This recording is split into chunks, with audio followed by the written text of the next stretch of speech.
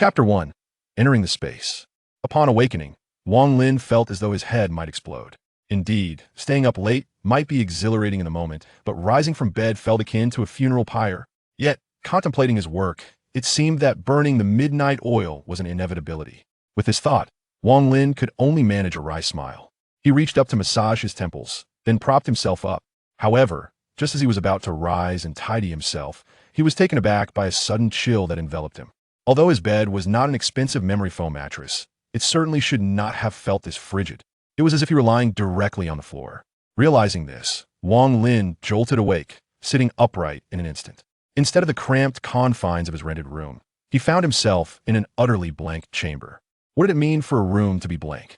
The walls were a stark, unblemished white, creating an overwhelming sense of emptiness. Wang Lin's mind began to swirl with confusion. Wasn't he supposed to be sleeping at home? Where on earth was he? Perhaps his growing bewilderment triggered some sort of mechanism, for a cold, emotionless voice echoed throughout the white expanse. Detection confirms that the trial taker's consciousness is awake.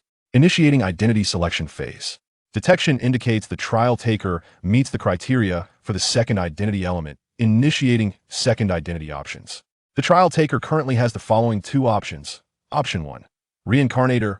Option 2, Lone Walker. Please make your selection within 5 minutes. Failure to do so will be considered a forfeiture of identity selection, and consequences shall be borne by the individual.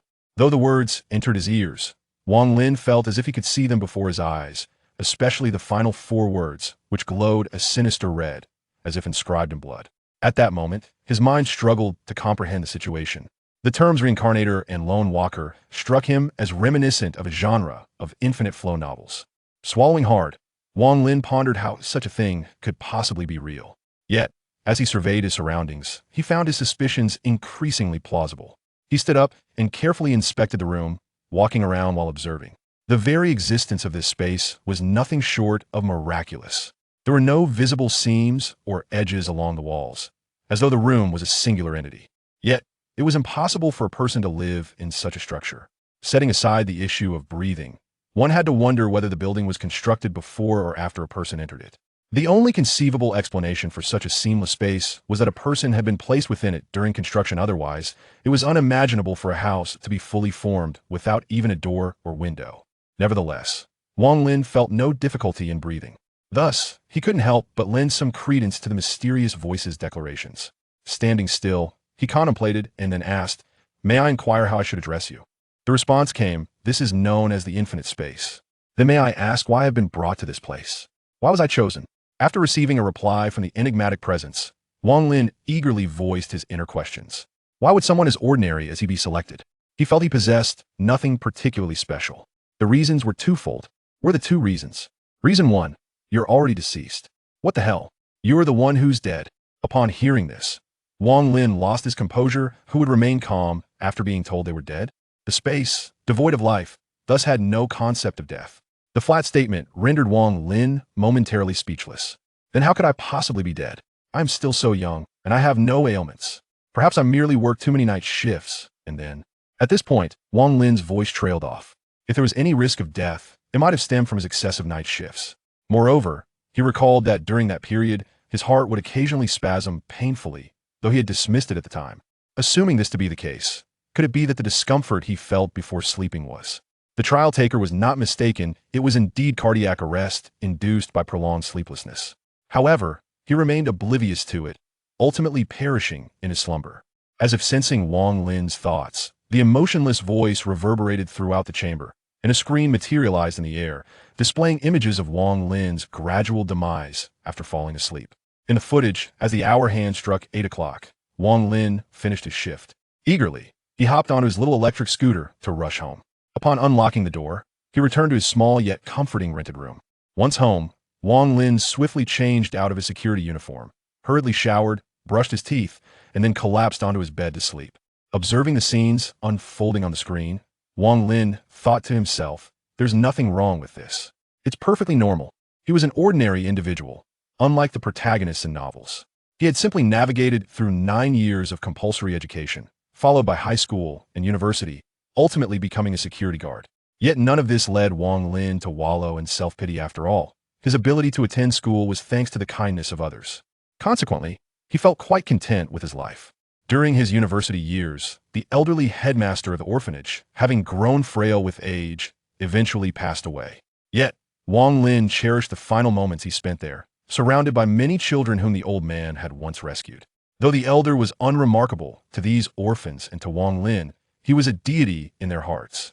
Following the headmaster's funeral, Wang Lin returned to school, and through the efforts of his homeroom teacher, he was granted financial aid.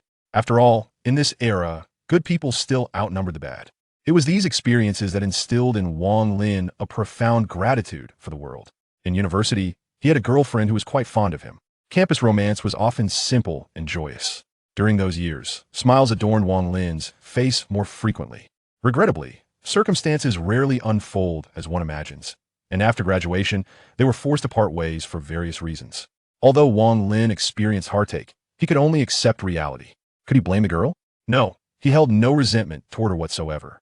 He could only lament that he was merely an ordinary person, unable to provide her with what she desired, lacking the capability to do so.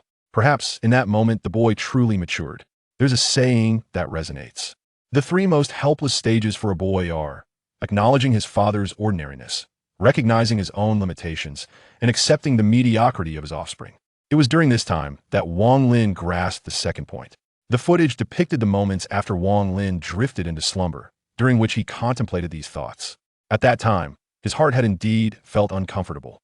Yet, he had dismissed it, attributing it to sleeplessness, believing he would feel better after waking up. And so, the tragedy unfolded. After Wang Lin fell asleep, his breathing gradually slowed, eventually ceasing altogether without a sound. Wang Lin had died, alone in that small room, unnoticed by anyone. Just like an ant on the ground, he was disregarded, his passing unacknowledged. With Wang Lin's demise, it seemed as though everything around him came to a standstill. Moments later, the ring on his finger began to emit a faint glow. Then, his body started to fade, disappearing completely, leaving no trace behind. Scene restoration complete. This book features a sole female protagonist, who is not merely a decorative character.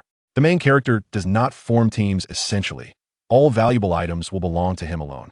Furthermore, there is no savior complex typically, unless by accident. Enemies do not survive beyond a single chapter, as the protagonist firmly believes that the best enemy is a dead one.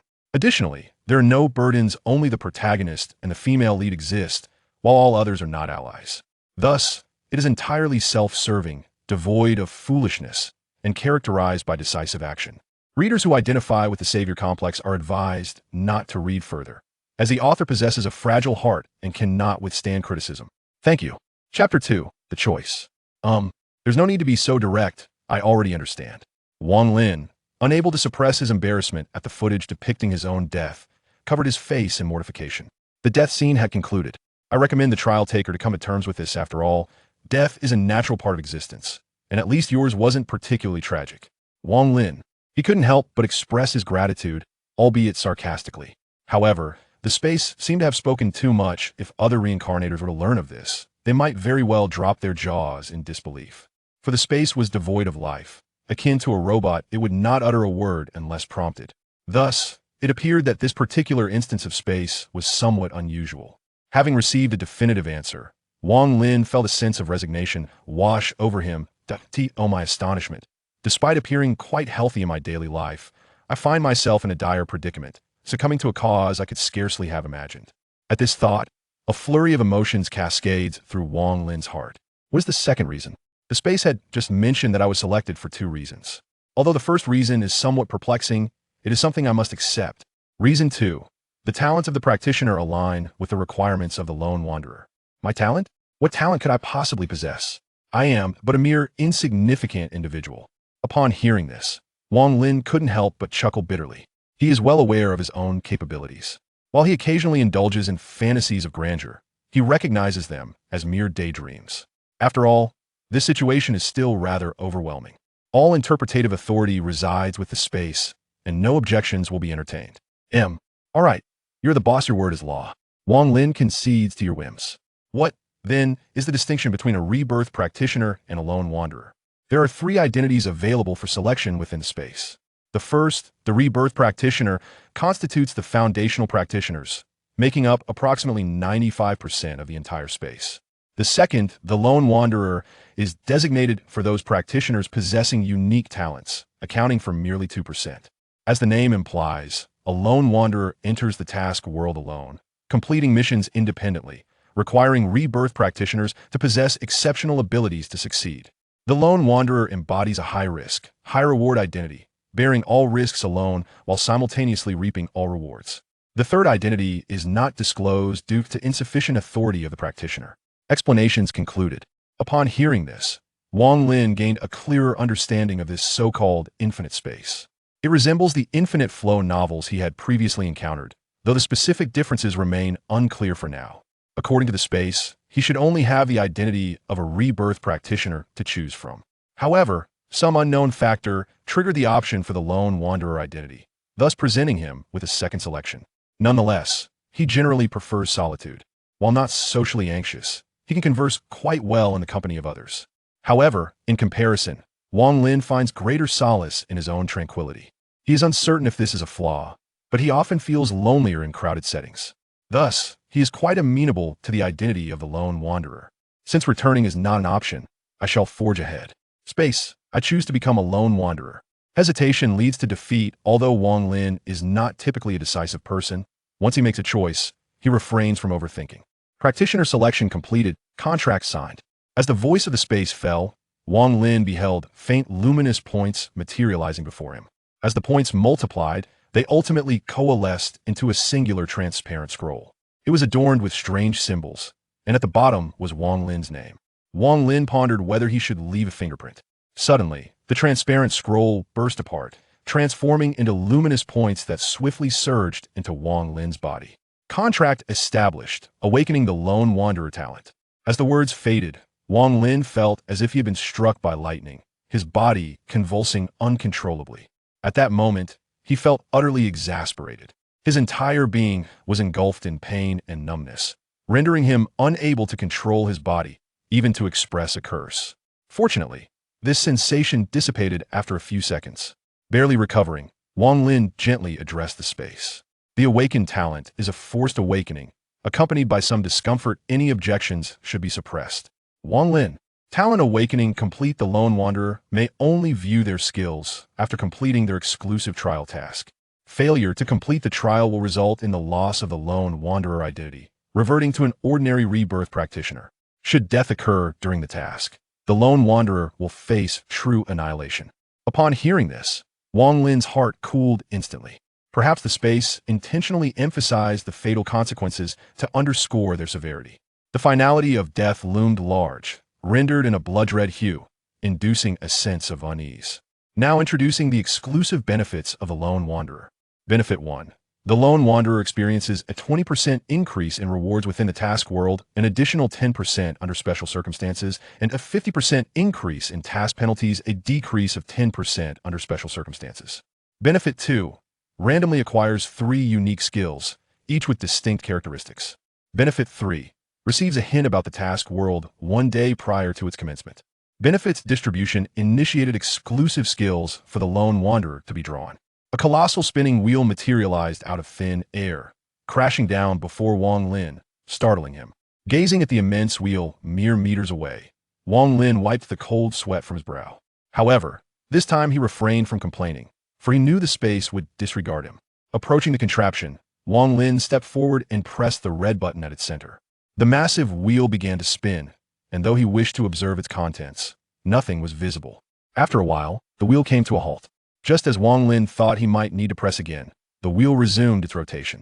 It spun and halted 3 times in total. Remarkably, it operated autonomously. As the final rotation concluded, the immense machine vanished, and the voice of the space echoed once more. Acquired skill, absolute rationality. Acquired skill, energy control, passive skill. Acquired skill, devour, optimize one-time use. Absolute rationality. Quality, level. Effect, eliminates internal influences. Any external disturbances will be filtered out. Mastery over oneself, mastery over all. Energy control, passive skill. Quality, a level. Effect, perfectly manages one's energy. Any form of energy can be flawlessly controlled. Devour, optimize one-time use. Quality, level. Devour effect, perfectly consumes any entity which could be anything if desired. One could even devour a stone, though its utility remains uncertain. Optimize effect. Perfectly enhances one of one's own talents, skills, or bloodlines. Note, this skill can be used in isolation after utilizing Devour. Only Optimize remains, and after using Optimize, the skill will cease to exist. Skills distribution complete. Initiating the exclusive world of the Lone Wanderer. Teleportation commencing. Before Wang Lin could utter a word, he felt a sudden darkness envelop him, and then he lost all sensation. Chapter 3. Entering the world of Naruto. Wang Lin felt a wave of nausea wash over him. Upon opening his eyes, he found himself in a dilapidated wooden hut, surrounded by gaping holes, with Wang Lin situated right in the center. Suppressing the queasiness, Wang Lin struggled to rise. However, after taking 2 steps, he collided with an invisible wall, causing him to stumble forward. What on earth is happening? Wang Lin was utterly perplexed. Why was there still a setting like walls within walls? This task was designated as an exclusive mission for the solitary wanderer, and it had yet to commence. Within the confines of a protective space, he touched his face, realizing he had lost all patience. After all, his meager strength was no match for such overwhelming force. What did it mean to begin a mission? Now, the new benefits for solitary wanderers were being unveiled. Due to unforeseen circumstances, solitary wanderers could secure a loan of 15,000 spatial coins within this trial and gain access to an exclusive store. However, they would need to repay the loan of 15,000 coins along with an interest of 25,000 coins upon the task's conclusion. Did he agree? What kind of loan is this? The interest is exorbitant. Do you not understand that usury is illegal? All explanations were at the discretion of the space, and no rebuttals were accepted. I cannot argue with you. Let me think for a moment. Wang Lin muttered, contemplating his predicament. He was merely an ordinary person, far from the extraordinary protagonists in novels. Those characters were astonishingly powerful. Either endowed with divine abilities or surrounded by formidable allies, he could not compare. Moreover, Wang Lin surmised that this trial for solitary wanderers would undoubtedly be more challenging than those faced by other reincarnators. If he were careless, he would surely meet his demise. The 15,000 spatial coins would undoubtedly provide him with an advantage at the outset. As for repayment, he recalled that solitary wanderers had a benefit of a 10% increase in rewards. If, due to certain reasons, he could accumulate an additional 10%, that would total 20%. Furthermore, his original penalty was 50%, but it had been reduced for certain reasons. Surely, they would not allow him to perish immediately. With these thoughts in mind, Wang Lin inquired, "Dear Space Entity, what if I am unable to repay the loan in one payment? If you cannot repay in full, equivalent skills, equipment, or bloodlines will be deducted randomly. Should you still be unable to repay, your soul will be stripped of equivalent value." Wang Lin's heart sank at that revelation. The notion of having his soul stripped indicated that this space was no trifling matter. Nevertheless, the terms were quite enticing. His skills were undoubtedly worth their weight in gold. In the worst-case scenario, he would simply lose his skills. He would deal with the aftermath later. If he failed the task, he would likely perish anyway, thus rendering future concerns moot. With this in mind, Wang Lin consented to the loan. A contract was formed, and the exclusive shop was activated.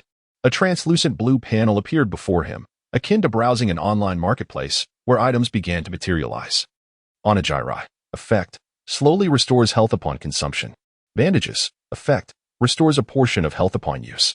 Demon Eyes. Pseudo effect. A jutsu from Naruto. Presented in the form of a scroll due to its artificial nature, thus only possessing 1/10 of its original effectiveness. Controls a character for 3 months. Automatically releasing after the time elapses. Gazing at the myriad of items before him, Wang Lin was entranced. If all these items could belong to him, he would be invincible. However, that was merely a fantasy. Looking at the balance in the lower left corner, which displayed 15,000, he felt a pang of sorrow.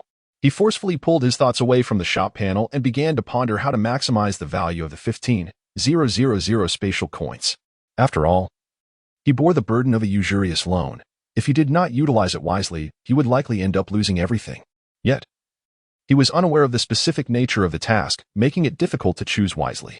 With this in mind, he hastily asked, "By the way, I recall having a benefit that allows me to learn about the task world in advance. Can I obtain information about this trial task?" The trial task is set in the world of Naruto. The task will commence after the death of the third Hokage, Hiruzen Sarutobi. The task will conclude at the end of the first battle between Naruto Uzumaki and Sasuke Uchiha, the Valley of the End battle. World difficulty, dangerous. Solitary Wanderer trial task. Eliminate Naruto Uzumaki and Sasuke Uchiha, optional choice. Warning, do not mention anything related to space in this world. If the warning is ignored, execution will be enforced. Tip, this world presents a dangerous difficulty. Please refrain from leaving Konoha village recklessly. Otherwise, the world's difficulty will significantly increase. Tip, as a solitary wanderer entering this world for the first time, the language will be automatically mastered. The world will officially commence in 10 minutes. Once it begins, the solitary wanderer will no longer be under the protection of space. Please prepare accordingly. Wang Lin was taken aback. The world of Naruto. He thought it would be better to end him swiftly. How could his frail body withstand the onslaught of those formidable beings piloting giant mechs? The main task was to kill those two titans? Were they joking? Upon hearing that it was the Naruto world, Wang Lin became increasingly anxious. And upon seeing the trial task, he was utterly overwhelmed. This world is far from simple.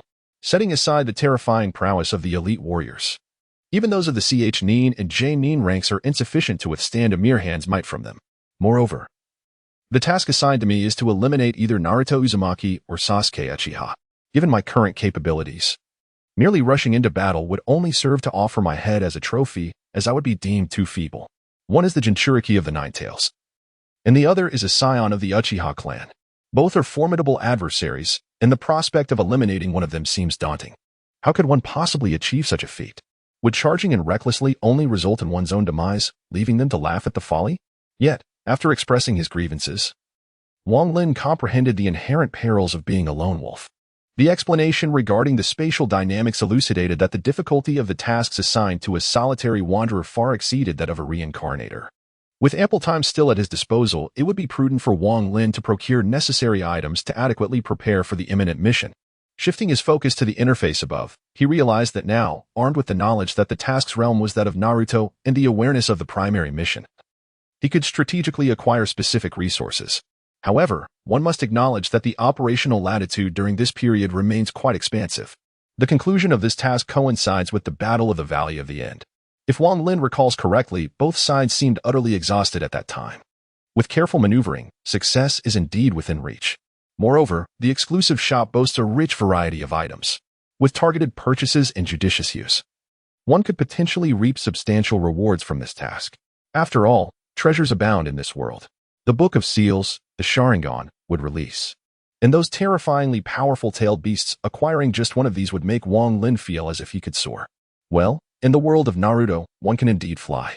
However, while perusing the items in the exclusive shop, Wang Lin stumbled upon a particular item, the bloodline synthesis device single-use. Effect allows the fusion of 3 distinct yet related bloodlines into a singular bloodline, optimizing it to a limited extent. Price, 5,000 spatial points. Note, can only be utilized within the current task's realm. Upon discovering such an item in the exclusive shop, ideas began to form in Wang Lin's mind. His spatial points were more than adequate for redemption. With proper execution, the aforementioned treasures no longer seemed unattainable. Wang Lin's heart brimmed with desire. After all, he was once an ordinary person with no means. Yet now, he has embarked on an extraordinary path. If he does not take a risk, it would be a grave disservice to himself. This timeline occurs during the period following the death of the 3rd Hokage, before the 5th Hokage has assumed office. The defensive capabilities of Konoha can be described as exceedingly vulnerable at this juncture. Contemplating this, Wang Lin directed his gaze towards the 2 other items displayed on the panel. After a moment of reflection, he resolutely decided to exchange for them. In an instant, his previously ample reserve of 15,000 spatial points dwindled to a mere 3,000. After a cursory glance, he acquired a cubic space ring valued at 2,500 points. With the remaining 500 points, he procured several inexpensive restorative potions. Just as the time limit concluded, as the transparent walls around him dissipated, Wang Lin felt as though the entire world had suddenly come to life. This sensation is indescribable, yet it imparts an uncanny feeling. There is no time to ponder these thoughts, for a cacophony of battle cries emanates from outside the wooden cabin. Chapter 4. The mission commences. The sounds of clamor and conflict resonate from beyond the cabin, causing Wang Lin's pupils to contract. By the way, it is worth mentioning that Wang Lin has exchanged for the smallest spatial ring, into which he has conveniently placed all the items he previously acquired. Although this ring is quite diminutive, it is entirely sufficient to accommodate items of modest size. At that time, Wang Lin was thoroughly fascinated.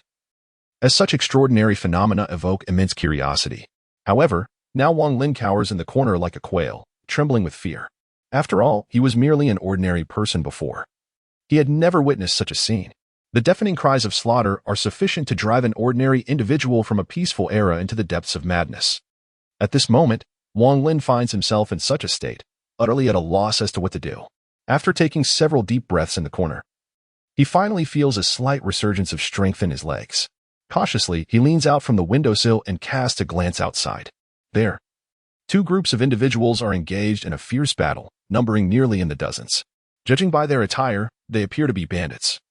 Their clothing tattered and their faces gaunt and weary. As the cacophony of battle begins to wane, the ground is left strewn with blood and a few lifeless bodies. Upon witnessing the bloodied corpses, a wave of nausea washes over Wang Lin, as if the very essence of his strength has been siphoned away. He quickly retreats, the sensation of revulsion surging within him. Had it not been for the wall to lean against, he would have collapsed onto the ground. Individuals from a peaceful era are seldom exposed to such scenes. Even the sight of fish or chickens being slaughtered can induce discomfort, let alone the sight of death itself. After taking a few deep breaths, he struggles to suppress the urge to vomit, forcing himself to remain vigilant. Suddenly, he observes three figures clad as ninjas materializing beside the bandits. The three ninjas were uniformly adorned with animal masks, draped in black cloaks, and wore black fingerless gloves. The forehead protectors featured a swirling design reminiscent of a leaf. This revelation illuminated Wang Lin's mind. Was this not the emblem of Konoha? After an exhaustive search, he had stumbled upon it effortlessly. Coincidentally, the initial step of his plan was to infiltrate Konoha, and these three Konoha ninjas served as the perfect stepping stones. Furthermore, his scheme necessitated the involvement of a certain scapegoat from within Konoha. As the Konoha ninjas made their entrance, a gruesome massacre commenced. Against these disorganized bandits, the ninjas were akin to reapers in a field of grass. Witnessing this, Wang Lin felt a pang of anguish in his heart. At this moment, it was impossible to contain the outburst any longer. The scene profoundly impacted Wang Lin, as his mindset remained rooted in an era of peace. The presence of blood, death, and corpses was undeniably overwhelming. Although Wang Lin had previously feigned indifference, the stark reality of these elements, when laid bare before his eyes, evoked an entirely different sensation. He now felt a weakness in his limbs. The initial encounter with death elicited no emotional response, even provoking a strange thrill. He rationalized that the deceased were protagonists in a tale, not himself. Presently, he sensed his legs growing feeble, leaning against the wall as he sat in place. The cacophony from outside gradually dwindling. As a well-trained ninja, failing to subdue a band of brigands would indeed be laughable. With the noise subsiding completely, Wang Lin surmised that the group of robbers had been vanquished. He contemplated rising to investigate, yet his body offered no strength, particularly in his legs, which felt utterly limp. Just as he wrestled with his own weakness, a series of footsteps echoed from outside. The dilapidated door of the wooden cabin was subsequently thrust open, crumbling under the force and crashing to the ground, sending a cloud of dust into the air. A Konoha ninja, clad in a black cloak and adorned with an animal mask, entered the cabin and immediately spotted Wang Lin, who was slumped in the corner. "Captain, we have found a refugee. It appears he has been hiding here from the outset," the first ninja called out to the outside. Two more ninjas followed him into the cabin. Wang Lin gazed at the trio, particularly fixating on the blood-soaked kunai they wielded. Despite his efforts to maintain composure, the weight of his breaths could not mask his rising anxiety. "Let us deal with this promptly. Waiting will only defer the captain's decision." One of the ninjas standing in the back stepped forward, eyeing the trembling Wang Lin in the corner. After a moment's contemplation, he stated, "The organization's mission must remain undisclosed. We must eliminate him." A tightening sensation gripped Wang Lin's heart as he absorbed their words. As an ordinary individual, any aggression directed at him would signify a certain demise. It felt as though his story had ended before it had even begun. However, upon hearing the mention of organization, Wang Lin's mind began to race with urgent thoughts. This attire belongs either to the Umbu of Konohagakure or to the root organization of the Hidden Leaf. With a quiver in his voice, Wang Lin addressed the esteemed ninjas. "Honorable sirs, I am not a vagrant. I am a humble citizen of the Land of Fire, merely caught in the crossfire of a bandit skirmish." As he spoke, he discreetly reached into his pocket and, shielded by its concealment, retrieved an object from his ring, which he then presented to the leader of the ninjas. The item was none other than an exquisite emerald bracelet. Emerald bracelet quality, none effect, it has the potential to garner a certain level of goodwill. For wealth and affection are indeed intertwined to some extent, and the emerald is a symbol of wealth itself. This item was exchanged by Wang Lin at his exclusive shop, costing him a substantial 100 space points. The village of Konoha is notoriously insular. Should one find themselves unable to gain entry, future plans would be severely hindered. Therefore, acquiring this item was intended to facilitate passage through the gates of Konoha, yet unexpectedly, it was utilized here. The efficacy of the item was quite apparent. Upon seeing the emerald bracelet, the leader's demeanor underwent a marked transformation. Casually, he concealed the emerald bracelet, while the two shinobi behind him exhibited no discernible reaction. After all, the shinobi system is governed by a rigid hierarchy. Well, since you claim to be a commoner from the land of fire, you must accompany us for verification of your identity, he stated. Moreover, due to the unique nature of this mission, a security assessment is required. Rest assured, if you are indeed a commoner from the land of fire, Konoha will ensure your safety. All right, thank you very much, sir. Wang Lin expressed his gratitude with a bow, feeling a sense of relief wash over him. Regardless of what lay ahead, at least his life was preserved for the time being. The sensation of being coerced was profoundly unsettling, yet Wang Lin dared not betray any alteration in his demeanor. One must acknowledge that a ninja's perceptiveness is not to be trifled with.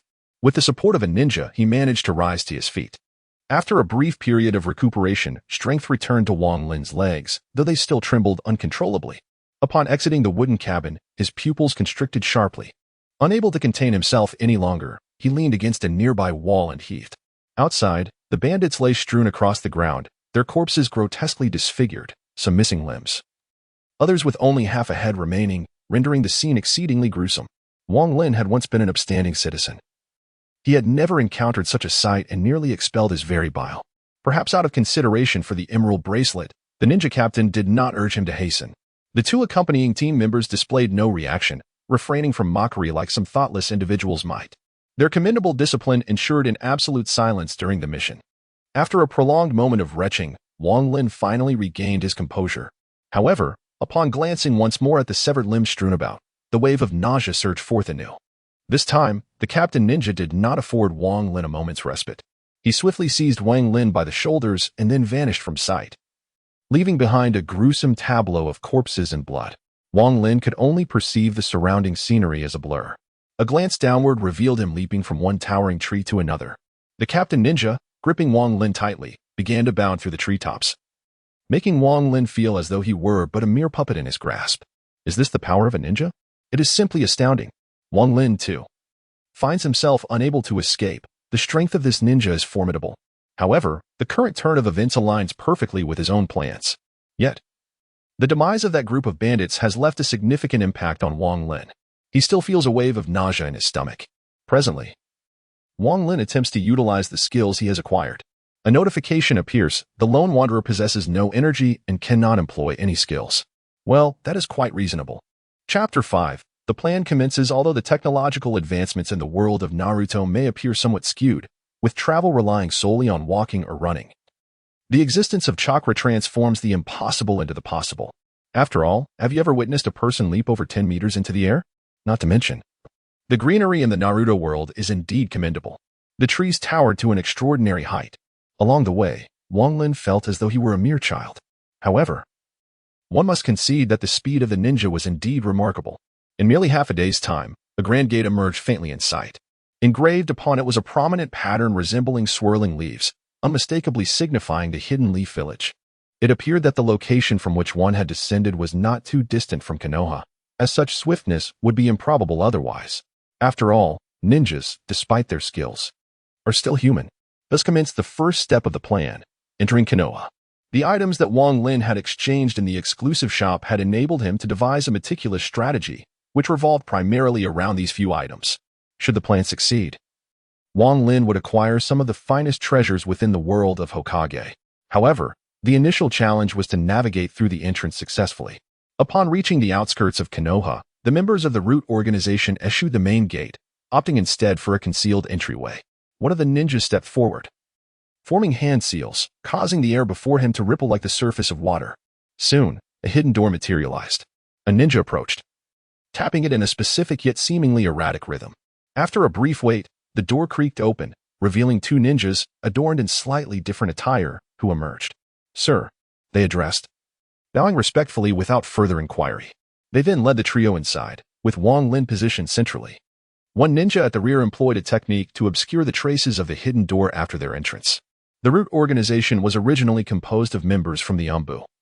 But under Danzo's manipulation, their loyalty had shifted from the Hokage to him, effectively transforming the root into Danzo's personal army. As they traversed the long, narrow corridor, torches flickered on either side, casting a dim glow that barely illuminated the darkness. Silence enveloped them, and Wang Lin felt a twinge of anxiety rising within him. Yet, it was evident that speaking was ill-advised, compelling him to suppress his unease. After navigating the lengthy corridor, they arrived before a chamber. The leading captain turned to Wang Lin and said, "You may rest here for a moment. I will report the mission. They will conduct a security check on you. And if all is well, you will be allowed to leave. Please wait patiently." With that, he turned and departed, followed by the other two team members. The two ninjas who had escorted them into the hidden entrance now ushered Wang Lin into the room before stepping out and locking the door behind him. Left alone, Wang Lin distinctly heard the sound of the lock clicking shut. However, he felt it unnecessary to panic after having come this far. Since arriving in this world, he felt as though he had been on a swift train, the rapid changes overwhelming him.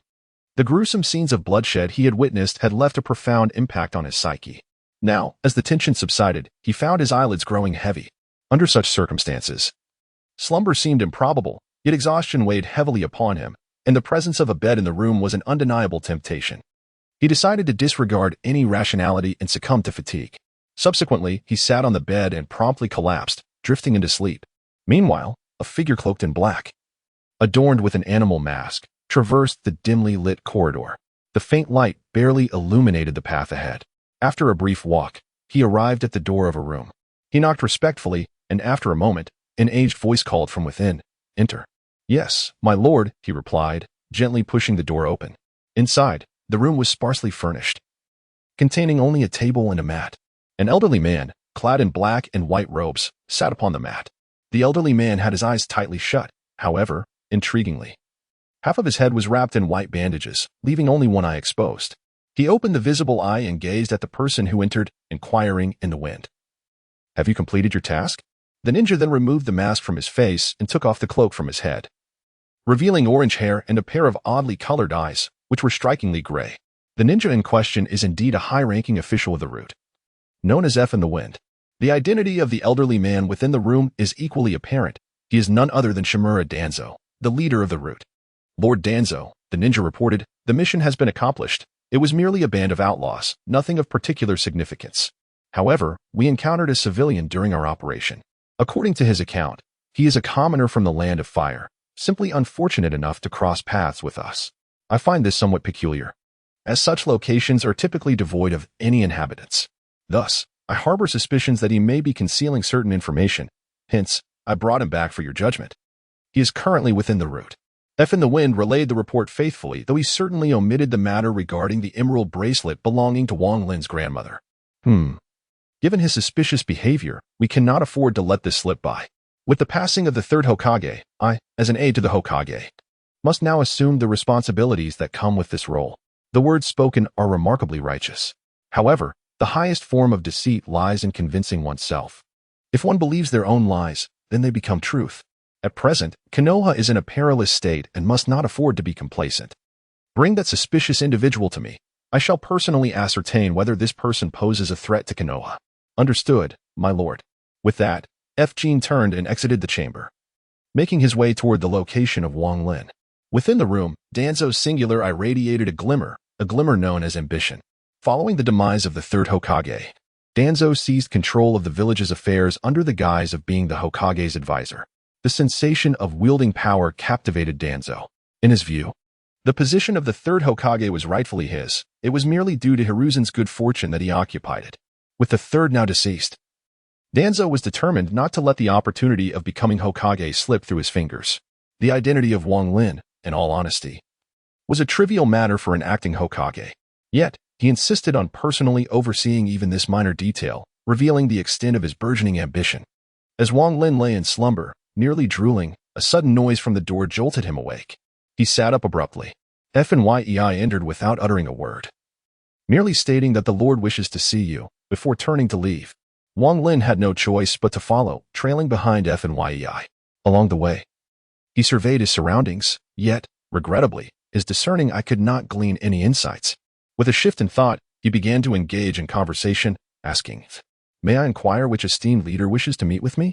I am but a minor character. Does it warrant such a grand display?" He continued, "Is it true that a ninja can shatter boulders with their chest? My lord, my lord." Though in that moment, Wang Lin adopted the demeanor of an overly curious guest. It was evident that someone wished to see him. Even in his current disarray, his life was not in jeopardy. However, there was a limit to this comfort. FNYEI seemed disinclined to engage further, offering Wang Lin only a cold, indifferent profile.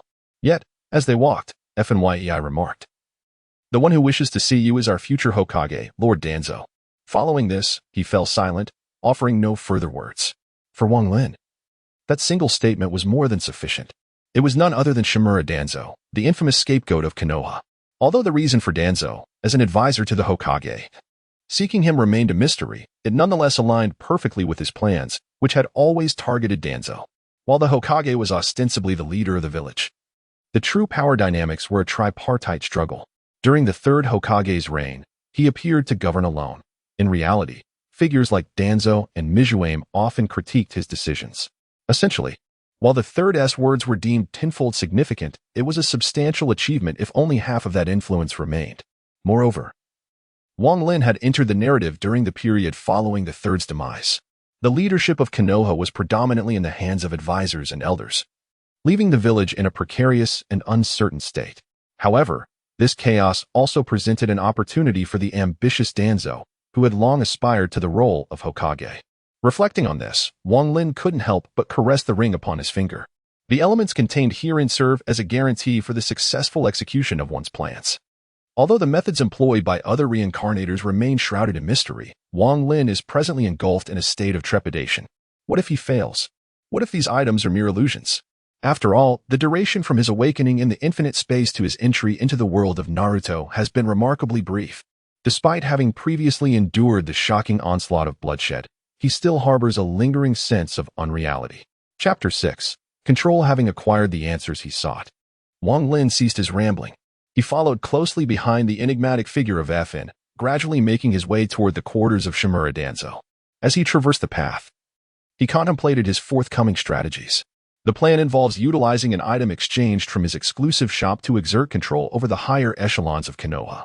This would allow him to operate from the shadows, orchestrating schemes involving the formidable bloodline limits entailed beasts within the Naruto realm. At this juncture, the most propitious target is undoubtedly Shimura Danzo. He has been forewarned not to venture into other areas, as such actions could lead to disastrous consequences.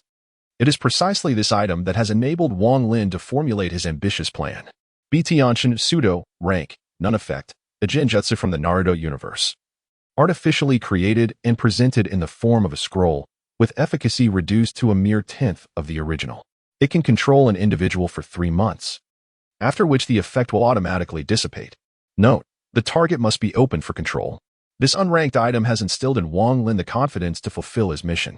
The name of BT Anshin resonates with great renown, being hailed as the ultimate genjutsu within Naruto.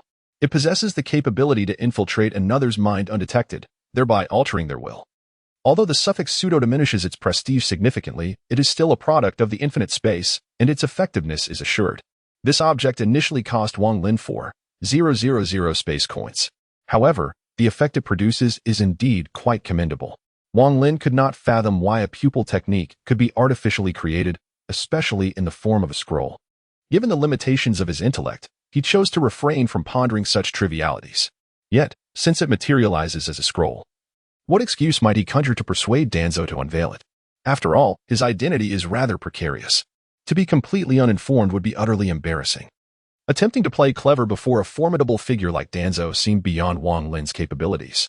Nonetheless, this period follows the demise of the third Hokage, and he was unsure if Jiraiya and Naruto had sought out Tsunade.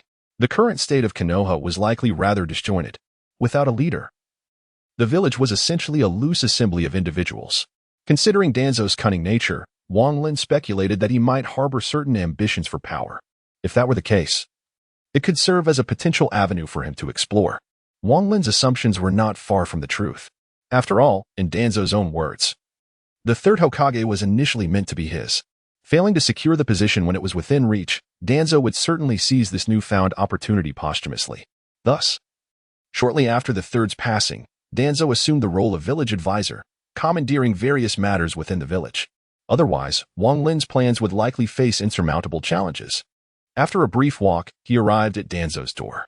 Feng Zhangyo respectfully knocked, and after a few minutes of waiting, an aged voice beckoned from within, "Come in." Upon hearing this, Feng Zhangyo gently pushed the door open, leading Wang Lin inside. As he entered, Wang Lin mused that the delay in response might suggest Danzo was engaged in some unspeakable activities. The original narrative of Naruto did not mention Danzo having a wife, which piqued his curiosity. Despite these thoughts swirling in his mind, Wang Lin dutifully followed Feng Zhangyo inside, recognizing that it was best to avoid any unforeseen complications. Upon entering, he beheld an elderly man seated in the center of the room. The familiar figure confirmed it was indeed Danzo. After all, he was the only character in the series who was famously swathed in bandages, leaving only one eye visible. However, the disparity between the animated portrayal and the reality was striking. The current Danzo exuded an aura reminiscent of a coiled serpent, lurking in the shadows, poised to strike. The chilling sensation sent a shiver down Wang Lin's spine. It was likely due to the excessive number of Sharingan transplants, resulting in an overwhelming amount of spiritual energy. Upon entering the room, Feng Zhangyo gently closed the door behind him, standing in the doorway as a mere backdrop. After all, the ninja world is rife with rigid hierarchies, and the root organization exemplifies this even more dramatically. It was now Danzo's time to perform, and as a subordinate, Wang Lin must not overshadow him. Wang Lin stood still, observing Danzo before him. Danzo, perhaps to project an air of superiority, sat cross-legged with his eyes closed. In this silent standoff, neither dared to speak first, as the one who did would be perceived as subservient. However, Wang Lin thought to himself, "You remain seated while I stand." He had merely concocted an identity as an ordinary commoner from the land of fire, so why should he feign deference? Yet, under the eaves, one must bow their head. Let him act, for it costs me nothing. Thus, Wang Lin took the initiative to speak, conceding to the role of a subordinate. Knowing that no one would be the wiser, "Excuse me, are you the esteemed future Hokage of Konoha?" he inquired, his tone laced with flattery. Given Wang Lin's deductions, Danzo had likely begun to extend his influence over Konoha's power. Flattery transcends all realms. To ensure his plans proceeded smoothly, this compliment was essential. Indeed, the power of flattery is universally effective. Hearing such praise, Danzo felt a rush of satisfaction. "Ah, how perceptive you are, calling me the future Hokage," he mused, his heart swelling with pride. With a subtle opening of his eyes, Danzo regarded Wang Lin with his murky yet ambitious single eye. "I am not the Hokage. I merely serve as an advisor to the Hokage, overseeing matters in the interim." Wang Lin seized the opportunity to further flatter, "Your wisdom and might are undeniable. There is no doubt you will ascend to the Hokage position." After all, it cost him nothing to indulge in a few more compliments. As long as his scheme succeeded, every effort would be worthwhile. "Ah, you are quite the silver-tongued one. Now, let us discuss your circumstances," Danzo replied with a light chuckle, quickly suppressing his amusement. The hidden prowess of the Konoha serpent is indeed formidable. Wang Lin felt a pang of anxiety at Danzo's words. What if he began to inquire further? What could he possibly say? He decided to play along for now, improvising as best he could. "My lord, I am merely a commoner from the land of fire, here to procure some goods in Konoha and enjoy a brief visit. Unfortunately, I encountered some bandits along the way. Were it not for the intervention of Konoha's esteemed ninja, I might have met my demise. I am truly grateful." He allowed a look of gratitude to cross his features. Though not an actor, he understood the fundamentals of social niceties. "You are lying." The calm accusation sent a wave of cold sweat down Wang Lin's back. He believed his rationale was sound. Surely, no one in the world of Hokage would question the notion of tourism. Otherwise, it would be exceedingly awkward. "The location where you were found is not far from Konoha, situated deep within the forest, with only bandits present. How could a commoner like you wander into such a place? Moreover, if you claim to be visiting Konoha, why did you not take the main road but instead appear in such a remote area?" The barrage of inquiries left Wang Lin utterly speechless. Cursed infinite space, placing him in such a predicament. He was oblivious to the reality of his situation, and the embarrassment was palpable. Observing Wang Lin's prolonged silence, Danzo's single eye narrowed slightly, and the atmosphere in the room shifted to one of palpable tension. Feng Zhangyo, stationed at the door, revealed a short blade, ready to strike at Danzo's command, leaving Wang Lin feeling as though he were a small boat adrift in a tempestuous sea, on the brink of capsizing. However, just as Danzo was poised to have Feng Zhangyo apprehend Wang Lin, he exhaled deeply and, with a hint of resignation, remarked, "It seems I cannot conceal the truth, truly. It is the shadow of Konoha." Upon hearing this, Danzo's brow furrowed slightly. "In truth, I am not a commoner of the Land of Fire, but rather a guard in the service of the feudal lord. My presence in that location is due to a confidential mission regarding the selection of Konoha's next Hokage, mandated directly by the feudal lord. However, due to the Hokage's inability to directly interfere, this mission must remain clandestine." The complexities of the Hokage world were indeed perplexing. Such formidable beings could indeed be directed by an utterly powerless ordinary individual. Thus, Wang Lin's assertion bears considerable credibility. Indeed, this notion was a sudden inspiration for him. He was wagering on Danzo's current yearning for the position of Hokage. As anticipated, upon hearing news related to the Hokage title, Danzo's pupils constricted. He then dispatched F in haste to await further instructions. After F's departure, Danzo rose and addressed Wang Lin, stating, "It appears we have the esteemed lord from the daimyo's residence here. I sincerely apologize for the alarm caused. Given that the third Hokage is deceased and the entire Konoha is in a precarious situation, I trust you can empathize with us. However, as you are affiliated with the daimyo's residence, do you possess any documentation to verify your identity?" Initially, Danzo would not have been so impulsive in his trust. Yet, the blinding allure of power led him to unconsciously accept this justification. Upon hearing Danzo's words, Wang Lin mused that he had finally succeeded, eagerly awaiting this very response. Feigning a search within his garments, he seized the opportunity to retrieve the scroll of the Kodo Amatsukami from his spatial ring and subsequently presented it to Danzo. This scroll was a decree of Hokage appointment, personally inscribed by the daimyo. As Danzo beheld the scroll, ambition surged within him. If he could manipulate the situation to his advantage, regardless of who was appointed, the Hokage position would ultimately belong to him. Without hesitation, Danzo accepted and unfurled the scroll. Watching him do so, Wang Lin felt a sense of assurance. Within the scroll appeared a blood-red eye, 3 black tomo rotating languidly, gazing at him like an abyss. In an instant, Danzo succumbed to complete disorientation. Chapter 7. The Book of Seals. After Danzo opened the scroll, he stood motionless for a brief moment. And then the scroll gradually dissipated from his grasp. Moments later, Danzo regained his composure and, with the utmost reverence, knelt before Wang Lin, proclaiming, "I pay my respects to my master." Such a terrifying ocular technique. Observing Danzo's deferential demeanor, Wang Lin's pupils narrowed. This potent illusionary assault rendered one defenseless. Moreover, it was acquired within an infinite realm, leaving the possibility that other reincarnators might possess similar artifacts or abilities. Should he fall victim to such an attack, it would likely equate to his demise. The Kodo Amatsukami, a technique that subjugated the very thoughts of one's adversary, could be perceived as a death of a different nature, far more chilling than mere blade or sword. As he regarded Danzo, a shiver coursed through Wang Lin, soon accompanied by a surge of fervor. His plan had succeeded. Now, he would commence the pursuit of formidable jutsu, bloodline limits, entailed beasts within the Hokage world. Gazing at the kneeling Danzo, ambition ignited within him. "I shall grow stronger. I shall seize control of my destiny." At this juncture, with the third Hokage deceased and the fifth yet to assume office, the whereabouts of Jiraiya remained uncertain. Furthermore, due to Orochimaru's plan to dismantle Konoha, the strength of the Umbu had been significantly depleted. Only Danzo and his root organization remained largely intact, and this figure was secretly conducting his own clandestine experiments. It could be said that Danzo was the most advantageous scapegoat and the most effective pawn during this period. Controlling him was far more beneficial than anyone else. He offered the highest cost-performance ratio. Moreover, Wang Lin's trial task required the elimination of Naruto or Sasuke, making the first valley of the end battle the opportune moment. Besides the trial tasks, the space provided no other prompts. Thus, if the main objective was to eliminate these two, would the slaying of other notable characters yield rewards? For instance, certain individuals from the Akatsuki or the Konoha 11.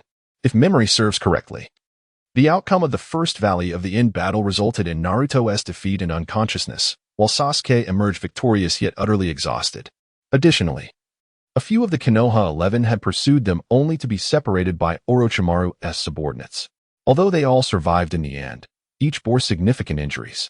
At that time, Kakashi was en route, suggesting that, with proper maneuvering, Wang Lin might even exceed his mission's expectations.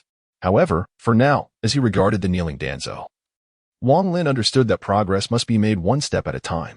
Therefore, he resolved to first study chakra. He could not afford to remain so weak. The initial step would be to acquire the Book of Seals. With the plan set in motion, Wang Lin no longer needed to feign distress. He instructed Danzo to arrange for his accommodation, preferably in a manner that would attract minimal attention, leaving the matter of identity verification to Danzo as well. These matters, to be frank, are quite mentally taxing, and Wang Lin is too indifferent to expend effort on them. Although this temporary divine artifact differs from its original version in that it is not everlasting and only lasts for 3 months. Diligent management during this period could yield astonishing results. Before long, a root ninja appeared before Wang Lin, respectfully guiding him to a secluded location behind Konoha, the private residence of Danzo. After all, how could one, as a figure shrouded in the shadows of Konoha, possibly live as a hermit? If one were to suggest such a notion, even the neighboring Inuzuka would shake his head in disbelief, gazing at the dwelling nestled within the dense forest. Wang Lin couldn't help but wonder if it had been enhanced by Yamato's botanical techniques. Everyone knows that while the first Hokage conquered the land, it was Yamato who nurtured the greenery of Konoha. Upon entering the small courtyard, he found that clothing and provisions were meticulously prepared. Wang Lin, being quite capable in the culinary arts, did not feel the need for anyone from the root to attend to him. After all, having lived alone for so many years, the sudden presence of another might be quite an adjustment. After tidying up the room, he suddenly heard a notification sound resonating in his mind. You have participated in the demise of one Jonin. As it was not the trial taker who delivered the fatal blow, the reward is halved. Settlement will occur upon returning to the space. At this, a smile crept across Wang Lin's lips. Damn it, I warned you to wait. My possessions are not easily acquired.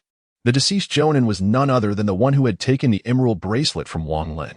After Wang Lin subdued Danzo, he issued his first command, to deal with this matter and reclaim his emerald bracelet. Wang Lin was neither a saint nor a mindless villain. He believed that certain matters should be addressed only after one's demise. Furthermore, Wang Lin sensed that the unranked item held greater significance.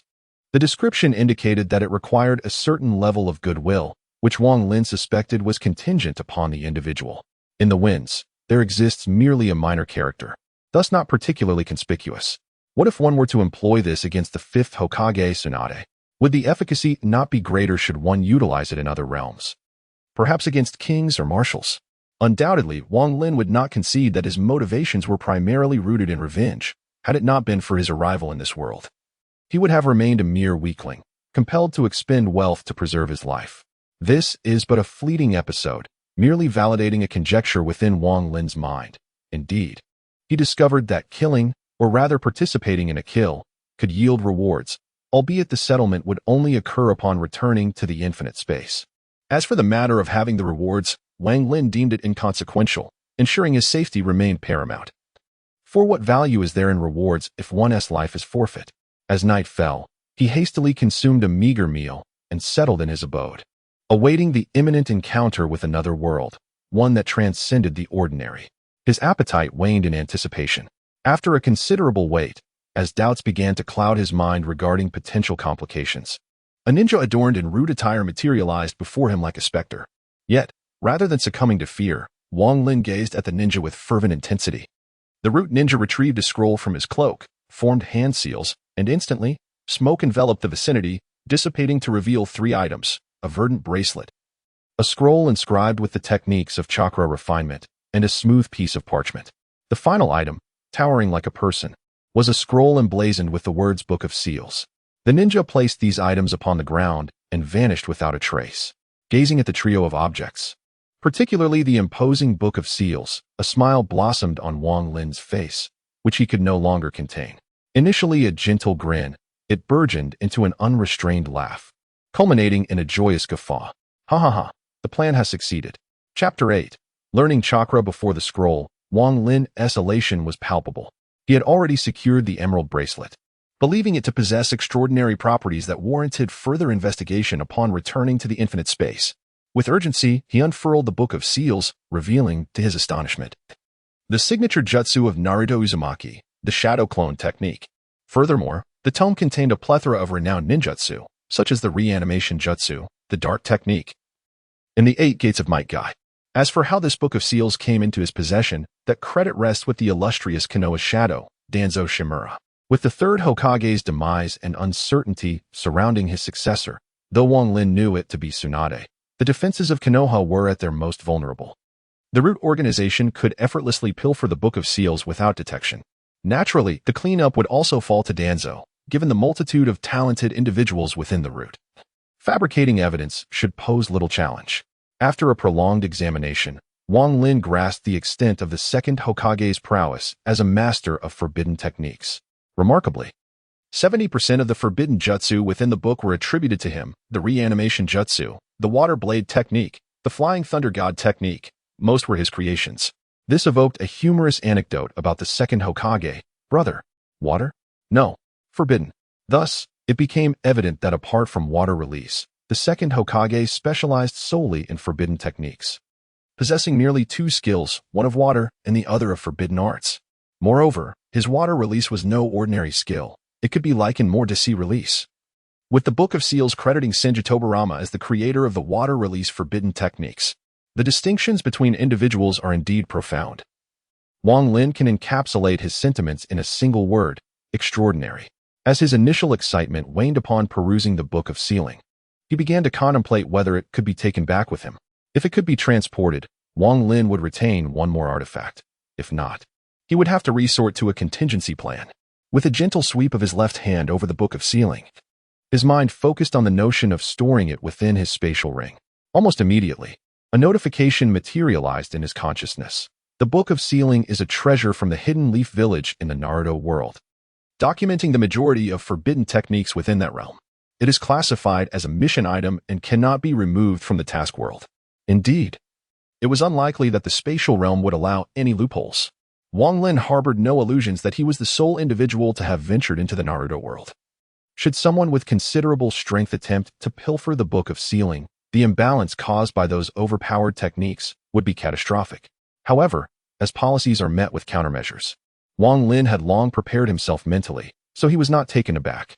He retrieved a red crystal ball from his ring, one of the items he had exchanged at his exclusive shop. Deception crystal ball quality, none effect, inverts truth and falsehood, subverting the laws of deception. It allows for the transformation of mission items that cannot be taken out, converting them into items that can be removed. Note, due to the nature of the deception, a payment of spatial currency is required to bring it back to the infinite space, based on the constant value of the item being extracted. This is Wang Lin's trump card. This item does not come cheaply, costing a substantial 3,000 space coins. However, when compared to the value brought by the Book of Sealing, this is indeed a lucrative investment for Wang Lin. Holding the crystal ball of deception, he directed it towards the Book of Sealing, and in an instant, the crystal ball radiated a brilliant red light that filled the entire room. Fortunately, the house was devoid of any inhabitants, so such a commotion would not alarm anyone. Before long, the red light dissipated, and the crystal ball of deception vanished from Wang Lin's grasp. Yet, his focus was not on the crystal ball. Stepping forward, he concentrated on the Book of Sealing, and the previously unattainable tome suddenly vanished without a trace. As Wang Lin's consciousness entered his ring, the towering Book of Sealing materialized within. Haha, I've succeeded. What a remarkable prophet, Wang Lin exclaimed, his laughter echoing with excitement. His first step was triumphant. Exchanging a crystal ball of deception for the Book of Sealing was indeed a windfall. However, a prompt materialized in Wang Lin's mind, causing his smile to falter. Book of Sealing quality, S-grade effect, contains records of the majority of forbidden techniques in the world of Naruto. Note, due to the trialist utilizing the crystal ball of deception, a payment of 15,000 space coins is required upon returning to the paradise. Otherwise, the space will forcibly reclaim the item and refund the trialist 10,000 space coins. Ah, how meticulously calculated. Wang Lin felt a wave of frustration as he realized that he would indeed need to pay 15,000 space coins. Although he was aware that a price would be exacted, it still left him feeling somewhat dissatisfied. He had already incurred debt before even beginning, and now this additional burden arose.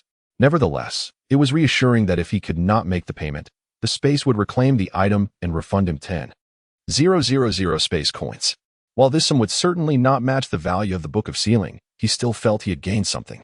Moreover, Wang Lin was confident in his ability to repay the debt and even make a significant profit. Thus, it was merely a minor inconvenience. However, he certainly intended to seize some benefits first. After all, the space's stipulation pertained to matters following his return. He resolved to learn a few techniques first. Of course, the prerequisite for learning was the possession of chakra, so Wang Lin's gaze shifted towards another scroll. This is the chakra refining technique that Wang Lin commanded Danzo to acquire from the upper echelons of Konoha. The hierarchy within the world of Hokage is quite pronounced. For ordinary ninjas, achieving prominence solely based on innate talent is indeed an impossibility. After all, while the fourth Hokage may have come from humble beginnings, his mentor was none other than Jiraiya, one of the legendary Sannin and a cornerstone of Konoha. Jiraiya, in turn, was taught by the third Hokage who, apart from being a member of the illustrious Sarutobi clan, was also a disciple of the renowned second Hokage. Therefore, for an ordinary ninja to rise above the fray is a formidable challenge. Just consider the fundamental chakra refining technique. Do you truly believe that what is taught in the Ninja Academy can compare to the ancestral teachings of noble clans? Consequently, one begins at a disadvantage. And a single misstep can lead to a widening gap. While you refine once, others may have refined multiple times, thus exacerbating the disparity. Talent and resources are both indispensable. Holding the chakra refining technique in his hands, Wang Lin examined it meticulously, for this was the foundation of his existence. Any error would lead to dire consequences. It did not take long for him to finish reading, given the brevity of the material, yet he refrained from commencing the refining process immediately. According to the scroll, a ninja's chakra capacity is most indicative of their potential during the initial refinement, as the amount one can refine the first time essentially determines their capacity. This amount may gradually increase with age, for chakra is, at its core, a harmonious blend of spiritual and life energy. As one matures, both the body and mind grow stronger, naturally resulting in an increase in chakra. Conversely, as one enters old age, chakra diminishes, which explains why the youthful third Hokage was extraordinarily powerful, while in his later years, he could only seal Orochimaru's hands through a sacrificial technique. Moreover, a high-quality chakra refining technique can significantly reduce cellular depletion while enhancing the speed and quantity of chakra refinement. However, this is merely supplementary. Possessing an advanced refining technique does not guarantee superiority over Naruto. Yet, employing a rudimentary refining method would render one inferior even to an average ninja. Therefore, the importance of a high-level chakra refining technique cannot be overstated. After a moment of careful contemplation, Wang Lin commenced his first chakra refinement. He began by extracting life energy from his 130 trillion cells, a monumental task that took him a full hour to complete successfully. Next, he proceeded to extract his spiritual energy and blend it accordingly. Before long, Wang Lin felt a wave of cool energy manifest in his abdomen, a sensation that was quite pleasurable. He had succeeded in his first refinement. Excitement surged within him as he opened his eyes. This experience was truly extraordinary. However, Wang Lin did not relent. This was merely the initial success, and the amount he could refine during this first attempt would determine the breadth of his future endeavors. Thus, he continued to refine chakra following the same method, ceasing only when he sensed fatigue beginning to set in. After all, extracting life energy from cells inevitably incurs some cellular depletion, which can only be replenished through proper nutrition. At this moment, Wang Lin found himself overwhelmed by hunger, an insatiable urge to devour food. As he indulged, he reflected on why the characters in Naruto had such hearty appetites. This hunger seemed to originate at a cellular level, rendering it utterly unbearable. After a hearty feast, he finally regained his composure, albeit with a hint of concern about his chakra reserves. Closing his eyes, he examined his chakra for a considerable time, only to open them in dismay. It appeared that his chakra was rather limited, with the chakra mass in his dantian resembling the size of an adult's fist. Although he possessed A-class skill in energy control, which allowed him to manipulate chakra effortlessly, his upper limit was clearly defined, leaving him with little to work with. It seemed his innate talent was lacking, after all. He was merely an ordinary person before and had never undergone any training, especially in terms of mental fortitude compared to those ninjas who lived on the edge daily. However, this was something that could be compensated for through effort. If his plans were successful, his potential could be boundlessly elevated. Chapter 9. The Quest for Bloodline. Now that he had chakra, Wang Lin was eager to test its attributes. The paper affixed to the chakra refining technique scroll served as chakra test paper, said to be made from the bark of a tree that was harmonious with chakra. Wang Lin speculated that this might be due to the influence of the 10 tails. Perhaps these trees had survived by absorbing chakra from the 10 tails, thus acquiring such properties.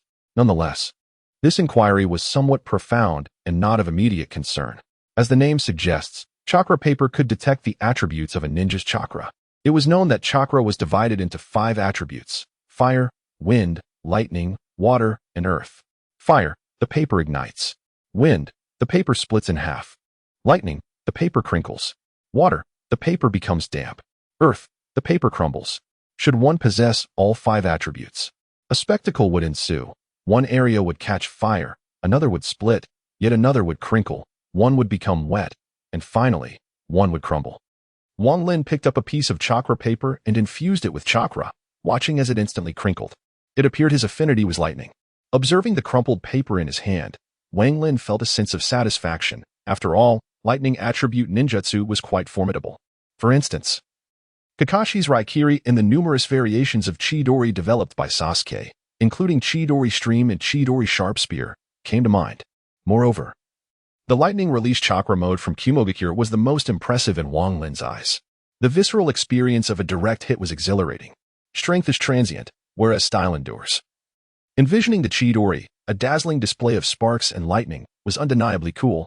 Regrettably, techniques like Raikiri and Chidori were Kakashi's original creations and were not documented in Konoha's archives. As for the lightning release chakra mode from Kumogakure, it was the foundational skill for its practitioners, and as an outsider, Wang Lin would likely be met with hostility if he sought to acquire it. This thought left Wang Lin feeling somewhat despondent. It was an awkward predicament that he could only rely on Danzo to navigate. If all else failed, he could develop his own techniques, leveraging his energy control skill. After all, it was impossible to account for every eventuality. He could always emulate Naruto, who wielded the Rasengan to great effect. The training method for the Rasengan was also included in the Sealing Scroll. In comparison to his overarching plans, such concerns seemed trivial. Ninjutsu merely enhanced strength, whereas his plans were poised to alter fate itself. With this in mind, Wang Lin ceased his worries and turned to retire for the night. The vigor he had felt from refining chakra had since dissipated, and now drowsiness enveloped him. As dawn broke, Wang Lin awoke and prepared a delightful breakfast of fried eggs and a bowl of noodles, relishing each bite. Being an orphan, he had learned to cook at an early age and had developed decent culinary skills, making meal preparation effortless. After his meal and a brief respite, he summoned Danzo through mental communication. Shortly thereafter, Danzo appeared in the courtyard.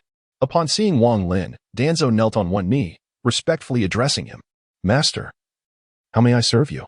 Please rise. I am not accustomed to being spoken to while others kneel before me." Wang Lin found it peculiar that someone twice his age would bow before him in such a manner. Despite Danzo's dubious nature, the age difference was significant. Although Wang Lin had begun to shift his mindset, he still struggled to accept an elder kneeling before him. After all, the pursuit of strength was ultimately for the sake of freedom. At least, that was Wang Lin's current perspective.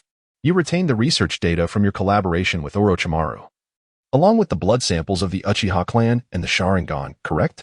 And what of the Hashirama cells? Though Orochimaru is no longer present, you must still possess some of those cells." Danzo responded, "Master, I collected all the Uchiha blood samples I could during the clan's extermination, including those of Uchiha Sasuke and Uchiha Itachi. I also have a considerable number of spare Sharingan. However, due to Orochimaru's defection, research on the Hashirama cells encountered significant setbacks, resulting in many casualties. With Saratobi's interference, we were forced to halt our efforts, but I still have some samples of the Hashirama cells." Wang Lin was extremely pleased. "In that case, I can commence my plans. I have 3 tasks for you. First, gather the training method for Kakashi's Raikiri and devise a means to obtain his Sharingan. Second, compile all research materials and findings from your root division and deliver them to me, along with all the Sharingan you have preserved and as many Uchiha blood samples as possible. Third, endeavor to collect samples from the Uzumaki clan and the Senju clan. Whether living or deceased, gather everything you can. As for the Hyuga clan, only samples from Hinata and Hanabi are required. Do not procure any others. Prioritize these tasks and spare no effort to complete them within the shortest time frame. Additionally, send me a sample of the Hashirama cells, ensuring it is of the highest concentration." Upon hearing the proposal, Danzo readily acquiesced. The tyranny of the celestial beings manifests here, as they forcibly transform others into their puppets while preserving the will of their targets. Observing Danzo's concealed right eye, an enigmatic glimmer radiated from Wang Lin's gaze. Subsequently, Danzo set forth to fulfill the task entrusted to him by Wang Lin, while Wang Lin began the meticulous process of chakra refinement in the courtyard. The extraction of chakra requires steadfast dedication. Without persistence, the quantity will not increase. For Wang Lin, what he truly valued amidst the myriad of shinobi affairs was not the Book of Seals, nor the tailed beasts, but the bloodline of the Sage of Six Paths. The decision to first acquire the Book of Seals was merely fortuitous, as he possessed the necessary tools, and it was the most convenient choice, after all. The meat that reaches one's mouth is the most satisfying. Once it entered Wang Lin's ring, retrieval would only be possible upon his demise. The second scheme involved the acquisition of the most formidable bloodlines within the realm of shinobi. Naturally, the most potent bloodlines belonged to the Uchiha, Senju, and Uzumaki clans, all tracing their lineage back to the Sage of Six Paths. As for the Hyuga clan, their bloodline is derived from the sage's brother, and a mere fragment would suffice. Wang Lin's intention was to enhance the bloodline of the Sage of Six Paths using the Hyuga clan's lineage, without any aspirations of seizing the Rinnegan. Though the Rinnegan possesses immense power, its awakening often leads to misfortune. One either requires an exceptionally high concentration of bloodline or a significant transformation in the quantity of Byakugan. Hence, Wang Lin did not harbor expectations of awakening the Rinnegan.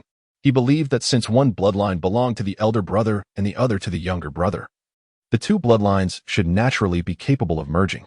Thus, Wang Lin specifically exchanged for this item, prepared for this very step, a bloodline synthesis device, single use.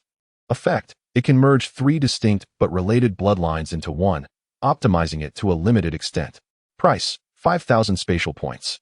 This item can be regarded as the most expensive among the treasures exchanged by Wang Lin, having directly diminished by a third. However, it is the effect that Wang Lin values most. As long as he collects their bloodlines and merges them, the most formidable bloodline in the world will emerge. Naturally, Wang Lin has also contemplated the issue of merging. Initially, his solitary benefits included 3 skills. One is absolute rationality, a skill that Wang Lin has yet to test. The second is energy control, which, although a passive skill, has already allowed Wang Lin to savor its advantages. He can effortlessly climb trees and walk on water. Though not entirely proficient, he finds energy control to be child's play. The third skill is devour and optimize. This skill is what Wang Lin values the most, and the bloodline synthesis device serves as a foundation for this ability. As long as he can successfully merge these bloodlines and combine them with this devouring skill, he will acquire the most formidable bloodline in the world of Hokage. This is what Wang Lin values most, for after all, ninjutsu and tailed beasts are merely external strengths. Only through the enhancement of one's intrinsic power can true strength be attained. Consider the Fourth Great Ninja War, where a single Uchiha's fire release faced off against an entire battalion's water release. One can only wonder how others would fare in such a scenario. And as for tailed beasts, one might as well attempt to use an ordinary person as a Jinchuriki, and they would swiftly meet their demise. Tailed beasts possess varying degrees of power, and if one seeks to acquire them, the Nine Tails becomes the ultimate target. Furthermore, Wang Lin desires not merely a fraction of what resides within Naruto, but the entirety. Chapter 10: Cultivation and Seclusion. After issuing commands to Danzo, Wang Lin settled down to cultivate in the courtyard. Although he placed great importance on the plan to usurp the bloodline, he understood that haste would yield nothing but failure. The opportunity to seize the bloodline would only present itself once, thus he must strive for perfection. Otherwise, a series of troublesome repercussions would ensue. This moment also provided an excellent opportunity to delve into various ninjutsu. However, before commencing his training, Wang Lin resolved to test one final skill. Absolute rationality quality, S-rank effect, eliminates the influence of internal factors. Any external disturbances are effectively shielded. Master oneself, master everything. Wang Lin believed that this skill, having attained an S rank, must hold significant value, despite his uncertainty regarding the grading system within the infinite space. As he focused his mind, the skill activated. In an instant, Wang Lin felt an unparalleled clarity envelop his mind, as if all emotions had been stripped away, leaving only pure rationality. The chakra within him diminished at a visibly rapid pace. In this state of absolute rationality, Wang Lin easily calculated that his current chakra reserves would sustain this clarity for approximately 3 minutes. Seizing the moment, he hastily retrieved the Book of Seals and examined the first ninjutsu within, the signature technique of Naruto, the Shadow Clone Jutsu. The difficulty of mastering this ninjutsu, to be frank, largely depends on the practitioner's chakra capacity. If one possesses chakra akin to Naruto's, then one can practice with abandon, for there is ample leeway. However, for the average ninja, practicing this technique without caution could lead to dire consequences. Chakra is intrinsically linked to a ninja's life. Deplete it, and death ensues. The technique of multiple shadow clone jutsu is particularly challenging due to the difficulty in regulating chakra output. Excessive use results in immediate demise. Yet, for Wang Lin, endowed with the dual gifts of energy control and absolute rationality, the challenge diminishes significantly. Within a mere 3 minutes, he mastered it flawlessly, followed by the formation of hand seals. Multiple shadow clone jutsu. A cloud of smoke enveloped him, and 2 shadow clones materialized before him, with a portion of his chakra still intact. However, immediately after creating the clones, Wang Lin felt himself retreating from the state of absolute rationality. It became clear that the remaining chakra was insufficient to sustain that heightened state. Yet, gazing at the 2 shadow clones before him, a broad smile spread across Wang Lin's face. He had successfully grasped this training aid. It appeared that the skill of absolute rationality was immensely operable. Remarkably, it even enhanced his perception, and during the fleeting moments of absolute rationality, he distinctly recalled memories long forgotten. These memories did not vanish with the skill's deactivation, suggesting that this ability could indeed unlock cerebral potential, rendering him more astute.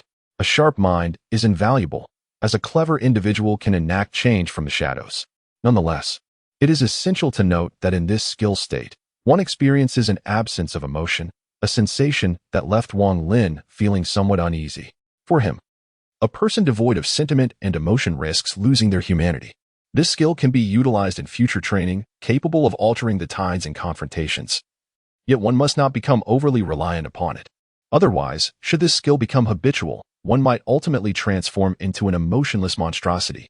Contemplating this notion sent a chill down Wang Lin's spine.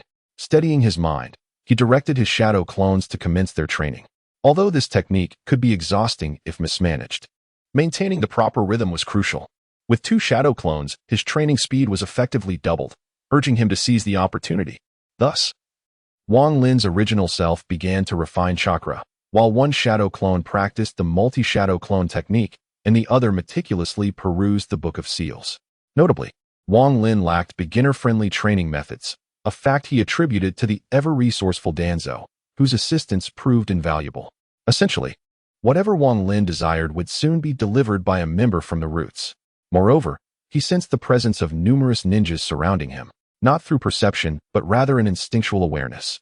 It would be quite absurd if a mere novice like Wang Lin, having only just refined chakra, managed to detect them. Such a blunder would necessitate a complete overhaul of that ninja squad. As time quietly slipped away amidst his training, a root ninja appeared in Wang Lin's courtyard as dusk approached, leaving behind 3 scrolls before departing. Wang Lin unrolled each scroll in succession, revealing materials pertaining to human experimentation, a backup of the Sharingan, and a sample of the purest Senju cells held by Danzo. The reason for acquiring the human experimentation materials was not due to Wang Lin's desire to conduct research. He was acutely aware of his own limitations. Crafting minor schemes was manageable, but delving into research was beyond his capabilities. His true objective was to return to the infinite space in the future, where these items could be exchanged for resources. After all, in an infinite realm, one could expect a multitude of individuals, including those obsessed with research. As for the backup Sharingan, it was certainly a means of self-preservation. Given that he would eventually acquire the 6 Paths bloodline, he anticipated that he could harness the power of the Manjiki Sharingan with his 3-Tomo Sharingan. The most immediate impression was the formidable Izanagi, an extraordinary ocular technique. This forbidden technique, to be frank, is not a secret. It is documented within the Book of Seals. However, mere documentation is of little value without the Uchiha bloodline. How can one wield it without the Manjiki Sharingan? Not everyone possesses the luxury of someone like Danzo, whose very arm is composed of Hashirama's cells. Moreover, that arm is implanted with 10 Sharingan. To utilize such a reality-altering ocular technique as if it were an ordinary skill is downright extravagant. Although the duration may be significantly shorter, the ability to preserve one's life is paramount.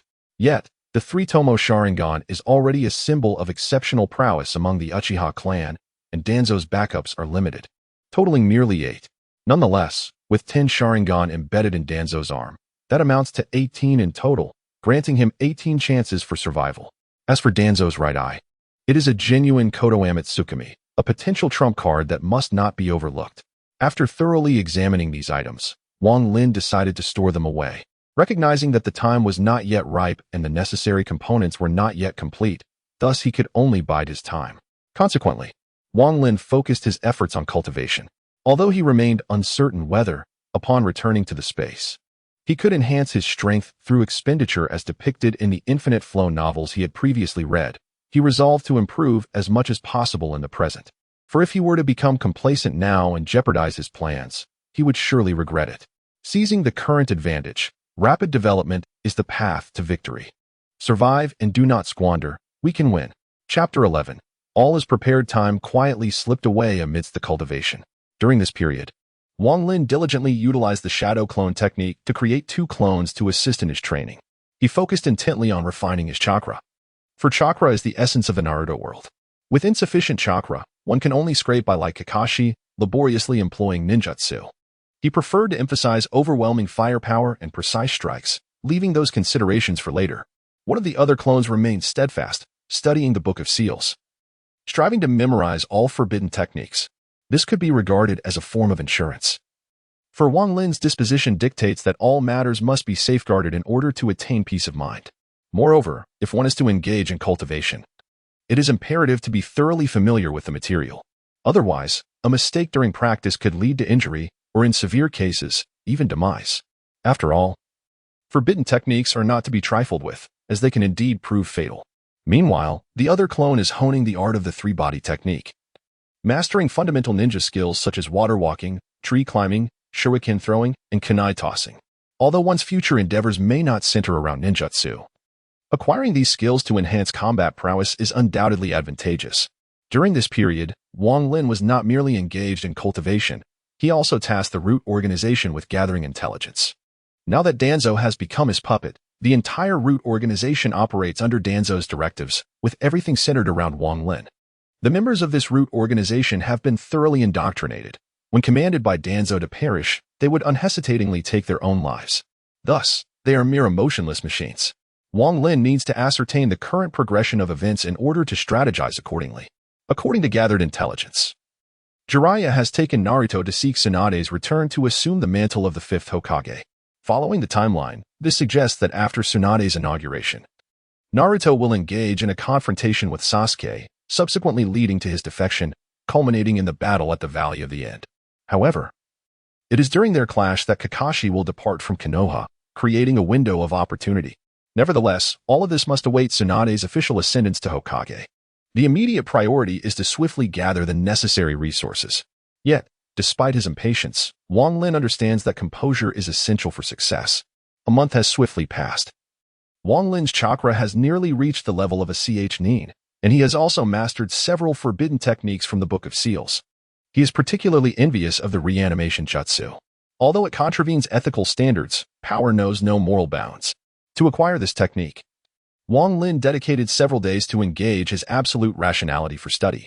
While his shadow clones refined chakra, his true self focused on learning, resulting in noticeable weight loss over those days. Fortunately, his efforts bore fruit, as he successfully mastered this ninjutsu and summoned the deceased from the realm of Yomi, exercising perfect control over them.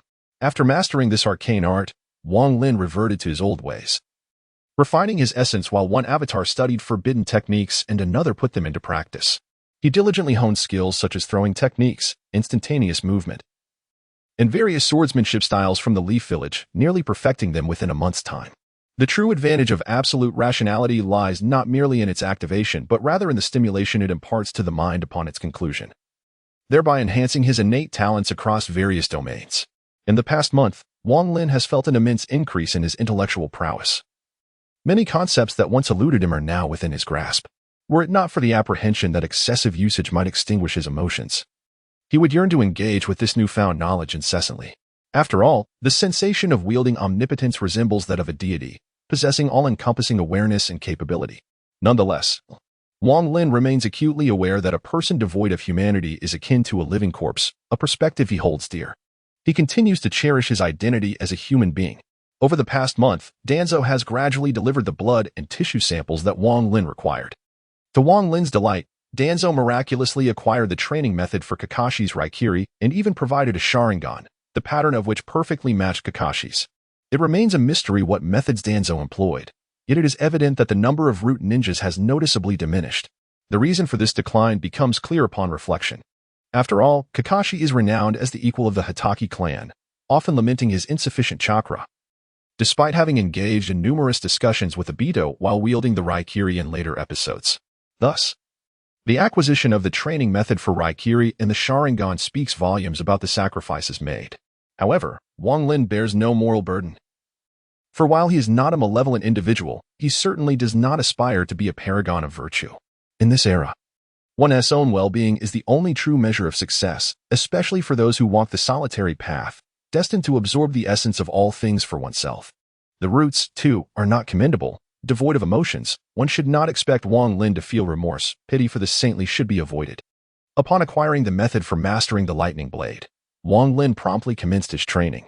The lightning blade, an S-rank ninjutsu, requires the concentration of chakra in the palm while simultaneously transforming its form and nature to create lightning release, rendering the hand akin to a sharp blade capable of delivering a fatal strike, powerful enough to pierce through the human body. Its hallmark lies in the focused thrust aimed at a single point. The primary distinction between the lightning blade and the Chidori is the volume produced. One is thunderous, while the other is subtle. Chidori is ill-suited for assassination, necessitating high-speed movement to achieve its penetrating effect. Hence the fourth Hokage deemed this technique incomplete. The lightning blade rectifies this, utilizing the chakra sphere in the hand to achieve penetration without the need for rapid motion. Thus, mastering the lightning blade naturally leads to proficiency in Chidori. With Chidori mastered, the techniques of the Chidori flow are not far behind. However, while the thoughts are splendid, the reality of mastering them comes first. Wang Lin had yet to learn the transformations of chakra's form and nature, but with absolute rationality. He resolved to invest additional time if necessary. Consequently, he focused on learning the lightning blade, while his two shadow clones diligently refined chakra to ensure the swiftest completion of his training. A month had passed, and he had a mere 3 months to control Danzo. According to Wang Lin's estimations, completing the mission should pose no significant issues. However, alongside fulfilling the task, Wang Lin aimed to maximize his benefits. Otherwise, his obsessive tendencies would ensnare him. While engrossed in his training, samples from the Uzumaki clan began to arrive, given their long-standing friendship with the Leaf Village. The remains of some clan members were interred there as well. Wang Lin instructed the collection of all available samples from the Uzumaki clan, including those of the first Jinchuriki of the Nine Tails, Uzumaki Mido. Even samples from Uzumaki Kushina and Naruto were included, as the infamous Orochimaru, having previously conducted research, would certainly not overlook such valuable material. Naturally, blood samples were retained. One afternoon, as Wang Lin was contemplating how to evolve Chidori into Chidori flow, a root organization member delivered a blood sample of Hinata Hanabi along with a death god mask. Upon seeing the mask, Wang Lin realized that everything was in place, awaiting only the final catalyst. Chapter 12. Devouring the bloodline. The death god mask was crucial for him to acquire the complete version of the Nine Tails. The half residing within Naruto and the other half within the fourth Hokage presented a challenge. The original sealing employed the Reaper Death Seal. Thus, to obtain the complete Nine Tails, one must learn the method of slicing open the Reaper's belly, resurrecting the fourth Hokage through the impure world reincarnation technique, thereby gaining control over him. As for the first, second, and third Hokages, they would return whence they came. Wang Lin was indifferent to how this might affect future developments. His mission was to eliminate these obstacles. Failing to do so would be tantamount to self-destruction. Discussions of the future could wait until it was a reality. However, the immediate priority was to seize the bloodline, for without significant power, controlling the fourth Hokage could prove disastrous. Hinata Hanabi's blood was the final piece of this intricate puzzle. After a night of deliberation, Wang Lin initiated his plan.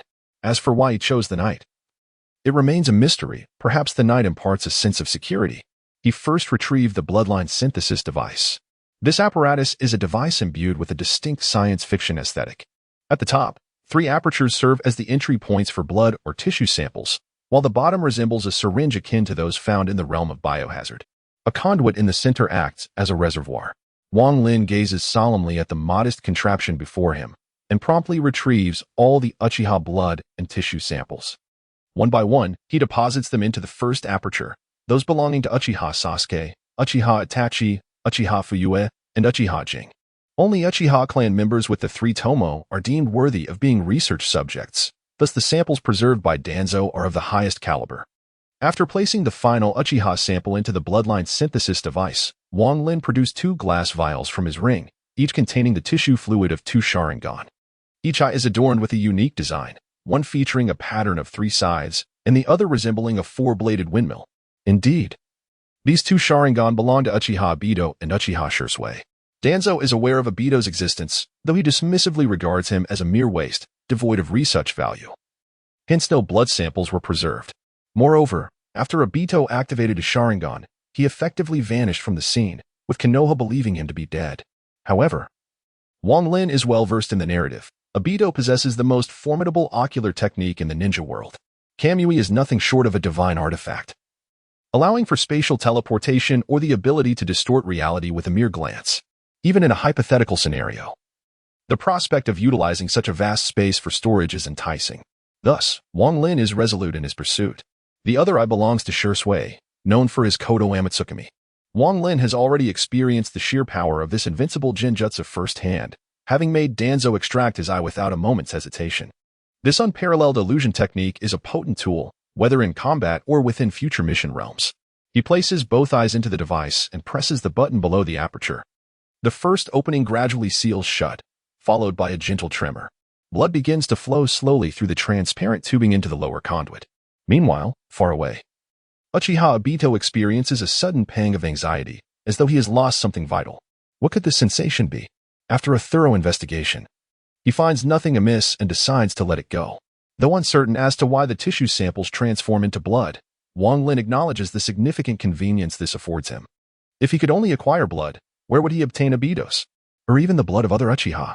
Regrettably, he cannot locate the body of Uchiha Madara. Otherwise, it would surely yield pure Uchiha blood. Nevertheless, this is of little concern, as Wang Lin recognizes that even a multitude of Uchiha bloodlines pales in comparison to Madara's. Not to mention the formidable Senju Hashirama. Subsequently, Wang Lin proceeds to introduce all the blood and tissue samples from the Uzumaki and Senju clans into the second aperture. These 2 clans are distant relatives, therefore, in comparison to the Uchiha clan, their blood ties should be closer. Thus, regarding these 2 clans as one is hardly problematic. As expected, there was no rejection between the 2 bloodlines, allowing them to merge seamlessly. Upon pressing the switch for the second opening, a different type of blood began to flow gently into the lowest conduit. This blood possessed a hue that was red mixed with gold, albeit the golden tone was faint.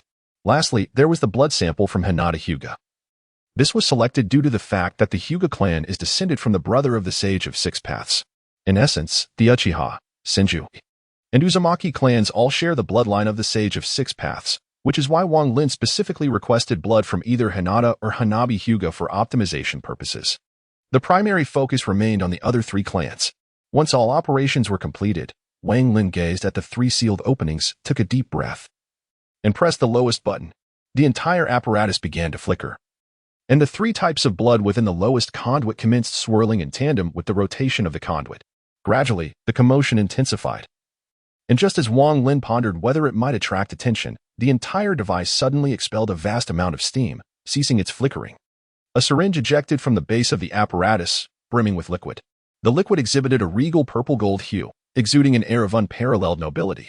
As Wang Lin beheld the syringe, his breath grew heavy. He quickly inhaled deeply and reached for the syringe. Once extracted, the blood synthesis device crumbled into ashes and vanished. Indeed, it was a one-time use. Once employed, it was gone. Wang Lin mused, but the focal point now was this very syringe. As he scrutinized it, a prompt materialized before him. Sage of 6 Paths bloodline, optimized. Description: the bloodline of the Sage of 6 Paths in the Naruto universe. Enhanced by the infusion of blood from his brother, resulting in a more perfect form. Effect: a 50% probability of acquiring the Sage of 6 Paths bloodline upon injection. Observing the enhancement before him, Wang Lin silently affirmed its veracity. The power of the Sage of 6 Paths was formidable. This 50% indicated that one would either successfully obtain the bloodline or meet a dire fate. Fortunately, he had contingencies in place, so he remained unperturbed. Clenching his teeth, Wang Lin hesitated for a considerable time while gazing at his arm. Most would falter at the prospect of administering the injection themselves. Ultimately, he closed his eyes and plunged the needle into his arm. The sharp pain of the needle piercing his flesh made Wang Lin gasp. Although the pain was swift to arrive and depart, the sensation of self-injection was decidedly peculiar. As the purple-gold liquid coursed through his body, Wang Lin initially felt nothing, but soon realized he was gravely mistaken. He experienced a stark dichotomy of sensations. His body felt as if it were engulfed in searing lava, inducing excruciating agony. Then, just as suddenly, he was enveloped in an icy chill, rendering him rigid, akin to being pierced by countless needles, causing him to writhe in torment. Damn it. Activate the Devour skill. The pain threatened to obliterate his sanity in that instant. Gritting his teeth, he activated his Devour skill, and then succumbed to unconsciousness. As Wang Lin lost consciousness, his body began to emit a radiant glow, an inexplicable power coursing around him. The Sage of Six Paths bloodline, previously in turmoil within him, seemed to recognize its true lineage and obediently succumb to the allure of this unknown power, allowing Wang Lin to absorb it completely. With the absorption of the bloodline, numerous black substances began to manifest upon Wang Lin's body, a nauseating odor wafting through the room. Yet, in his unconscious state, he felt nothing. Chapter 13. Resilience. Though Wang Lin was in a state of unconsciousness, he felt as though he were plummeting freely through the air, his body in a state of weightlessness. Buffeted by alternating waves of cold and heat, like leaves dancing in the wind, he swayed from side to side. Just when he believed he would be lost to this abyss, a flicker of light appeared amidst the boundless darkness, gradually expanding in his vision. "Ah!" Wang Lin exclaimed, suddenly jolting upright. Before he could comprehend the situation, a foul stench assaulted his senses, causing his complexion to change drastically. "Ugh! What is that smell?" After a bout of dry heaving, he was compelled to vomit. After a moment of recovery, the repugnant odor lingered in his nostrils, causing his face to flush crimson.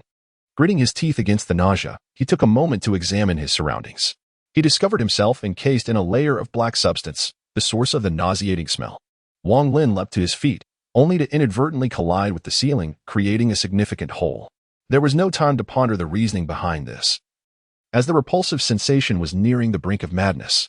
Summoning all his strength, he extricated himself, disregarding any potential further damage to the ceiling. With a whoosh, he dashed into the bathroom, but in his haste to turn on the faucet, he mishandled it and caused the fixture to burst. Nevertheless, he paid little mind, utilizing the flowing water to cleanse himself of the black substance. After vigorous scrubbing, having ruined 3 towels and emptied 2 bottles of body wash, he finally cleaned himself thoroughly. However, the room still reeked of the previous odor, leaving Wang Lin with no choice but to form hand seals. Wind release. Great wind technique originally. Wang Lin intended to utilize this wind ninjutsu to disperse the foul smell within the room. However, the outcome was far from his expectations. A violent gust erupted from his mouth, scattering the room into disarray, causing numerous pieces of furniture to be rendered useless. Staring at the chaos he had wrought, Wang Lin was left dumbfounded. Who am I? Where am I? What have I done? His face was a mask of confusion as he surveyed the aftermath, leading him to cover his face in exasperation. After this tumultuous episode, Wang Lin finally regained his composure and sat cross-legged on the floor, meticulously inspecting the changes within his body. Firstly, since he was still alive, it was reasonable to conclude that he had successfully absorbed the Sage of Six Paths bloodline. As for the layer of black substance enveloping him upon awakening, Wang Lin surmised it resembled a process akin to refining the marrow and washing the bones. Previously, his physique had appeared that of an ordinary human, and after 22 years of wear and tear, his body was likely filled with impurities. Moreover, having utilized the Devour skill, which would further enhance the Sage of Six Paths bloodline, it was only natural that this process would fortify his body as well. His initial leap had shattered the ceiling, and he had even broken the faucet. This is because his consciousness has yet to recognize the newfound strength of his body, a transformation that demands extensive training without any shortcuts. Surely, his chakra must have increased, right? Closing his eyes in concentration, Wang Lin began to assess his chakra, only to be met with perplexity. His chakra had not augmented at all. How could this be? With the formidable chakra of the Senju and Uzumaki clans, how could he experience no change whatsoever? Contemplating this, Wang Lin's expression darkened. This diverged from his expectations. His intent had been to acquire the sage body and sage eyes through the appropriation of bloodlines, yet with no alteration in his chakra. Had his plan faltered? No. This was inconceivable. His demeanor grew increasingly frenzied. He had meticulously strategized for this moment, even incurring substantial debts. How could he be confronted with such an outcome? Who could accept this? Yet, As he surveyed the chaotic scene before him, Wang Lin felt a sense of disbelief. A single wind technique could not possibly yield such exaggerated effects. Was there something he had overlooked? Upon reflection, although his chakra quantity had not increased, could it be that the quality of his chakra had improved?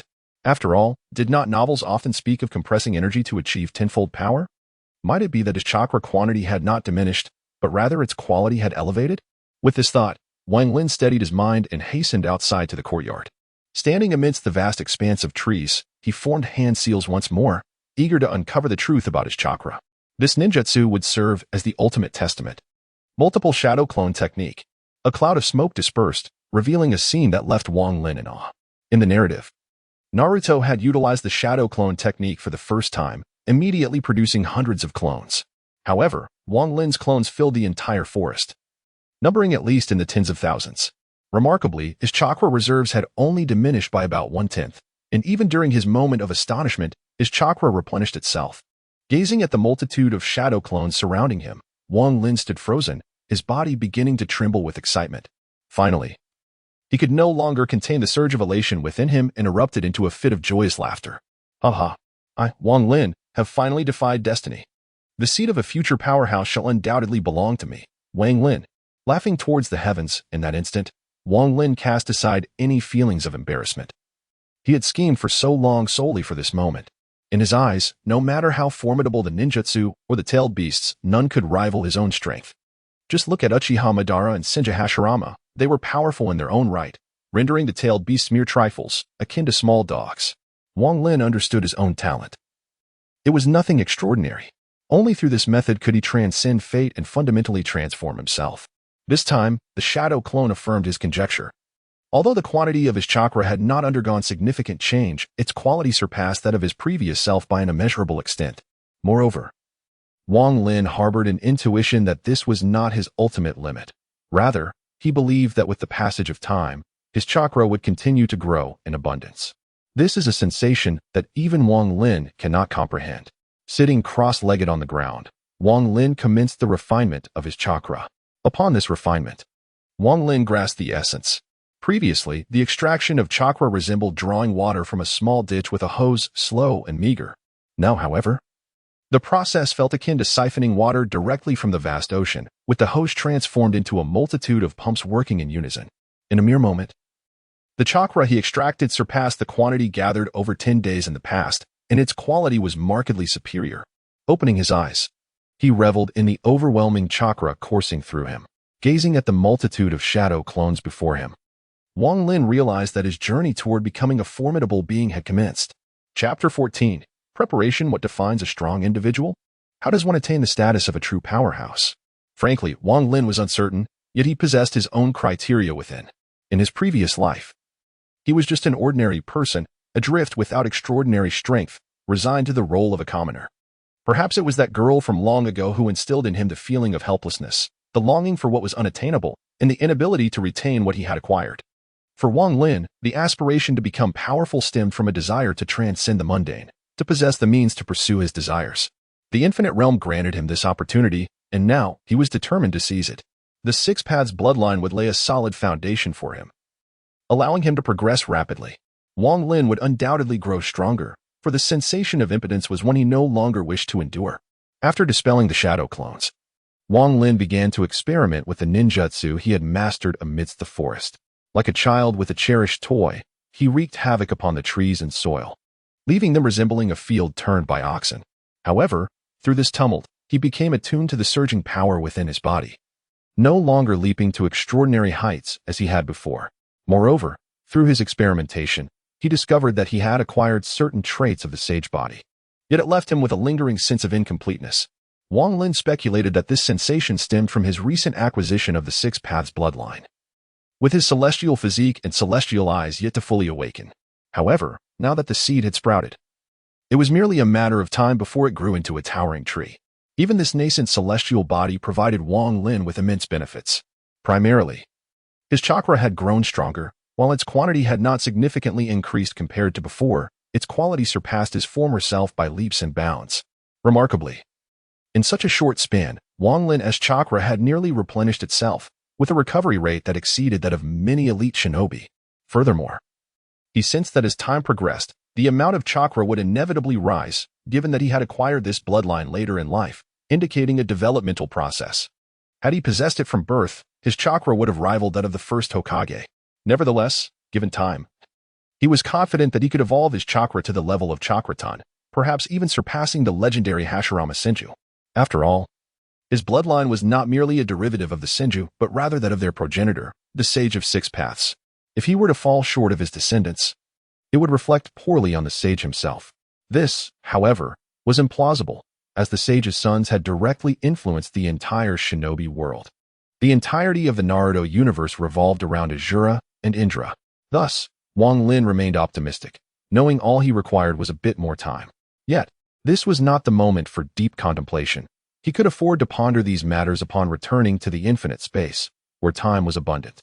Upon re-entering his room, Wang Lin began to deliberate his next steps.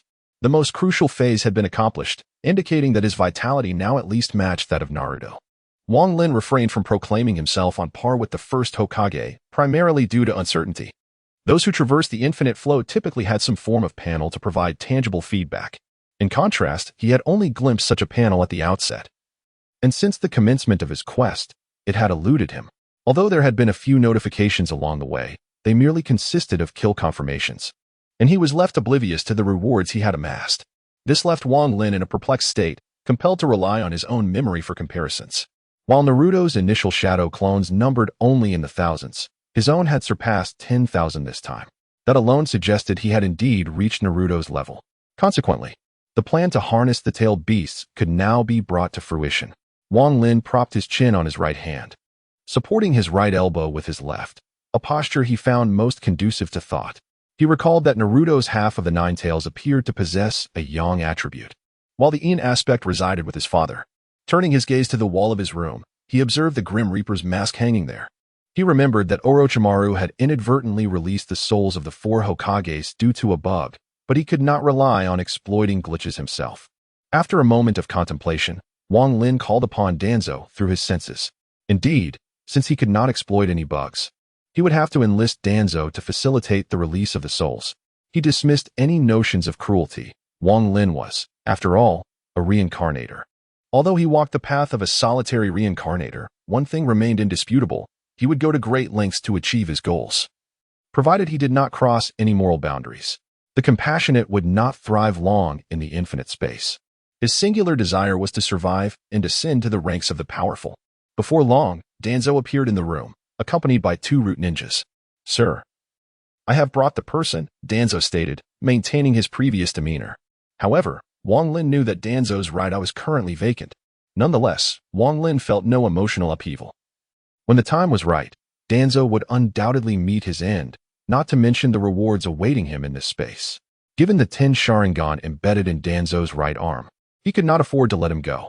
After all, that represented 10 uses of Izanagi, 10 opportunities to evade death, coupled with the 8 Sharingan he possessed and the potential awakening of his own Dijitsu, granting him a total of 20 chances to escape demise.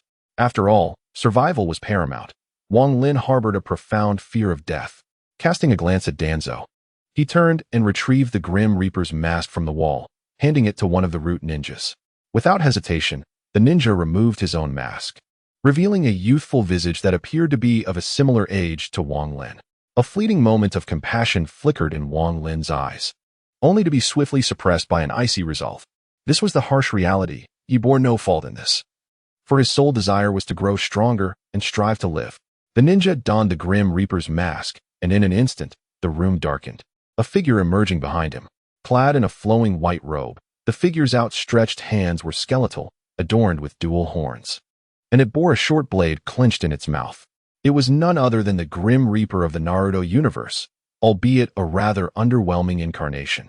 Seemingly stunned due to Orochimaru's glitch, the Grim Reaper extracted the blade from its mouth, and whether it could salivate was uncertain. If it could, the hilt must have surely absorbed its essence. Removing the blade, the Grim Reaper plunged it into its own abdomen, making a horizontal incision. As the Grim Reaper executed this motion, the masked root ninja gushed forth a torrent of blood, collapsing to the ground in a wail of agony. Witnessing this brutal scene, Wang Lin felt a twinge of reluctance, yet he compelled himself to endure the sight. If he could not overcome this trial, his chances of survival in the infinite space would diminish significantly. He must endure, for survival was his only objective. As the Grim Reaper sliced open its abdomen, the root ninja perished, and 4 faint blue orbs of soul energy erupted from within the Grim Reaper's torso. As everything concluded, the figure of the Grim Reaper gradually faded away, and the mask of death slipped from the face of the root ninja. Observing the 4 orbs of soul light in the air, Wang Lin promptly began inscribing incantations on the ground, intending to perform the Edo Tensei. Naturally, the sacrifice was another root ninja. Within mere minutes, he completed the inscriptions, subsequently forming the hand seals for the Edo Tensei. Wang Lin was uncertain which of the 4 souls belonged to the 4th Hokage, and he lacked his DNA. However, since the souls had just been released, he could conduct experiments one by one. As long as the Edo Tensei was not fully executed, the sacrifice would remain unharmed. He struck the ground with his hands, and the first soul seemed to be drawn towards the ninja at the center of the incantation. Amidst the cries of anguish, a figure clad in red armor slowly emerged, entwined by the earth. To his astonishment, the first was actually the 1st Hokage. He needed to dispel it quickly. Faced with the familiar visage, Wang Lin broke into a sweat. The sequence was identical to that in the anime, and he could not contain this formidable being. As he altered the hand seals, the forming body of the 1st Hokage trembled, and the earth fell away. His soul appeared to respond to his summons, soaring into the sky and vanishing from sight. Wiping away the cold sweat, Wang Lin reflected that if the first was indeed the 1st Hokage, then the last must surely be the 4th. This truly left Wang Lin at a loss for words. However, there was no time for contemplation. With another series of hand seals, the previously bewildered root ninja let out a fresh cry of anguish. In that moment, a figure clad in divine robes, with golden hair, materialized before him. Indeed, it followed this precise sequence. I too find myself bewildered. Gazing upon the genuine spirit of the 4th Hokage, Wang Lin was rendered speechless. It seems the world's ability to correct itself is remarkably potent. The Edo Tensei was successful, with the 4th standing motionless, his eyes devoid of life. Yet, Wang Lin knew he could not allow him to regain awareness, for what he intended to do next would undoubtedly provoke a significant emotional response. Should there be a drastic fluctuation in his feelings, it could lead to the dissolution of the Edo Tensei, resulting in an exceedingly awkward predicament for Wang Lin. Swiftly, he approached and drove a kunai inscribed with seals into the back of the Hokage's head, erasing his self-awareness and transforming him into a mere puppet. Upon completing all of this, Wang Lin finally exhaled a sigh of relief. Having completed this step, the subsequent tasks would be far more manageable. Observing the 2 ethereal souls suspended in the air, Wang Lin discerned one belonged to the 2nd generation and the other to the 3rd. A fleeting thought crossed his mind. Would there be a reward for destroying a soul? However, the moment this notion took root, the 2 souls soared skyward, disappearing from view. Well, it seemed he wasn't particularly inclined to engage in such malevolent acts. As he watched the vanishing souls, a sheepish smile crept across Wang Lin's face. Chapter 15. Waiting with the souls having flown away, Wang Lin was powerless to intervene. Given his current strength, attempting to retain the 2nd and 3rd generation souls was nothing short of a futile dream. The reason the 4 souls lingered within Wang Lin's abode was that they had just been released from the clutches of the Grim Reaper. Moreover, his dwelling still retained a unique energy belonging to the Grim Reaper, despite Wang Lin's 6 paths bloodline not yet being fully awakened. Nevertheless, the perception granted by his Yin release allowed him to sense certain subtleties. After all, the 6 paths sage is renowned for his unique mastery of Yin and Yang release. Yin release creates the tangible from the intangible, while Yang release infuses life. Of course, Wang Lin was far from achieving such feats at present, but as his power continued to grow, the ability to create life was not beyond the realm of possibility. To clarify, this was not the creation of life akin to a deck of cards, but rather akin to a deity conjuring a new existence, bringing forth life from death and creating something from nothing. Although the world of Naruto may not be considered one of the highest tiers, the capabilities inherent in this realm could be effortlessly wielded here, yet would pose significant challenges in other worlds. It was akin to an engine. When fitted to a motorcycle, it could take flight with remarkable speed, yet, when placed in a truck, it would struggle to reach a mere 40 or 50 miles per hour. However, as the engine continuously upgraded, one day, even the truck could soar swiftly. Wang Lin had already secured the key. He merely needed to enhance his strength. and he would possess the power to create or destroy in any world, thereby embodying an alternative version of the six-path sage. Returning to his dwelling, the reanimated Minato stood quietly in place. There was no immediate need for him to act. He merely awaited the opportune moment to ensure the swift extraction of the tailed beasts. Now, it was simply a matter of patience. According to intelligence from the Root organization, the fifth Hokage had taken office, and if Wang Lin recalled correctly, this occurred shortly after Tsunade assumed the role. Soon after, two prominent figures clashed due to their inability to withstand Naruto's strength, culminating in a confrontation atop the rooftop. Following that, there was a betrayal and subsequently the Valley of the End battle, at which point Wang Lin's plans could unfold. For now, he simply needed to wait. Having spent considerable time in Konoha, Wang Lin had yet to step beyond the confines of the residence that Danzo had prepared for him. This was partly due to Wang Lin's desire for stability in his plans, as he sought to evade any factors that could lead to failure. Additionally, there lingered within him a mild sense of fear regarding his inadequate strength. Previously, he had felt vulnerable, convinced that stepping beyond that door would invite peril. It is not entirely fair to blame Wang Lin, for he was once an ordinary individual. Even though he had refined his chakra, his mindset remained unchanged. Upon entering the world of Naruto, he was immediately thrust into a violent encounter with bandits, and he bore witness to the astonishing lethality of the ninjas. This profound sense of insecurity left Wang Lin feeling anxious and apprehensive. Consequently, he had refrained from venturing out to explore. Now that he has obtained the Book of Seals, and the acquisition of his bloodline has been accomplished, coupled with a remarkable enhancement of his own abilities, all that remains is for Wang Lin to bide his time. He must wait for the narrative to unfold as intended, ultimately fulfilling his mission and seizing the tailed beasts. The world, despite its imperfections, now seems to have reached a semblance of completion. Taking a stroll outside, one might assume there would be no one harboring ill intentions. Yet, Wang Lin felt a twinge of unease. Even though his chakra reserves rivaled that of Naruto, victory in battle is not merely determined by the volume of chakra one possesses. Wang Lin was acutely aware of his own limitations. He could scarcely hold his own against even a mediocre ninja, unless they were of the most inept variety. Should a slightly competent adversary attempt an assassination, he would find himself at a loss. After all, the cultivation of combat awareness necessitates extensive experience and time. He pondered whether there existed any tools within the limitless expanse of his surroundings that could aid him, not to transform him into an unparalleled master, but perhaps to attune his mindset for combat. Thus, after a moment of contemplation, Wang Lin could not suppress his desire to venture outside. The allure of a Chiraka ramen from the anime was simply too tempting to resist. Having the opportunity to indulge, it would be a disservice to himself not to partake. As an orphan, Wang Lin's greatest passion lay in the realm of gastronomy, yet his meager finances often limited him to mere observation of delectable dishes. Nevertheless, if he were to step out, ensuring his safety was paramount. Consequently, he utilized his psychic connection to relay instructions to Danzo, requesting the presence of all Root Jonin to encircle him, safeguarding his well-being. He then returned to his abode, meticulously stowing away explosive tags, shuriken, and smoke bombs, all gifts from Danzo. He also prepared several substitution locks, which Danzo had specially arranged for him. Such life-preserving items are always beneficial in abundance.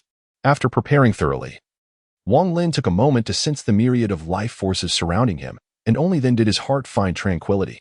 Now that he felt ready, it was time to set forth. Wang Lin stepped out of his home and strolled towards the village of Konoha. His residence was situated at the rear of the village, still within its confines, albeit in a somewhat secluded area. After approximately 20 minutes of walking, he began to see figures. Vendors were calling out their wares, while children chased one another playfully along the streets. Among them were individuals clad in the distinctive vest of the Uzumaki clan, adorned with the emblem of Konoha, and wearing the village's ninja headbands. It was evident at first glance that he was a ninja from Konoha. As Wang Lin strolled through the streets, a sense of unease enveloped him. Would he encounter a scenario akin to those depicted in novels, where a second-generation ninja would confront him with, "Who are you? I've never seen you before," followed by a barrage of provocations?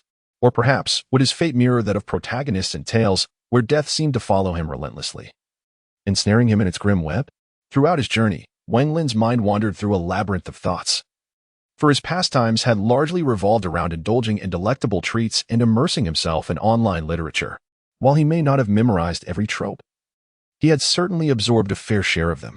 Some particularly dark novels had left him in a state of despondency for days on end. One such example was Dark Summoning, one of the 3 infamous Grim Tomes. Regrettably, Wang Lin had been unaware of its impact at the time, and upon delving deeper, he found himself engulfed in a profound melancholy that lingered for several days. Yet, in reality, life seldom mirrored such tedium. Everyone was both a mere passerby and a central figure in their own narrative. The streets were devoid of any commotion, only resonating with the vibrant essence of everyday life. As he wandered, Wang Lin's gaze fell upon an array of delectable offerings, takoyaki and sushi among them. With ample funds at his disposal, he meandered, savoring each bite, while also inquiring for directions. After much wandering, he finally stumbled upon a noodle shop, its sign proudly proclaiming the name Ichiraka Ramen. This is precisely the Ichiraka Ramen that Wang Lin sought. Upon entering the noodle shop and lifting the curtain, the proprietor, Ichiraku, greeted him with a cheerful smile. "Hello there. What can I get for you?" Wang Lin stood momentarily, gazing at the man before him, who was humorously dubbed the strongest in the ninja world by countless netizens, Otsutsuki Ichiraku. Of course, this was merely a jest. Wang Lin could distinctly sense Ichiraku's life force, identical to that of an ordinary citizen on the street. He paused for just a moment. Certainly, Wang Lin would not linger in confusion like characters in novels, which would be utterly foolish. I'll have a bowl of your signature ramen, I suppose," he said. "Very well, please take a seat," Ichiraku replied before turning to attend to his duties. After all, he needed to earn a living, and unless he was a particularly familiar customer like Naruto, he likely wouldn't initiate conversation. This suited Wang Lin perfectly, as he preferred to remain inconspicuous. Attracting unnecessary attention could lead to complications. Once seated, the Ichiraka ramen he ordered was soon served. As he beheld the bowl of noodles and inhaled the tantalizing aroma that whetted his appetite, Wang Lin could not help but feel compelled to dig in immediately. The moment it touched his lips, he sensed an extraordinary difference. The Ichiraku ramen is exceptionally chewy, and its flavor is simply delightful. Wang Lin ordered the spicy version, and the broth is infused with a tantalizing spiciness and rich aroma, making it utterly delectable. Indeed, Ichiraka ramen lives up to its reputation. With this thought in mind, Wang Lin began to savor the noodles and broth together. In no time, he finished an entire bowl. Nodding in satisfaction, he felt thoroughly pleased with the taste. However, at that moment, a boisterous voice erupted behind him. "Uncle Ichiraku, I would like a bowl of Ichiraku ramen, with extra Naruto rolls." Chapter 16. A word of advice. Upon hearing the voice from behind, Wang Lin didn't even need to turn around to know who it was. He could sense the immense chakra emanating from the individual, along with another chakra that was filled with malice and a destructive aura, seemingly suppressed by the former. It must be the Nine Tails, Wang Lin mused to himself. If even a mere fragment of the Nine Tails possesses such colossal chakra, one could only imagine the magnitude of power the complete entity would wield. This further solidified Wang Lin's determination to seize the complete Nine Tails, an endeavor that transcends notions of good and evil. As Wang Lin pondered these thoughts, the curtain behind him was drawn aside, and a figure entered with the familiarity of returning home, bustling noisily to sit beside him. It was none other than Naruto. Upon closer inspection, he resembled his animated counterpart. Clad in bright orange attire, with a prominent whirlpool symbol adorning his back and striking golden hair that commanded attention. "Oh, Naruto has returned. Just a moment." Upon seeing the familiar face, a smile blossomed on Ichiraku's face. Naruto's life could indeed be said to have been spent in Ichiraka ramen. It wouldn't be an exaggeration to say that Naruto's parents had dined there, and even Naruto and his wife frequented the establishment, with the future promise of his son being brought there as well. Naruto's mentor, Kakashi, had a dear friend in Uchiha Bido. In the entire world of Naruto, Ichiraka ramen served as a vital link connecting countless lives. Thus, one must wonder who truly is the great Otsutsuki Ichiraku, with his characteristic exuberance. Naruto naturally noticed Wang Lin beside him and exclaimed, "This big brother looks unfamiliar. I don't think I've seen you before." Hearing Naruto's inquiry, Wang Lin smiled gently and replied, "I've only just arrived in Konoha. You must be Uzumaki Naruto." "Well, you actually know me? Have I become that famous already?" Naruto, ever the straightforward character, naively believed in his own renown. "Indeed, your fame is quite substantial," Wang Lin responded with a smile. After a moment's thought, he continued, "Naruto, if you happen to encounter a white-haired lecherous old man, could you please convey a message for me?" While eagerly waiting for his ramen, Naruto exclaimed, "A white-haired lecherous old man? Are you referring to the pervy sage?" "You know the pervy sage?" Wang Lin chuckled. "I certainly do, though he might not know me." "Please tell him this. When the wandering dragon returns to the sea does not welcome Jiraiya. However, when the dragon returns, a slug awaits him. Do not disappoint. With that, he waved goodbye to Ichiraku, leaving behind a sum of money sufficient for Naruto to enjoy 2 weeks' worth of ramen. Listening to Wang Lin's seemingly nonsensical words, Naruto felt somewhat perplexed. After all, one would assume he possessed some intellect.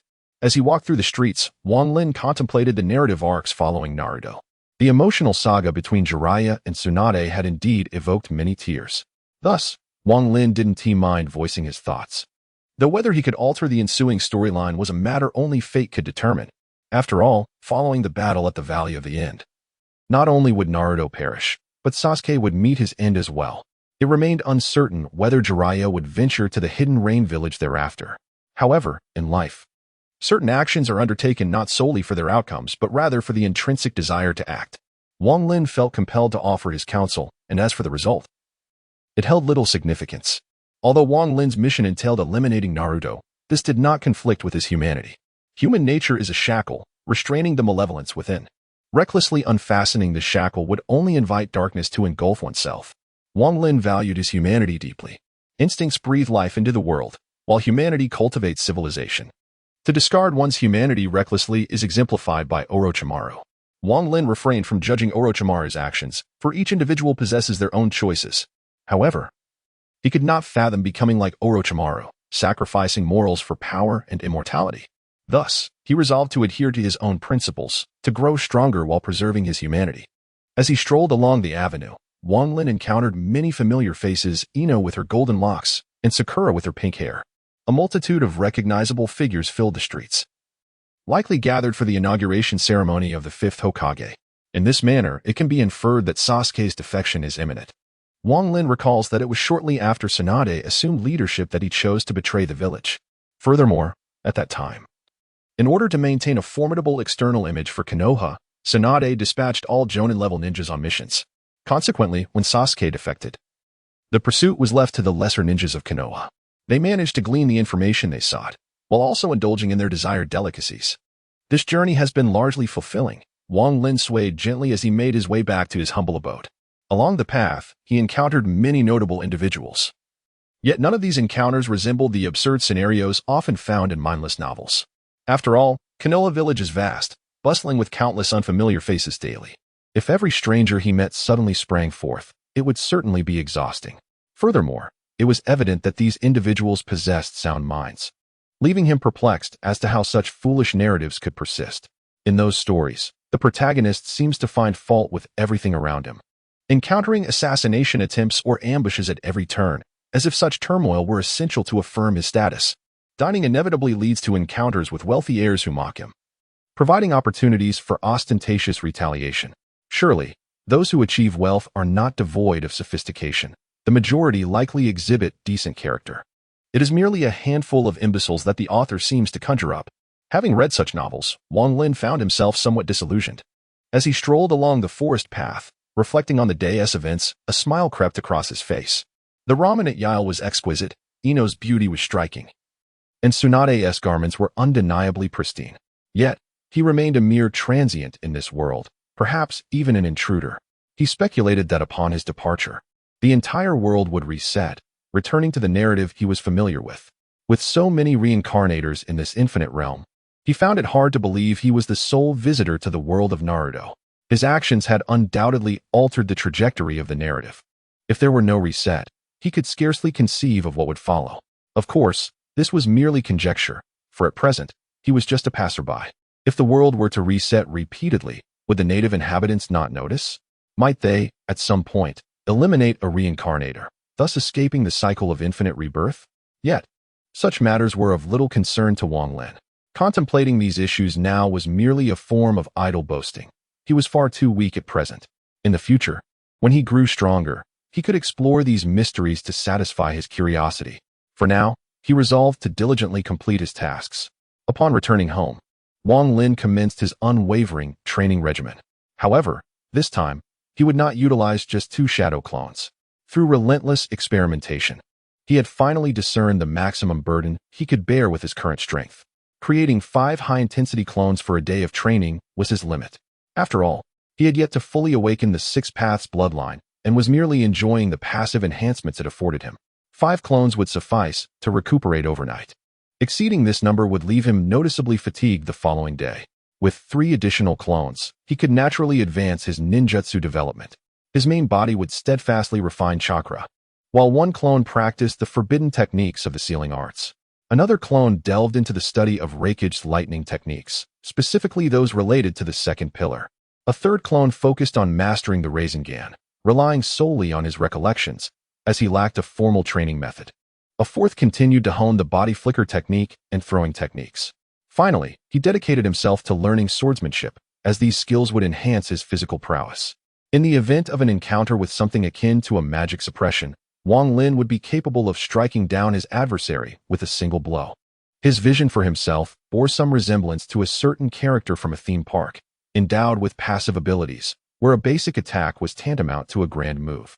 However, he still differed in that his basic attack was a powerful move, complemented by the Susanoo and the Great Buddha. Isn't it delightful? Thus, Wang Lin's desire for such formidable strength is palpable. However, his time in the world of Naruto was fleeting, and his own capabilities were rather modest. Otherwise, he would have boldly stormed the cloud-hidden village to seize their lightning release chakra mode training techniques. Yet, given his current power, it would be prudent to refrain from such reckless actions. It would be unwise to emulate a certain fool who, despite his strength, merely offered himself as a target while his allies struggled to save him. Consequently, it is best to develop cautiously. Victory is within our grasp. Time flowed steadily as Wang Lin meticulously planned. One day, a message arrived from a root ninja. Uchiha Sasuke has defected. Chapter 17. Preparations complete. Uchiha Sasuke has indeed defected. Wang Lin, seated in his chamber while refining chakra, opened his eyes. Simultaneously, all shadow clones dissipated, and a torrent of memories surged into his mind. A slight throbbing ensued. Yet Wang Lin's expression remained unchanged, for he had long since acclimatized to such sensations, and today had not been solely dedicated to training. Thus, after a brief moment, he regained his composure. Finally, he has chosen to betray. Had he delayed any longer, I would have wondered if my presence had altered the course of events. Upon receiving the news of Sasuke's defection, Wang Lin sighed in relief. The final phase of his plan hinged entirely on Sasuke's betrayal. Had he not defected or delayed further, Wang Lin's window to control Danzo would have closed. In that case, he would have been compelled to eliminate Danzo prematurely to safeguard his plans. The members of Root were unwaveringly loyal to Danzo, and Wang Lin had remained in the shadows. Although he could command the members of Root, Danzo's death would naturally dissolve the jutsu binding them. The outcome of such a scenario was uncertain. Wang Lin critically needed the cannon fodder from Root to assist in his plans, particularly for sealing techniques. Undertaking these tasks alone proved overwhelming, and time was not on his side. After all, he was unsure if he would be transported back to his original space after eliminating Sasuke or Naruto.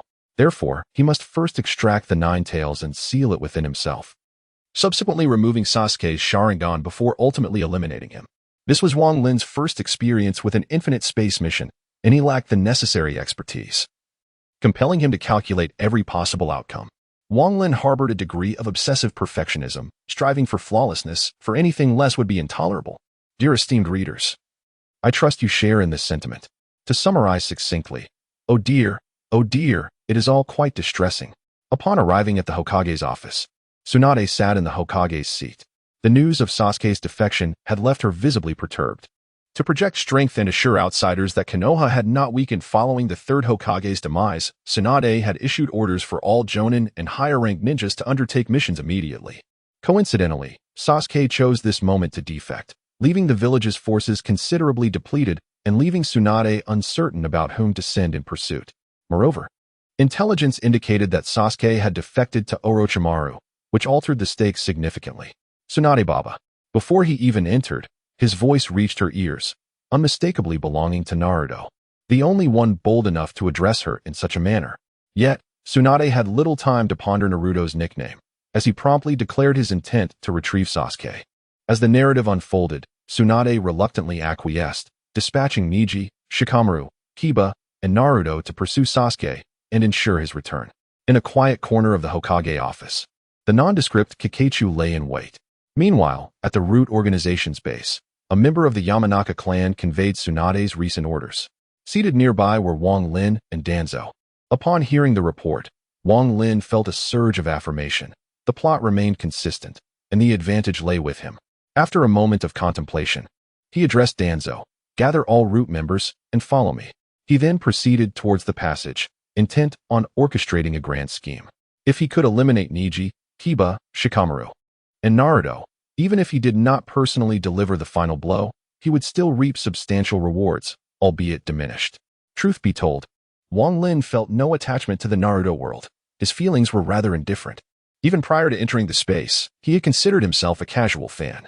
However, this did not grant him the luxury of leniency towards them. He bore no grievances against them, yet they served as stepping stones in his pursuit of strength. Let it be clear that one's affection for Naruto does not necessitate blind allegiance. Such behavior, in Wang Lin's view, is simply foolish. You are you, and others are others. To conflate the two without discernment is a folly. Wang Lin, in his rather blunt manner, expressed his exasperation. He asserted that he is not a sycophant and maintains that watching anime is merely a pastime, devoid of any personal connection. However, once a situation becomes personal, he feels justified in taking decisive action. Unless it pertains to principled issues, he believes that anyone who obstructs his path must face dire consequences. Wang Lin refuses to adopt the ruthless methods of the great villains who massacre innocents to augment their power, yet he also rejects the notion of being overly compassionate, asserting that one cannot simply refrain from taking action due to their gender. This kind of foolishness may exist elsewhere, but it is futile here in Wang Lin's presence. Danzo followed closely behind, exiting Konoha village through a hidden entrance of the route. Upon arriving at this familiar place, Wang Lin couldn't help but reminisce. It was from this very location that he first entered Konoha, marking the beginning of his journey. Likewise, it was from here that he would depart from Konoha, signifying that his story in this world was approaching its conclusion. With that thought, Wang Lin dismissed further contemplation and proceeded towards the Valley of the End. Though the term walking was used, a ninja's agility allowed him to traverse the distance swiftly. Since Sasuke's defection, Wang Lin had instructed the root members to follow him closely to ensure that no mistakes occurred. Currently, Sasuke remained hidden within the forest, far from the imminent battle at the Valley of the End. There was no need for Wang Lin to rush. The journey was relatively relaxed, with Danzo trailing behind him. In order to maximize the potential of the root organization, Wang Lin had invested considerable effort. Danzo had indeed excelled in his brainwashing efforts, even under normal circumstances. Should he perish, the root would continue to uphold his will, lurking within the ninja world. Wang Lin could only admire such political maneuvering. As Wang Lin made his way, he was not merely focused on the journey but was also strategically planning for future endeavors. He dispersed the root members, assigning them a singular mission to collect the heads of the fallen once the battles concluded. If they could incapacitate or capture them, that would be ideal. If not, direct elimination would suffice.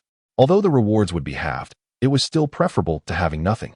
Meanwhile, Wang Lin, accompanied by Danzo and the sealing ninjas of the route, awaited the outcome at the Valley of the End.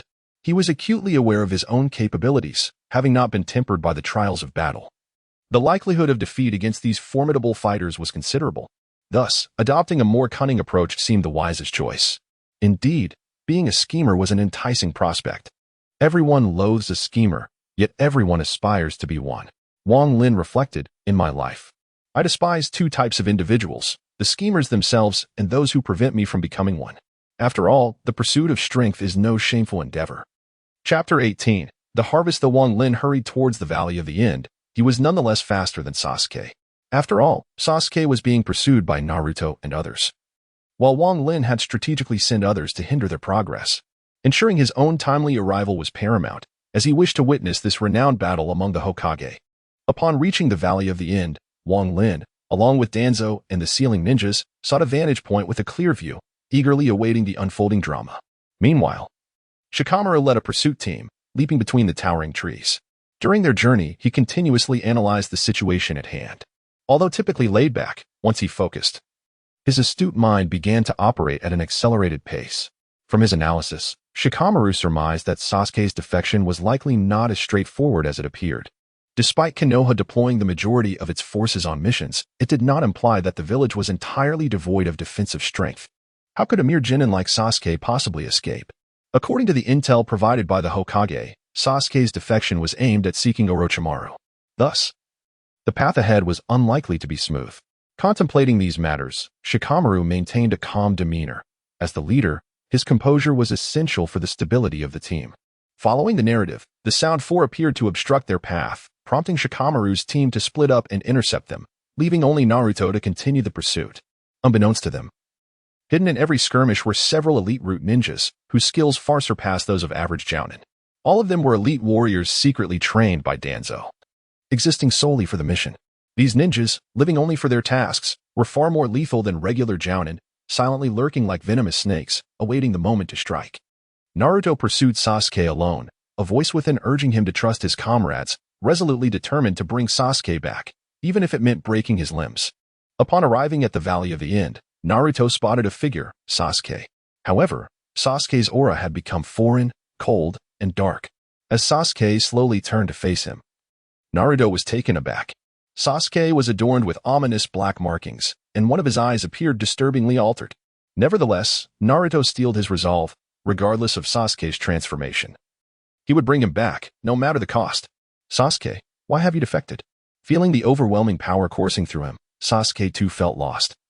For this was a strength unattainable within the confines of the village. This power captivated him, as long as he could continue to grow stronger. Eliminating that man would be a trivial task.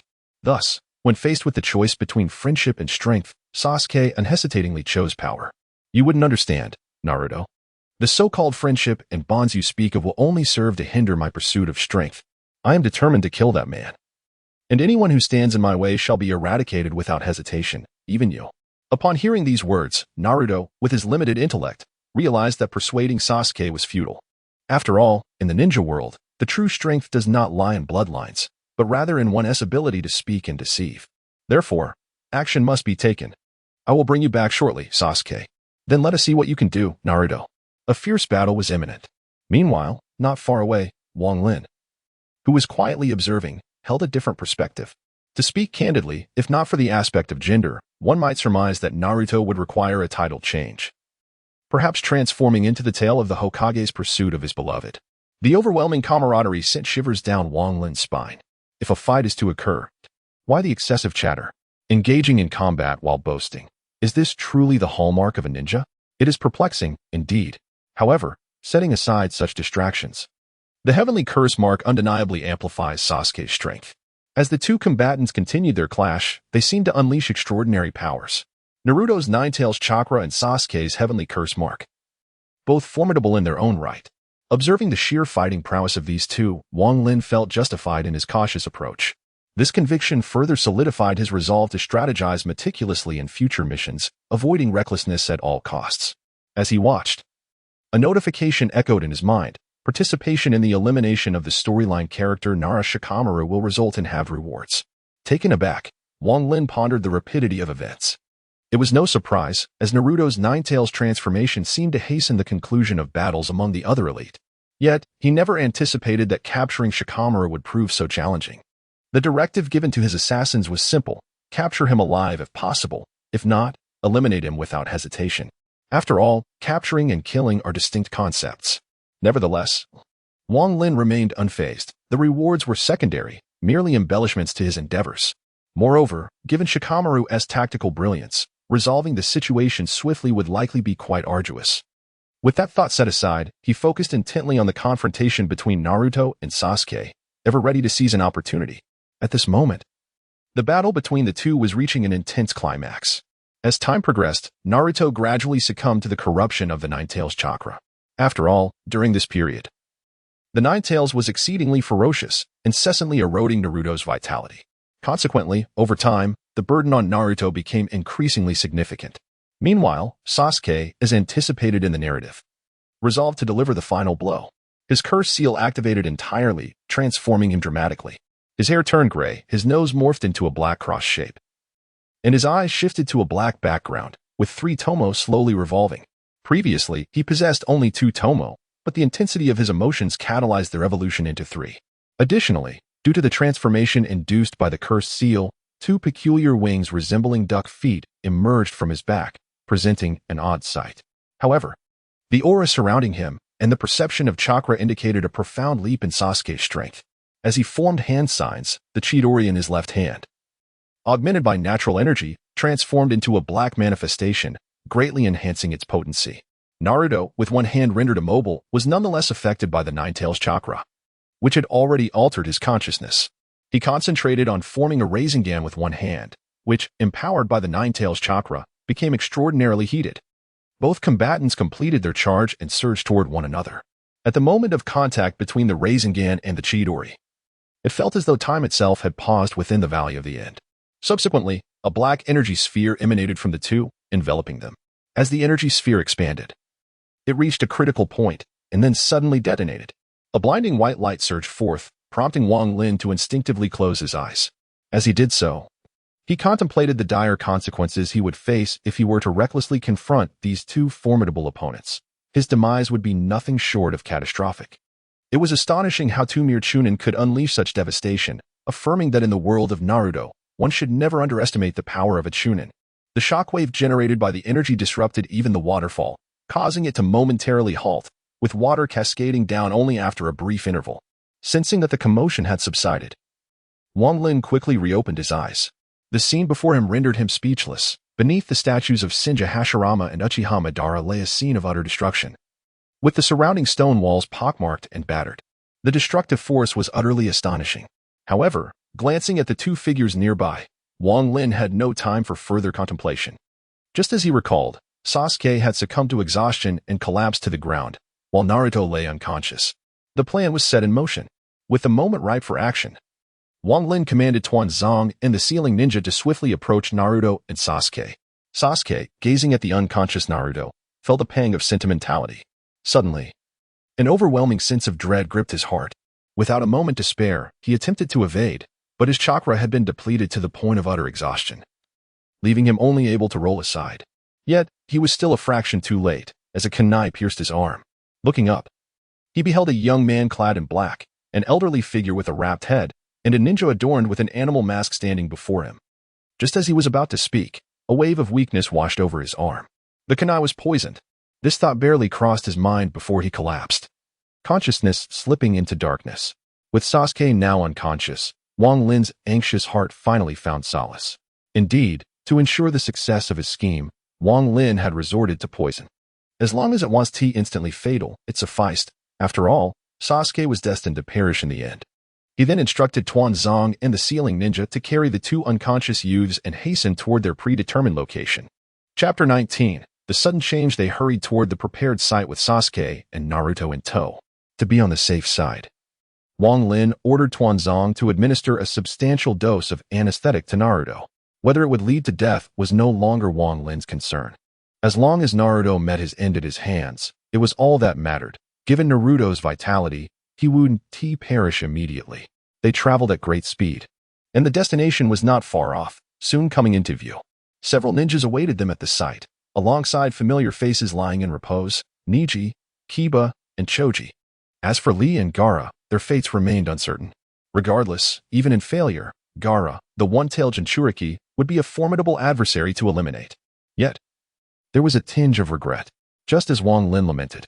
An unexpected revelation sparked joy within him. Participation in the defeat of the plot character Gaara will yield halved rewards. Participation in the defeat of the plot character Rock Lee will yield halved rewards. A delightful surprise indeed.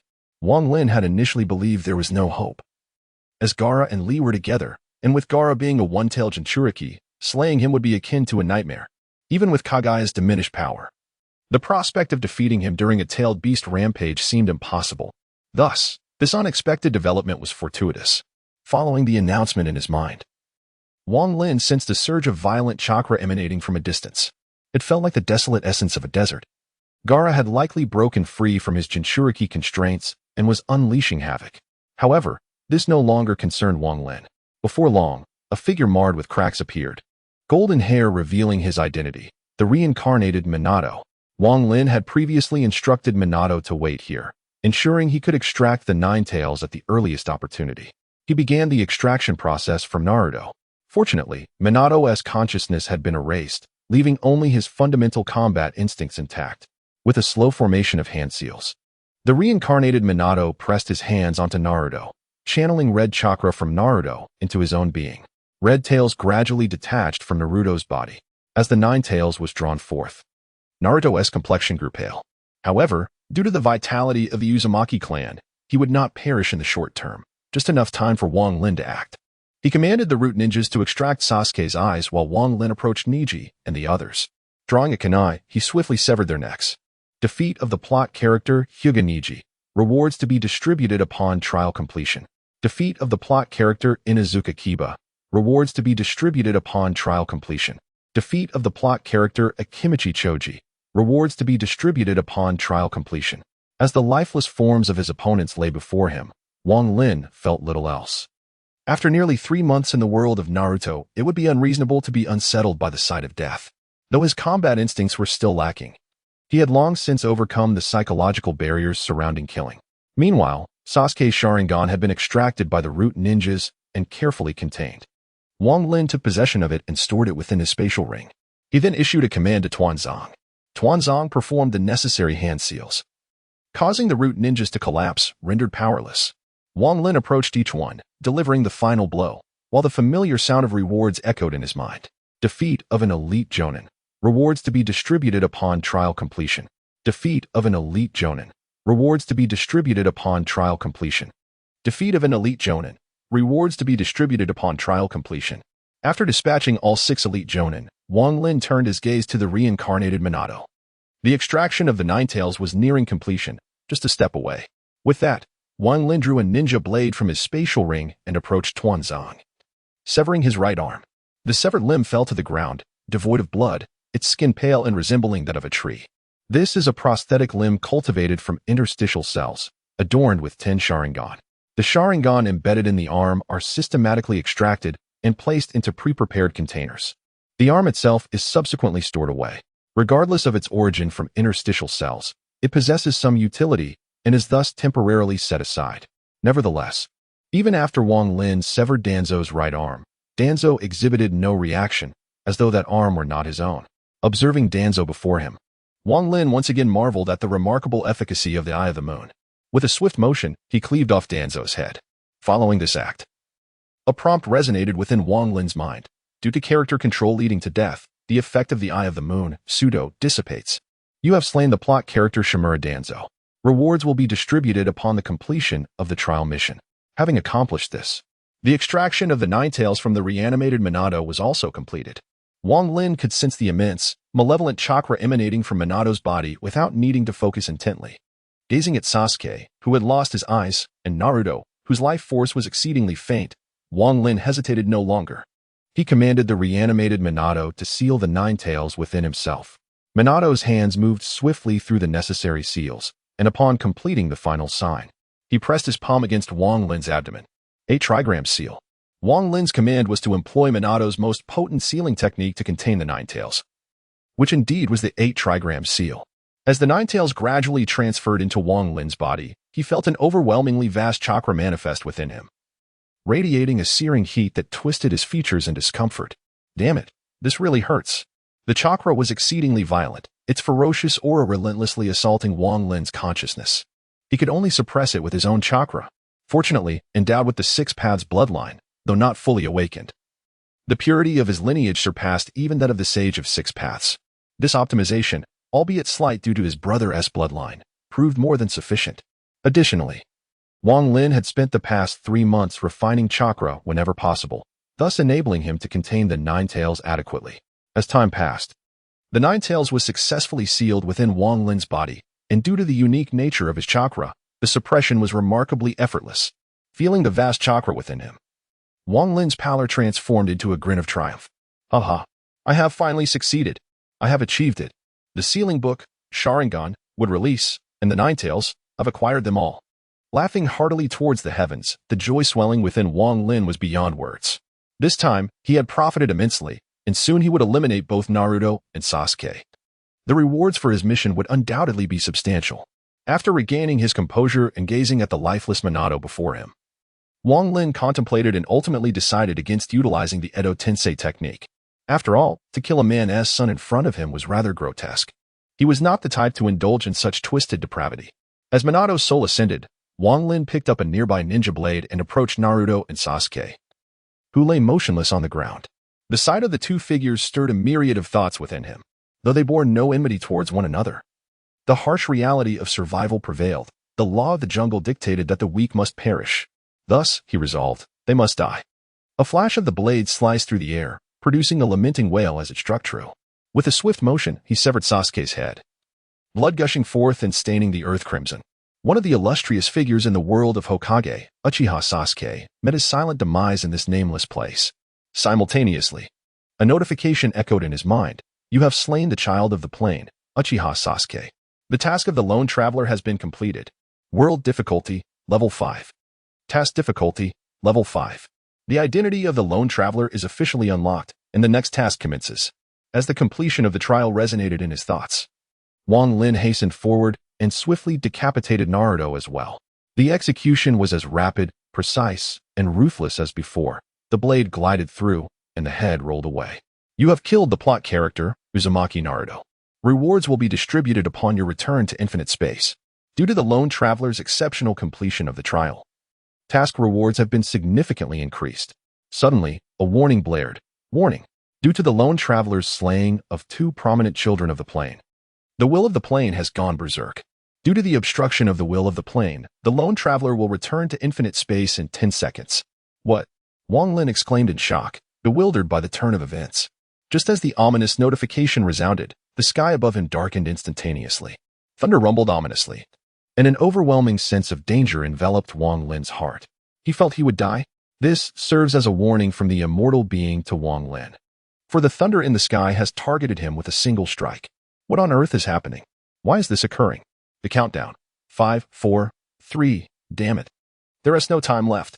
With just 2 seconds remaining, the impending thunderbolt loomed ominously in the sky. 2, 1. A flash of lightning instantaneously cleaved through the heavens, striking down towards Wang Lin below.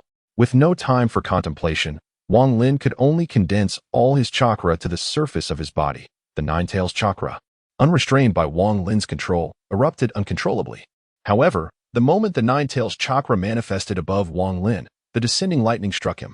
In an instant, both the Nine-Tails chakra and Wang Lin's gathered chakra defense were shattered as easily as hot knife through butter, and the force collided with Wang Lin's body. Simultaneously, the sound of an elevation echoed in Wang Lin's mind.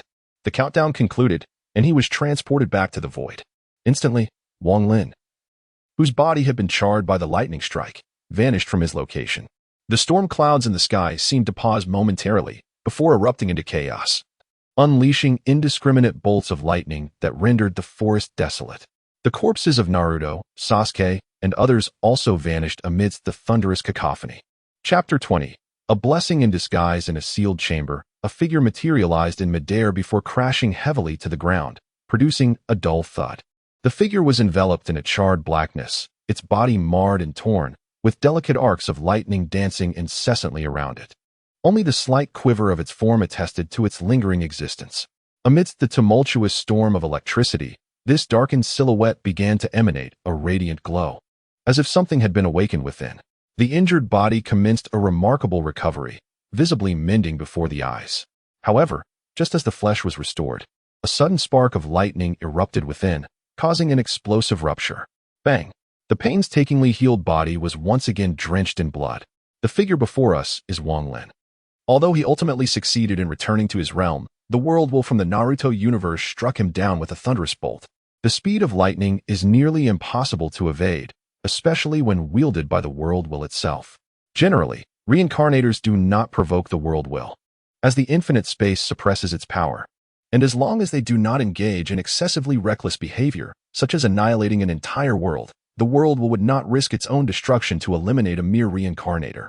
However, Wang Lin's audacious actions left the audience astounded. Essentially, he had exhausted all the resources of the Naruto world. Not only were the two children of destiny lost, but a majority of the prominent characters perished, and he even managed to seize the Nine-Tails. The Nine-Tails possesses at least half of the chakra of the Ten-Tails. There is a saying that encapsulates this. The Sage of Six Paths divided the chakra, one tail for each beast and a significant portion for the Nine-Tails. Ultimately, the remaining half was entirely allocated to the Nine-Tails, which explains why, during the Fourth Great Ninja War, Naruto could valiantly contend against five-tailed beasts without succumbing. Thus, It is no wonder that the world will was enraged and unleashed its fury without hesitation. At the last moment, however, Wang Lin teleported away, leaving the world will bewildered. Nevertheless, Wang Lin did not emerge unscathed. Despite successfully teleporting at the final second, he was struck by the lightning. Had it not been for the Nine-Tails chakra and his own to mitigate some of the impact, combined with the formidable vitality bestowed by his bloodline, he would likely have been reduced to ashes in an instant. Presently, Wang Lin finds himself in a profound state of unconsciousness, as the excruciating pain shattered his spirit, causing him to lose consciousness almost immediately. Fortunately, the immense vitality of the sage body was activated due to the damage sustained, engaging in a fierce struggle against the residual electricity. While the lingering thunder sought to destroy, the vitality of the sage body endeavored to restore. After a while, a voice resonated from the infinite space, announcing the detection of the lone wanderer's unconscious state and the initiation of mandatory repair functions. The repair commenced, and in an instant, the room was illuminated by a crimson glow. Under this red light, the remaining lightning began to dissipate, and simultaneously, the life force of the sage body surged. Within moments, Wang Lin's body was restored. His formidable vitality, having no adversary to deplete it, began to fortify his physique. Wang Lin's flesh, meridians, and bones underwent a transformative evolution. This time, Wang Lin found himself unexpectedly fortunate amidst calamity. The stimulation from the lightning catalyzed his celestial body to ascend to a second stage, thereby enhancing his vitality to a new echelon. A robust life force is not merely a matter of heightened blood levels. It amplifies ninjutsu and augments the strength exerted by the body. After all, a fortified physique naturally yields greater power. However, at this moment, Wang Lin remained unaware, still enveloped in unconsciousness. Upon detecting that Wang Lin's body had fully recovered, the crimson glow dissipated, signaling the completion of his restoration. Once the solitary wanderer's consciousness awakened, the restoration fees were deducted, leaving Wang Lin quietly sprawled on the floor of the room. Wang Lin felt as though he had been in slumber for an eternity. Upon opening his eyes, he was greeted by the sight of a white ceiling. Slowly rising to a seated position, he found himself momentarily bewildered. Memories from his past, particularly those intertwined with the world of Naruto and the harrowing experience of being struck by lightning, surged forth, plunging his mind into chaos. What was his current predicament? Fortunately, the Six Paths bloodline bestowed upon Wang Lin not only a celestial body but also the sage's eye. The advantages conferred by the sage's eye significantly amplified his soul. In a brief interval, he managed to clarify his thoughts, yet the excruciating pain and the overwhelming sensation of death from his memories abruptly seized his consciousness. Though his body had returned to its original state, even stronger than before, this did not imply an enhancement of his mental faculties. The fortification of his soul merely augmented his innate talents without alleviating the tumult within his mind. It could be said that a stronger soul yields a sharper intellect. Yet it was evident that Wang Lin's thoughts had become increasingly disordered, leaving him to rely solely on himself. The terrifying agony etched in his memories caused Wang Lin to tremble uncontrollably, rendering him hesitant to delve deeper into recollection. Most distressing of all was the intense feeling of death that had engulfed him in that fleeting moment. No individual can confront death with tranquility. It is an impossibility for anyone. The culmination of life is invariably death, a stark antithesis to existence, for in the face of mortality, trepidation is the sole response. Even within the realm of Naruto, Wang Lin had always done what he could to survive, perpetually wary of the hidden dangers that could lead to his demise. Ultimately, he had come perilously close to being struck down by lightning. The terror of death surpasses the agony of the body. Wang Lin sat on the ground, embracing his shoulders, curling into a ball. This instinctive gesture merely indicated that he was teetering on the brink of collapse. In that very moment, a profound stimulus of death ignited a crimson glimmer in Wang Lin's eyes. 3 tomos spun rapidly within his gaze, transforming into the shape of a 4-pointed shuriken. Similar to Uchiha Shursue's kaleidoscope, yet distinctively, Wang Lin's pattern was characterized by right angles, in contrast to Shursue's curved, windmill-like design. This kaleidoscope belongs solely to Wang Lin. The intense sensation of death stimulated Wang Lin's nerves, and coupled with the innate talent of the 6 paths of bloodline, it enabled him to activate the kaleidoscope. However, immediately after its activation, the rapidly spinning kaleidoscope abruptly came to a halt, as if some force had suppressed it, and it subsequently regressed to an ordinary 3-tomo design. Consequently, Wang Lin fell into unconsciousness once more due to this unforeseen event. Fortunately, he soon regained consciousness. This time, Wang Lin merely sat in a daze. As a solitary wanderer, he possessed unique qualities. Having lived alone for 22 years, he had grown accustomed to solitude, which provided him with a sense of security.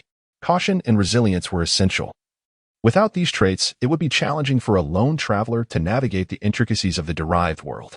However, the magnitude of this change was overwhelming, leaving Wang Lin momentarily unresponsive. He lifted his head, staring blankly ahead. After a prolonged silence, a glimmer of light flickered in his eyes. It seemed as though he had been holding his breath for an eternity, and suddenly, he gasped for air. After a while, his expression finally returned to normal. He mumbled to himself, "I have survived." Yes, he had emerged, successfully completing the trial of the solitary wanderer. He had lived. As he spoke to himself, tears streamed down his cheeks. Regardless of the circumstances, he had persevered, and the future promised to be increasingly bright. Wiping his tears, Wang Lin stood up. But before he could utter a word, he was taken aback by the sensations coursing through his body. Vitality, unparalleled vitality. Moreover, his chakra had more than doubled in an instant. By mere chakra standards, Wang Lin now possessed more than the combined total of his previous two selves. Additionally, his body had undergone some changes, and he felt as though he could accomplish extraordinary feats. For instance, he formed hand seals and unleashed the fire release, Great Fireball technique. A massive fireball erupted from his mouth, rivaling the Great Fire Annihilation unleashed by the legendary Uchiha.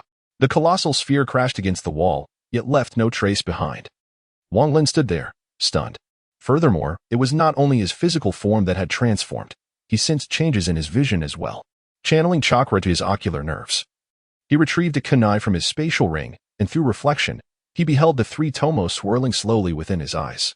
Wang Lin was dumbfounded. This was the Sharingan, and it was the three-tomo variant. Had he awakened his eyes? At this moment, Wang Lin felt utterly bewildered. It seemed that being struck by lightning was not such an unacceptable occurrence after all. Chapter 21. Rewards. It appeared that the benefits of being struck by lightning were rather substantial. The Sharingan had awakened, and to his astonishment, it manifested with three-tomo right from the start. Nevertheless, an unsettling sensation lingered, as if something were amiss. His Sharingan seemed to possess a peculiar, half-activated quality that Wang Lin could not quite articulate. Moreover, he could distinctly feel that his overall physical prowess had significantly intensified. As Wang Lin momentarily lost himself in thought, the voice from the space finally arrived, albeit belatedly. The Solitary Traveler's trial mission has been completed. The Solitary Traveler is returning to the exclusive space. The exclusive room is an absolute safe zone. Without the Solitary Traveler's permission, no one may enter. Commencing task. Reward settlement. Mission World. Naruto World Difficulty. Dangerous Trial Mission. Eliminate Naruto Uzumaki and Sasuke Uchiha. Optional. Due to the Solitary Traveler exceeding the trial mission requirements, rewards are doubled. Processing. Elimination of 6 elite jonin yields a reward of 900 space coins, doubled to 1,800 space coins.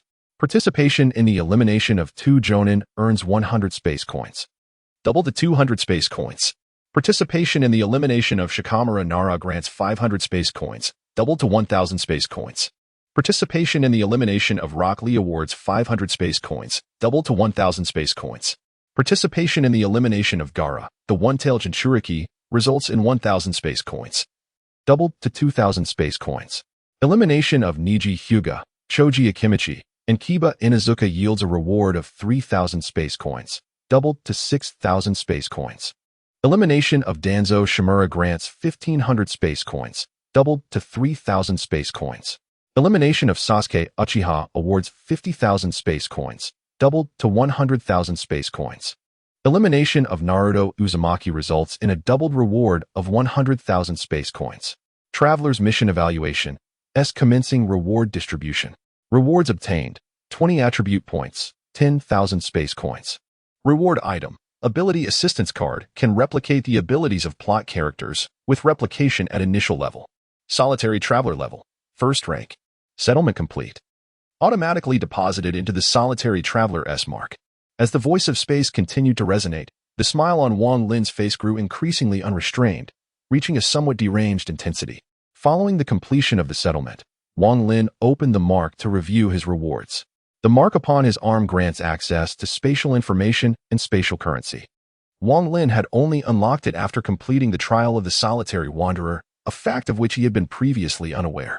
However, one aspect vexed him greatly. The mark's functionality included a storage space, rendering his earlier acquisition of a spatial ring somewhat redundant. How frustrating it was that it had not been activated sooner, leaving him with a tool that he could no longer utilize. Nevertheless, upon discovering that his task completion had been rated as S-class, a flicker of solace warmed his heart, although he was uncertain about the criteria for this ranking. The designation of S-class certainly suggested something extraordinary, having vanquished numerous narrative characters and even eliminated 2 formidable foes. The sheer quantity of spatial currency he had amassed brought an irrepressible smile to his face. After perusing the rewards for a while, Wang Lin chuckled with delight. This bounty was indeed a testament to my plans. It represents the foundation of my ascent to power, with attribute points capable of enhancing his physical abilities. It signified that as long as he accrued sufficient points, he could continuously grow stronger. At this moment, the sound of space resonated once more. The trial task was completed, and the panel for the Lone Wanderer was activated.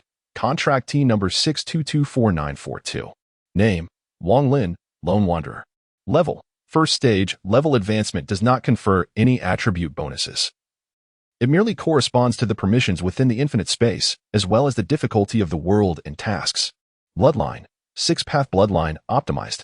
Awakened to the second stage of the Sage Body, Kaleidoscope Sharingan, due to the substantial enhancement of the Sage Body. The balance of yin and yang was disrupted, causing the Kaleidoscope Sharingan to be suppressed and regress to 3 Tomo. Origin: Source of Thunder. Contract Beast: 9 tails. Strength: 15, related to attack power. Agility: 15, related to movement and attack speed. Constitution: 30, related to defense and resistance. Intelligence: 20, related to spell damage and soul. Charm: 20, related to appearance and social skills. Luck: 5, this is a matter of appearance. After all, metaphysics cannot rescue those in dire situations.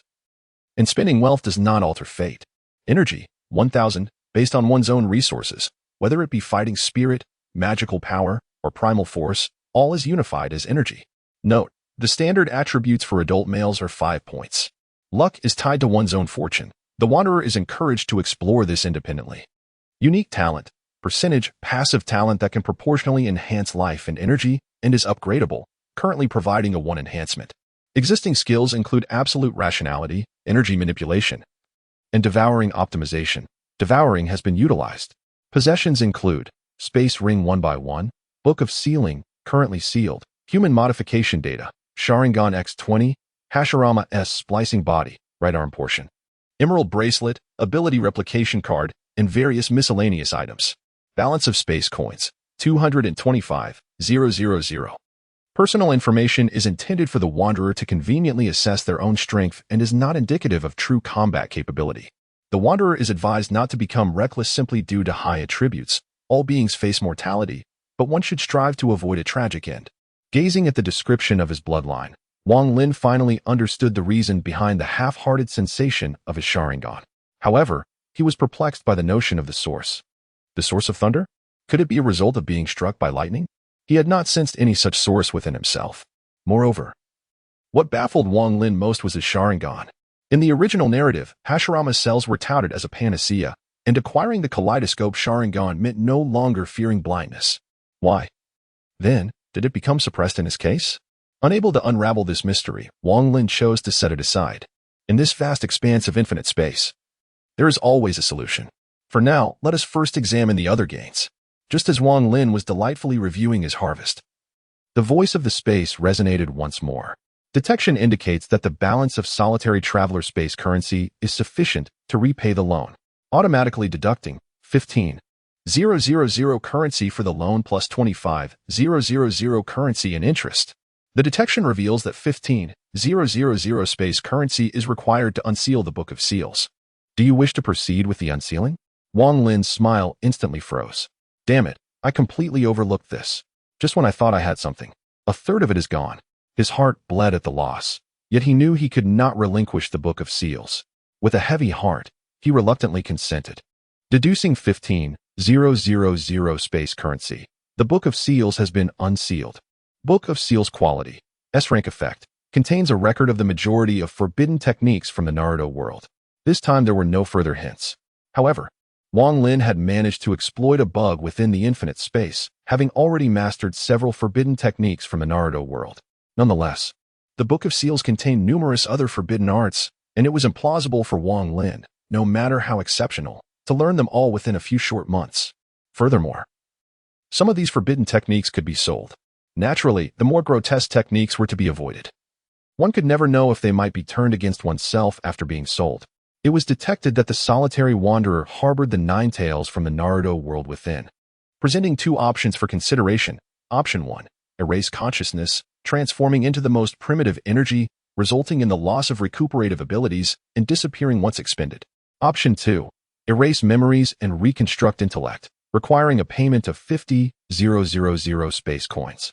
The sudden notification left Wang Lin momentarily stunned. He recalled that he possessed a complete version of the Nine Tails within himself, yet it seemed to be dormant.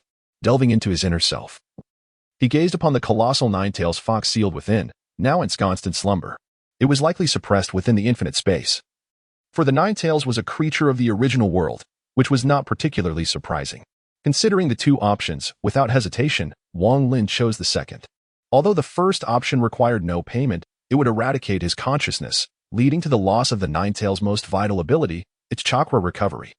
The Nine Tails was renowned for its boundless chakra, a result of its astonishing recovery speed. Without this capability, all the effort he had expended to obtain it would be rendered meaningless.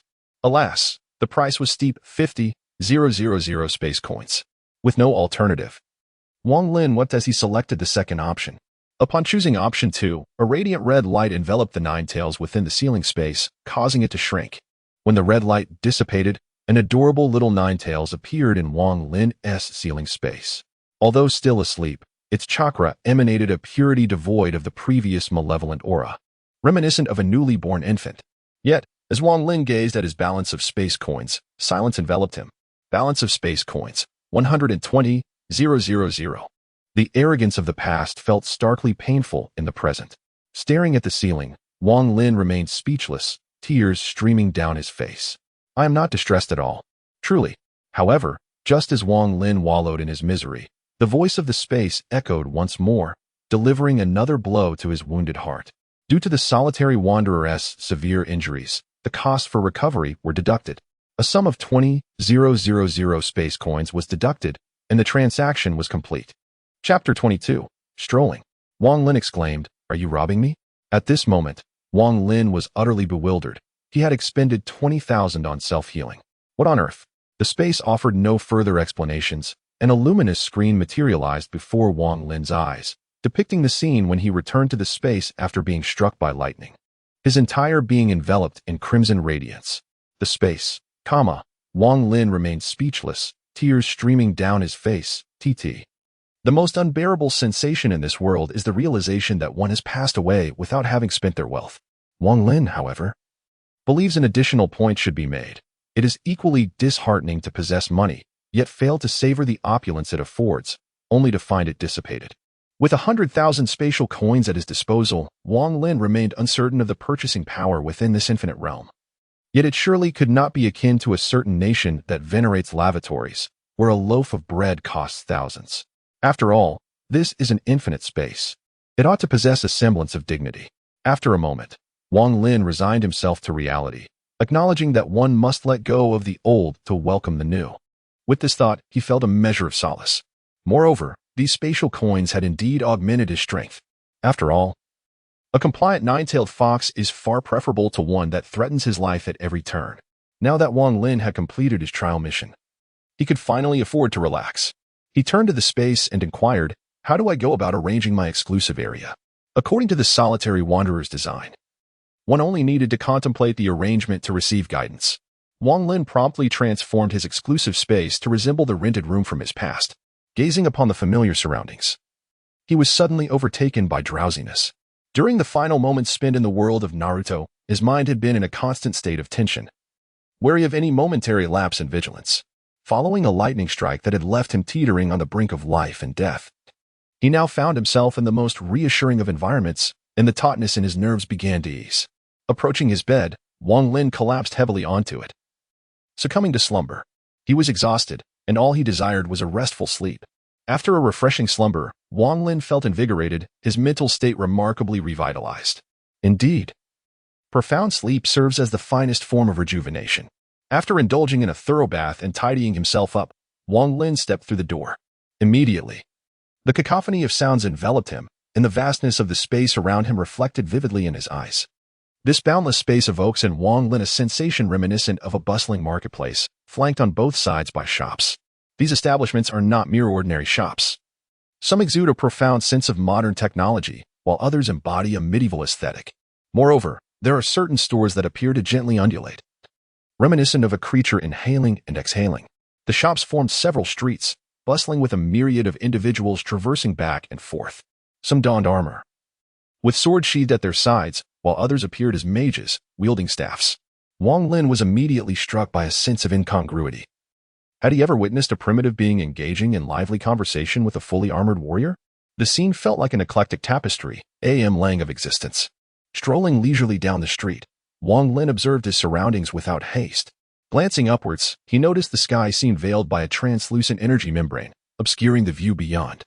As he continued his stroll, he stumbled upon a marketplace reminiscent of a flea market, where many sat cross-legged on the ground, displaying an array of items atop blankets. The vendors were vociferously promoting their wares. Don't miss out on D-grade firearms for just 200 space coins. For only 100 space coins, you can open a mystery box with no upper limit. Life potions available for just 100 space coins. What a steal. You won't regret it, not even a little.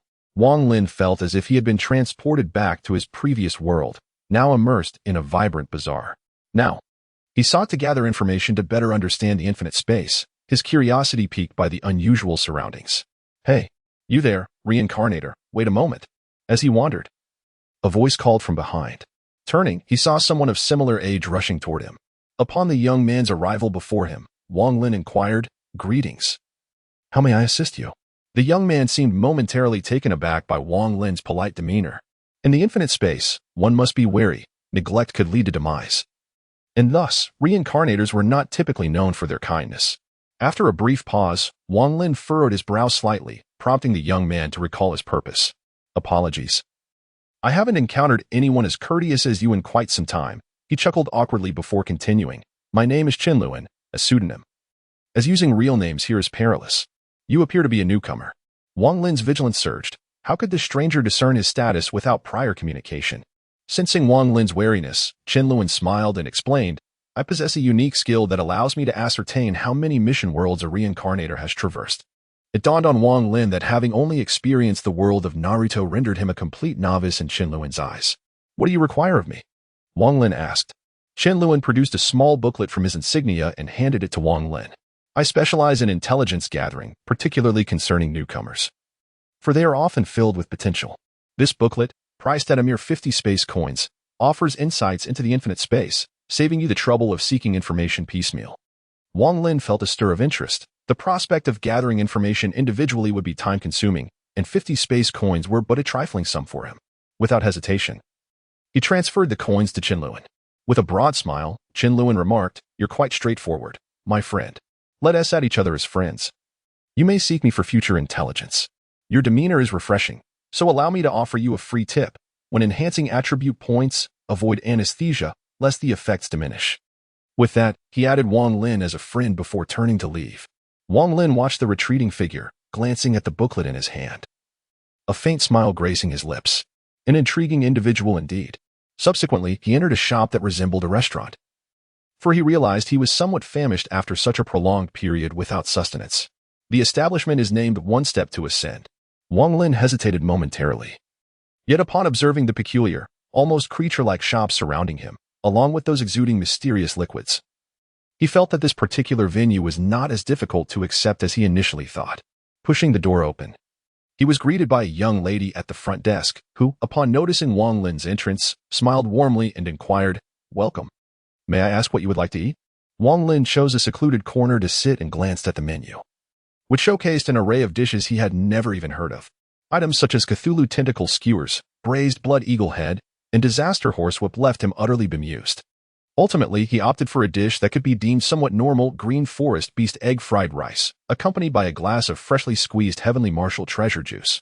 While awaiting his order, he pulled out a small booklet he had purchased earlier.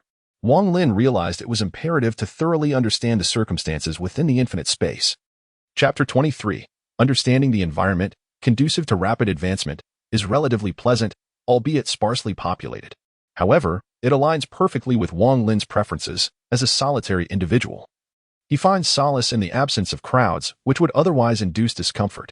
This is not to say that he is entirely incapable of social interaction. Unless he genuinely acknowledges someone, even those familiar to him may evoke a hint of wariness.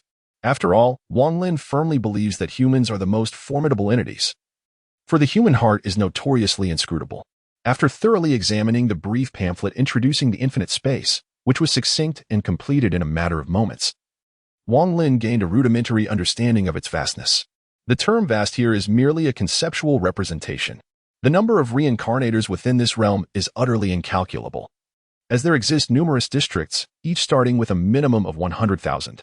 Moreover, the mortality rate within the infinite space is astonishingly high. In the first world, the death rate soared to 90%. The second world witnessed an even grimmer fate, with a staggering 95% mortality rate. However, the third world showed a significant decline, with the death rate dropping to 80%. Among the numerous concerns that Wang Lin harbored, the foremost was the classification of worlds. The infinite space employs a rather vague categorization of worlds, encapsulated in the adage, one shall never know in which world one might meet their demise. A particular anecdote in the pamphlet recounts the misfortune of a high-tier reincarnator who met their end in a world deemed of simple difficulty, allegedly due to a causal weapon that obliterated them entirely. Thus, the concept of world difficulty is merely a perception. The notion that a simple world permits reckless abandon is a fallacy. The sole universal currency within the infinite space is the space coin, intrinsically linked to one's prowess. Every item and service within this realm demands space coins. Without them, one would find themselves utterly stranded. Items and skills are classified into grades: SSS, SS, S, A, B, C, and D. On the market, the highest grade of items and skills available for trade is S, while those exceeding this grade can only be acquired through quests, rarely made available for sale by reincarnators. It can be said that securing an SS-grade item for under several 100,000 space coins is nearly impossible. Yet an SS-grade item can invariably be sold for such a sum. The infinite space is divided into low and high districts. Wang Lin currently resides in the low district, where only reincarnators of 5th-tier rank may partake in the Ascension trials. Success in these trials grants entry into the high district. As for failure, well, that speaks for itself. Wang Lin's initial encounter with the street was on Commercial Street, established by countless service providers. These individuals had relinquished their identities as reincarnators after enduring the cruel trials of 3 task worlds. The previous Commercial Street was a testament to the multitude of service providers, while the subsequent Street of Stalls served as a trading market. Beyond the trading market lay the most crucial reinforcement hall within the infinite space, dedicated exclusively to augmenting attribute points. Surrounding the reinforcement hall was a gladiatorial arena, designed for those intent on settling matters through life and death confrontations. Betting was also permitted, leading to the emergence of many who made a living from it. After absorbing this information, Wang Lin felt a profound shock. The infinite space exuded a sense of brutality, which he had previously overlooked while focusing on his tasks. Now, it appeared that this infinite space resembled a primordial forest, where strength dictated dominance, brutal yet straightforward. The pamphlet stated that upon completing a trial task, rest days would be granted based on task completion levels, rated from D to S, corresponding to 1 to 5 days. Thus, those with lower completion levels would find themselves perpetually traversing the task worlds, ultimately leading to a dismal demise in some realm. The strong would grow stronger, while the weak would weaken further. Wang Lin's heart remained unsettled after reading the pamphlet. The final statement was clear: if one were to slack off in the task world, the inevitable result would be a low evaluation, leading to minimal rewards. Consequently, one's strength would stagnate, resulting in a vicious cycle of underachievement and insufficient rest. Wang Lin recalled that he had received an S-level evaluation, allowing him 5 days of respite. The infinite space was akin to nurturing a venomous creature. One must either strive to enhance their power or succumb to weakness and ultimately perish. However, Wang Lin was resolute in his survival. On the contrary, he would thrive. Seated in a corner, Wang Lin mused that his future days would be filled with opportunities. After a brief wait, his fried rice and juice arrived, which he devoured in a matter of moments before settling the bill and departing. As he strolled along the street, he followed the pamphlet's guidance toward the central reinforcement hall. Along the way, he sought to understand the purchasing power of spatial currency. His initial observations revealed an exaggerated purchasing power, typically Reincarnators earned between 500 to 1,000 spatial coins in their first task world, sufficient only for purchasing D-grade items or weapons, and those were often subpar. Higher quality D-grade items exceeded 2,000 coins, and C and B-grade items were even more costly. Wang Lin noticed a C-grade pistol priced over 5,000 coins, highlighting the terrifying purchasing power of the 100,000 coins he possessed. This wealth would enable him to equip himself with at least C-grade gear in the next task world. Yet, Wang Lin found it peculiar that the pamphlet made no mention of unranked items or skills, and he had yet to encounter any in the markets. Intrigued, he pondered the significance of his unranked items and skills, deciding to set this curiosity aside for future exploration. As he continued on his journey, he observed a diverse array of individuals. Many gazes turned towards him, and Wang Lin understood the reason. The pamphlet had advised altering one's appearance in infinite space to avoid potential enmity, as encounters in the task worlds could lead to deadly confrontations. However, Wang Lin felt unperturbed. As a solitary figure undertaking trial tasks alone, he had no fear of forming grudges. His intention was to purchase a mask. For altering his face felt somewhat unsettling. Although several individuals glanced his way, the scenario was far from the absurdity often depicted in novels. Those who neither concealed nor altered their appearances were either novices or seasoned veterans, and all present had endured at least 2 task worlds. The less capable had remained in the first task world. However, should anyone seek confrontation, Wang Lin would not falter. With an average of 15 points across his attributes, bolstered by the 6 paths bloodline, he felt confident. According to the pamphlet, attributes ranged from 1 to 20 points for the first tier, 20 to 40 for the second, and so forth, with 100 points marking the 5th tier. The particulars of tiers beyond the 5th were shrouded in mystery, as they pertained to advanced zones. Wang Lin's foundational attributes, averaging 15 points, placed him at the pinnacle of the first tier. In contrast, typical reincarnators required 3 to 5 task worlds to elevate any of their foundational attributes beyond 15 points. Thus, Wang Lin remained untroubled. After approximately half an hour of walking, Wang Lin finally beheld a magnificent structure. The edifice resembled an ancient Roman palace, sturdy and grand, predominantly red and easily visible. Upon entering, he encountered several grand doors, each clearly labeled Attribute Reinforcement Hall, Equipment Item Reinforcement Hall, Gladiatorial Arena, and Combat Reinforcement Hall. Without hesitation, Wang Lin proceeded to the Attribute Reinforcement Hall. As he crossed the threshold, a magical formation materialized beneath his feet, enveloping him in a luminous aura before transporting him to a secluded chamber. A light curtain appeared before him, announcing, Commence Reinforcement, fee of 100 spatial coins. Wang Lin was unfazed, as the pamphlet had previously indicated that everything in infinite space required spatial coins, including attribute reinforcement. Thus, the adage no money, no progress held true. Without funds, one could not even enhance their attributes. After paying the fee, a capsule reminiscent of the enhancement chambers from Captain America rose from the ground, accompanied by a panel displaying his current attributes: Strength, 15, Agility, 15, Constitution, 30, Intelligence, 20, Charisma, 20, points available for solitary adventurers, 20. Wang Lin pondered his choices. As a solitary adventurer, he understood the necessity of versatility in combat. Thus, he could not afford to specialize excessively. However, maintaining an average level of ability often led to mediocrity. Without a definitive advantage in attributes, he could neither overpower nor outrun his opponents. Nevertheless, average development, as long as it kept pace with peers, could still yield a position among the elite. Wang Lin, having received 20 attribute points in his first attempt, something that would take ordinary reincarnators 5 worlds, contemplated his allocation. He decided to assign 5 points to strength, 5 to agility, and 10 to intelligence. While he recognized the utility of charisma and social interactions, he prioritized strength for the time being, intending to enhance it later. The 20 points in charisma should suffice for now. Upon finalizing his selections, the capsule's door opened, and Wang Lin stepped inside as it sealed shut. The reinforcement process commenced. Accompanied by intense discomfort, a prompt appeared.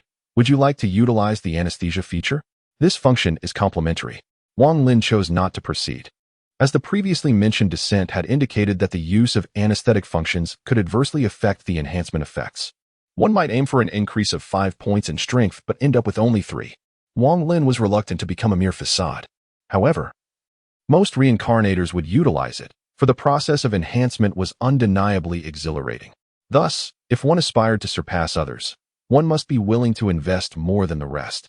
The enhancement chamber gradually began its operation, and an excruciating pain coursed through Wang Lin's entire body. Yet, this pain left him somewhat perplexed, as he found it less intense than being struck by lightning in the Naruto world. What was going on?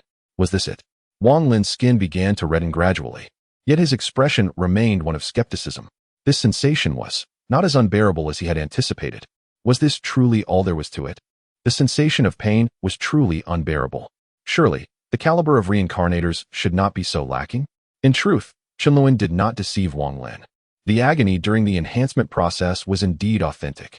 However, having been struck by the celestial wrath of the world's will, Wang Lin had experienced a level of torment that rendered him indifferent to the pain of enhancement. In fact, he found himself somewhat inclined to doze off amidst the discomfort. Could you perhaps show me a modicum of respect? The enhancement chamber seemed to implore. Thus, the process of enhancement, which had left countless reincarnators in a state of despair, concluded rather abruptly. Wang Lin, slightly at a loss for words, could only ponder, is this it? After a mere 10 minutes, he exited the attribute enhancement hall. Still somewhat incredulous. Was this truly all there was to it? He had prepared himself mentally for far more. Qinluan had not misled him. The pain of enhancement was something only a select few could endure. Wang Lin, having endured the divine strike, had significantly heightened his threshold for suffering, which is why he found the experience to be rather trivial. Were it an ordinary reincarnator, they would likely succumb to the pain, their name reversed to honor Qinluan's legacy. Following the enhancement, Wang Lin's fundamental attributes had transformed into Strength 20, Agility 20, Constitution 30, and Intelligence 30, with Charisma remaining at 20. He stood at the pinnacle of first-tier reincarnators, having reached his limits. In but a single world, Wang Lin had achieved a level comparable to seasoned reincarnators who had traversed 5 or more realms. Thus, a monster was born. Furthermore, Wang Lin possessed no additional equipment to bolster his abilities, relying solely on his bloodline enhancement. Should he procure gear to augment his attributes, his power could ascend even further. In the first world, no equipment was lost. Otherwise, given Wang Lin's exploits within the realm of Naruto, he would undoubtedly have acquired several B-grade items. However, he now sensed a slight awkwardness in his gait. This sensation was all too familiar to Wang Lin, as he had encountered a similar situation right after seizing the Six Paths bloodline. Therefore, he remained calm. The Battle Enhancement Hall was specifically designed for such circumstances. Without hesitation, Wang Lin turned and entered the hall. Welcome, Lone Wanderer, to the Battle Enhancement Hall. Please select your mode, Instruction Mode or Combat Mode. Wang Lin opted for Instruction Mode, for he had yet to engage in proper combat. He had always lingered in the shadows. Please select your level of instruction. Before him appeared 4 options: Beginner Instruction, Intermediate Instruction, Advanced Instruction, and Observation Instruction. The first 3 options displayed their respective prices. Beginner Instruction cost 100 Paradise Coins per hour, Intermediate Instruction cost 1,000 Paradise Coins per hour, and Advanced Instruction cost 10,000 Paradise Coins per hour. The final option, Observation Instruction, required a thing called a General S order rather than coins. Wang Lin was perplexed. What exactly was a General's order? Fortunately, the infinite space provided an explanation. The General's order was essentially a crystallization of a strong individual's memories, allowing one to observe their entire life through the corresponding order. However, acquiring a General's order necessitated completing certain tasks, the nature of which was unknown to Wang Lin. Each instance of observation instruction enabled one to randomly learn a singular ability from the observed subject. Thus, the efficacy of observation instruction varied greatly. The stronger the subject, the more potent the learned ability, and vice versa. Nonetheless, Wang Lin mused that if the target could become the subject of a General's order task, it likely possessed considerable strength. Yet, he chose not to dwell on this now, as such opportunities were rare and must be approached with caution. After all, one could not expect a mage to observe a warrior's General's order, akin to Gandalf merely learning a light spell to strike with a staff.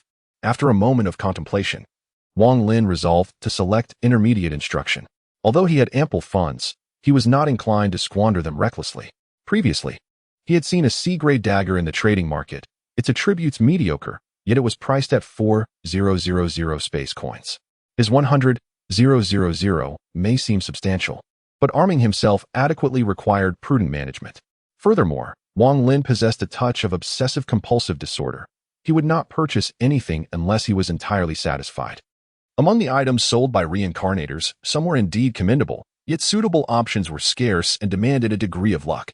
Thus, Wang Lin intended to first elevate his own capabilities before assessing the situation further, fully aware that combat was his Achilles heel.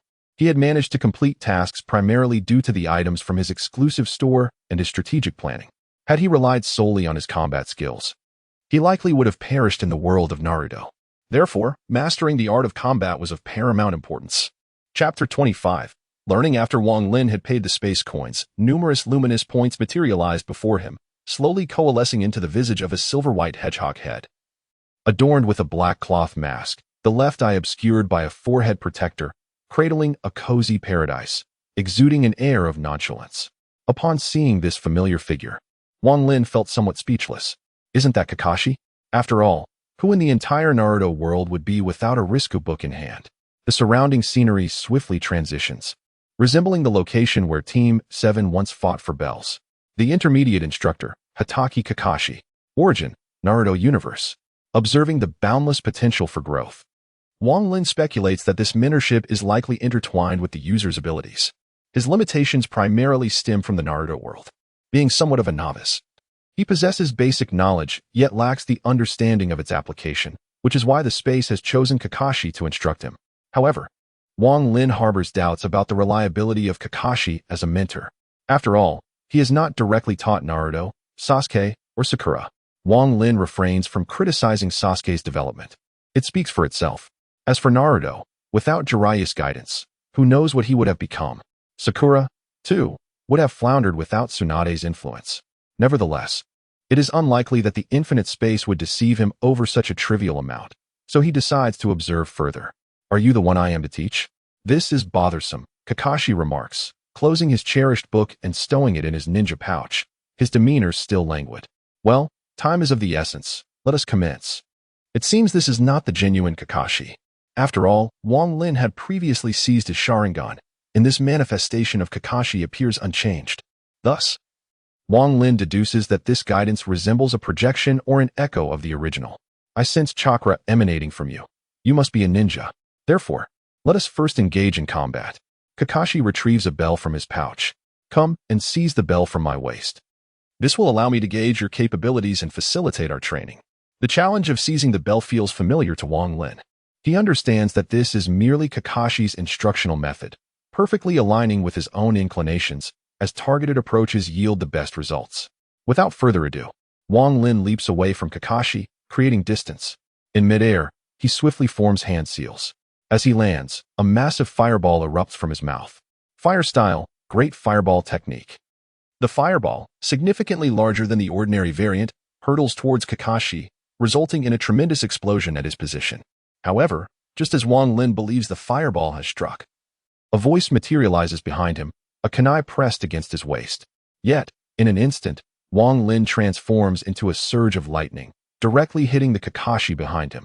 Just as Wang Lin's lightning clone makes contact, the figure of Kakashi morphs into a piece of wood, remaining stationary. In their initial encounter, neither side gains a clear advantage. Wang Lin, now concealed in the nearby thicket, reflects on his character. In such scenarios, he prefers to survive. Despite his ample chakra, life is singular. While observing his surroundings, a flurry of feathers descends before him. Wang Lin's pupils constrict as recognition dawns. He recalls this technique. With no time to ponder, he forms seals, preparing to break free from the illusion. The chakra of the nine tails surges within him, shattering the Jinjutsu, yet leaving him momentarily disoriented. In that fleeting moment of confusion, a kunai presses against his neck, freezing him in place. Not bad, but it's merely adequate, Kakashi remarks as he steps forth from his hiding spot. Wang Lin feels a twinge of frustration. Although he is aware of the vast gap between himself and Kakashi, he did not anticipate his defeat to come so swiftly. Wang Lin's advantage lies in his abundant chakra and the formidable vitality stemming from his sage lineage. In simpler terms, Wang Lin is akin to a child wielding an array of weapons, while Kakashi is an adult armed solely with a sniper rifle. Wang Lin can blanket the forest with ninjutsu, yet Kakashi can deliver a fatal blow in an instant. Your great fireball astonished me. What you wield as a C-rank jutsu appears almost B-rank in your hands. However, you are too inexperienced. Although you began cautiously, utilizing clones in battle, You faltered when ensnared in an illusion, forgetting your status as a Jinchuriki, leading to your defeat. Kakashi incisively identifies Wang Lin's most significant flaw, his lack of understanding in combat. Merely possessing fragmented knowledge. Wang Lin listens attentively to Kakashi's words. Acknowledging one's shortcomings is no disgrace, especially when it may prevent future peril. Your talent is commendable, yet your foundation is lacking. You must accumulate combat experience. There are no shortcuts. Therefore, let us continue to fight, allowing your body to acclimate to battle. With those words, Kakashi launches his second assault, and this time, Wang Lin acutely senses the murderous intent emanating from his instructor. The chilling sensation enveloped Wang Lin, rendering him motionless. It was only when the kunai pressed against his neck that he regained his composure. What was that? Why could I not move? Wang Lin gazed at Kakashi, perplexed. This sensation was unsettling, yet it had immobilized him entirely. Kakashi, seated calmly on the ground, spoke softly. What you just experienced was killing intent, in simpler terms. It is the aura of determination. You must understand that in battle, one must possess the resolve to eliminate the opponent. I recognize that the concept of a ninja might feel like a constraint to you, so I shall refrain from imparting the traditional teachings of ninjutsu. You need only grasp that once you ascertain someone is your enemy, you must not hesitate. Use every means at your disposal to defeat them. Otherwise, masquerading as the weak will ultimately lead to your demise. Kakashi's words left a profound impression on Wang Lin. He had witnessed many antagonists in anime and novels fall prey to their verbosity. Wang Lin had no desire to embody a villain. Yet he was equally unwilling to be overturned. Kakashi rose and addressed Wang Lin. The verbal guidance concludes here. We shall now engage in practical combat training. Experience is the finest teacher. Thus, Wang Lin and Kakashi engaged in relentless combat within the forest. As the encounters multiplied, Wang Lin transitioned from awkwardness to proficiency. He even recalled his Sharingan and the Nine Tails, for Kakashi had once stated that one must utilize every asset to achieve victory in battle.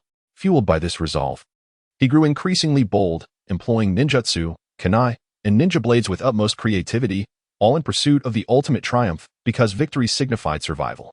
With each skirmish, Wang Lin's expertise flourished. The combinations of ninjutsu, the deployment of hidden weapons, and Kakashi's occasional use of ninja blades enriched his understanding immensely. Indeed, nothing compared to the exhilaration of wielding a blade against an opponent, nor the thrill of unleashing a barrage of firepower. This chaotic onslaught ignited a fervor within him.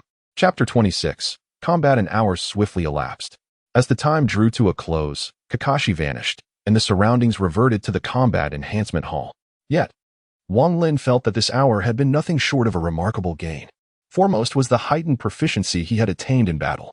For the past hour, Wang Lin and Kakashi have engaged in battle at least 100 times, with Wang Lin consistently emerging as the defeated. Yet, through this relentless confrontation, Wang Lin has grown increasingly adept in combat. Initially, his approach was purely instinctual, lacking any semblance of strategy. There were moments when he could not utilize certain ninjutsu, even those he had mastered, due to a blank mind during the skirmishes. The most notable instance was his Sharingan. Wang Lin completely forgot he possessed this ability. After numerous encounters, it was only upon seeing Kakashi's Sharingan that he recalled his own. However, upon activating it, he found himself unable to wield its power effectively. The extraordinary dynamic vision and the enhancements brought forth by the Sharingan overwhelmed him. It took several more bouts of being thoroughly bested before he began to find his footing. Thus, it is often said that combat is the finest teacher. Now, Wang Lin felt confident he could vanquish his former self in a mere minute. After a brief moment of contemplation, Wang Lin resolved to seek further instruction, once again from Kakashi. As he was still in the midst of absorbing knowledge, and changing mentors haphazardly could prove detrimental. Activating the Lone Wanderer privilege, he opted for a training duration. It appeared that this privilege had its advantages, as a smile crept onto Wang Lin's face. 5 hours. The fee was deducted, and the instruction commenced. Kakashi's figure soon materialized before Wang Lin, in the same surroundings as before. A slight nod from Kakashi acknowledged Wang Lin's presence. Wang Lin was somewhat taken aback. It seemed that the characters summoned through the Lone Wanderer privilege retained their prior memories. This was advantageous, as it spared precious time. Thus began another arduous training session. Although Wang Lin had accumulated considerable combat experience, facing Kakashi, an elite among elites, meant he inevitably endured a thorough thrashing. However, akin to a video game, with each defeat, Wang Lin gradually began to counterattack. From initially being able to block a single strike to eventually exchanging blows, Wang Lin absorbed the lessons like a sponge. The six paths bloodline bestowed upon him extraordinary stamina and chakra, rendering 5 hours a mere trifle. Within the confines of the infinite space in the teaching mode, there were no limitations on the instructive figures, thus, the entire 5 hours were spent in continuous combat. As the final 5 minutes approached, Kakashi called a halt to the sparring and elucidated the areas where Wang Lin had fallen short during the session. Wang Lin listened intently, eager to learn. When the time concluded, Kakashi remarked, "I must say, your talent is exceptional."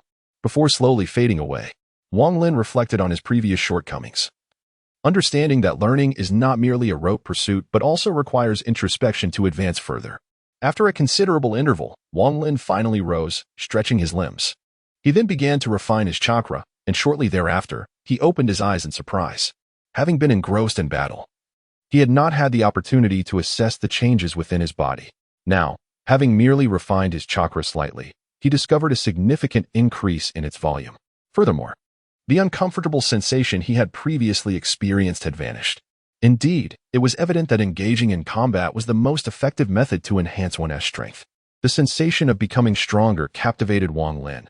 To live and subsequently grow more powerful, he resolved to engage in a true battle.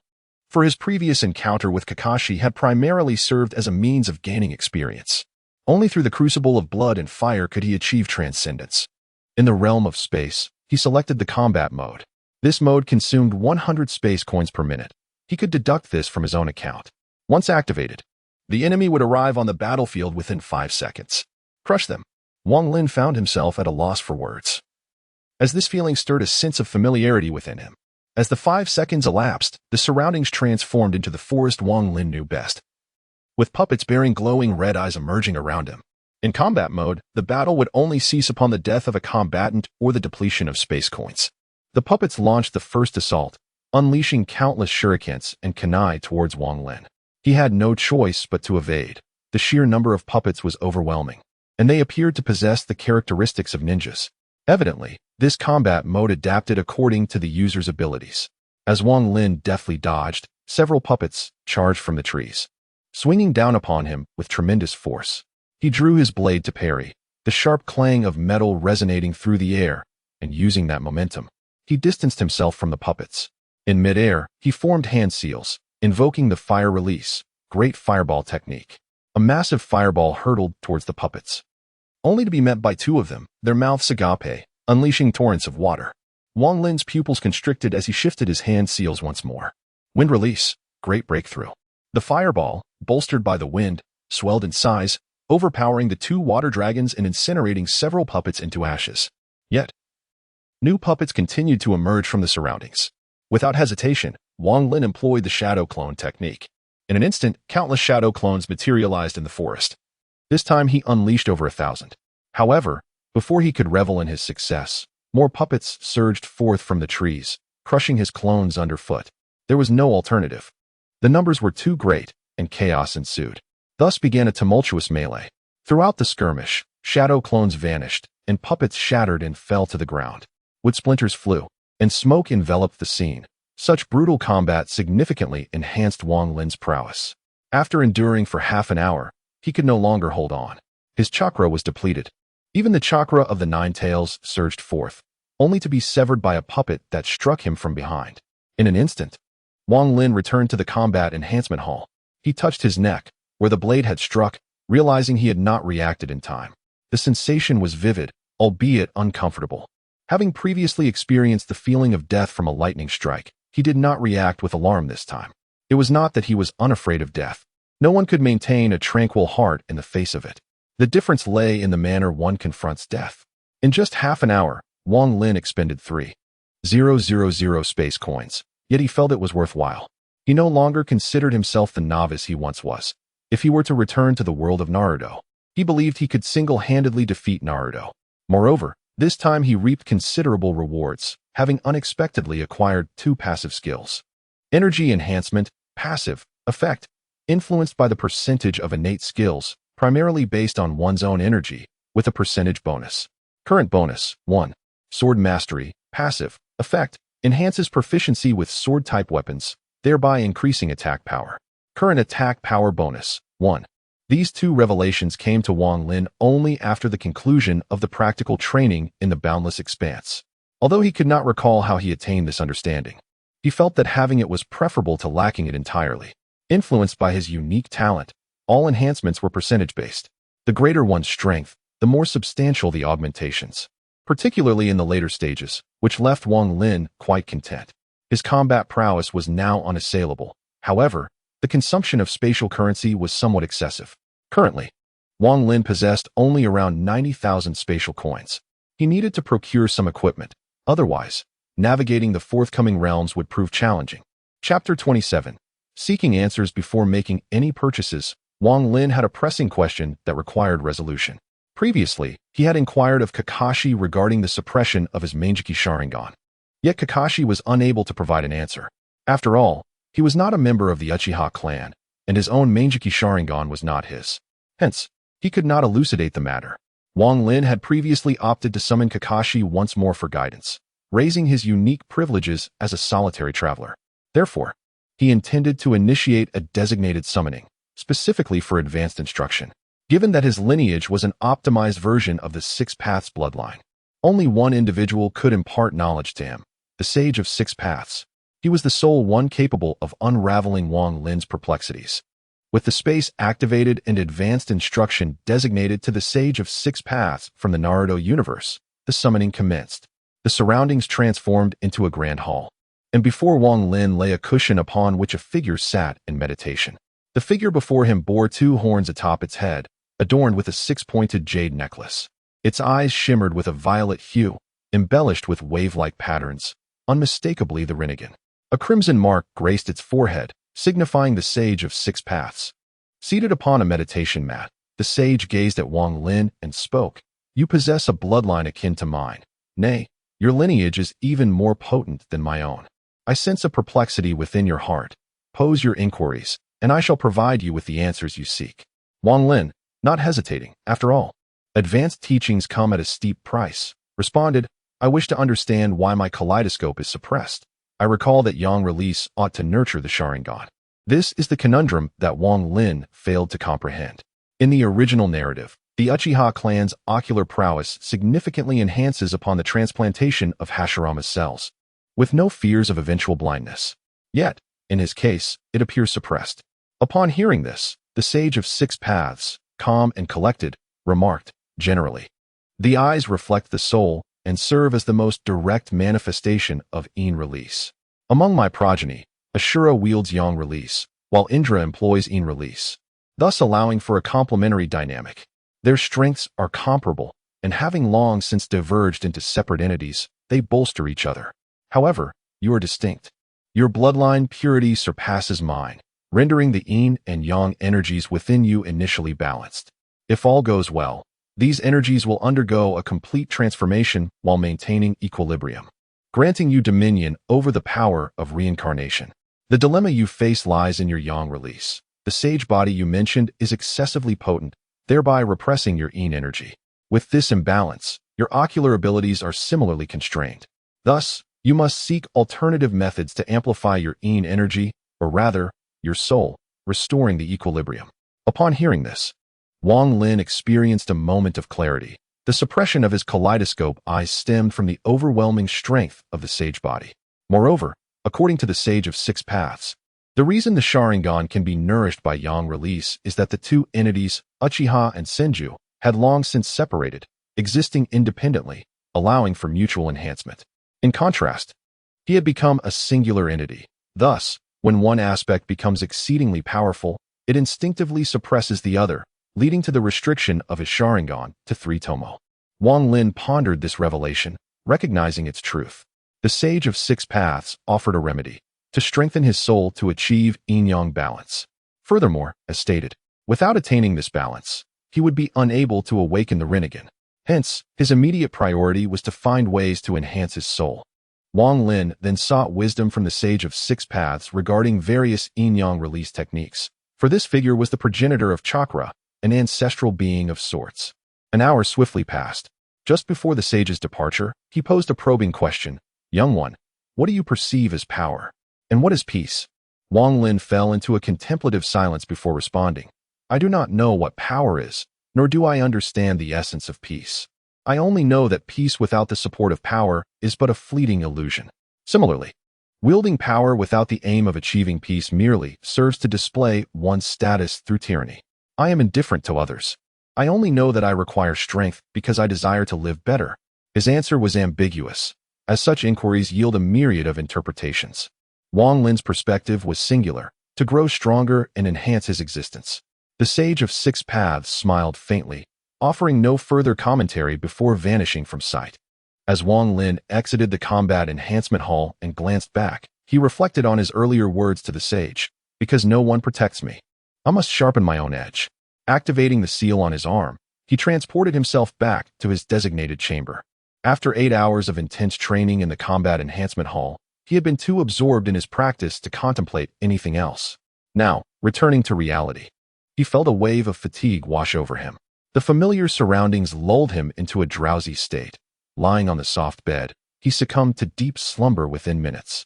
While Wang Lin slept, a crimson glow emerged from his abdomen, revealing an adorable little nine-tailed fox, which nestled beside him and drifted into slumber. Thus, man and fox slumbered side by side, oblivious to each other's presence. Time passed, and Wang Lin eventually awoke. Truth be told, had it not been for the sensation of breathlessness and the gnawing hunger in his stomach, he would have preferred to continue sleeping. As he opened his eyes and beheld the curled-up form of the nine-tailed fox beside him, he was utterly bewildered. What is happening? How did the nine-tailed fox emerge? Closing his eyes to sense his surroundings, he discerned a lingering connection to the fox. However, it was clear that the nine-tails was no longer within the ceiling space. What is this situation? Can the tailed beast still emerge? Wang Lin promptly inquired within the space, and the voice of the space resonated in his mind. Previously, the solitary wanderer had chosen to reshape the contract beast's divine will, thus altering the sealing agreement. While retaining its abilities, the freedom of the contract beast was not constrained, and the fatal consequence of losing the contract beast was also eliminated. Otherwise, why would it be so costly? Wang Lin was instantly filled with joy. It seemed he had become an immortal Jinchuriki. During previous combat, he had utilized the chakra of the Nine Tails without sensing any difference. In retrospect, the 50,000 space coins spent were indeed worthwhile. Wang Lin could only exclaim, "Infinite space is truly remarkable. Infinite space, boundless and omnipotent." Though he felt a hint of breathlessness when being called fat, Wang Lin still sensed that this infinite space did not entirely conform to the emotionless portrayal found in the pamphlets. Despite only a faint trace of emotion surfacing, it allowed Wang Lin to perceive a subtle divergence. It seemed that infinite space possessed emotions as well, yet he dared not affirm this. However, at present, he had neither the time nor the leisure to contemplate such matters, for he remained a fledgling. Never mind, he thought. It was time to go out for a meal. Not wishing to disturb the still sleeping Nine Tails, Wang Lin refrained from interrupting, as the tailed beast was fundamentally a conscious mass of chakra that did not require sustenance. Moreover, his contract with the Nine Tails allowed him to summon its power at will, which was exceedingly convenient. Consequently, Wang Lin exited his exclusive space, leaving the Nine Tails to slumber alone on the bed. Chapter 28. Taba stepping out from his exclusive space, Wang Lin made his way directly toward the commercial street. This time, Wang Lin resolved to earnestly seek out a decent restaurant, as the previous establishments he encountered were increasingly terrifying.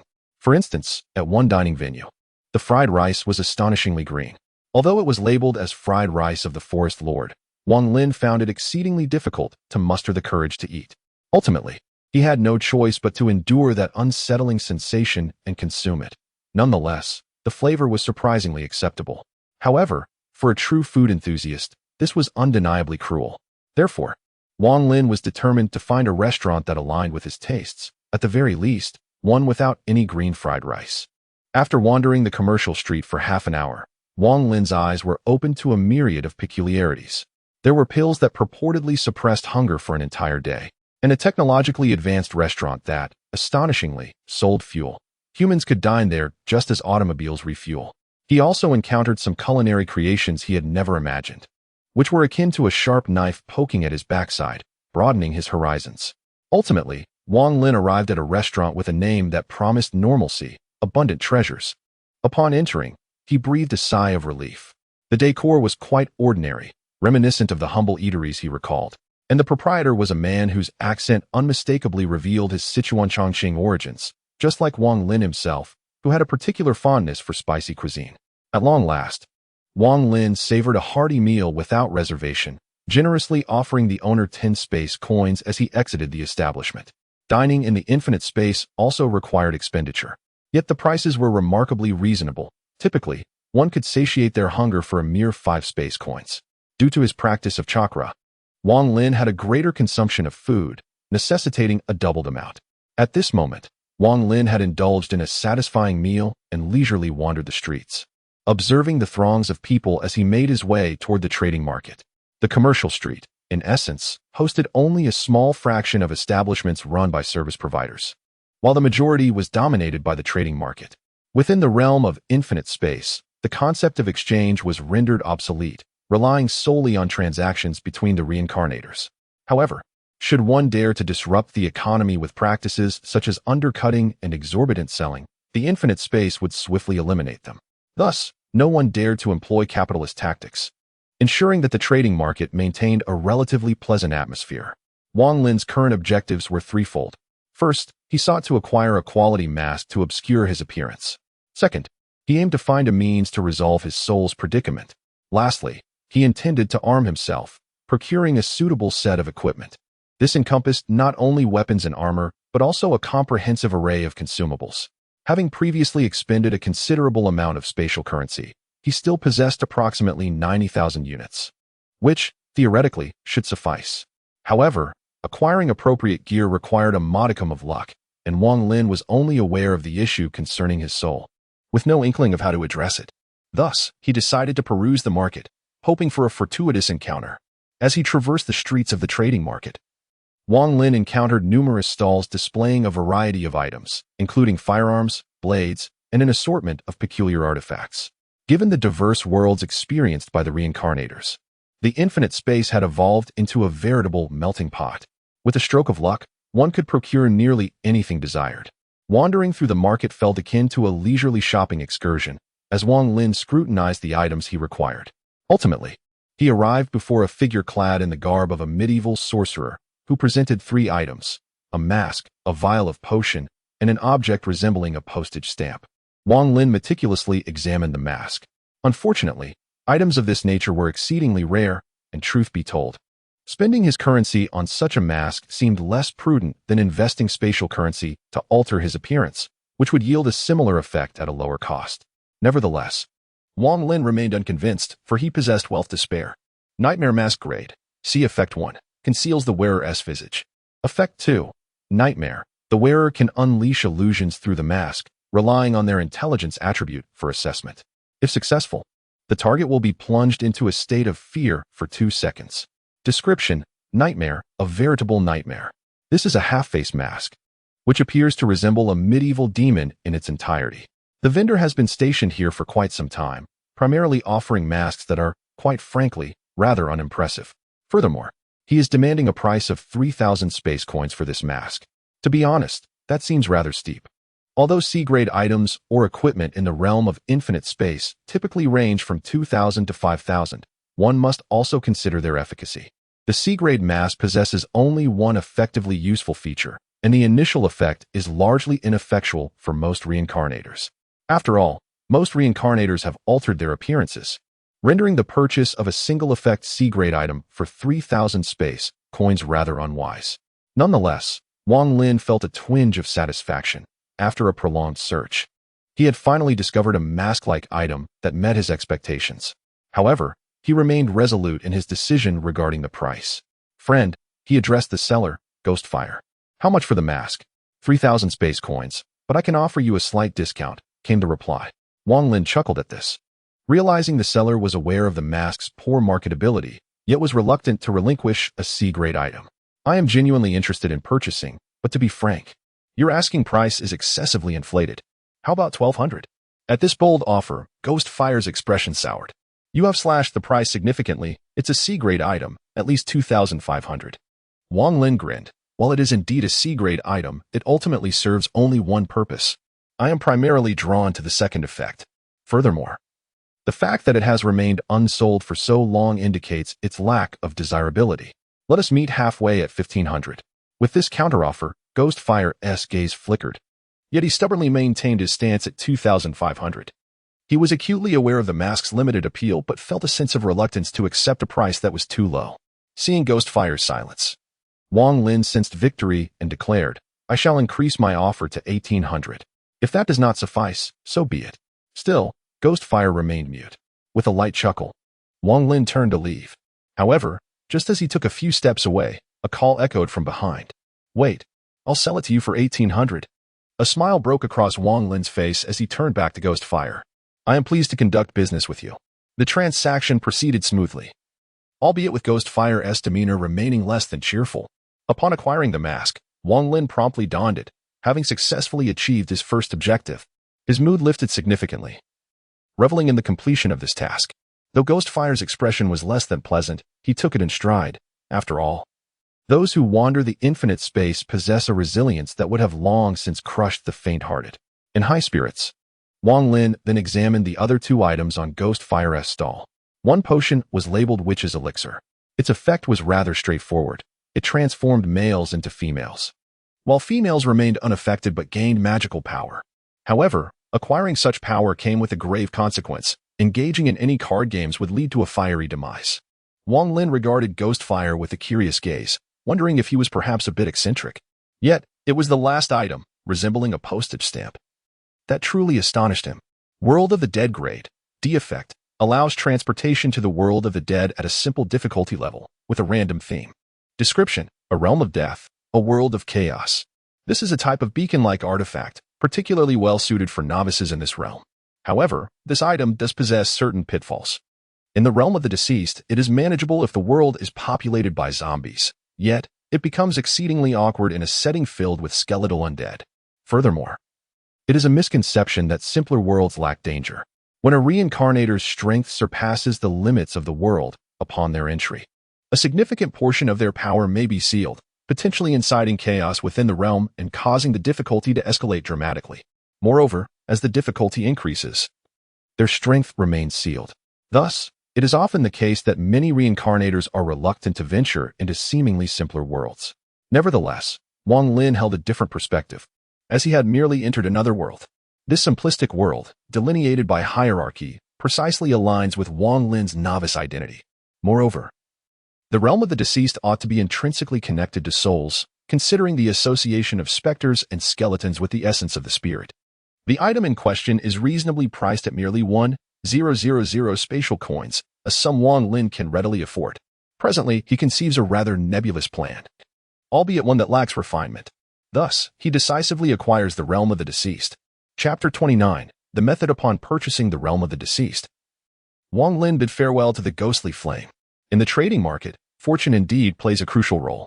As he contemplated the beacon he had acquired, his mind was preoccupied with thoughts on how to maximize its value. However, he found himself at a loss. Akin to solving a complex equation, he possessed one variable.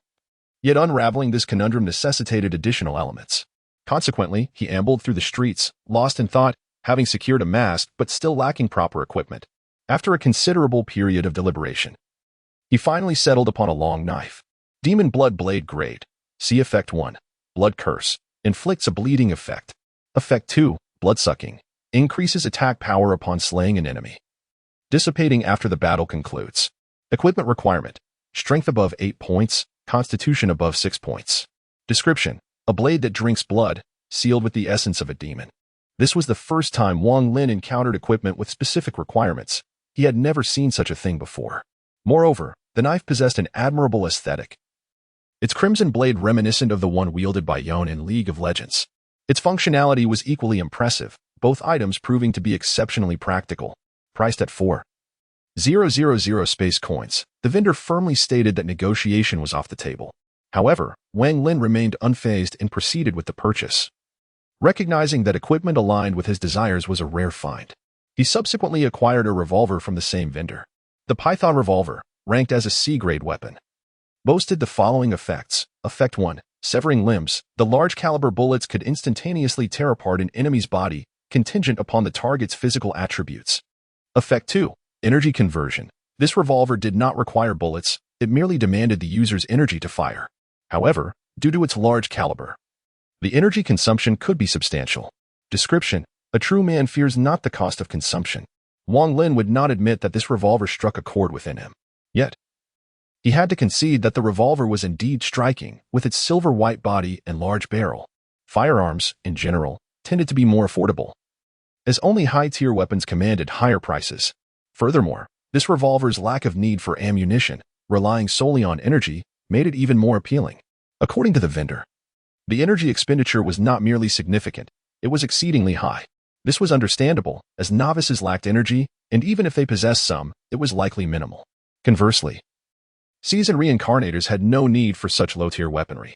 Thus, Wang Lin successfully bargained, ultimately acquiring the Python revolver for 500 coins.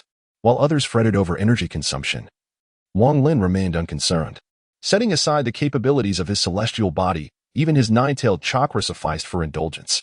Hence, this equipment was particularly well-suited to him. Having secured his weaponry, Wang Lin found no suitable armor in the vicinity. Most options were either heavy armor or full plate, which a lone wanderer like himself could never don. Moreover, items such as shoes and rings were unlikely to be gathered swiftly, leaving him to rely on fate. Wang Lin continued to stroll through the market. Gradually, the crowd thinned, as the trading market was limited in size and outside of special circumstances. Few ventured to sell their wares. In a secluded corner, he spotted a cloaked figure seated against the wall, with numerous reincarnators approaching only to shake their heads and depart. Above the stall, the word premium was prominently displayed. Curiosity piqued, Wang Lin approached the stall. Indeed, the quality was remarkable, showcasing an array of B-grade items. It was no wonder that so many reincarnators merely glanced before moving on, as the minimum price was 8,000 reincarnation coins. Furthermore, the cloaked figure did not entertain negotiations. Almost as if to say, buy it or leave. Wang Lin began to inspect the items on display: a dark staff, a phantom ball bat, the cry of the blood raven, a plethora of impressive goods, yet none that he required. However, when his gaze fell upon two particular items, his eyes widened in intrigue. The Grave of the Fallen, one-time use, B-grade effect. Upon placement, it can collect corpses, converting them into undead, which can then be shattered to yield soul fragments. Description: this is the Grave of the Fallen, a resting place for souls. Soul Fragment Synthesis card, no grade effect, allows for the synthesis of soul fragments into soul crystals, significantly enhancing soul strength. Note: the quality of the soul crystal is dependent on the quantity of fragments. Description: more fragments yield better results. This was the first time Wang Lin encountered a non-ranked item, apart from his own emerald bracelet. Through the introduction of this item, Wang Lin comprehended that it possessed no limits. The more soul fragments he collected, the higher the quality of the synthesized soul crystal. Moreover, this Graveyard of the Deceased and the Soul Fragment Synthesis card were a perfect match. Fortuitously, he possessed a beacon from the realm of the dead, ensuring that even upon entering a biohazard world, he would have no worries about gathering soul fragments. These two items are certainly within Wang Lin's grasp. Upon reviewing the prices, I found that the two artifacts are sold together, not separately. It appears that this mysterious figure in black understands that the combination of these two items is indeed optimal. The total cost for both amounts to 30,000 space coins. Calculating this, the total amounts to approximately 15,000, which is exceedingly high for B-grade items. Nevertheless, Wang Lin did not hesitate and made the purchase immediately. After all, these two items were perfectly suited to his needs, and he required them to address his soulful dilemmas. Wang Lin's acquisition also startled the man in the black robe, as it is not common for an individual to possess 30,000 space coins at once. This immediately piqued the interest of the figure in the black robe. "How shall I address you, my lord?" Wang Lin pondered for a moment. Realizing he had yet to adopt a moniker for himself, he was not so obstinate as to use his true name, Wang Lin. "I am called Yi Lin. May I inquire your name?" "The Raven." The figure cloaked in black is known as the Raven, a merchant of considerable renown. However, to conduct business within the boundless realms, one must possess significant prowess, otherwise, they would have long been devoured. "Allow me to extend an invitation to add me as a friend. You appear to possess considerable strength. Should you require any items or equipment in the future, do not hesitate to reach out to me. While my prices may be somewhat elevated, I assure you that I can procure for you the most satisfying goods in the swiftest manner possible. After all, true treasures are hard to come by, wouldn't you agree?" The Raven's laughter sent a shiver down Wang Lin's spine, yet he accepted the friendship request, recognizing the truth in his words. A slightly higher price is inconsequential. What truly matters is acquiring the gear or items that resonate with one's desires.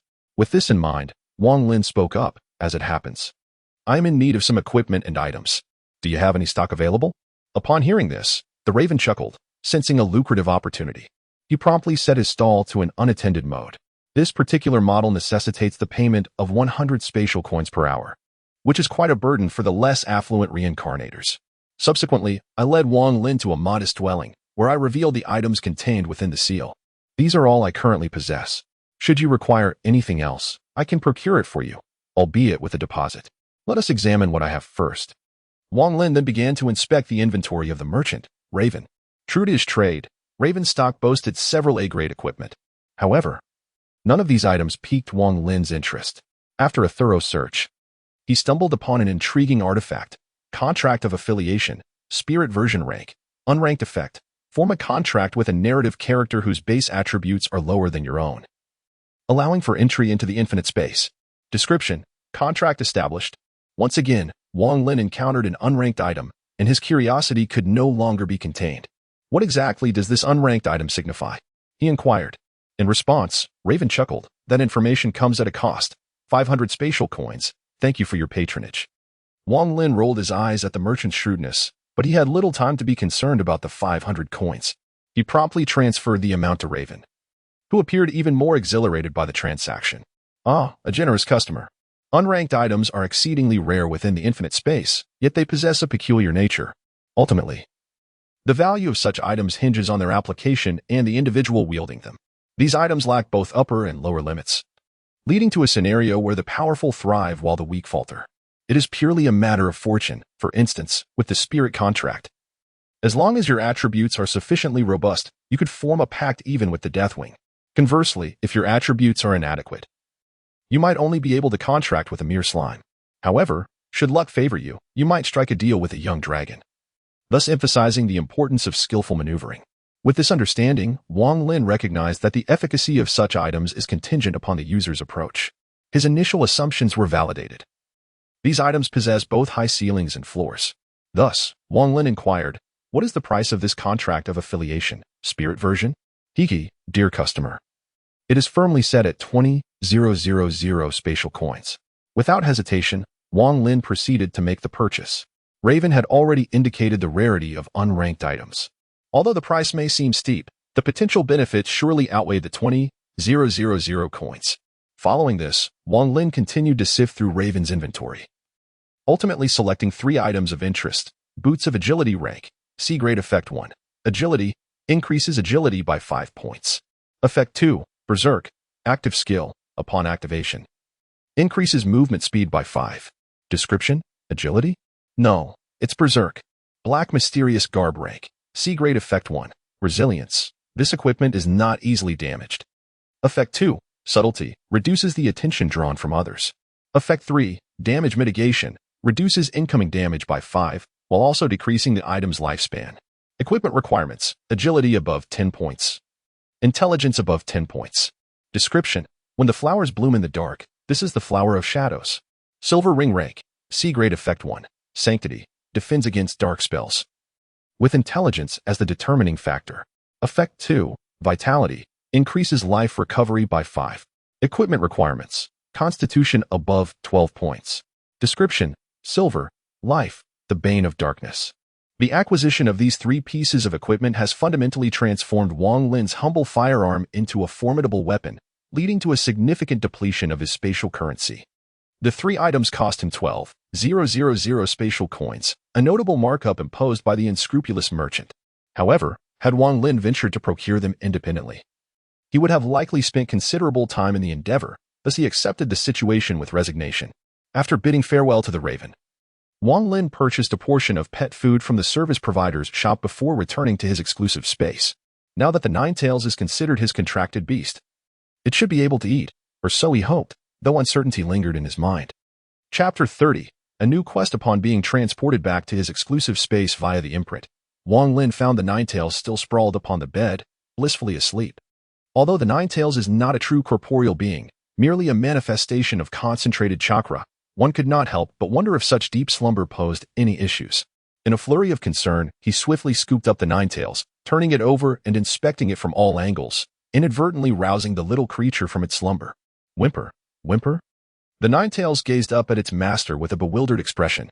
Indeed, the infinite space had entirely reshaped the Ninetales' consciousness, erasing its memories. Otherwise, given the creature's former temperament, the likelihood of it inadvertently harming Wang Lin would have been quite high. Hearing the Ninetales call, Wang Lin felt a pang of unease. This sound seems amiss. The Ninetales I remember is not like this at all. Is this the Ying monster?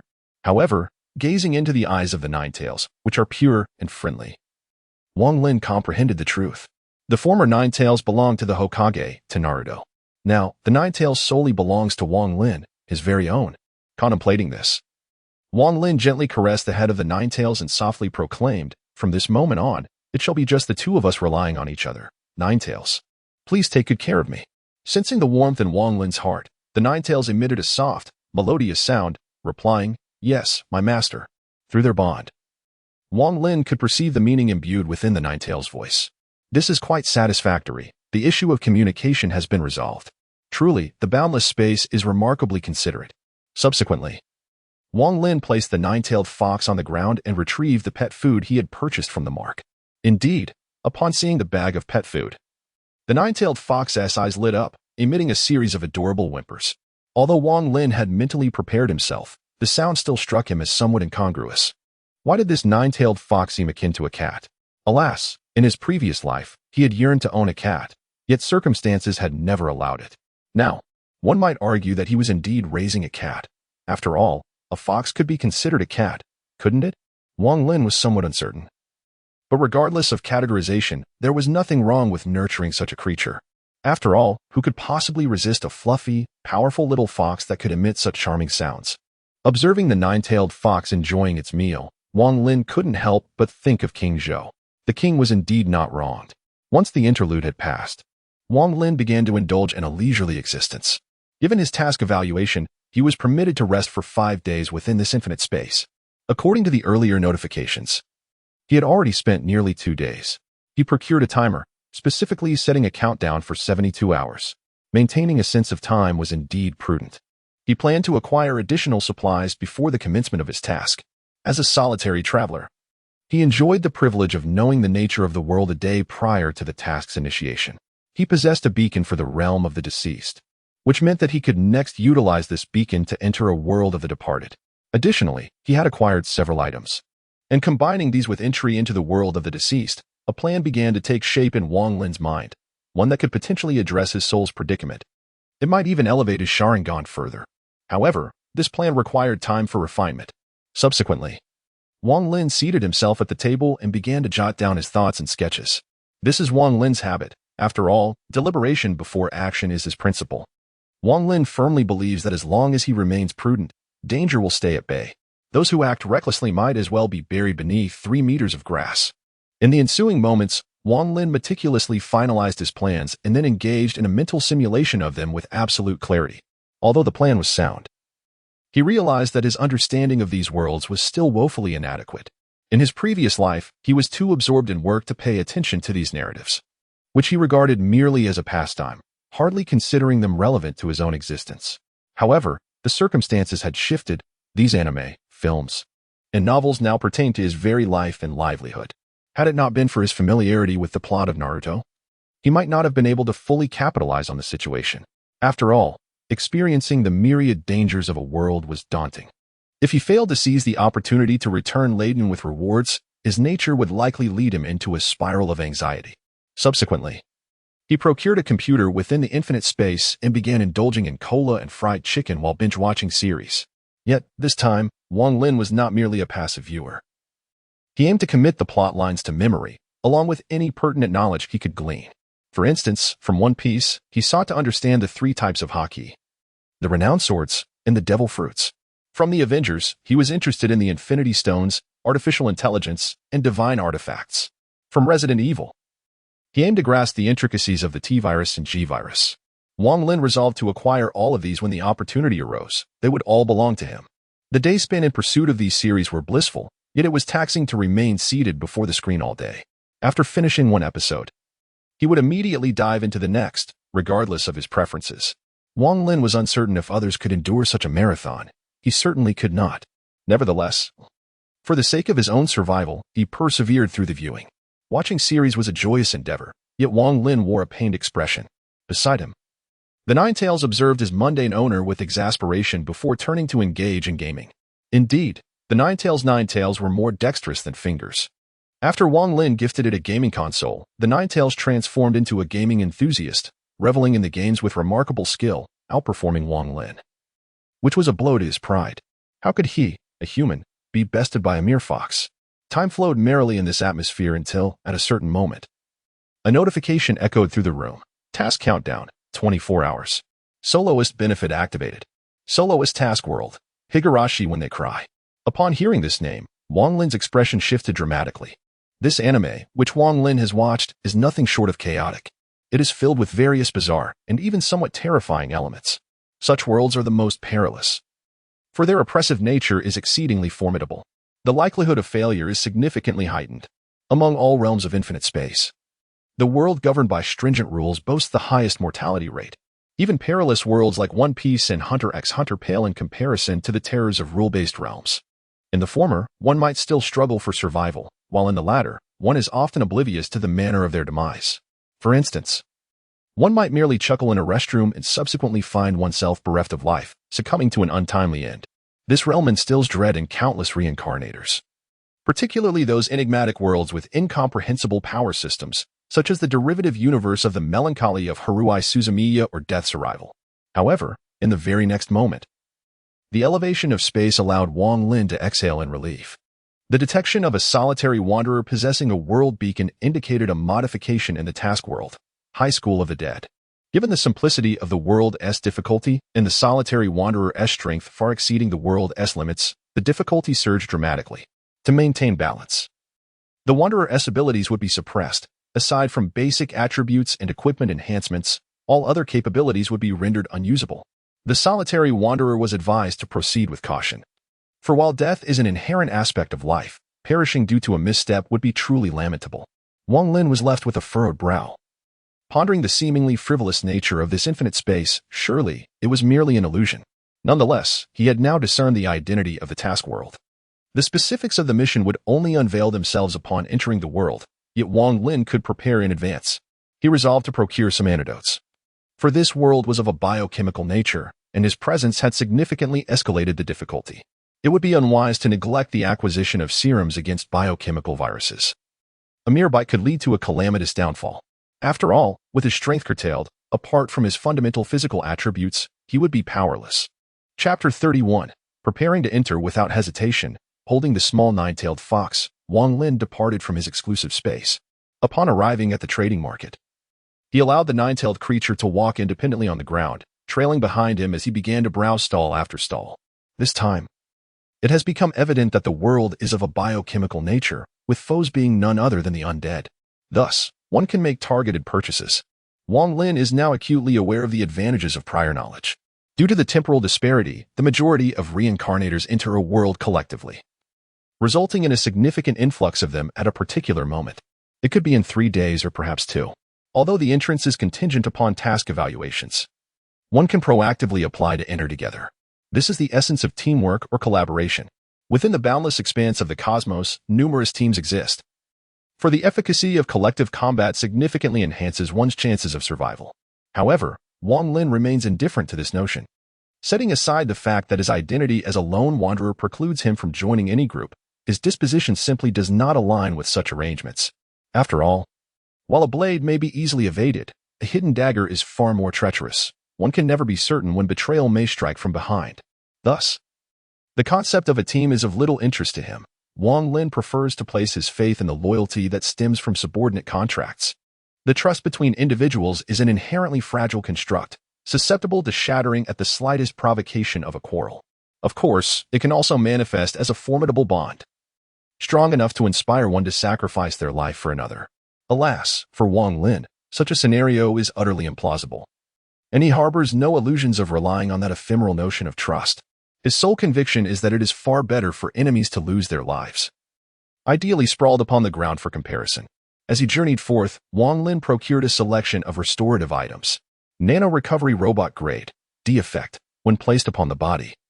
It absorbs energy to automatically mend wounds, with the efficacy dependent on the size of the injury and energy consumption. Description: this device is quite commendable, though those who have utilized it often report feeling somewhat fatigued. This little object meets Wang Lin's requirements. Wang Lin is never short of energy, even though his powers have been suppressed in the world of the apocalypse. However, suppression does not equate to disappearance, and Wang Lin has also inquired about the infinite space. In the realm of apocalypse, Wang Lin is unable to utilize ninjutsu, and supernatural abilities are rendered ineffective, yet this does not signify their complete vanishing. His Python revolver remains functional, and the passive effects of the demon blood blade continue to persist, albeit diminished to a certain extent.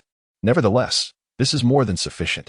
This robot possesses the remarkable ability to absorb its own energy, known as chakra, thereby mending its wounds.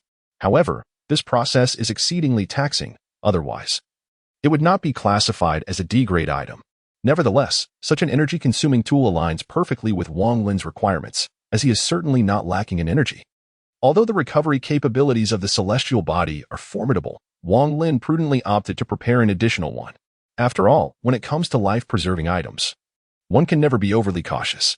Wang Lin also procured another item, a universal biochemical virus serum. Grade C. Effect: it halts the encroachment of biochemical viruses, preventing the onset of zombification. Description: without this item, you may resurrect, but the outcome may be rather unappealing. Wang Lin, however, harbored doubts regarding the resilience of his celestial body against such viruses. There is no precedent. Should he falter, it would undoubtedly spell disaster. The total cost for these two items amounted to 3,000 spatial coins, a trifling sum indeed. Yet, Wang Lin felt it insufficient and resolved to acquire a few more. Once again, the mantra remains: one can never be too cautious when it comes to safeguarding one's life. After perusing the offerings, he purchased several restorative items. Life potion. Grade D. Effect: instantly restores 10% of health. Description: this item offers little utility, at most ensuring your survival in the delicate balance between life and death. Apple juice. Grade C. Effect: restores 20% of health within 10 seconds. Description: perhaps you might give it a try. You never know. Another bottle could be at hand. Wang Lin purchased 10 bottles of these items in one go. The infinite space was no game. There were no such things as health points here. The descriptions provided were merely rough estimates. If one truly relied on them, they'd likely be 6 feet under by now. However, there existed a vague threshold. When a reincarnator's vitality dropped below 5%, they were essentially teetering on the brink of death. It was precisely due to this ambiguous demarcation that Wang Lin felt an overwhelming sense of insecurity. As the saying goes, one can never be too cautious when it comes to survival. 10 bottles, 5 of each, cost him 3,500 space coins. Even after this expenditure, Wang Lin still had around 14,000 left. His first trial mission had been nothing short of a windfall. No other reincarnator had ever amassed nearly 200,000 space coins from their initial trial.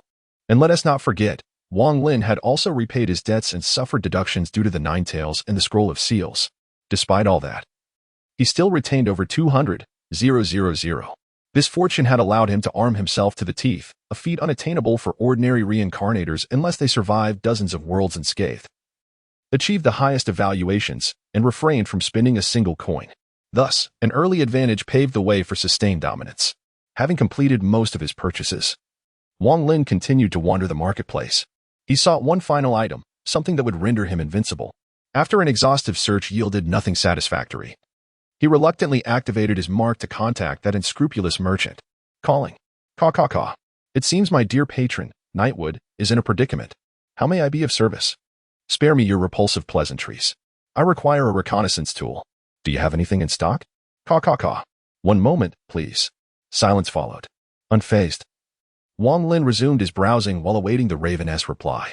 If he stumbled upon a suitable item elsewhere, he'd gladly save himself the exorbitant markup of dealing with that swindler. Alas, fortune did not favor him. After an unfruitful search, he returned to his private quarters to await the Raveness response. Eventually, his mark buzzed with a message. Caw. My friend, I found a few items that might suit your needs. Take a look. 3 item descriptions materialized before him. Scout SI rank. B. Effect 1. Deploy at a fixed location to survey a 1 kilometer radius. Generates real-time imagery in the user's mind for 1 minute. Cooldown, 30 seconds. Effect 2. Assess the approximate strength of any creature within range via an intelligence check. Failure alerts the target. Description: always ward your lane. How many mid laners perish for neglecting this? Eagle S gaze rank. C. Effect: summons a falcon to scout a 500-meter radius. Allows the user to see through the bird's eyes. Description: a berserker-esque creed demands nothing less. How else would they unleash their carnage? Scanning lens rank. B. Effect: activates to reveal all surroundings, exposing stealth and invisibility. Reusable, with each scan lasting 2 minutes. Cooldown: 30 seconds. Description: red? No, I insist on blue. These 3 items are reconnaissance tools procured for Wang Lin by Crow, which even include 2 B-grade artifacts, demonstrating Crow's considerable prowess. After pondering for a moment, Wang Lin resolved to purchase the Eye of Reconnaissance, primarily due to its impressive 1-kilometer range and its ability to ascertain the general strength of others. This will effectively prevent any mishaps. Subsequently, Wang Lin transferred 10,000 spatial coins to Raven to acquire this reconnaissance eye. Now, Wang Lin is left with only 4,000 spatial coins, which he intends to save for unforeseen circumstances. He is now merely awaiting the commencement of the mission, fully prepared for action. Chapter 32. The Violent Gentleman. Everything is in place. Essentially, Wang Lin has no further preparations to make. The only considerations he can conceive are limited to this. There remains a little time, and he will supplement his plans if any additional thoughts arise. In this instance, Wang Lin had also watched the series during his previous binge-watching sessions. This Academy Apocalypse is truly a paradise for LSN enthusiasts, and the female protagonist embodies the essence of boundless possibilities. However, the overall martial prowess in this world is exceedingly low, making it understandable that the infinite space suppresses Wang Lin's strength. Otherwise, with Wang Lin's original capabilities, his presence within would be unparalleled. In this world, it is hardly surprising that Wang Lin is not adversely affected. And thus, amidst a myriad of tedium and anticipation, the mission finally commenced. The lone wanderer would enter the task realm of School Day's Apocalypse in 10 minutes. A sudden jolt of awareness surged through Wang Lin's mind at the prompt. Shortly thereafter, the Ninetales returned to Wang Lin's body for convenience. He then made his way directly to the trading market, for many others were likely embarking upon new missions as well. As anticipated, the trading market buzzed with activity, throngs of individuals meandering through the streets, procuring necessary items.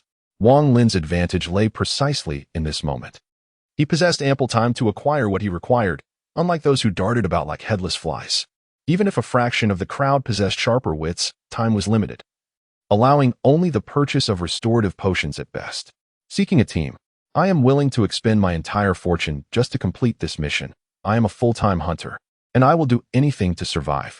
A female reincarnator shouted in the trading market, yet none were inclined to join her. Alas, with the likes of Naruto, One Piece, and full-time hunter, the challenges posed were of an exceedingly perilous nature. Witnessing the growing despair in the woman's eyes as no one responded, Wang Lin remained indifferent. In the realm of infinite possibilities, no one would take risks for a stranger. Wang Lin certainly would not, for it was unnecessary. Far from being a savior, he would not hesitate to eliminate anyone who posed a threat to his own safety. As the task world opened, the teleportation began. A familiar sensation enveloped Wang Lin, signaling an impending ordeal. When Wang Lin regained his senses, he found himself within a traditional Japanese house. A television in front of him broadcasted the midday news. Good afternoon, dear friends. Welcome to Tokyo TV's midday news. Recently, the Tokyo area has been gripped by a sweltering summer, with rising temperatures persisting for several days.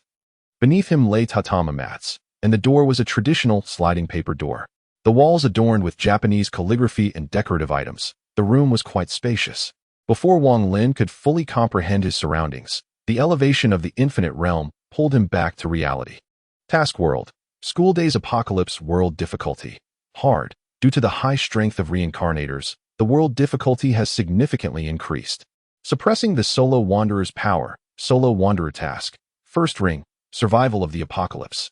Endure the corpse outbreak. World synopsis. A once tranquil realm has been thrown into chaos due to the emergence of a mysterious virus, blurring the definitions of life and death at this moment. Warning: do not mention anything regarding the infinite realm within this world. Failure to comply will result in execution. The Solo Wanderer's tasks are numerous. The more tasks completed, the higher the evaluation. Corpse outbreak. 72 hours warning. During the corpse outbreak, the solo wanderer must remain within Fujimi Private Academy, or the solo task will fail. Number of reincarnators in this mission world. 50 prompt. Detecting that the solo wanderer is unfamiliar with the language of this world. 100 space coins have been consumed to automatically acquire proficiency in this language. Detecting that the host's solo wanderer permissions have been activated, identity has been automatically assigned. Task commencement. Seeing that it was a hard task, Wang Lin felt a sense of relief. Although he had only just traversed one task world, the onset of a perilous world had put him on high alert, despite the world difficulty escalating from simple to hard due to his influence. At least it was not a dangerous world. As for those who entered this world alongside him, Wang Lin could only express sympathy. It was merely a matter of misfortune. He felt no guilt over their plight. One must prioritize oneself, though this was not the intended meaning. It was how Wang Lin interpreted it on the surface. However, the intricacies of the first ring of this solo task were somewhat perplexing.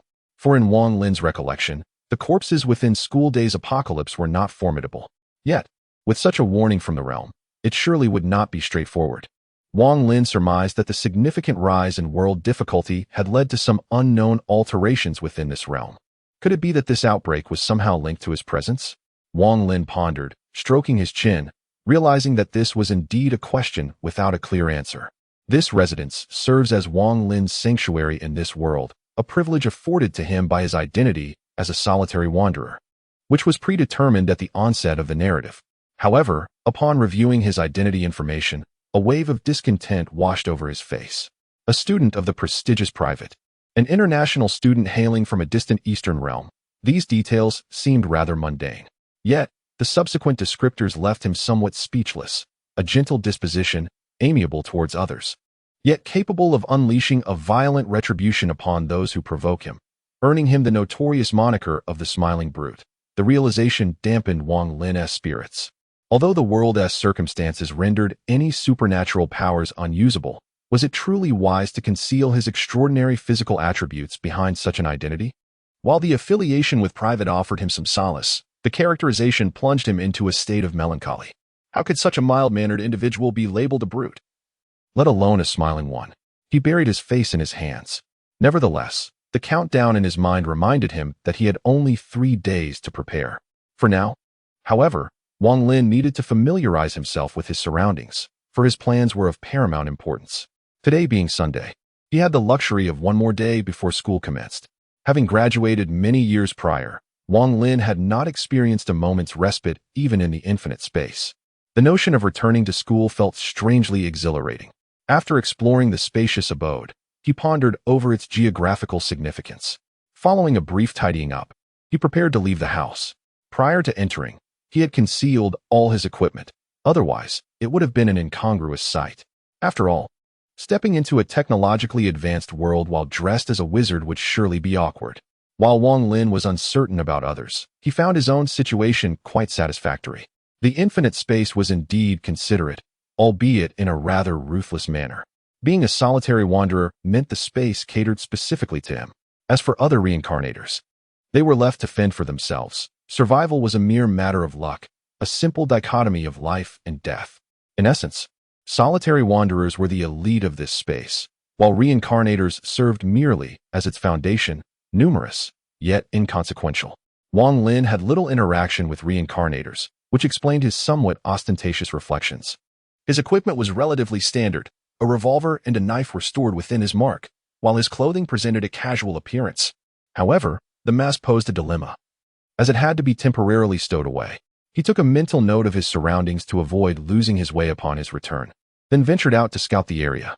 Given the impending threat of a corpse outbreak, understanding the geographical layout was critical to his plans. Meticulous arrangements were essential. This time, Wang Lin holds great expectations. If managed properly, the eternal kaleidoscope should pose no issues.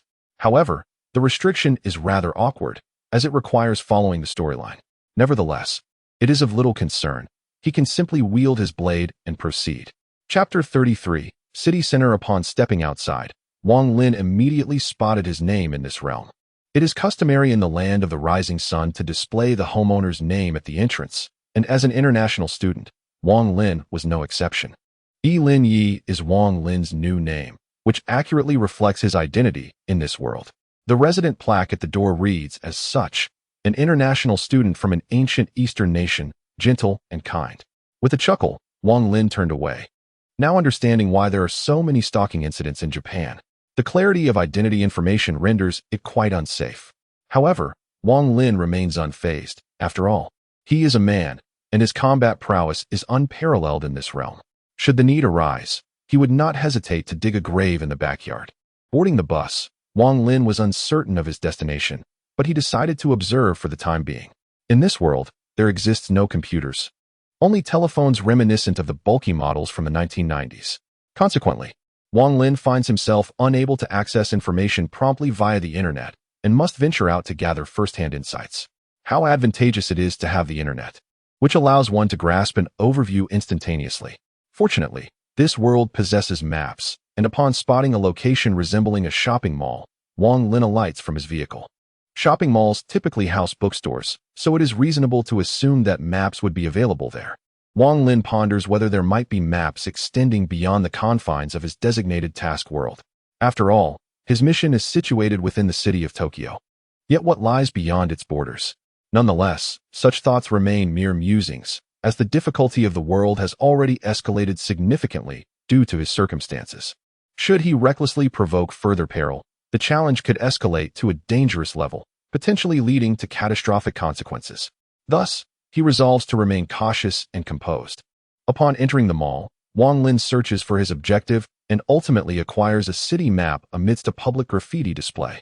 Following this, he settles into a resting area to examine the map thoroughly. It is quite detailed, broadly divided into 3 major districts, each housing populations exceeding 10 million. The distribution of these regions is irregular, yet their population density is remarkably high. Only a few bus routes connect the 3 districts. Wang Lin's home in this world is located in District C, situated in the lower right corner.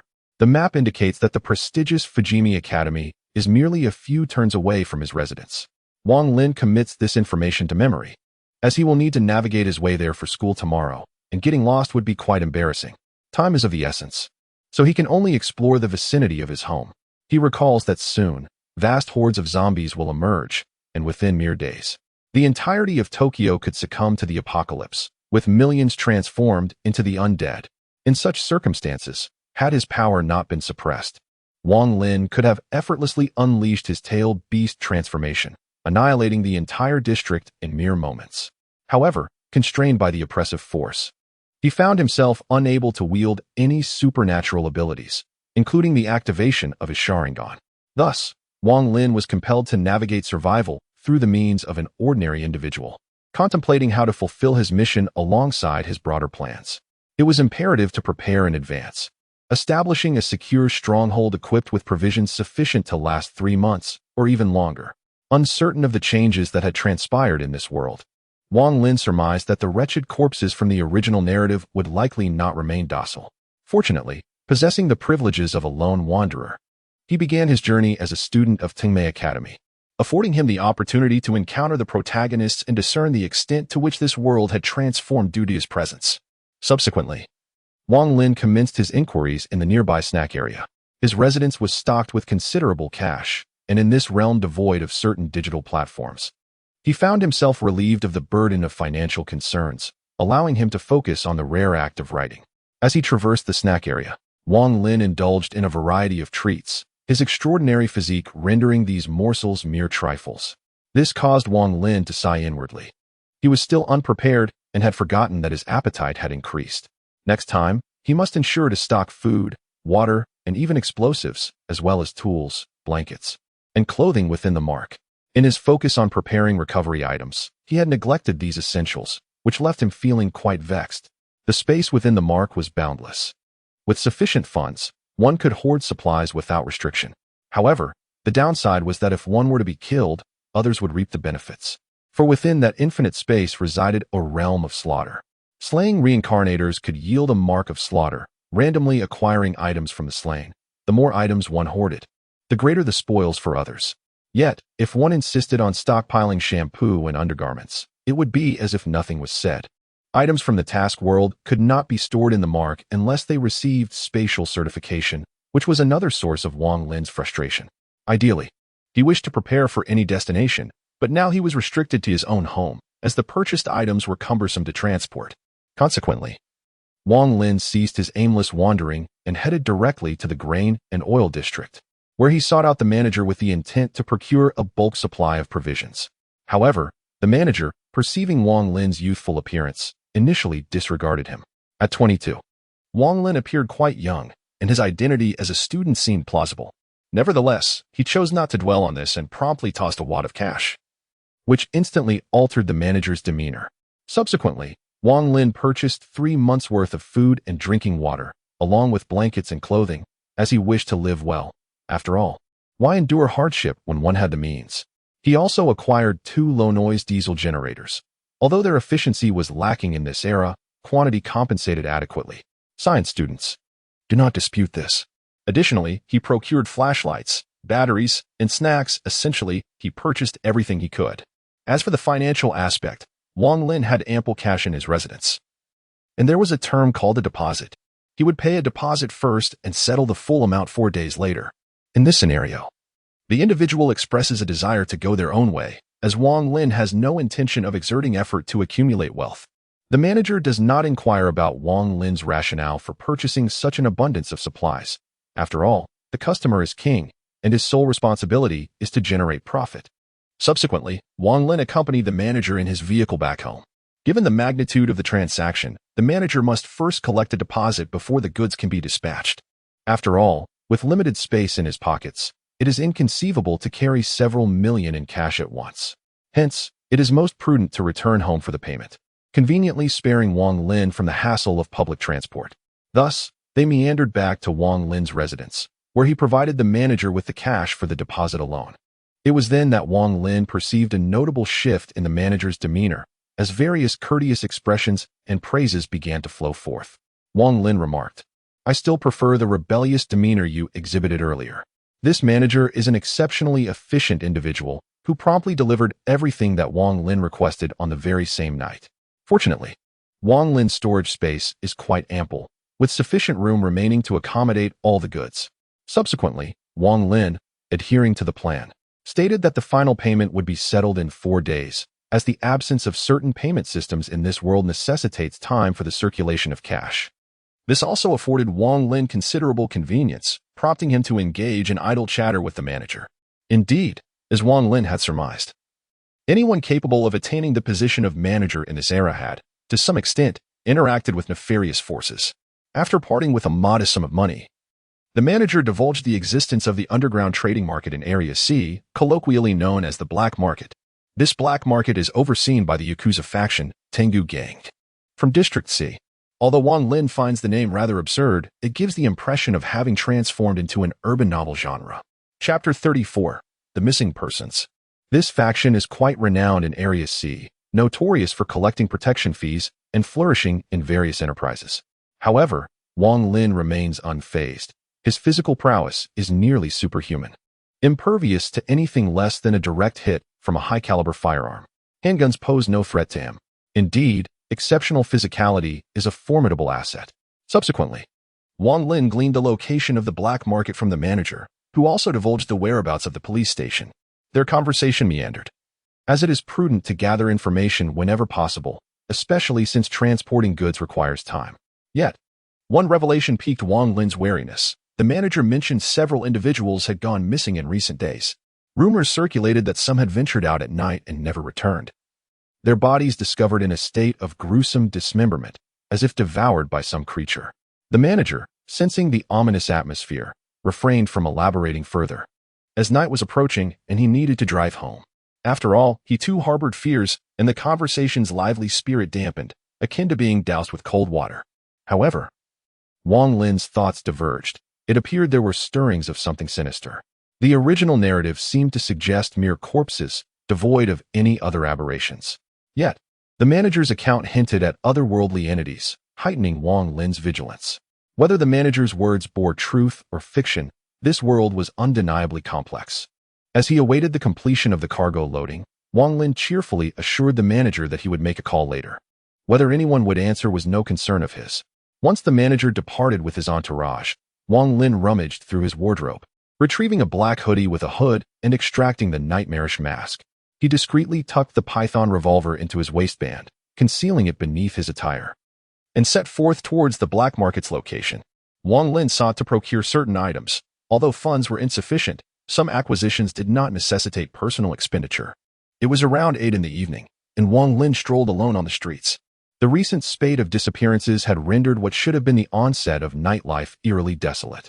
Tokyo's streets were not particularly clean, and the lighting was dim. Wang Lin's ensemble instilled trepidation in passers-by, causing them to hastily vacate his vicinity.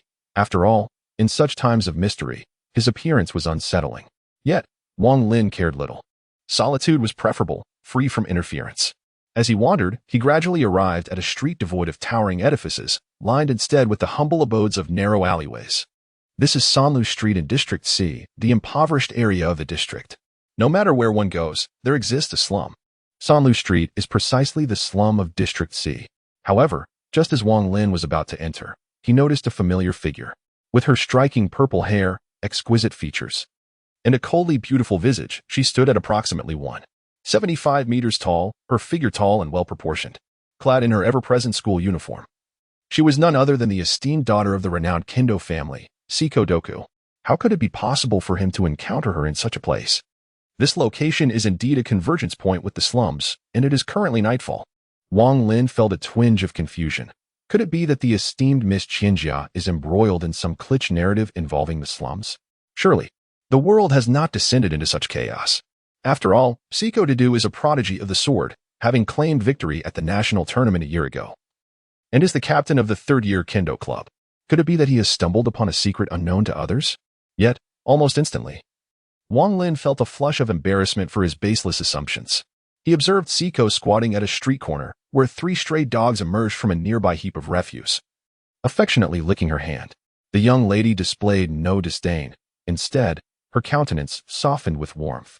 At that moment, Wang Lin comprehended the truth. Indeed, Siko Doku is portrayed in the original narrative as humble and gentle, despite harboring a profound inclination towards violence deep within. However, in Wang Lin's perspective, this was merely him being overly critical of himself. A middle school student encountering a pervert should not feel guilt for defending themselves after an assault. If one were to consider this from another angle, had Siko Doku been an ordinary girl, would she not have fallen victim to the pervert's whims? Would this not lead to a tragic cycle of suffering? Such thoughts were unwelcome to him. For matters of harm done, harm must be addressed without the burden of guilt. A certain wise woman once stated, "If you do not harm me, I too shall grow stronger." Thus, harm is harm. The requisite response is to retaliate without remorse. It is imperative for young women to safeguard themselves, ensuring that tragedy does not befall them. The most effective means to avert tragedy is to extinguish its seeds before they can sprout. However, at this moment, Wang Lin had his own affairs to attend to and, given his lack of connection to Siko Doku, feared being mistaken for a pervert himself. Therefore, he resolved to turn away, for he had a mission to fulfill.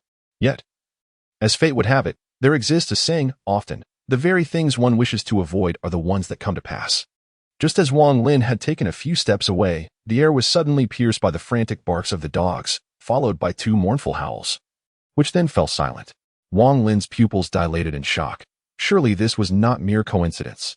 He hurried back to where he had last seen Siko Doku, only to be struck dumb by the scene before him. The stray dogs he had seen her feeding now lay lifeless, and a creature resembling a lizard was feasting upon them. Siko Doku sat against a wall, her wooden sword now splintered into 2. She pressed her left hand against her right arm, which bore no visible blood, suggesting she had been injured from being thrown aside. The beautiful girl gazed at the lizard-like creature before her with a look of sheer terror. Wang Lin, however, muttered an expletive in his mind, for he recognized the creature all too well. It was a liquor. Yet, this particular liquor was somewhat altered, draped in skin reminiscent of a lizard. As it consumed its meal, the creature's coloration shifted, hinting at the ability to change hues. One might wonder if chameleons count as lizards in this context. Wang Lin's thoughts wandered anew, but the urgency of the moment snapped him back to reality. A side quest had been triggered. Objective: eliminate difficulty. Easy description: defeat the speed mutant hint. The mutant is one of the reasons for the world's descent into chaos. Reward: increased affection from Siko Doku. This is a side quest, and the reward is merely an increase in favorability, which leaves Wang Lin somewhat speechless. What use is favorability to him? Can it be consumed? Nevertheless, having the rare opportunity to trigger a side quest could contribute positively to the final task evaluation, so Wang Lin cannot afford to miss it. This mutant bears some resemblance to the liquor from Wang Lin's memories, and given that the difficulty level is merely simple, it would indeed be a pity not to engage. Well, Wang Lin would never admit to harboring any interest in Seiko Busujima, primarily due to the vastness of the ocean. Chapter 35. The kill. Having resolved to act, Wang Lin hesitated no longer. He swiftly drew his python revolver from his waist, aiming it at the liquor. Yes, that is how he referred to it. The name seemed fitting, as the speed of this mutant was rather unsettling. One shot tore through the liquor's forelimb, the thunderous crack of the gun reverberating through the surroundings. It became evident that after this mission concluded, he would need to find a way to replace the python. At the very least, he should procure a silencer. After all, firing a weapon in the presence of zombies would be tantamount to courting death. Wang Lin pondered this, acknowledging the revolver's formidable power, but the noise it generated was indeed overwhelming, momentarily disorienting him. Equally bewildered was Seiko Busujima, who was leaning against the wall. "Who is that?" Seiko exclaimed, her face a mask of terror as she gazed at Wang Lin, simultaneously urging, "Run. It's a monster." This sudden turn of events had evidently shattered the defenses of this otherwise composed woman. Meanwhile, the liquor vanished in mere moments. Yet Wang Lin's acute perception informed him that it had not truly departed. It was merely concealed. He holstered the revolver, recognizing the impracticality of its loud discharge at this moment. Fortuitously, as they were in a slum, the crowd was sparse, and thus his gunfire did not incite any commotion. Retrieving the demon bloodblade from his mark, he approached Seiko's side with measured steps. Observing her somewhat weakened right arm, he instantly discerned that it had sustained a fracture. Despite Seiko's exceptional abilities, she remained bound by the limitations of this world, which often stifled such prodigies. Indeed, Seiko was a genius, and Wang Lin could distinctly sense her formidable spiritual strength. In the realms of martial arts or fantasy, this would be indicative of a robust mindset. For ordinary individuals, lower world tiers offered greater safety, serving as a protective barrier. However, for these exceptional talents, an excessively low world tier acted as shackles, hindering their advancement. A low-level world was akin to placing chains upon these gifted individuals, yet once those chains were broken, their power would escalate rapidly. This is precisely why reincarnators enhance their strength so rapidly. They are unshackled by the constraints of the world, as long as they are willing to strive. Extracting a healing bandage from the imprint, Wang Lin deftly wrapped it around the right arm of Poison Island. Naturally, this was done discreetly through his pocket. For Wang Lin still had several days of ordinary life to navigate, and summoning an item out of thin air would undoubtedly appear abnormal. As Wang Lin busied himself with his own bandaging, Poison Island's heart was struck with an overwhelming force. Wang Lin exuded a delightful aroma, not the scent of perfume, but rather the refreshing essence of a clean young man. Moreover, his aura radiated strength, a potent energy that signified a formidable presence, especially as he wielded a blade. Unbeknownst to Wang Lin, his aura had intensified with the elevation of his life level, embodying the essence of a predator within the food chain, a reality of which he was blissfully unaware. This allure proved fatal for Seiko Poison Island, as she found herself captivated by the presence of a genuine warrior, someone who could practice the art of the sword day after day, even in an environment where one misstep could lead to defeat. In a nation where the pursuit of swordsmanship is often shrouded in ambiguity due to a lack of understanding, Wang Lin's appearance and the aura of strength he projected rendered Seiko utterly entranced. Despite facing her legendary swordmaster father or other grandmasters, she had never felt such a profound pressure. She sensed that in a duel with this man, she might succumb in no more than 3 exchanges. Nevertheless, her years of sword training had instilled in Seiko a fierce competitive spirit and unwavering confidence. Deep within her, a demon stirred, longing for worthy adversaries. Craving the thrill of battle and the taste of blood, this inner demon now beckoned her to challenge Wang Lin. If I could vanquish him, I would surely attain a profound sense of fulfillment. No, I mustn't think this way. I cannot dwell on it any longer. If Wang Lin were aware of her thoughts, he would most likely retort, "Sister, your persona is crumbling." Observing Wang Lin as he finished bandaging himself, Seiko's complexion flushed with warmth, her eyes glimmering with an inexplicable light. Upon raising his head after his task, Wang Lin caught sight of the intensity in Siko's gaze, causing him to shudder involuntarily. What is the meaning behind that gaze? It feels as though it could consume me whole. Wang Lin found himself in a state of bewilderment. Though contemplating such matters was not his priority at the moment, his intention in tending to Siko to do wounds was merely to create a fade, a bait to lure the predator into attacking him. Indeed, that prickling sensation along his spine indicated to Wang Lin that the creature had not yet departed, lying in wait for the perfect opportunity to strike with lethal precision. This was reminiscent of the predators from his memories, equally treacherous and cunning.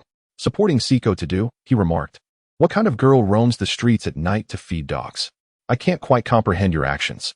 Fortunately, I stumbled upon you. Otherwise, your fate would have been sealed." He continued, "I shall escort you home. Your arm seems to be fractured. A couple of days of rest should suffice for recovery." With that, he assisted Siko to do as they made their way back, and at that moment, she seemed to sense something amiss, remaining silent. The two walked back in a shared silence. At this moment, the liquor could no longer maintain its composure, especially since Wang Lin had previously severed one of its forelimbs with a single shot. The liquor held a grudge. As the two were about to depart, the liquor could wait no longer and surged forth from the shadows, targeting Wang Lin's vulnerable back. However, Wang Lin was precisely anticipating this moment. Without the liquor's emergence, he found himself at a disadvantage, as his Sharingan was sealed. Otherwise, had it been unleashed, he would have incinerated the creature with a fiery breath. Gently pushing aside the nearby Siko, he grasped the demon blood blade firmly in his left hand and swiftly turned to intercept the attack. The clash of sword and claws resonated with a metallic ring.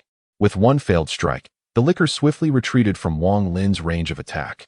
Wang Lin did not pursue. Battles were not to be fought mindlessly, and the aesthetics of violence were not to be reduced to mere brute force. He was somewhat astonished to discover the liquor's claws were remarkably resilient, producing a sound upon impact. Thus, the two adversaries began to face off. Wang Lin held his long blade in a natural stance, its tip resting against the ground, directly aimed at the liquor.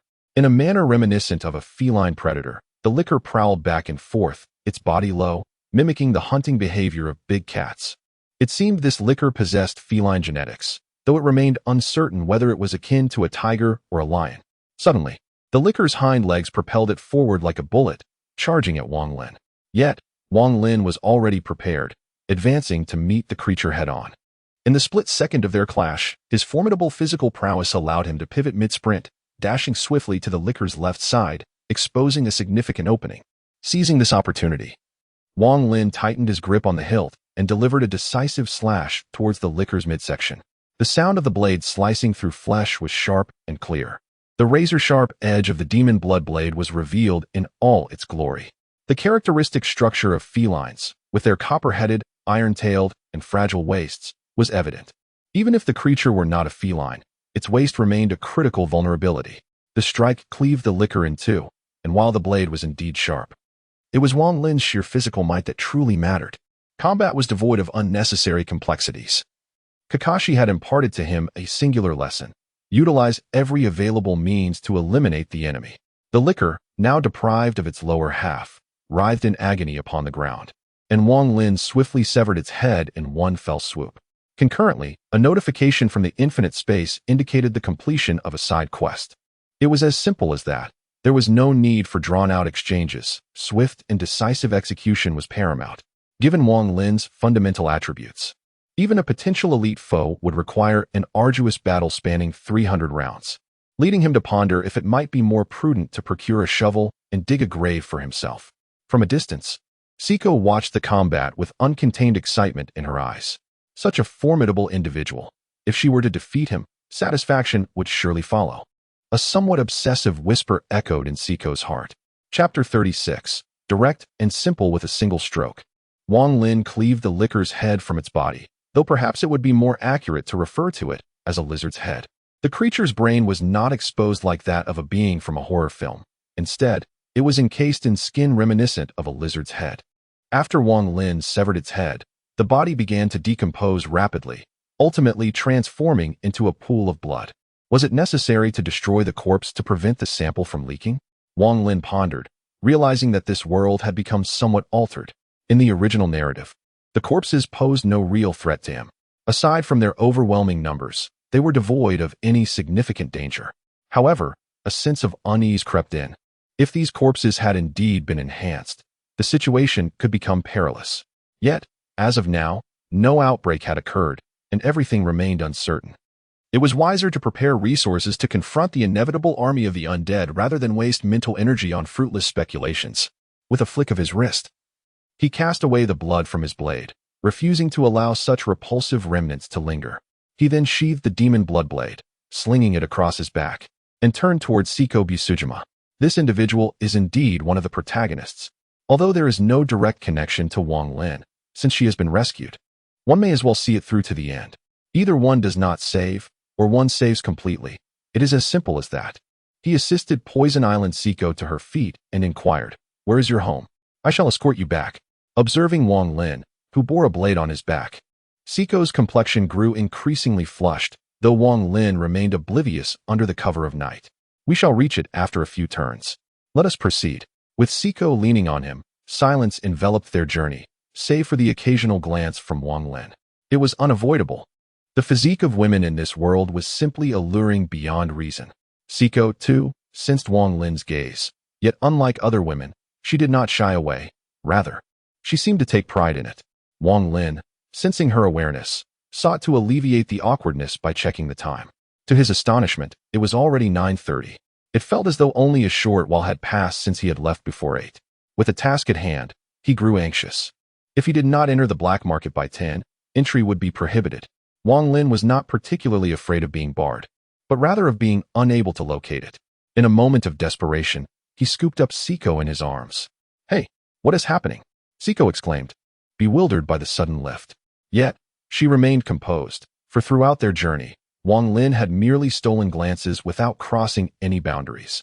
She could hardly believe that such a formidable individual could suppress his desires. In truth, Wang Lin was solely intent on delivering her home swiftly before rushing to the black market. "How far is your home?" he inquired. Just ahead. Turn left and go straight." She replied, "All right, hold on tight." With that, he instructed Siko, and, with a surge of power in his legs, he dashed forward. Siko barely had time to process the situation before she found herself moving at high speed. However, her admirable composure prevented her from screaming like an ordinary woman. Instead, she clutched Wang Lin's clothing tightly. Yet, Wang Lin's speed astonished Siko. Was this truly the pace of an ordinary person? In a flash, they arrived at her luxurious villa within 2 minutes. Wang Lin marveled at the opulence, reflecting that such was the life of the affluent. After gently placing Siko down and offering a few casual words of farewell, he turned to leave. As she gazed at Wang Lin's retreating figure, Siko's inner yearning surged forth once more. She longed for a worthy adversary. Subsequently, Wang Lin sprinted directly into the slums. The time was precisely 9:30, leaving him with a half-hour to spare. Women could indeed cause delays. In a moment of distraction, so much time had elapsed. Yet, he recalled the vastness of the ocean with a smile. However, it was time to attend to more pressing matters. His demeanor shifted to one of seriousness. Wang Lin would never approach important tasks with nonchalance, for that could spell his doom. He began searching for the entrance to the black market. It was not particularly difficult to find, as he soon spotted a narrow alley after navigating a few turns. A group of thugs loitered about, all congregating at the mouth of the alley. Noticing this, Wang Lin strode directly towards them. A small thug stepped forward to block his path. "Who is your introducer?" he demanded. "Wang Yuichiro," Wang Lin replied. "This is the name of the previous manager. Regardless of whether it is useful or not, let us mention it first." Upon hearing this unfamiliar name, the small-time thug furrowed his brow, yet he refrained from acting foolishly and attempting to drive me away. After all, if these ruffians were as dim-witted as tofu, they would have been apprehended long ago. "I need to make an inquiry. Please hold on." He then stepped aside, retrieving a large mobile phone to make a call. Wang Lin was unperturbed. Having located the venue, the rest would be straightforward. Gaining entry would facilitate discourse. If denied, he would resort to the most straightforward approach. A few minutes later, the same small-time thug approached and said, "I'm sorry, but the person you referred to is unknown to us, so we cannot allow you entry. Please leave." As he spoke, other thugs gathered around, likely intimidating to an ordinary individual. However, would Wang Lin be intimidated? No, indeed. He merely sighed and remarked, "You know, I abhor trouble, yet you insist on provoking me." Upon hearing Wang Lin's words, the surrounding thugs swiftly drew their weapons, a variety of them at that. Yet, in the next moment, they hesitated, with the leader beginning to perspire. A gleaming silver revolver was pressed against his forehead, and judging by the caliber, a single shot could easily end his life. Although these young thugs had seen firearms before, it was merely on television. In reality, they had never encountered such a situation. Each one of them stood frozen in fear. The leader, swallowing hard, stammered, "Friend, there's no need to use the gun, truly, no need." Hearing this, Wang Lin offered a faint smile and replied, "Rest assured. As long as you escort me inside, you shall remain unharmed. Leave the rest to me and your superiors." All right. Please, don't be agitated. Ultimately, this individual did not hold a particularly high status, and the sensation of having a gun pointed at him nearly caused him to lose control. Subsequently, Wang Lin lowered his weapon, signaling for him to lead the way, yet the surrounding ruffians dared not make a move. After all, they feared the consequences of provoking him. The leader was acutely aware of the danger and turned to guide Wang Lin into the alleyway.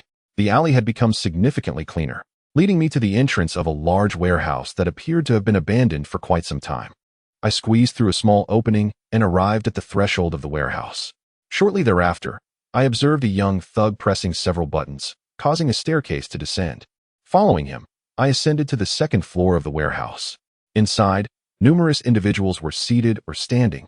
Through the gaps, Wang Lin could discern that many people below resembled vendors, albeit in complete silence. As an unfamiliar figure approached, the members of this underworld group drew their knives. Casting wary glances at Wang Lin, a man at the forefront stepped forward and inquired, "Who are you?" The leader exclaimed, "Boss, this guy has a gun." Upon hearing that Wang Lin was armed, the tension among the surrounding individuals escalated. This underworld organization is merely localized to Area C, confined to the small precinct of Wang Lin.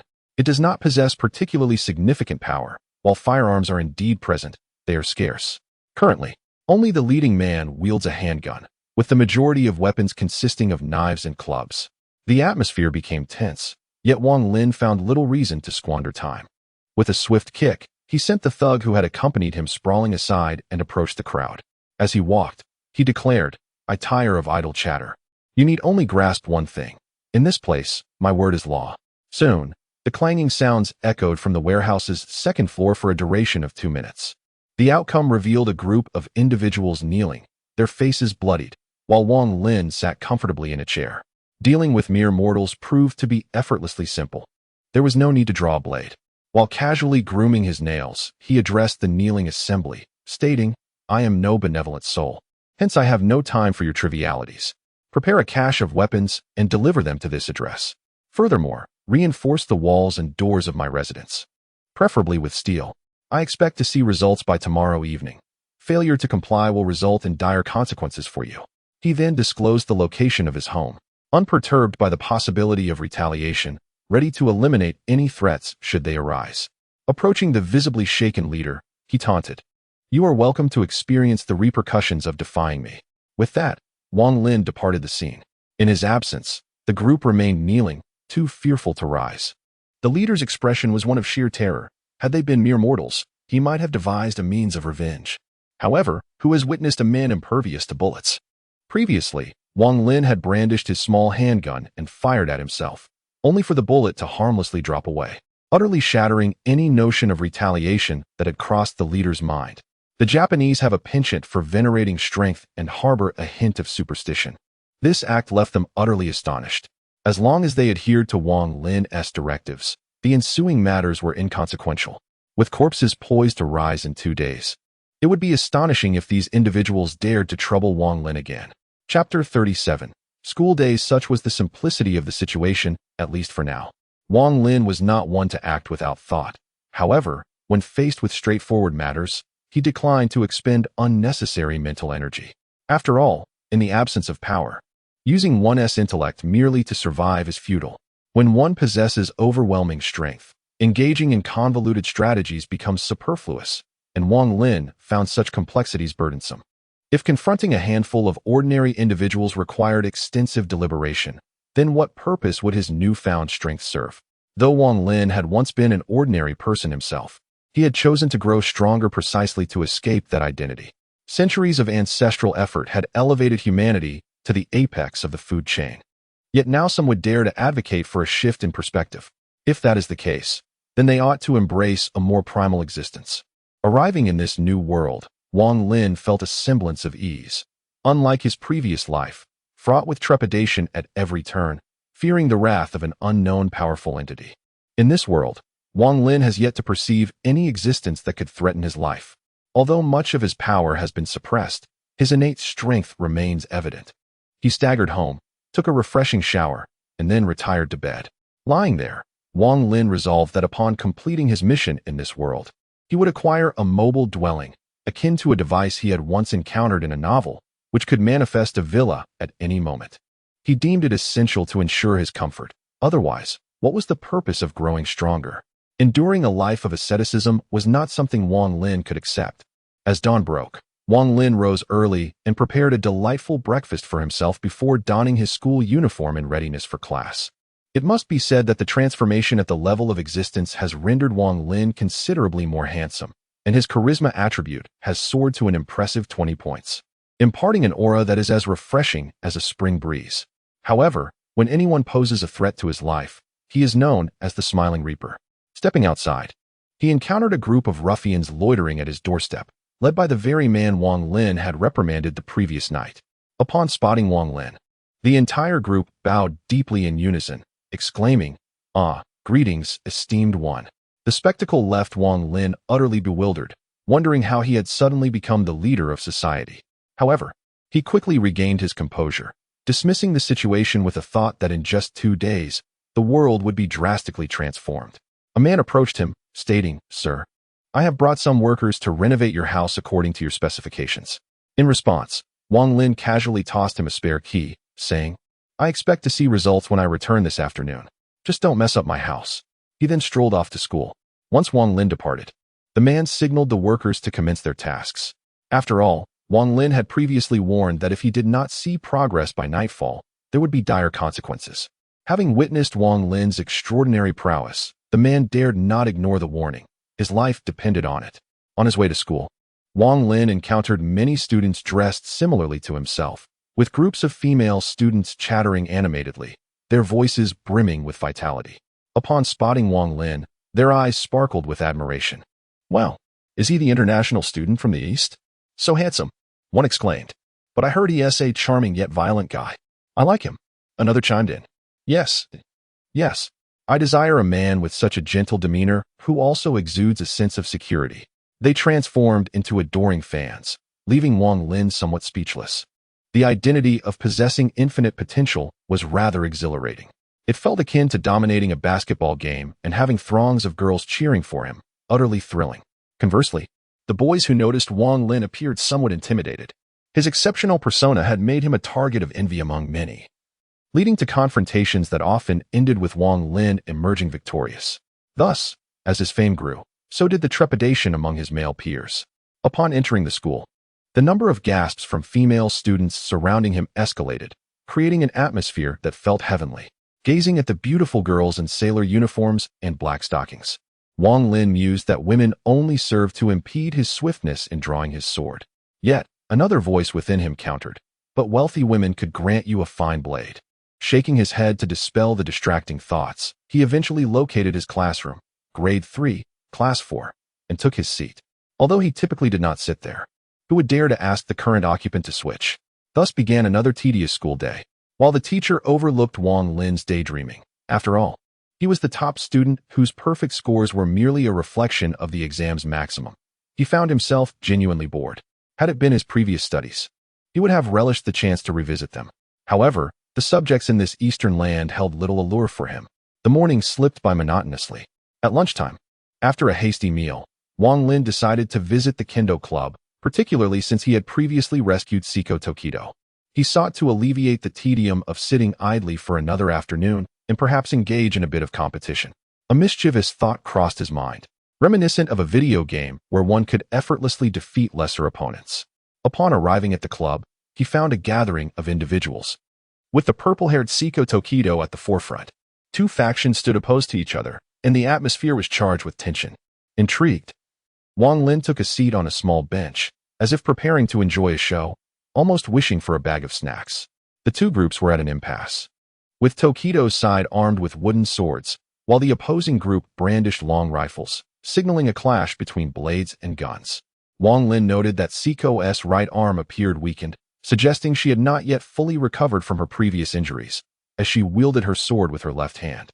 The leader of the gun club addressed Siko, stating, "Tokido-san, we believe our club should represent the school in this year's youth weapons competition." Wang Lin was taken aback, pondering the absurdity of a youth weapons competition. Siko smiled slightly in response, asserting, "Do you think that is feasible? The qualifications have long been decided. What purpose does your arrival serve now? The Kendo Club has already represented the school in 3 competitions. It's time for others to take their turn. Besides, it seems your arm is injured.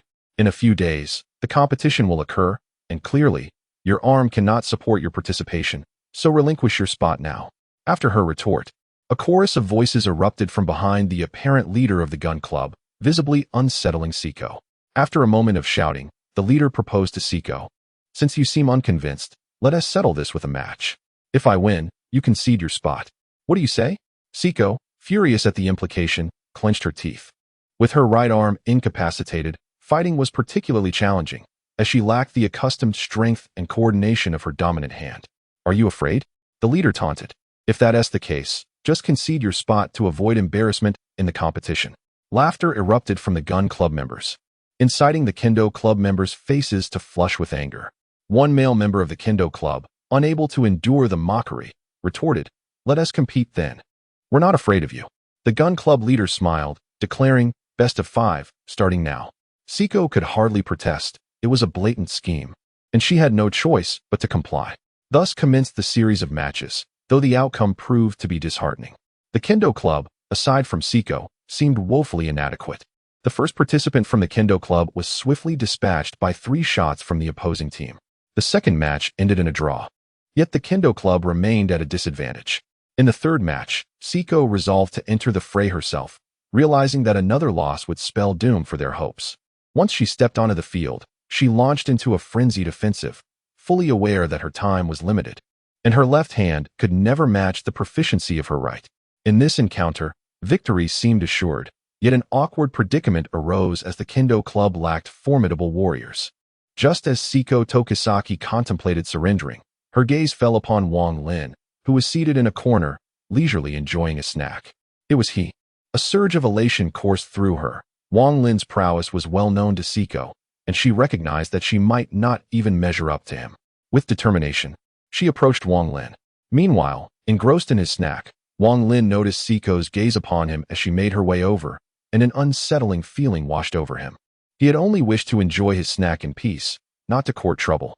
Hastily, he turned to depart, but an unexpected embrace from Siko caught him off guard.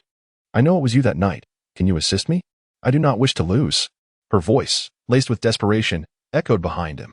Wang Lin resolutely refused to acknowledge the effect of her soft touch, insisting to himself that he was not the type to be swayed by such things.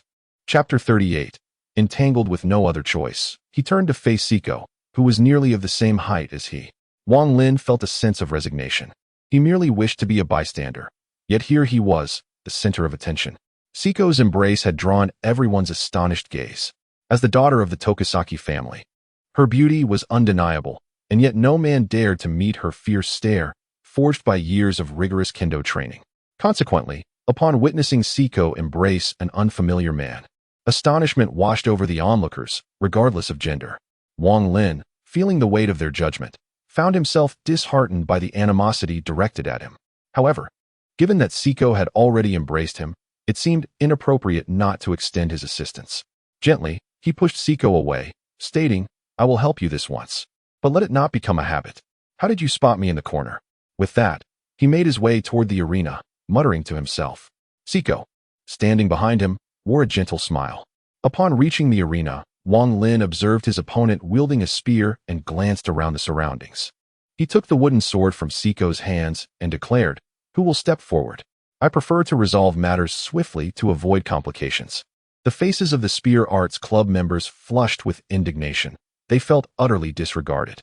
The leader of the Spear Arts Club stepped onto the stage. Addressing Wang Lin with irritation, "Are you the Kendo Club's aide? No matter, come forth." Wang Lin detected a hint of jealousy lacing the leader's tone, a sentiment he could understand all too well. Without hesitation, the leader lunged toward Wang Lin, brandishing his wooden spear in an impressive display of skill. Yet, Wang Lin merely regarded him with bemusement. Aren't you exhausted? I'm still 3 meters away. What is the point of all this theatrics? With a decisive step forward, Wang Lin struck the leader's wrist with his wooden sword, sending the spear flying from his grasp with a resounding thud. This sudden turn of events left the opponent utterly bewildered. Where is my gun? What on earth is happening? Observing the unknown little adversary before him, Wang Lin could hardly be bothered to engage in conversation. With a swift kick, he sent the individual flying. Glancing back at Seiko Tojo, he remarked, "Is this all?" Yet, Seiko Tojo perceived a stark difference. Wang Lin's attack, though seemingly straightforward, was remarkably ruthless. This keen insight once again sent a shiver through Seiko Tojo's heart. This was the man she was determined to conquer. This sensation caused Seiko to tremble. She could not contemplate any further, for to do so would lead to. Wang Lin gazed at the crowd in silence. Observing the unfolding spectacle was one thing, but being ensnared in it was entirely different. Enough of this childish narrative. It seemed the author could no longer continue.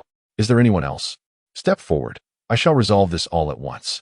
Upon hearing this, the members of the marksmanship club glared furiously at Wang Lin.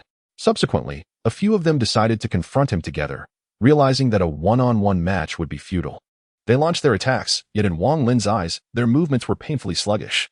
He effortlessly evaded every strike, wielding his wooden sword with nonchalance. And soon they all lay groaning in agony upon the ground.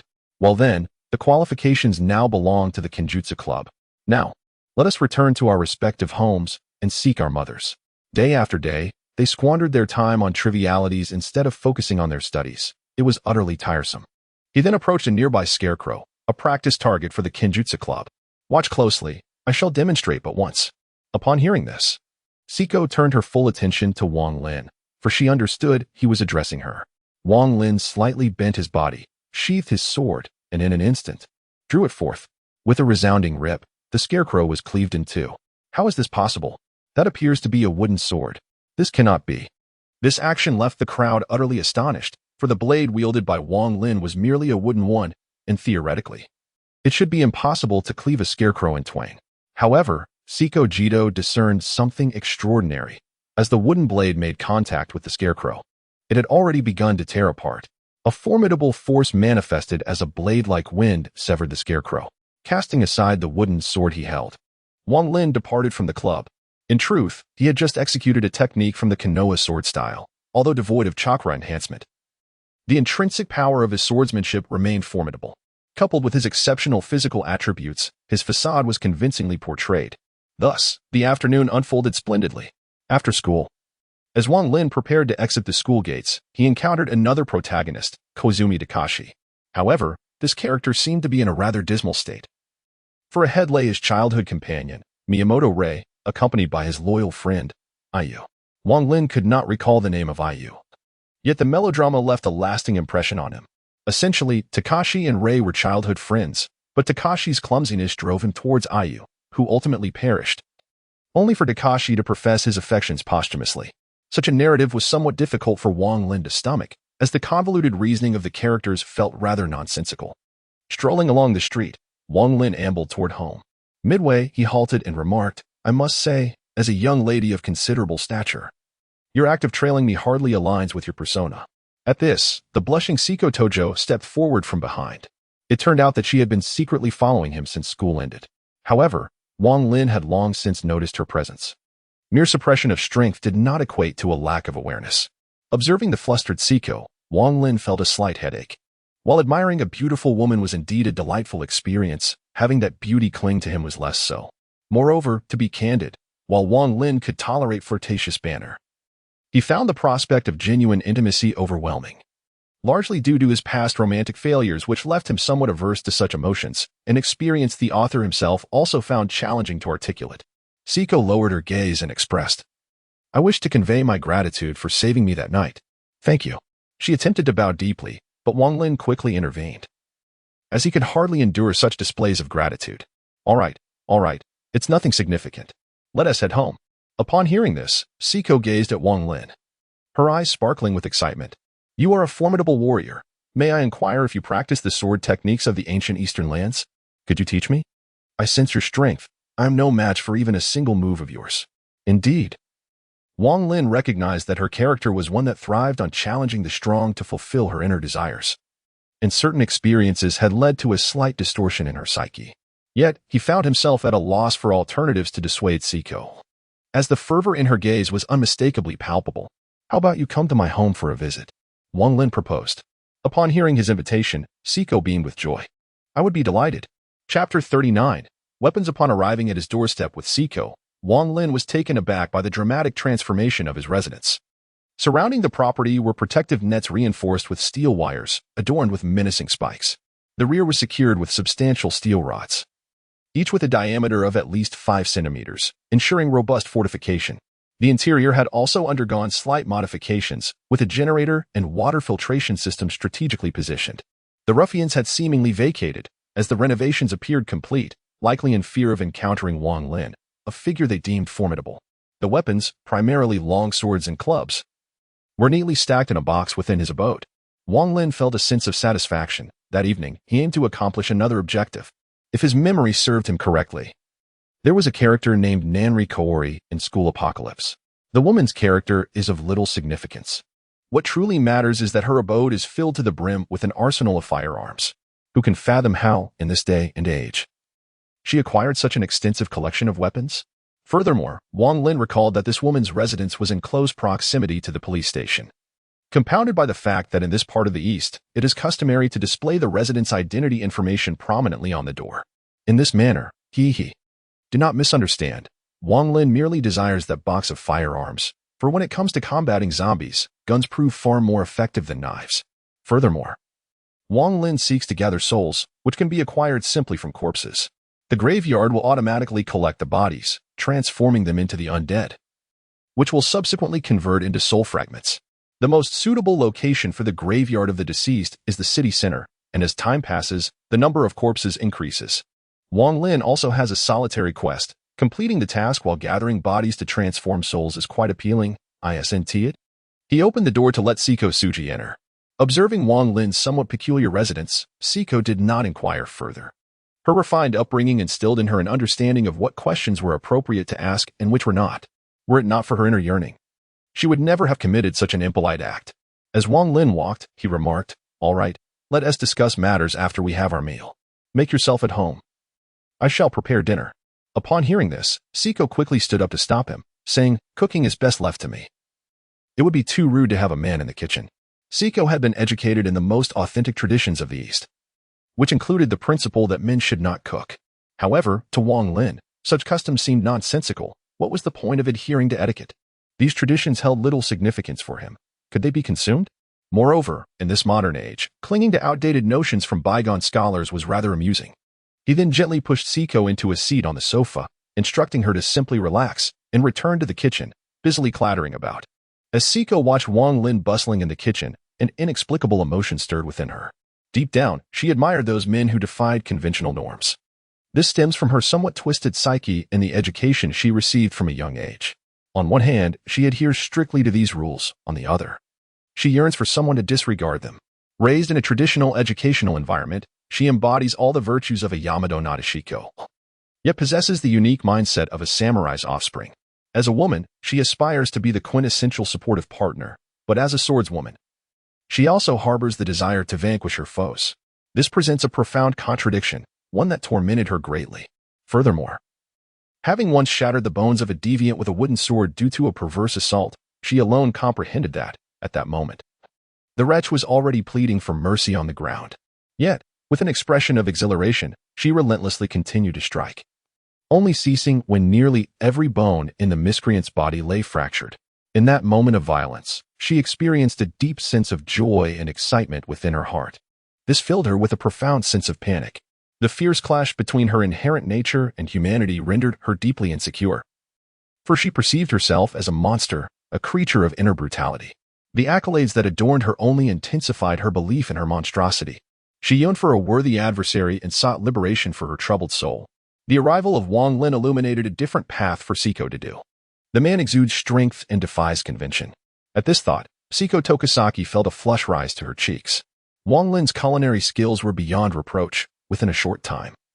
He had prepared 3 dishes and a soup, inviting Siko to dine with him. As she beheld the meal, an inexplicable glimmer flickered in Siko's eyes. There is something alluring about a man who can cook. After finishing the meal, Siko did not allow Wang Lin to lift a finger, taking the initiative to tidy up instead. Wang Lin basked in the leisure, and once everything was in order, Siko knelt before him, her expression earnest as she said, "Please, let us engage in combat." Observing the resolute look on Siko's face, Wang Lin realized there was no escaping this challenge. He had no choice but to accept. In the courtyard, the two stood poised with their blades. Wang Lin, relaxed, regarded Siko, who was visibly tense. To her, he appeared riddled with vulnerabilities. Yet this very perception made her hesitant to attack.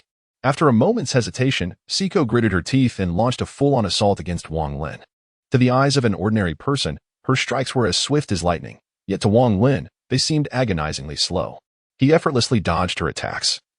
And as Siko unleashed a flurry of blows, Wang Lin deftly evaded each one, even managing to graze her neck with his wooden sword on several occasions. This revelation made her acutely aware that, in the dire dance of life and death, she had perished several times already. Ultimately, Siko T made the resolute decision to wager everything, sheath her blade, and bend her body low. Her gaze remained fixed intently on Wang Lin. Her entire form coiled like a spring. In an instant, Siko lunged towards Wang Lin, her weapon drawn in a swift motion. The sharp sound of wood splintering echoed as the wooden sword in her hand shattered, while Wang Lin's blade now rested ominously against her pale neck. Defeat had dawned upon her, and Siko recognized her loss. She sank helplessly to her knees, the weight of her inadequacy shaking her composure. Gently lowering her body, Wang Lin regarded the disheartened Siko before him and remarked, "Your swordsmanship is commendable. Yet, there lies an obstruction in your heart that breeds hesitation in your strikes." At his words, Siko's head snapped up, her eyes fixated on Wang Lin with intensity. Unperturbed, Wang Lin continued, "I am unaware of the barriers that plague your heart. But allow me to impart a different perspective. Have you pondered the true purpose of mastering the sword? This profound truth has been recited ad nauseum. So let us explore an alternative thought. You see, within each individual resides a beast, one that can either be harnessed or unleashed. This beast is devoid of moral distinction. Much like the very sword you wield. When directed towards noble pursuits, it serves a righteous cause. Yet, when misused, it becomes a force of malevolence. The discernment between good and evil rests within you, but there is one certainty you must grasp. Fortifying oneself is an act of self-preservation. And learning the sword is likewise a means of safeguarding oneself. In the absence of a protector, it is prudent to allow oneself to shine. Even if that radiance may wound others, it is far preferable to inflict harm upon them than to suffer oneself. Do you comprehend? As Wang Lin's words sank in, tears streamed from Siko's eyes, and she could no longer contain her emotions, throwing herself into Wang Lin's embrace, weeping unabashedly. This left Wang Lin in a state of bewilderment. What is happening? Chapter 40, Arrangements. In that moment, Wang Lin found himself utterly bewildered. He merely felt that uttering such words at this juncture was rather fitting. Yet the ensuing developments seemed somewhat askew. However, enveloped by the softness in his arms and the sound of quiet sobs resonating in his ears, he had no choice but to hold her close. After all, he had just emerged victorious over her. He had to maintain the facade, even if it meant shedding tears in the process. Nonetheless, it must be said, it was rather delightful. Siko Jot's tears flowed in Wang Lin's embrace, as if she sought to release every ounce of emotion bottled within her heart. For so many years, she had been silently grappling with her emotions, unwilling and afraid to confide in anyone. Yet, Wang Lin's final words pierced through her defenses. Indeed, why should she endure such torment for someone intent on causing her harm? As she lifted her gaze from Wang Lin's embrace to look at this man, a wave of unfamiliar feelings surged within Siko DG. I shall never let this man go, absolutely not. As I gazed at Siko took his penetrating stare, even with Wang Lin's thick skin, I felt a twinge of embarrassment and awkwardly scratched my head. I then lifted Siko from the ground and said to her, "Well, our swordsmanship sparring has concluded. The extent of my guidance for you has reached its limit. Do make sure to get a good night's sleep. Tomorrow shall undoubtedly be better, don't you think?" Upon witnessing Wang Lin's smile, Siko couldn't help but break into a grin, nodding vigorously. Subsequently, Wang Lin escorted Siko back to her home. Unbeknownst to him, as he turned to leave, Siko remained rooted in place, her gaze lingering on his retreating figure until he vanished from sight. Upon returning home, Wang Lin felt somewhat dazed, perplexed by how events had unfolded. He was not devoid of emotions, however, as a solitary wanderer. He believed that only by remaining unencumbered and without vulnerabilities could he grow stronger. Perhaps it was due to decades of solitary living, or perhaps a consequence of his past failed relationship, that he found himself resisting such feelings. Shaking his head, he forcefully extinguished these thoughts. This is merely a task-oriented world, and one is but a transient visitor. Once the mission is accomplished, departure is inevitable. Wang Lin can somewhat perceive the thoughts of Dujo Siko. The perceptive abilities of a celestial body are truly remarkable, yet Wang Lin consciously evades this awareness. To take a hypothetical step back, if he were to accept her, would the completion of the mission not lead to yet another separation, akin to an eternal divide? After all, it has been quite some time since Wang Lin last entered such a rudimentary realm, and he could not ascertain whether he would encounter Dujo Siko again upon his next return. Never mind, he thought, pouring himself a glass of water. Wang Lin decided to set aside these trivial musings for the moment. He would complete his tasks first. Subsequently, he organized the box of weapons within his home and meticulously checked the surrounding facilities. He ensured that he was familiar with his surroundings while placing items within easy reach. By the time he finished, night had nearly fallen. It was time to embark on his journey. He entered his room, donned the black hoodie he had previously worn, and affixed his mask. Fully equipped, he set out. Under the cover of darkness, Wang Lin hurried towards his first destination. The item known as the Necropolis was designed to create a concealed graveyard within the designated area. Centered around this graveyard, it would collect the corpses and souls of the region. Therefore, Wang Lin needed to position it at the heart of Zone C. And the sole central area of Zone C was none other than the Fujime Academy, where Wang Lin resided. The geographical location of this academy lies at the heart of District C, making it an optimal choice for its placement. Moreover, with the impending outbreak of corpses tomorrow, arranging matters tonight will not hinder subsequent plans. Under the cover of darkness, Wang Lin approached the side of Tingmei Academy, which was separated by a fence. However, before Wang Lin, such a high barrier posed no obstacle. With a slight exertion of his legs, he effortlessly leaped over the fence, landing gracefully and silently. The enhancements from his equipment remained unaffected by the world's constraints. The lightness effect of his shoes bestowed upon him an additional 5 points of agility. The benefits of heightened agility extend beyond mere speed. Evading the patrolling security, Wang Lin swiftly made his way towards the warehouse within the academy. This warehouse serves as a repository for miscellaneous items within the academy, a place that has remained untouched for several months. It is the most suitable location for the burial ground of the undead. Approaching the warehouse, a gentle prod with a finger causes the lock to fracture. With a soft pull, Wang Lin enters the dimly lit interior, greeted by rows of discarded tools and various odds and ends, which hold little interest for him. From the depths of his spatial imprint, he retrieves the burial ground of the deceased. Burial ground of the deceased, one-time use, grade, B effect, once placed. It can collect corpses, converting them into undead, which can subsequently be shattered into soul fragments. Description: this is the resting place of the deceased, a sanctuary for souls. Gazing at the crystalline skull in his hand, Wang Lin gently sets it upon the ground. As it touches the earth, the skull begins to emanate an ethereal blue glow. Under the illumination of this ghostly light, the surroundings begin to transform. The once cluttered warehouse, filled with obsolete instruments and debris, starts to dissolve and disintegrate. The floor beneath him becomes soft, akin to flesh. The environment morphs into a graveyard of malevolent spirits, with tombstones rising ominously around him. The original crystalline skull appears atop the largest tombstone, its hollow eye sockets glimmering with a dim light. However, without any corpses or souls to nourish it. This burial ground remains unchanged.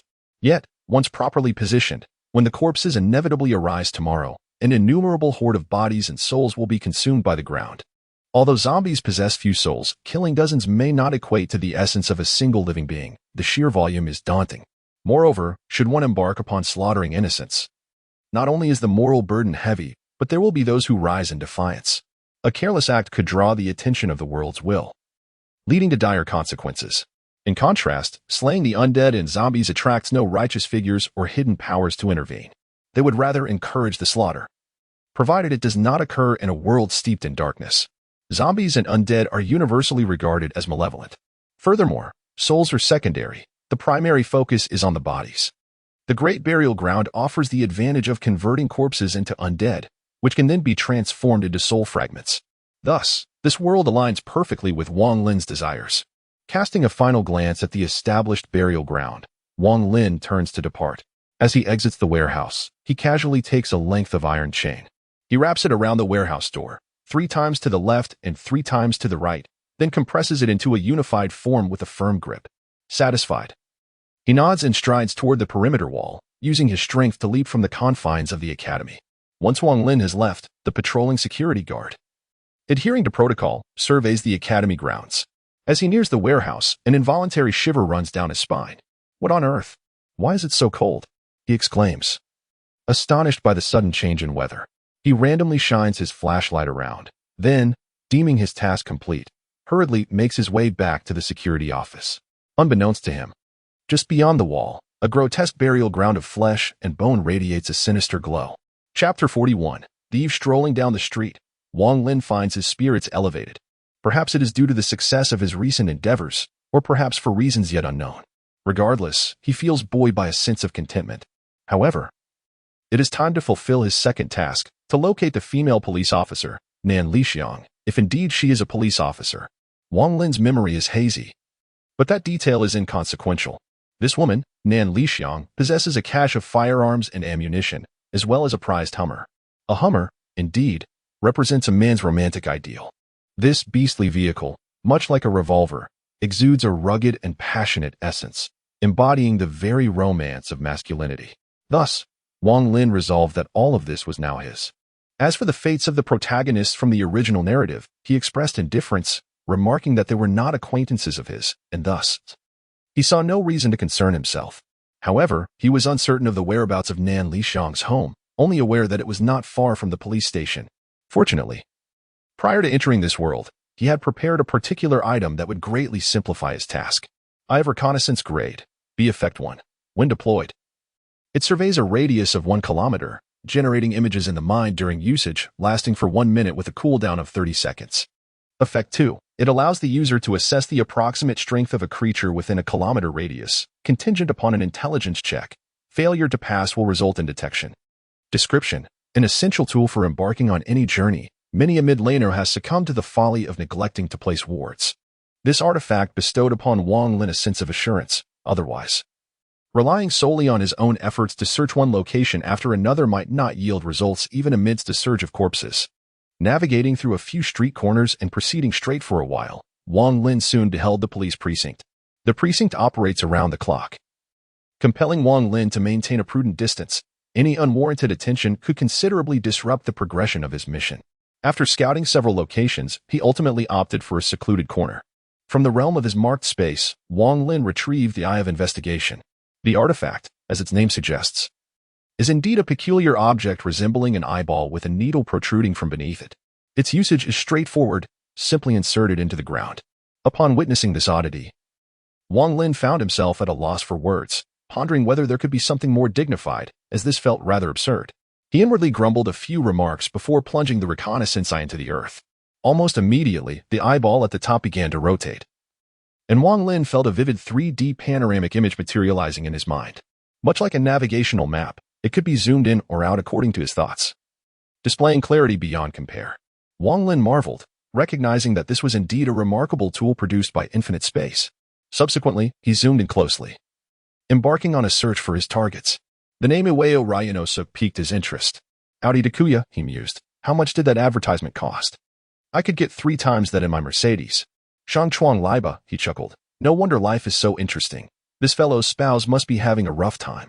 As he perused the array of bizarre names, Wang Lin struggled to suppress his amusement. Trained professionals that they were, they could only hold back for so long. Just as he was on the verge of bursting into laughter, the desired target finally appeared, Nanri Kaori's residence. This must be the place, he concluded. After meticulously memorizing the route, Wang Lin withdrew the reconnaissance eye, which, in its cooling state, presented a lively depiction of an eye closed in slumber. Stowing it away in his imprint space, he set off towards Nanri Kaori's home. It was not far, just around 2 corners, and indeed, the information gleaned from the anime proved accurate, as it was conveniently close to the police station. Arriving at a villa, he noted its impressive scale, rivaling his own abode.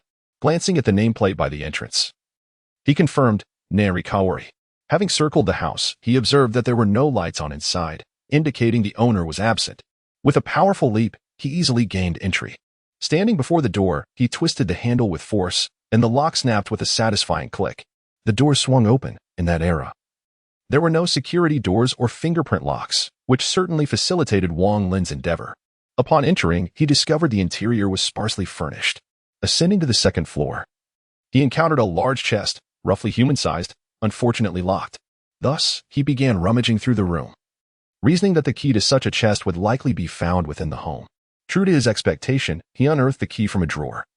And upon unlocking the chest, he was met with a sight of numerous firearms, sniper rifles, assault rifles, carbines, and handguns in abundance. The bottom of the chest was filled with ammunition of various types, all in plentiful supply. Wang Lin felt a surge of satisfaction, though he lamented the absence of the Hummer. Clearly, Nanri Kaori had taken it out, leaving it not at home, a missed opportunity indeed. That Hummer, featured in the anime, was amphibious, and Wang Lin couldn't help but feel envious. However, realizing it was a lost cause, he decided to lock the chest once more, contemplating the prospect of carrying the firearms back with him. The weight posed no challenge for Wang Lin, yet he felt compelled to search further. A woman with such a penchant for weaponry should possess more than mere firearms. As anticipated, he discovered 2 elegantly crafted katana hidden beneath the bed, complete with razor-sharp edges. Ultimately, his search yielded no further treasures. Thus, Wang Lin secured the swords to the cabinet and, with determination, leaped through the front door, bearing the cabinet on his back. He then sprinted in the direction of his home, a mysterious smile gracing his face, reminiscent of a thief fleeing with a stolen dog. Under the cloak of night, he drew no attention, successfully transporting the entire cabinet of weapons back to his residence without incident. Whether Nan Lixiang would later realize her home had been violated was of no concern to Wang Lin. After positioning the cabinet appropriately and stowing the 2 katanas beneath his bed, he felt a deep sense of satisfaction before indulging in a refreshing bath. This night had proven bountiful. It was time for slumber. The following morning, Wang Lin had prepared a backpack filled with high-calorie provisions and a change of clothing. With less than 8 hours remaining until the impending outbreak, he calculated that noon would arrive soon. In this dire scenario of apocalyptic survival, it seems prudent to take measures for self-preservation. After some contemplation, I seized a handgun along with a few rounds of ammunition, equipping the weapon with a silencer. The thunderous report of a revolver would undoubtedly reverberate throughout the entire school, a perilous choice amidst an outbreak of the undead. Despite Wang Lin's formidable physical attributes, confronting a multitude of corpses would spell disaster. A single bite could inflict excruciating pain, if not fatal consequences. Moreover, it has been quite some time since I entered this realm, and I have yet to encounter any of the other reincarnators. What could be the reason for this? As I prepared my supplies, these thoughts plagued my mind. It has been stated in the initial mission briefing that there would be 50 individuals present. Yet now, as the outbreak looms closer, I find myself utterly alone.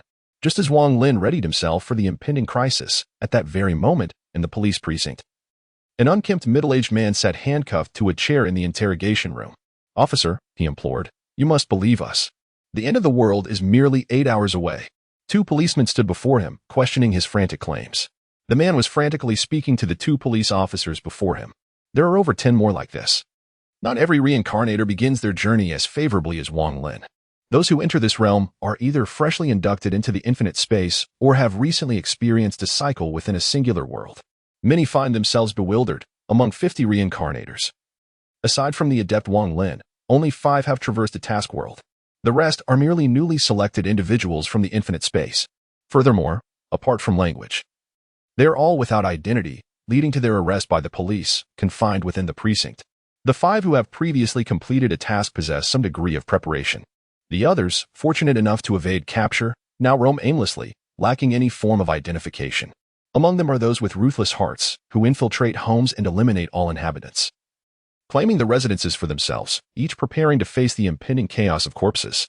Thus, Wang Lin has yet to encounter another reincarnator for quite some time. The closest encounter was likely last night. Moreover, the dire plight of these reincarnators stems from Wang Lin's influence, as the world's difficulty has significantly escalated. Consequently, the number of those who will ultimately return to the infinite space remains uncertain. Chapter 42. The outbreak upon entering the infinite space, whether by choice or coercion. One's life hangs precariously. Thus, it is aptly described as a paradise for the strong and a hell for the weak. After meticulously organizing his belongings, Wang Lin surveyed the room, ensuring everything was properly stored and in place. Having taken a thorough glance around, he closed the door and set off in the direction of the school. By the time he returns home, the world is likely to have undergone a profound transformation. Along the way, numerous students continue to gather in small groups, heading to school as carefree as ever. They remain oblivious to the fact that, in just 8 hours, their world will irrevocably change, plunging them into a struggle for survival. Those carefree days shall never return. Wang Lin gazed outward, yet within his heart stirred a different sentiment. Do these worlds truly exist, or are they akin to an online game? Are the reincarnators merely players, their narratives advancing only to be archived and restarted? Such thoughts flickered momentarily in Wang Lin's mind before he extinguished them. He reminded himself that he was but a fleeting splash in the vast ocean. Contemplating such matters was merely a fruitless exercise in worry. Once he had cultivated sufficient strength, he could endeavor to uncover the truth. For now, his focus must be on survival. Steadying his spirit, Wang Lin proceeded towards the classroom. As he pushed open the door, a few classmates regarded him with curious glances. This seemingly violent young man, who has always attended school empty-handed, has surprisingly changed his ways today. He is even carrying a backpack to class, albeit one that appears rather oversized and somewhat bulging. However, due to the fearsome reputation of Wang Lin's violent persona, no one dares to approach him with inquiries. For Wang Lin, this was the best approach to avoid any unforeseen complications. Arriving at his designated spot, he placed his backpack beside him and began to ponder. At the onset of the narrative, it seemed that chaos erupted at the school gate, marking the beginning of turmoil. It was evident that the virus spread with alarming rapidity, leaving the government unable to respond in time. Wang Lin was now apprehensive that his presence might inadvertently escalate the world's difficulty level significantly. This could transform what should have been mere corpses into a scenario reminiscent of Train to Busan. If the undead were akin to those in Train to Busan, the situation would become rather precarious. They would be akin to superhumans. If their numbers were limited, it might be manageable, but in greater quantities, Wang Lin would have to navigate cautiously around them. At present, he found himself unable to deduce the underlying reasons and could only wait for the unfolding events. Thus, the morning's lessons felt interminably slow to him. He finally endured until noon, with a mere 2 hours remaining until the outbreak of the corpses. These 2 hours mark the midday respite at Tingmei Academy, during which the majority of students bring their own lunches, known in the East as bento. They then take their midday rest within the confines of the classroom. Seizing this interval, Wang Lin ascended to the rooftop of the teaching building. This location offers the most splendid view, allowing one to witness any disturbances at a glance. Wang Lin carries his backpack, prepared to confront any unforeseen circumstances. However, a small twist occurs with the arrival of Seiko Todoroki, who brings along 2 bento boxes. After the events of yesterday, Seiko's heart is no longer entangled in past troubles. Following Wang Lin's recent actions, her fondness for him has escalated remarkably. Thus, she has taken the initiative to prepare 2 bento boxes, intending to share lunch with Wang Lin. As a daughter of a martial arts family, Seiko possesses a passionate and resolute nature. Consequently, she has decided that this captivating man is someone she will not let slip away. Upon reaching Wang Lin's classroom, she learns he is not present and, after some inquiries, discovers he is on the rooftop. However, Wang Lin appears utterly bewildered as he looks at Seiko. What is happening? This is not how the narrative should unfold. Logically, Seiko should be at her club. Noticing Wang Lin's confusion, Seiko offers a gentle smile and says, "Lin Kuan, I specially made 2 bento boxes for us to share." She then hands him one, which reveals a delightful assortment of vegetables, chicken, and a heart-shaped egg. Upon seeing the contents, Wang Lin begins to understand. Because of him, Seiko has managed to release a significant portion of her emotional burdens, leading events to take an unpredictable turn. Wang Lin touches his face, pondering his own allure. Is it possible that he possesses such charisma? Indeed, his charm attribute is quite impressive, standing at a remarkable 20 points. Observing Seiko, whose cheeks are slightly flushed yet gaze unwaveringly at him, he responds with a faint smile. Whatever happens, he thinks, he will follow his heart. At worst, he could sign a contract to take her with him. Being a lone wolf, forming a team with others is out of the question. And such an affiliation is the best option for him, free from concerns of betrayal. He resolves to leave it to fate. The two then begin their lunch on the rooftop, where Seiko's bento proves to be exceptionally delicious. Wang Lin cannot discern the reason, but it simply tastes wonderful. Watching the one he admires relish the meal she prepared fills Seiko with joy. The portion is modest, and within 10 minutes, they finish eating. As Seiko gathers the bento boxes to leave, Wang Lin grabs her hand and says, "Wait, since you're here, stay a while with me." Instantly, Seiko's face flushes with color.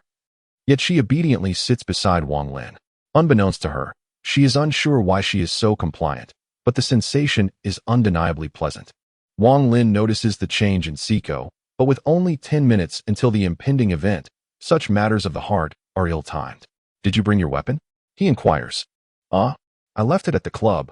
I didn't bring it, Siko replies, somewhat dazed by the abruptness of his question. I see. Well, it's too late to go back now, she muses, puzzled by Wang Lin's mention of an impending start. Wang Lin, without answering, rises and pulls Siko to her feet, guiding her to the edge of the rooftop. They stand quietly, neither speaking. Siko, embodying the essence of a supportive partner, refrains from pressing Wang Lin for answers when she senses he is not inclined to share. As the countdown in Wang Lin's mind reaches its final 5 seconds, he suddenly states, "Let us take one last look at the scenery. The world is about to change dramatically." Before Siko can grasp his words, a commotion erupts at the school gate. A disheveled office worker, in a daze, crashes against the school's iron gate, creating a cacophony. Several teachers rush over, and a security guard hurries out of the security room, shouting, "What is going on? This is a school, don't you know? Stop immediately." Yet, the office worker pays him no heed, continuing to batter the gate. Realizing the authorities have arrived, the security guard's frustration ignites. He thinks to himself that his salary is now at risk. Why must this lunatic disturb me during my shift? He grumbles internally. The guard seizes the office worker by the collar, growling, "You idiot. Can't you hear me telling you to stop?" In response, the office worker bites down hard on the guard's hand, breaking the skin and causing blood to spurt. The guard's rage is immediately extinguished. If anyone were standing behind the office worker, they would see that his back is hollow. He is, in fact, a corpse that moves. The security guard had never encountered such a scene before, especially not one involving his own hands. The pain was so excruciating that he collapsed to the ground, wailing in agony. The leader standing behind him, attempting to assert his authority, was left utterly bewildered by the unfolding chaos. A nearby teacher rushed forward to offer assistance. But within those fleeting seconds, the security guard began to convulse on the ground, ultimately succumbing to death and transforming into a ravenous creature that lunged at the approaching teacher. Observing the turmoil at the school gate, Wang Lin turned to the dazed Siko Doku Island and remarked, "I told you, the world is about to change." Chapter 43. Opening Siko Doku Island's mind was a blank slate. The rooftop was not far from the school entrance, and being a martial artist, her vision was sharper than that of the average person. Thus, she witnessed the horrifying transformation of the security guard as he turned from victim to aggressor. The scene spiraled out of control in an instant. Yet, rather than feeling fear at the gruesome spectacle, Siko felt an unusual thrill. She craved bloodshed and yearned for battle, which had enabled her to carve her path in the original narrative. Now, the upheaval had come too swiftly for her to fully comprehend. By the time she regained her senses, she noticed Wang Lin had already turned to gather his belongings. He retrieved a handgun from his backpack, meticulously checking the number of bullets in the magazine. This is the real world, where the notion of enhancing magazine capacity for the Desert Eagle is but a fantasy. Siko found the enigmatic aura surrounding Wang Lin to deepen significantly. Why is this man so composed? Coupled with Wang Lin's earlier remarks, Siko Tojo reaches a conclusion. Wang Lin must have foreseen that an upheaval would occur at this moment. However, she refrains from probing further. An astute woman knows what inquiries are appropriate and which are best left unasked. As Wang Lin carefully reassembles the handgun, he hesitates momentarily before retrieving the demon blood blade from the imprint space. In Siko Tojo's perspective, the scene unfolds differently. Wang Lin conjures a long, blood-red blade seemingly from thin air. "Take this and use it, but do remember to return it," he says. Wang Lin feels a pang of reluctance, for this is the first time he has taken something from his own possession to share with another. The demon blood blade had yet to be wielded to its full potential. However, Wang Lin understood that the fighting prowess of Siko Busujima, armed with a knife, was vastly superior to that of Siko without one. As she took the demon blood blade from Wang Lin, observing his reluctant expression, Siko realized the extraordinary nature of this weapon. Once in her possession, its exceptional qualities became even more apparent. Yet, there was no time for contemplation, for the door to the rooftop had been forcefully breached by a corpse. With a steely gaze, Siko instinctively entered a combat stance, the demon blood blade slicing through the air like a crimson bolt of lightning towards the corpse behind Wang Lin. She felt as if she were slicing through warm butter, effortlessly severing the head from its body, without the slightest resistance. Momentarily stunned, she glanced at Wang Lin, who, realizing that the corpse had been directly behind him, prompting her reflexive action to draw her blade. Now fully aware, a wave of panic surged within her. Would he come to despise her for revealing this side of herself? While Siko was lost in her tumultuous thoughts, Wang Lin approached and gently patted her head. Siko, her face still marked by fear, caught his puzzled expression. "What is the matter? Did the sight of a corpse frighten you?" he inquired, bemused. Wang Lin recalled Siko's deep-seated desire for battle and bloodshed, wondering why she appeared so off-kilter. Taken aback by his confusion, Siko eventually broke into a smile, her inner turmoil known only to her. At that moment, Siko resolved to stand firmly behind Wang Lin, vowing to protect him from any danger. No threat would be permitted to reach him. Reassured that Siko was all right, Wang Lin had little time to ponder further. The air was thick with the cacophony of screams and the distinctive growls of the undead echoing throughout the academy. The outbreak of corpses was indeed swift, mirroring the events of the original narrative. He retrieved clothing from his backpack, meticulously wrapping it around Siko's arms and shins.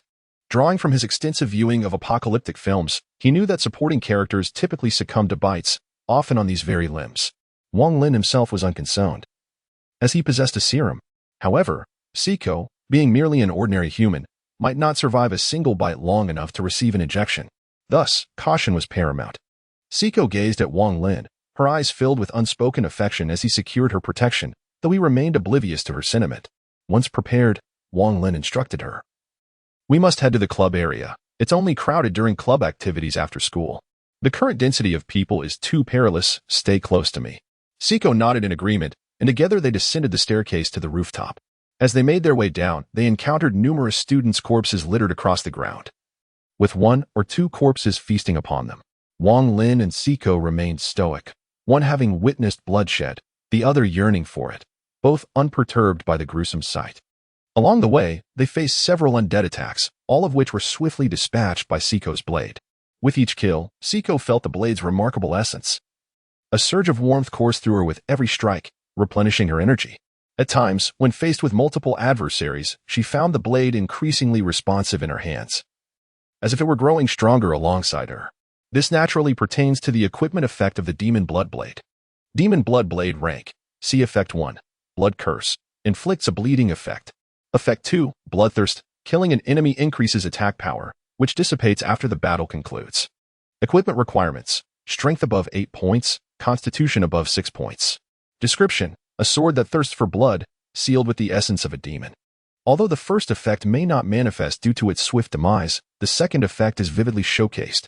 Additionally, it possesses a hidden capability for someone like Wang Lin, who boasts high attributes. The amount of recovery is negligible, yet for Siko Tokiwa, an ordinary individual, it holds significant value.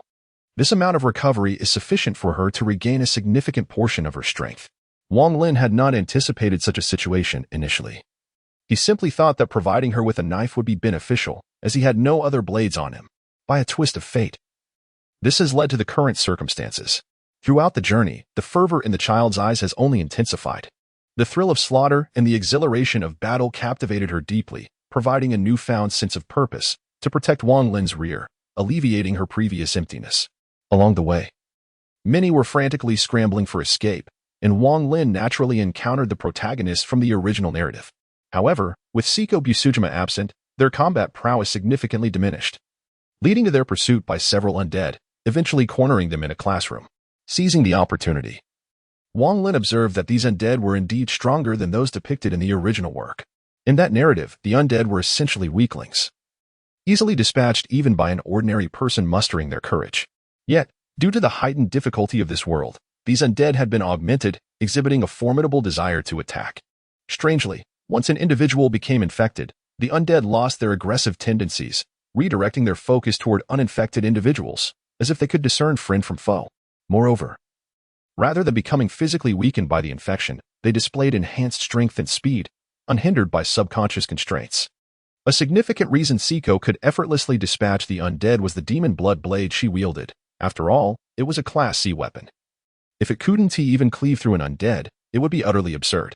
As for the others, Wang Lin witnessed a burly student swing a club at an undead's head, only for the creature to seize the weapon. The aftermath was predictably grim. In a matter of moments, the entire school succumbed to chaos. Fortunately, the undead retained their lack of vision. Otherwise, Wang Lin's plans would have been disrupted.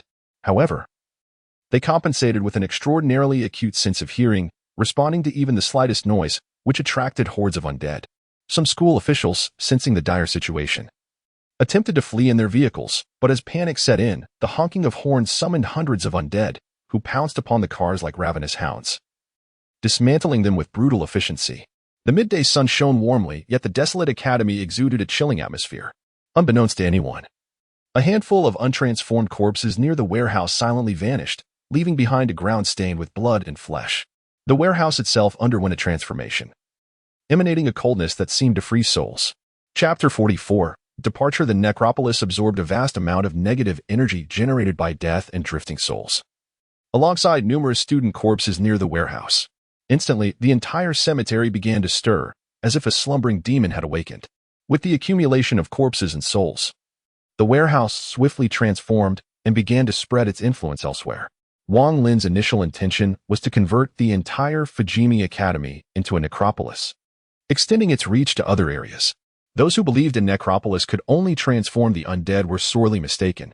Amidst the piling corpses, skeletons and specters, these lowly undead creatures began to claw their way out of their graves. While ensuring the cemetery's safety, numerous soul fragments were transformed. However, Wang Lin remained oblivious to this. He was currently focused on reaching the academy's rear entrance, where the school bus from the original plot awaited. Following the outbreak, Wang Lin had been classified as being with one of the protagonists, Siko Busujima, thus the restrictions on him were lifted. Consequently, Wang Lin aimed to return to his residence as swiftly as possible. The onset of the apocalypse was marked by chaos, and during this tumultuous time, the true terror did not lie with the undead, but rather with humanity. Wang Lin witnessed many revealing their inner malevolence, driven by the impending doom. Actions such as pushing classmates towards the undead for self-preservation were merely childish. As he passed a classroom, the sound of a woman weeping reached his ears, illuminating the grim reality within. Yet, Wang Lin was not a savior. He had no obligation to rescue anyone. It could only be said that fate had dealt them a poor hand. The teaching building Wang Lin occupied had 3 floors. As he descended to the ground level, countless individuals fled in panic, pursued by the undead. Those who were caught faced a grim fate. Stealthily, Wang Lin and Siko navigated towards the rear door. The sheer number of undead was overwhelming. Aside from those in pursuit, the rest were engaged in feeding on the fallen. Wang Lin observed one undead, having consumed a significant amount of flesh, beginning to undergo a transformation. Features such as wings sprouted from its back, or it morphed into a grotesque form. One even transformed into a creature reminiscent of a tentacle monster, its lower half becoming a multitude of writhing appendages. It appeared that the virus had evolved. Caution was imperative. Wang Lin's earlier suspicions proved correct. The initial undead were undoubtedly the weakest. As time passed and the undead consumed more flesh, the situation would inevitably spiral out of control. Moving stealthily, he occasionally fired bullets to dispatch the obstructing undead. Everything proceeded smoothly. Yet, inevitably, a few fools would emerge to block his path. One such fool was Yuta Ayama, a notorious delinquent at Fujimi Academy who had previously thrived before Wang Lin's arrival. After Wang Lin's intervention, the delinquent's status plummeted. However, his penchant for violence led him to confront the undead during the outbreak. After dispatching one, he took refuge in a corner booth. Thus, upon seeing Wang Lin and the stunning Siko at his side, his inner malice surged uncontrollably. How dare this foreign student, with the beautiful Siko Busujima at his side, possess such allure? In this apocalypse, his thoughts turned dark. Fueled by malevolent intent, he snatched a soda can and hurled it from the window of his booth. As the can sailed through the air, Wang Lin sensed the malice directed at him, his instincts sharp as ever. Yet, he could only watch as the can struck the ground with a resounding clang, unable to catch it amidst the chaos. Following the sound, the surrounding undead surged toward Wang Lin. Damn it, don't let me catch you. Although Wang Lin did not know who was behind this, he felt the malicious intent directed at him. With the undead closing in, his only recourse was to fire his weapon. The situation left no room for subtlety. His formidable physical attributes ensured each bullet found its mark. The undead were no match for the bullets. Beside him, Siko wielded her demon bloodblade, slicing through the approaching undead with precision. However, the ground floor was flat, and the undead inevitably generated noise, attracting even more of their kind. After emptying a magazine, Wang Lin retrieved a fresh one from his pocket and turned to Siko, who was splattered with blood. You go ahead. I'll cover your retreat. Siko did not hesitate. Any moment of indecision could result in the demise of both individuals. With resolute determination, she forged ahead, her blade swiftly claiming several heads. Wang Lin followed closely behind, ensuring that no corpses pursued them. As they passed a partition, Wang Lin aimed and shattered the door lock with a single shot, then fired several more rounds to obliterate the connecting bolt. In an instant, the door collapsed, revealing Yuta Iwashida within. The man looked at Wang Lin with a face full of terror, completely unprepared for the revelation that Wang Lin was armed. Casting a glance at Yamada Yuta inside, Wang Lin offered him a faint smile before firing a shot into his leg. Blood gushed forth as Yamada collapsed to the ground, clutching his thigh and wailing in agony. "Ah, Ilinyi, you will not escape your fate." Before Yamada could utter another word, Wang Lin fired again, this time striking his mouth, rendering it a grotesque ruin and forcing him to emit only feeble whimpers. The sound of blood drew the undead surging forward, pouncing upon Yamada. The whimpers transformed into horrific cries, yet Wang Lin remained unfazed, turning his attention towards Seiko Tsuji. He intended to leave no one who wished him harm unscathed. For Wang Lin, grudges were settled on the spot. He never allowed them to linger overnight. As Wang Lin continued, his magazine ran dry once more, and he fumbled for his last one, a tinge of anxiety creeping in. How could this fool waste so many bullets? The bus was still distant, damn it. But events had unfolded, and he could only hasten towards the rear exit. At last, amidst the chaos, Wang Lin and Seiko Tsuji spotted a bus. Wang Lin's eyes gleamed with renewed hope. He turned and smashed a nearby classroom window with a shot. The shattering glass attracted numerous undead, alleviating some of the pressure. Approaching the bus, Wang Lin was taken aback to find it occupied by a considerable number of people, no less. There was no time to ponder. He rapped on the door urgently. The bus driver opened it, and Wang Lin, along with Seiko Tsuji, boarded. Inside, apart from the driver, there was another individual wearing glasses, exuding an air of refinement. Wang Lin recognized him, Koichi Wisteria, a duplicitous character. Yet, he had no time to concern himself with such matters. As a fresh wave of undead emerged from the academic building, these new corpses exhibited alarming changes. They could run. Wang Lin sensed the urgency. The evolution of these creatures was accelerating. He hastily urged the bus driver to start the engine, but Koichi Wisteria interjected. "We cannot leave just yet.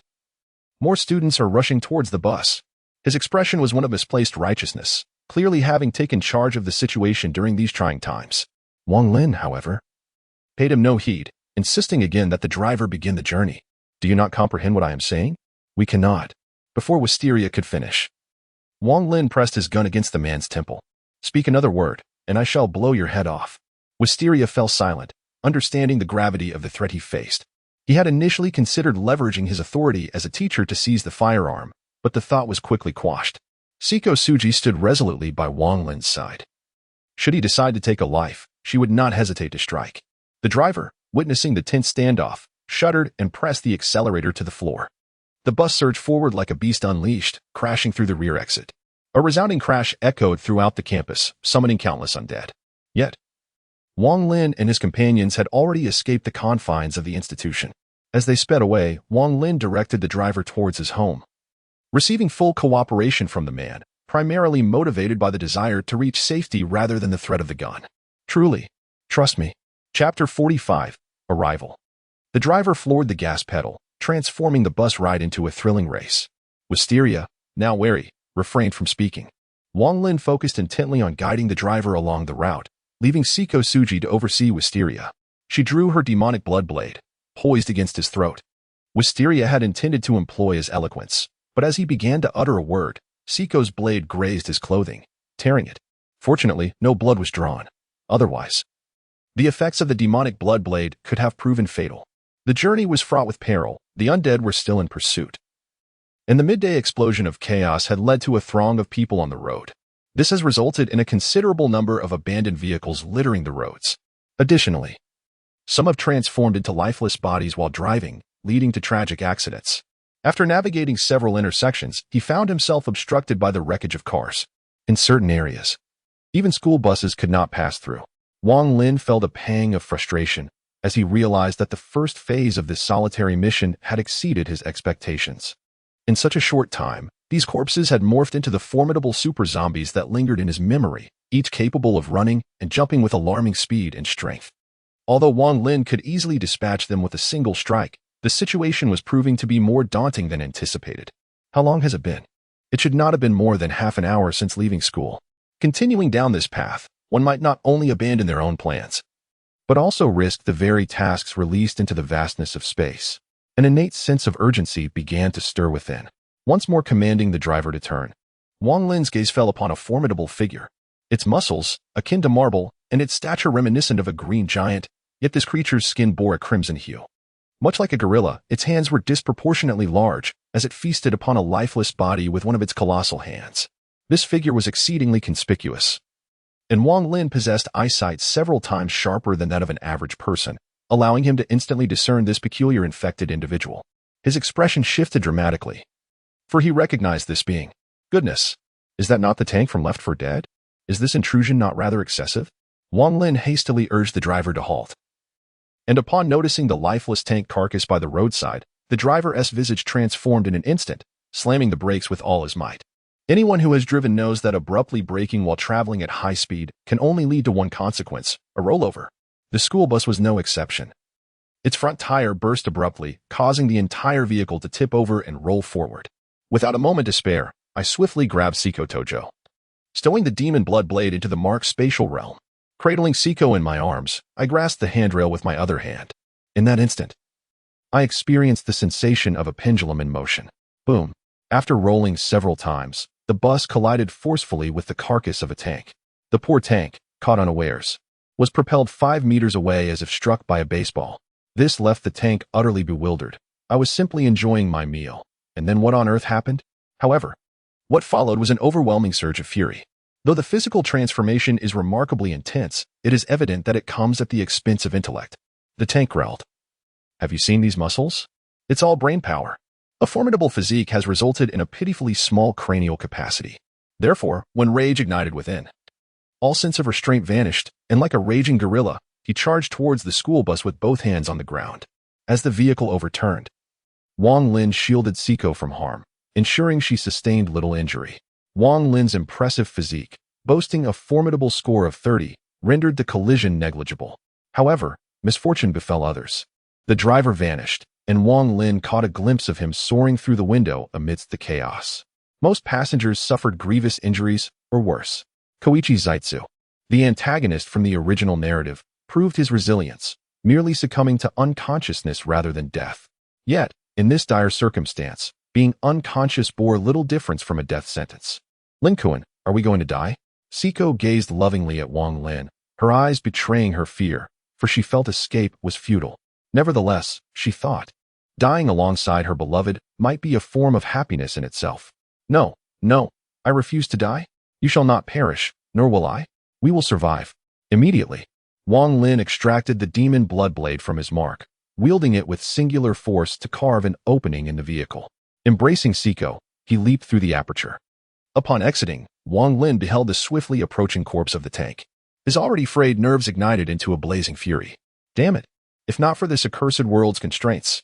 He cursed, charging forward to collide with the tank's remains. In that fleeting moment of contact, he unleashed the dance of the crescent moon. This technique, learned in the world of Naruto, was executed instinctively in a fit of rage, despite the absence of chakra enhancement. The sound of the blade tearing through flesh resonated as Wang Lin's furious strike cleaved the tank's proud form as effortlessly as chopping cabbage. In an instant, the tank was split asunder, blood splattering the ground, along with various mutated organs tumbling aside. Seiko stood in stunned silence. Upon seeing the oncoming tank, she had already concluded that it was an adversary beyond her capabilities. Victory seemed only achievable through cunning. Yet, Wang Lin charged forth, causing her heart to race. Soon, she witnessed him employing a peculiar sword technique, and the massive tank corpse was severed in two. The smoothness of the cut revealed the ease with which he executed the strike. How is this possible? How can he be so powerful?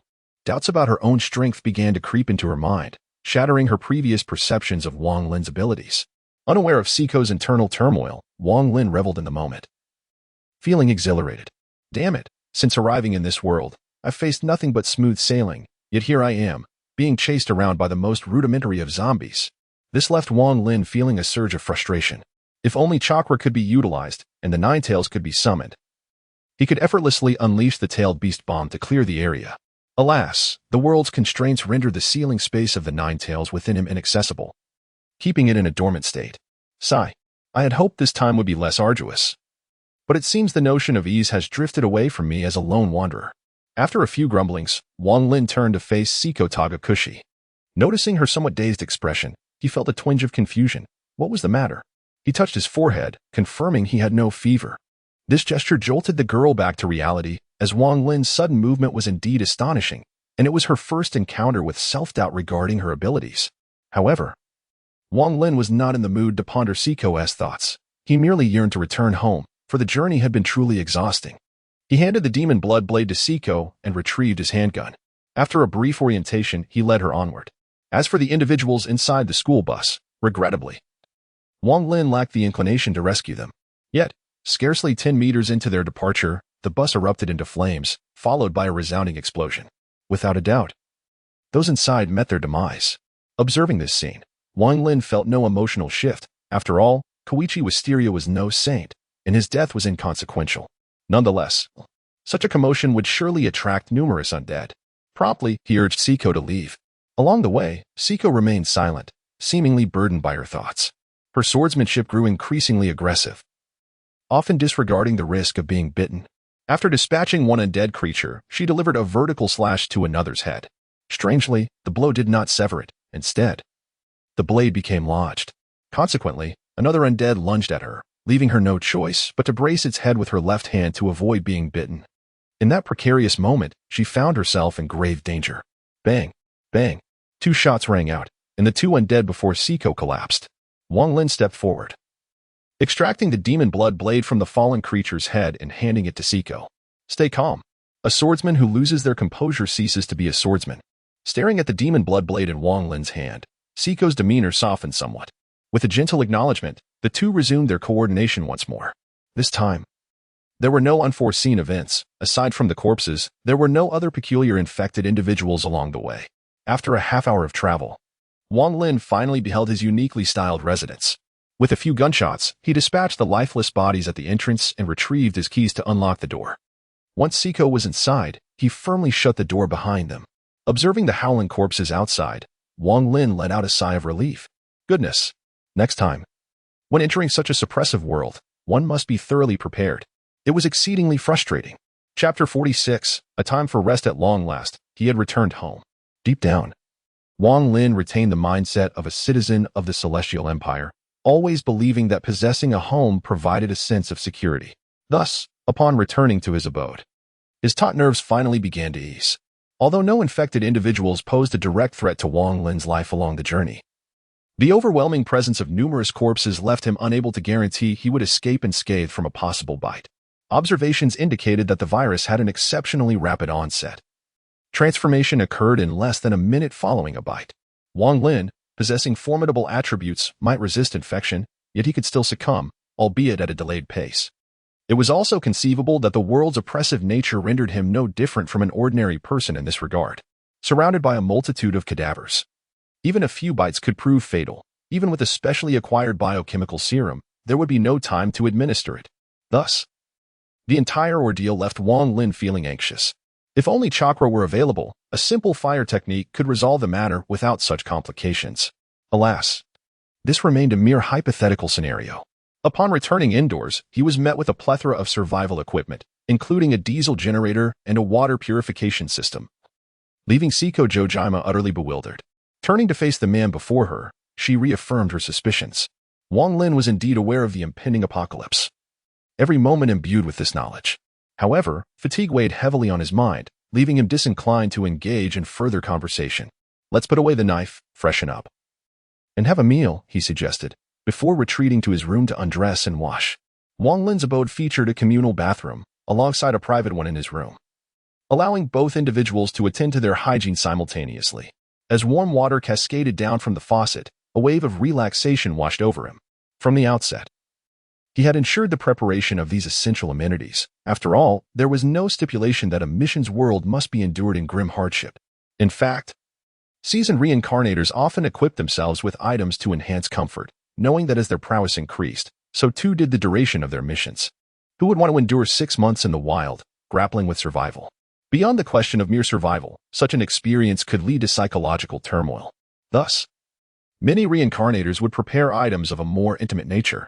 Hence, experienced reincarnators, when conditions permitted, would endeavor to create a more pleasant existence, be it through sustenance or shelter. Wang Lin's inclination stemmed from the mindset of his homeland, leading him to embrace the notion of long live the motherland. After a refreshing shower, he felt revitalized. Indeed, indulging oneself was hardly a flaw. Donning his gear, removable and not bound by any game-like constraints, he relished the reality of ownership.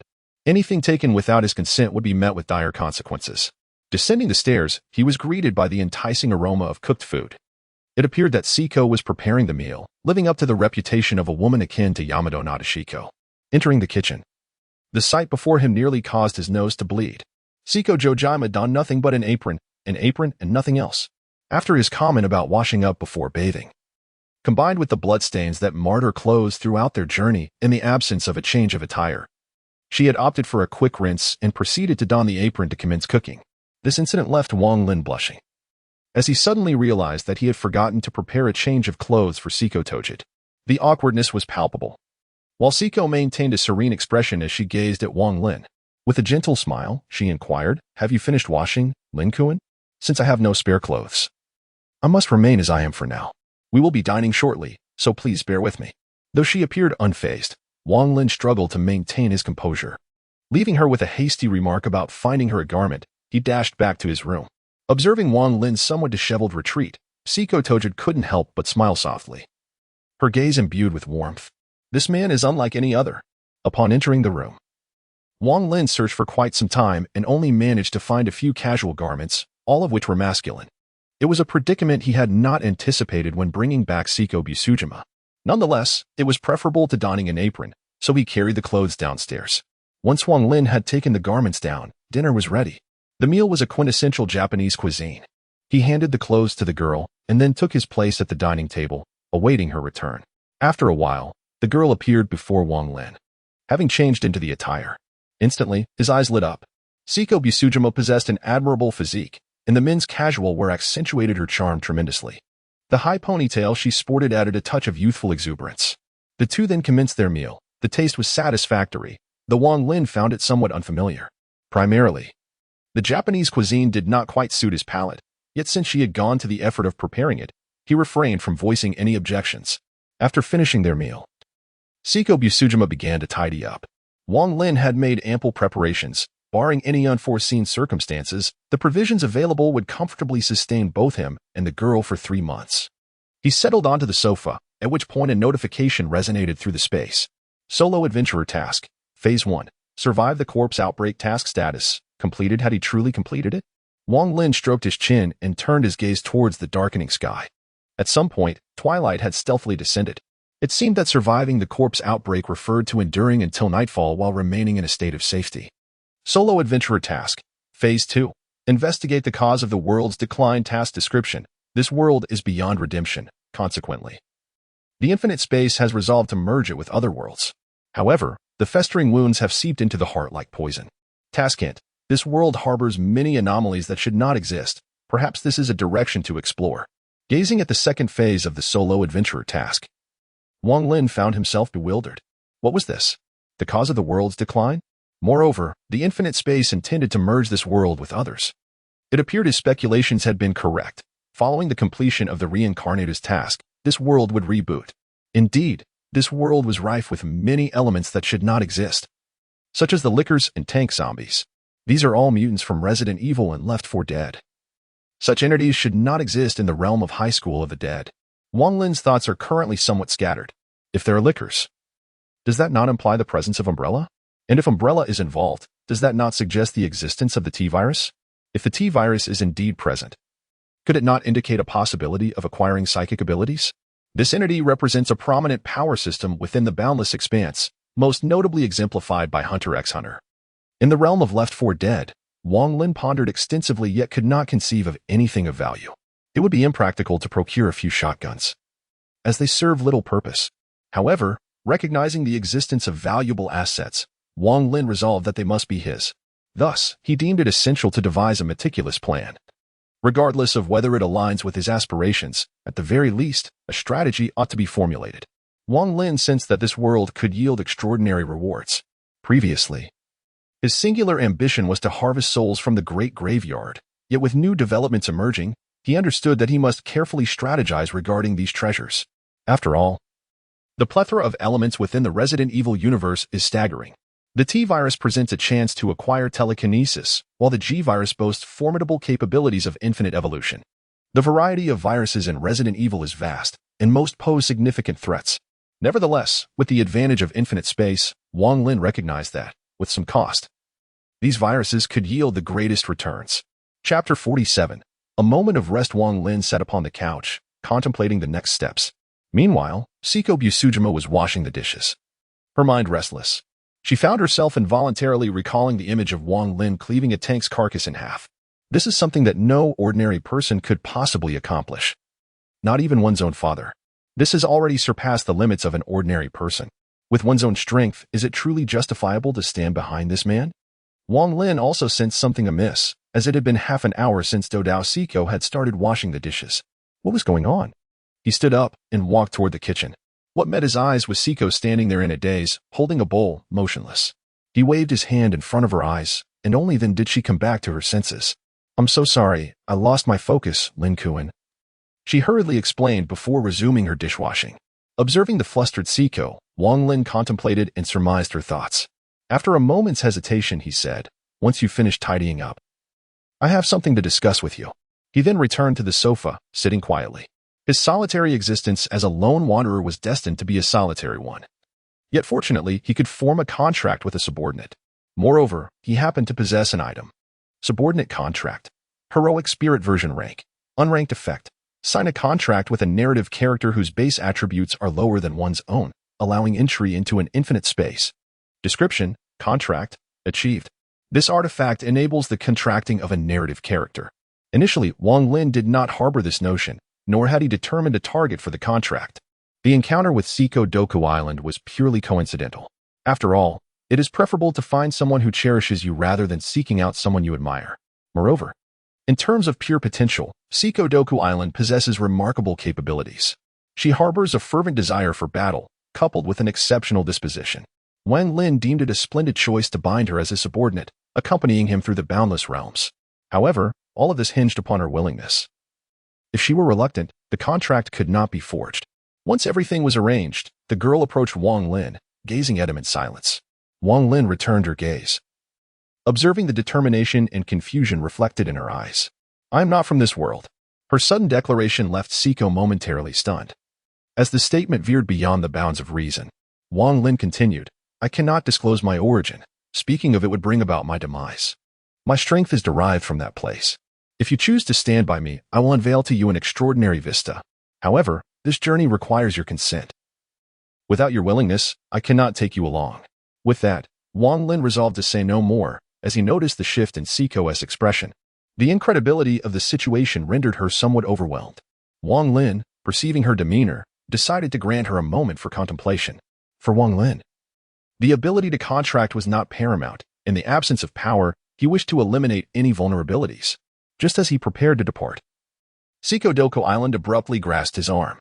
Turning back, he met her steadfast gaze. Simultaneously, a notification echoed in his mind. Narrative character Seiko Doku Island's affinity has reached its zenith. Contract available. Do you wish to proceed? Observing the resolute Seiko, an unfamiliar sensation blossomed within Wang Lin. The feeling of being chosen with such conviction was indeed gratifying. Subsequently, Wang Lin initiated the subordinate contract with her. Subordinate: Seiko Doku Island strength, for agility, 5 constitution, for intelligence, 5 charm, 10 luck, 5 energy, 0 talent. 1, part of the swordsman, a natural swordsman. She is the finest master of the blade, enhancing swordsmanship and the attack power of sword-type weaponry. Talent 2, part of slaughter, a bloodthirsty Azura princess. She yearns for battle and carnage, augmenting her attack power by an additional 50% based on her strength attribute during combat. Contract ability: immortal heroic spirit. Upon death, she will resurrect 24 hours later, a process that will consume a portion of her talents and may induce alterations in her personality.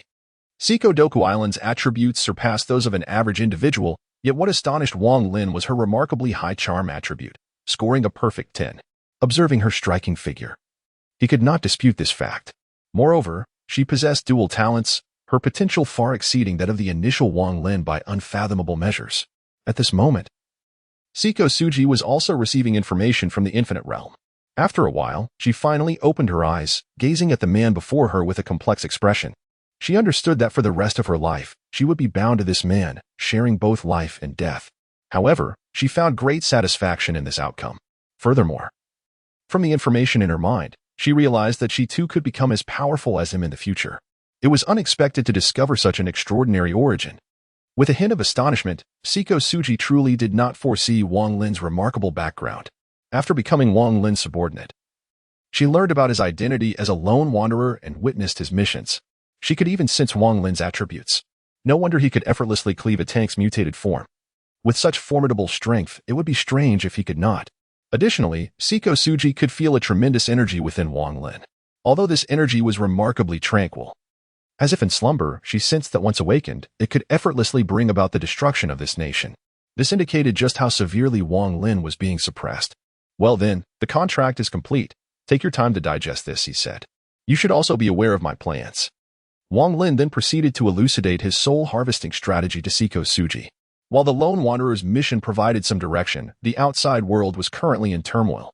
Therefore, it would be wise to wait a while, at least until the situation outside calms down. Get some rest. There will be ample battles ahead. And I won't be lending you that knife just yet. Once we return to the space, I will find you a fine blade. The demon blood blade. In Seiko Tsuji's hands, could only be regarded as a particularly sharp knife. Yet in Wang Lin's grasp, it transformed into a peerless weapon. Thus, he entrusted her with the samurai sword he had previously acquired, promising to procure her a superior blade upon their return to the infinite realm.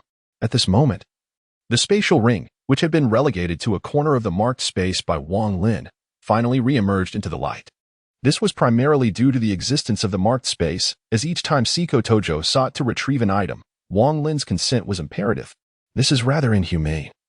Could there not be an option to remember one's selection? Consequently, Wang Lin, weary of repeatedly granting consent, simply bestowed the spatial ring upon the child. Upon returning to the space, he could also upgrade and expand its interior dimensions. This item has finally proven its worth, justifying the initial expenditure of 2,500 space coins for its acquisition. The child who received the space ring resembles a little girl who has just obtained a new toy, endlessly putting the katana in and taking it out, much to Wang Lin's amusement. He selectively forgets that he, too, exhibited such behavior upon first acquiring the ring. Thus, a day passes in this manner. Chapter 48. Movement and sound. The two then settled into a lifestyle that would make any survivor envious, with meals replete with meat and a delightful variety at each sitting. Wang Lin occasionally indulged in some beverages, relishing the experience.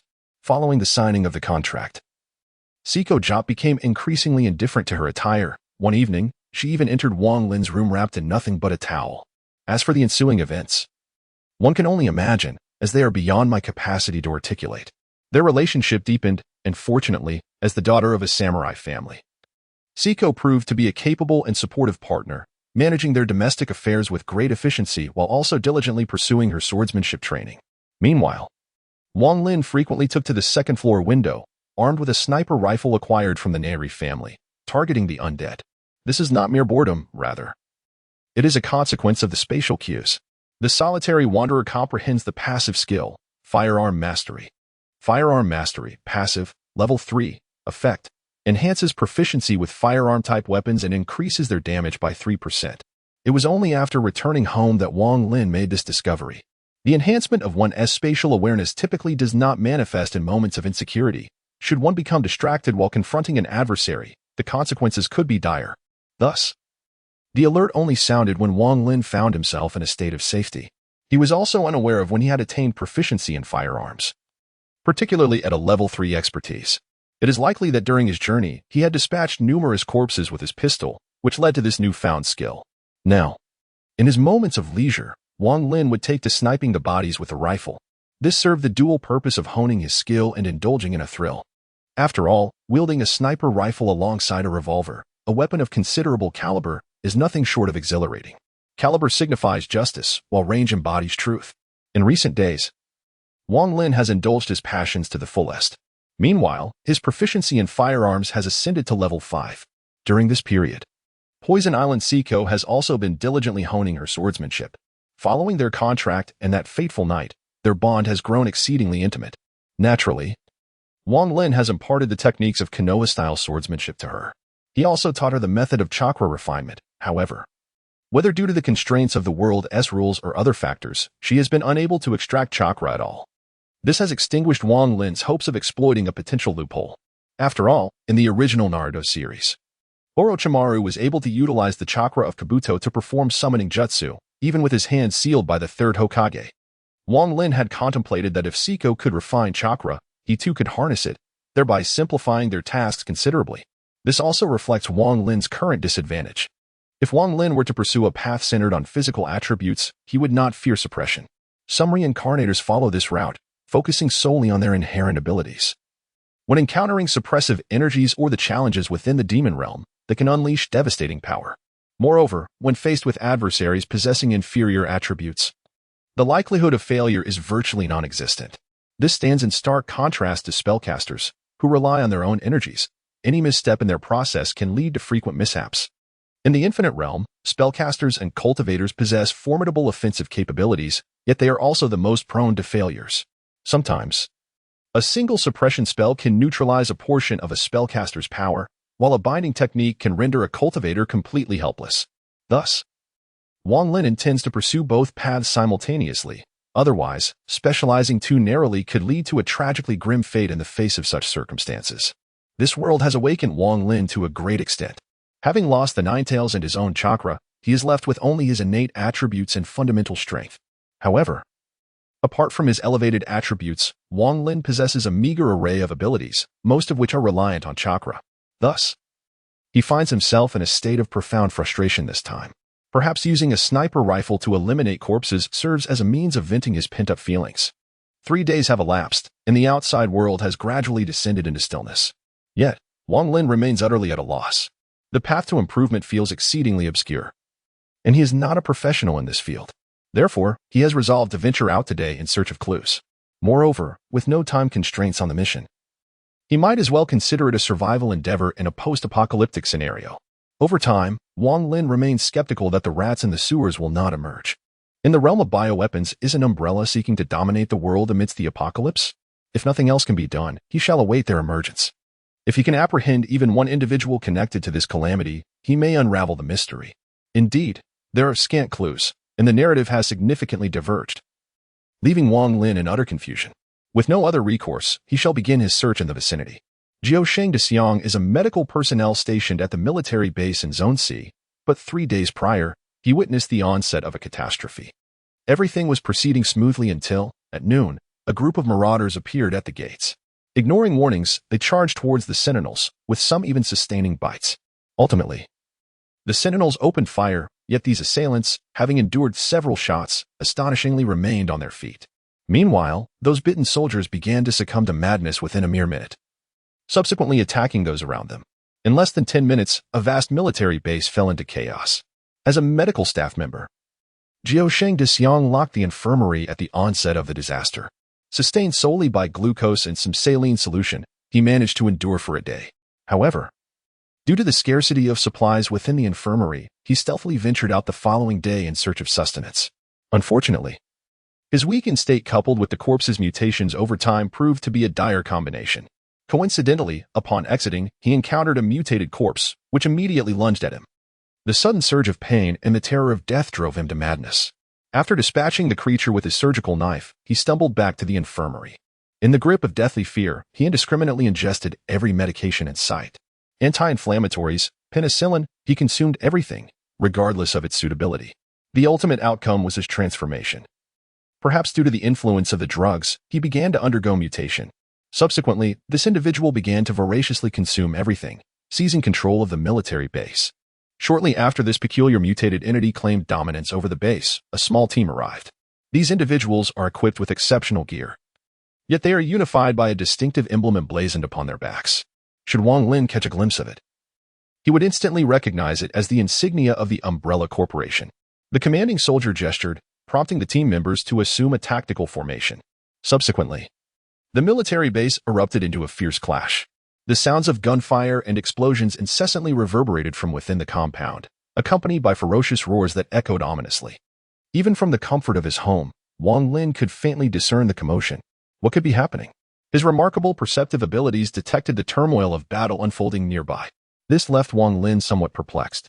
He hurriedly took out a map and, comparing it with the direction from which the commotion emanated, discovered that it was a military base remarkably close to his location. This revelation sparked a sense of suspicion within him. It has been 3 days, and logically, this should not be the case. Could it be that there are still individuals within the military base? Or perhaps some unforeseen circumstances have arisen? Nevertheless, it is fortuitous that I must venture out to seek my luck and see if I can uncover any clues. Thus, I shall proceed to investigate. I turned to summon the young one who was engrossed in training, and after a brief preparation, we set off towards the military base. Chapter 49. The Tyrant. Throughout the journey, the two of us hurried to our destination at the swiftest pace possible. Naturally, Wang Lin took care to attend to the young one, for no matter how diligently she trained, it was improbable that she could match Wang Lin's prowess in merely 3 days. Along the way, Wang Lin encountered the reanimated corpses that had been drawn by sound. Some leaping with agility, while others possessed immense strength. In any case, each had undergone some form of mutation, while those that had not were likely already consumed by other corpses. However, despite their mutations, these reanimated beings remained devoid of intelligence. Consequently, they gathered along the path due to various transformations, alleviating Wang Lin's concerns about being encircled. The young one, brimming with excitement, harvested the corpses along the way. After breaking through a certain barrier, she no longer suppressed her bloodthirsty urges. Furthermore, with Wang Lin imparting the techniques of the Konoha blade style, along with the swordsmanship that had been passed down through generations in the Tokushima family, which is rooted in the authentic samurai combat style utilized on the battlefield. The young one, a natural swordsman, astonishingly fused the two to create her own sword technique. As we advanced, she honed her skills by continuously confronting the approaching corpses. Wang Lin was more than willing to accompany her, for she was his own, and her increasing strength was undoubtedly advantageous. Wang Lin had begun to formulate a certain plan for the young one's future path, one that mirrored that of a certain individual known for a singular sword style. Since she favored using a sword, her focus would be on cold weaponry, transforming into a blade that cleaves through her enemies. Thus, her attributes would be of paramount importance. As long as her attribute points were elevated, he could then endow her with an array of passive skills, such as armor penetration and fury. Perhaps he could also grant her a few aura-type abilities, reminiscent of an elderly figure, wherein aside from healing skills, all others would be close combat-oriented. In such a scenario, she would engage the foes up front while Wang Lin provided support from behind. Moreover, Wang Lin's attributes were not lacking, should anyone underestimate him and attempt to engage in assassination. The ensuing spectacle would undoubtedly be remarkable. The two of us reached the military base in less than 10 minutes, and upon arriving at the entrance, we could still hear the roars emanating from within. Exchanging a glance, Wang Lin boldly stepped inside, with the young one following closely to ensure that no corpses would unexpectedly appear at Wang Lin's rear. Unfortunately, she still possessed the attributes of an ordinary person, and a mere brush with danger could lead to her demise. Despite her heroic spirit talent, a single death could diminish her abilities and drastically alter her disposition. Wang Lin could not bear the thought of his gentle companion changing her character. As we proceeded, Wang Lin remained vigilant, for he sensed an exceptionally formidable life force within the military base. Moreover, this energy was wild and devoid of reason. This made Wang Lin somewhat vigilant. The transformations in this world have been profound. Wang Lin has long since lost the initial confidence he once possessed in commanding the situation. Gradually, he made his way towards the palpable essence of life, observing along the path numerous remnants of corpses, including many fallen soldiers. It appeared that the outbreak of the virus had swiftly led to the downfall of this military base. As he passed the watchtower, Wang Lin gently pushed open the rear door of an armory. His instincts guided him, indicating that the ferocious life force resided within that very armory. The door creaked open, and Wang Lin cautiously peered inside. There, seated cross-legged on the ground, was a towering figure, over 2 meters in height. Nearby lay several corpses, their conditions harrowing. Some were as flat as pancakes, while others had been grotesquely severed in two. The giant stood with its back to Wang Lin, its head bowed as it emitted a series of low murmurs. As for what it was engaged in, a glance at the surrounding corpses led Wang Lin to form a rough conjecture. His gaze slowly swept the area. He had no intention of provoking the giant, primarily because it seemed unnecessary. His own mission was still shrouded in mystery, leaving him with little energy to concern himself with these aberrations. However, upon spotting a corpse severed in two, Wang Lin's pupils constricted. The preservation of this corpse is remarkably intact, albeit relatively so. The body lies supine, revealing the emblematic symbol on its back. How fortuitous, my dear companion, that we must collaborate this time. Upon seeing the umbrella logo, Wang Lin understood that this battle was inevitable. Here, one can surprisingly find individuals under the protection of a powerful umbrella. Might there be any valuable information concealed within these corpses? Such clues are already sufficient for Wang Lin to embark on a perilous venture. After all, he had previously been utterly perplexed. Now, with a semblance of leads, he is unwilling to relinquish his pursuit. Subsequently, after whispering a few instructions to the boy, Wang Lin retrieved the demon blood blade from the realm of his imprints. He then forcefully kicked open the back door, allowing the boy to slip inside and conceal himself behind some crates. The thunderous noise startled the colossal figure, and as the giant turned to gaze at Wang Lin, an exclamation of astonishment surged within him. Could it be? Is that not the tyrant? Indeed, this giant is none other than the infamous tyrant from the Resident Evil series, albeit without the customary leather attire. Moreover, this particular tyrant bears a resemblance to the Grim Reaper tyrant from the same franchise. However, while its left hand appears entirely normal, the right has transformed into a monstrous claw. Yet even the seemingly ordinary left hand is larger than Wang Lin's head, currently grasping a leg and ravenously devouring it. Blood splattered across its visage. Upon noticing Wang Lin entering, the tyrant let out a furious roar, hurling the leg in its grasp directly at him. Wang Lin sidestepped nimbly, causing the leg to crash against the wall and explode into a mist of crimson. With another roar, the tyrant, seated on the ground, gradually rose to its full height of over 2 meters, exuding an overwhelming sense of intimidation. Fixating its gaze on Wang Lin, the tyrant sensed that consuming him would lead to a further evolution of its formidable powers. This is the instinct of life, an incessant evolution. With another furious roar, the tyrant charged towards Wang Lin. The swiftness of the moment caught Wang Lin by surprise, as it appeared that the agility attribute had reached no less than 12 points. Instantly, he raised his blade to block the tyrant's claw descending upon him, the impact of claw against demon blood blade resonating with a crisp metallic sound. With a forceful thud, Wang Lin swiftly retreated, dissipating the enormous strength. In this confrontation, he sensed that the creature's power attribute matched his own. Meanwhile, the young one discreetly planted a large eye orb into the ground. The reconnaissance eye activated, transmitting the surrounding scenery within 1,000 meters into Wang Lin's mind. However, he paid little heed to these visuals. His focus was on examining the tyrant's attributes. With a successful intelligence check, the tyrant's attributes materialized before Wang Lin's eyes.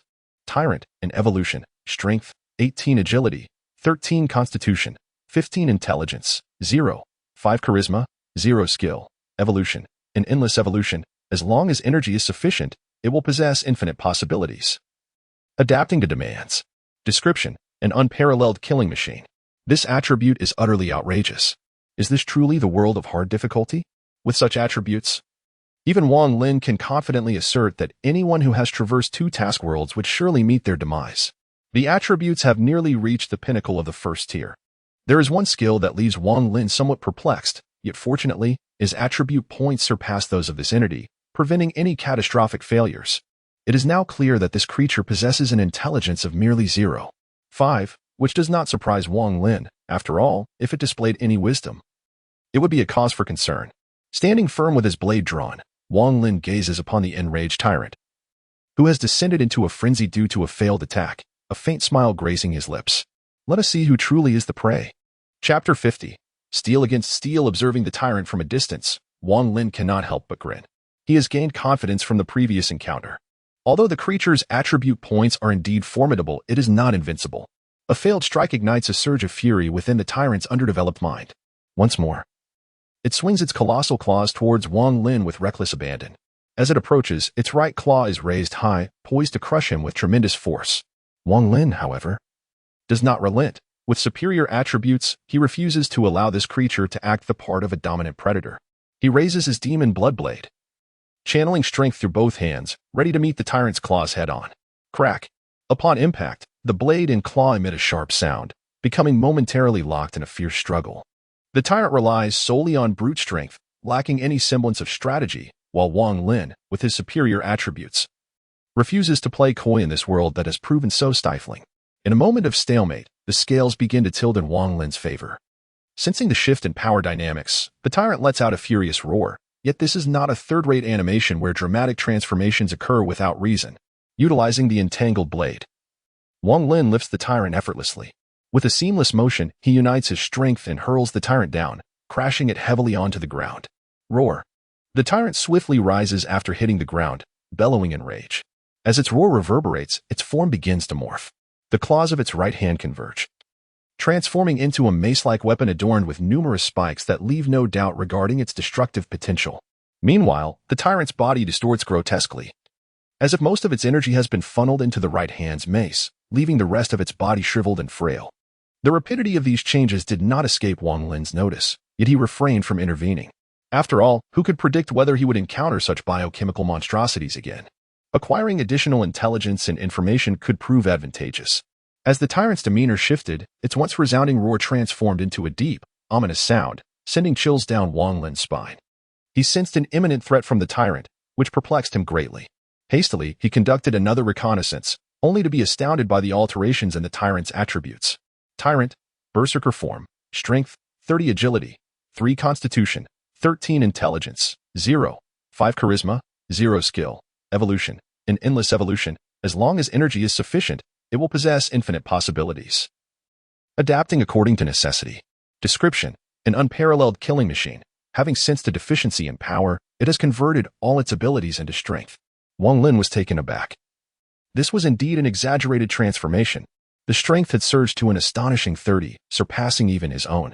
However, the other attributes had diminished significantly, with agility plummeting to a mere 3. It appeared that the tyrant's evolutionary skill was tailored to confront its current environment or adversaries, adapting strategically. After struggling against Wang Lin, it had evidently allocated all attribute points to strength. Wang Lin pondered whether this evolution was reversible. If it were, then it would be manageable, but if not, it would lead to a considerable disadvantage. After all, he was not a person who relied solely on brute strength. As heavy footsteps echoed ominously, the tyrant approached him with an awkward gait, igniting a wave of concern within Wang Lin. Will this fellow trip himself up? However, what followed was a meteor hammer, filled with the sound of rushing wind, hurtling towards Wang Lin. The palpable force contained within it caused Wang Lin's expression to shift dramatically. He realized instantly that he could not withstand this blow. To absorb it directly would likely result in injury. The force of this strike was immense. Yet Wang Lin slightly bent his body before leaping backward. Boom! The hammer struck with force at the very spot where Wang Lin had previously stood, generating a tremendous wave of air. Seizing the opportunity presented by this gust, Wang Lin executed a graceful backflip in midair, landing elegantly on the ground. This strike did not inflict the slightest harm upon Wang Lin. Wang Lin only opts for a direct confrontation when faced with adversaries of inferior attributes. After all, the likelihood of a reincarnator who relies on attribute-based advantages encountering a setback against weaker foes is remarkably low. In contrast, those who specialize in skill or technique, epitomized by mages and rogues, represent a different breed of reincarnators. At times, this may result in a reversal by foes whose attributes fall below one's own. Even with a critical strike power soaring to 30 points, Wang Lin is not foolish enough to engage in a direct confrontation. As the tyrant's meteor hammer crashed against the ground, Wang Lin exerted force once more with his feet, propelling himself towards the tyrant. A high-strength attribute translates to formidable attack power. However, without the corresponding agility attribute to support it, one becomes exceedingly rigid. Such is the plight of the tyrant at present, ensnared in an awkward predicament due to the absence of agility. The meteor hammer, being excessively heavy, cannot be retracted swiftly, rendering his entire body ensnared in a state of rigidity. In this state of vulnerability, Wang Lin felt compelled to strike a few blows. Leaping onto the colossal meteor hammer, he seized the opportunity to stomp down forcefully, causing the already embedded hammer to sink even deeper into the floor. Harnessing this momentum, Wang Lin charged directly towards the tyrant's neck, transitioning from a single-handed grip to a two-handed hold on his blade. He aimed for the tyrant's throat with intent to deliver a decisive strike. Yet, just as Wang Lin prepared to conclude the battle with a single blow, an unsettling sensation prickled at the nape of his neck. The source of danger was to his left. Without a moment's hesitation, he swiftly positioned his sword to shield that side. A resounding thud echoed off the blade, propelling Wang Lin's body backward, which then landed heavily upon the ground. Fortunately, in that fleeting moment, he had managed to deflect the attack with his weapon, sustaining only minor discomfort from the impact. As he steadied himself with the sword, Wang Lin finally beheld the source of his recent peril, an object resembling a spring. It was, astonishingly, the tyrant's left hand. This took Wang Lin by surprise, as his attention had been entirely focused on the tyrant's right hand, leaving him oblivious to the left. Wang Lin had even presumed it had become feeble, only to discover it had transformed into a hidden weapon. Moreover, the most immediate impression this strike left on Wang Lin was one of sheer explosiveness. For on the blade of the demon blood blade, there was, astonishingly, a subtle indentation. This is a C-class weapon, yet it surprisingly left a mark from this encounter. This sudden surge of vigilance surged within Wang Lin. Had he not sensed it in time, or had he hesitated and failed to block with the demon blood blade, he would have taken the blow directly to his body, and the tide of battle would have shifted from advantage to disadvantage. Unexpectedly, this critical strike with a 0.5 intelligence attribute possessed such keen insight. The tyrant's left hand, which had stealthily attacked Wang Lin, gradually retracted, shrinking to an insignificant size. Those unaware would never suspect that this was the most lethal weapon. The delay allowed the tyrant to react. The meteor hammer was once again poised to strike fiercely at Wang Lin. Witnessing the descending meteor hammer, Wang Lin's mood soured instantly. Chapter 51. Clue Dam. A wave of terror washed over Wang Lin, quickly followed by a sense of dread. He had initially thought the battle could come to a close, only to find himself nearly caught off guard. Had he not been attentive just moments ago, he could have faced a disastrous turn of events. The fear of such a misstep ignited Wang Lin's frustration, especially since this was his very first serious battle.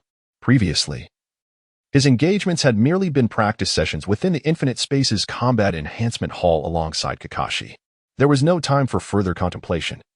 The whoosh of the meteor hammer slicing through the air compelled Wang Lin to retreat abruptly.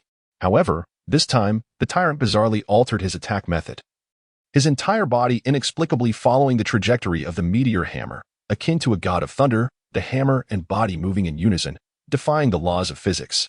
Goodness. This situation seems rather excessive. Witnessing the meteor hammer continue its approach without descending, Wang Lin could not help but utter an expletive. This is a world of biochemistry, not one of fantasy. Fortunately, Wang Lin quickly realized the situation, forcefully landing his toes upon the meteor hammer, skillfully evading the sharp spikes, and propelling himself once more into the air. The momentum allowed him to evade the tyrant directly. Yet, as his back faced the tyrant, an ominous sensation surged within him once again, this time emanating from behind. However, suspended in the air, Wang Lin found himself incapable of turning to block. He could only twist his body and rotate the blood blade in his right hand, positioning it defensively behind him. This time, Wang Lin found himself in a rather precarious situation. In a hurried attempt to defend himself, compounded by the awkwardness of a backhanded strike, he felt a tremendous blow to his back. His complexion paled, and blood surged forth from his mouth, propelling him through the air. After a second impact, he could no longer contain himself and coughed up a mouthful of blood, causing the demon blood blade to fly away. His body crashed heavily against the wall. In the meantime, hiding nearby, Siko was taken aback, her expression shifting dramatically. While Wang Lin battled the tyrant, she had been discreetly gathering intelligence on the Umbrella Corporation, collecting electronic devices from the corpses and various papers, amassing anything she could find. However, upon witnessing Wang Lin's injury, she lost her composure and rushed over to lift him up. Lin Jun. Lin Jun. Her voice trembled, tinged with the quaver of impending tears, as the sight of his bloodied state sent shivers through her. Fortunately, Wang Lin had prepared adequately. Enduring the pain, he retrieved a vial from his imprint space. Life Potion rank, D effect, instantly restores 10% of health. Description: this substance may be of limited use, merely ensuring one can teeter precariously between life and death. This is a restorative potion that Wang Lin had prepared in advance. Upon biting open the cap, he quickly downed the contents in one gulp. After consuming the elixir, a flush of vitality spread across Wang Lin's face. The nature of this potion is rather intriguing, especially since Wang Lin's talent is also based on percentage enhancements, which synergizes well with such restorative items.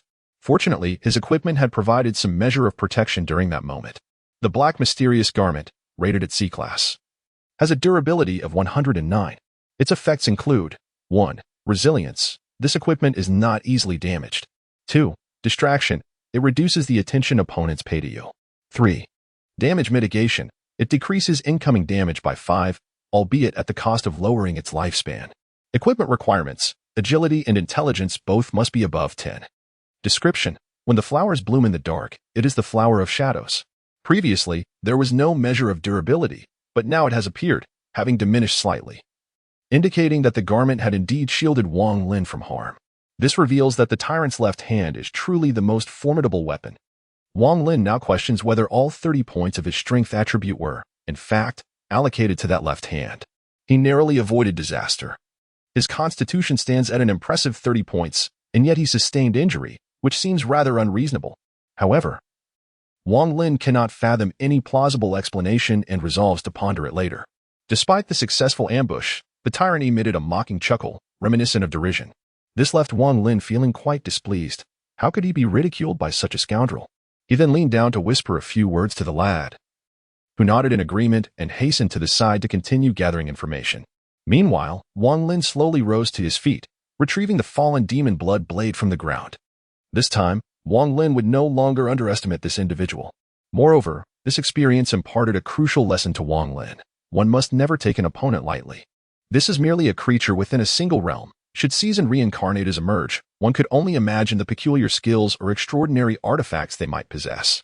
A moment of carelessness could lead to catastrophe, regardless of one's elevated attributes. This compelled Wang Lin to retract his disdainful gaze, resolving never to release it again. He had no desire to perish, especially not in such a calamitous manner. His eyes narrowed slightly, signaling his seriousness. The tyrant, observing Wang Lin once more brandishing his weapon, emitted a grotesque sound from its misshapen head, seemingly mocking him. Wang Lin was exasperated. Are you truly limited to a mere 0.5 intellect? Yet he would not indulge it. What an absurdity!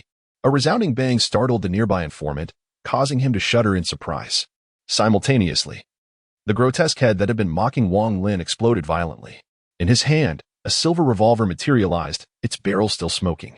Times have changed, you fool, Wang Lin declared, his tone filled with ire. The reluctance to employ the python revolver had stemmed from a lingering sense of youthful bravado. After all, the thrill of combat was intoxicating when blades pierced flesh. However, once that fervor subsided, Wang Lin resolved to eliminate the tyrant with utmost swiftness.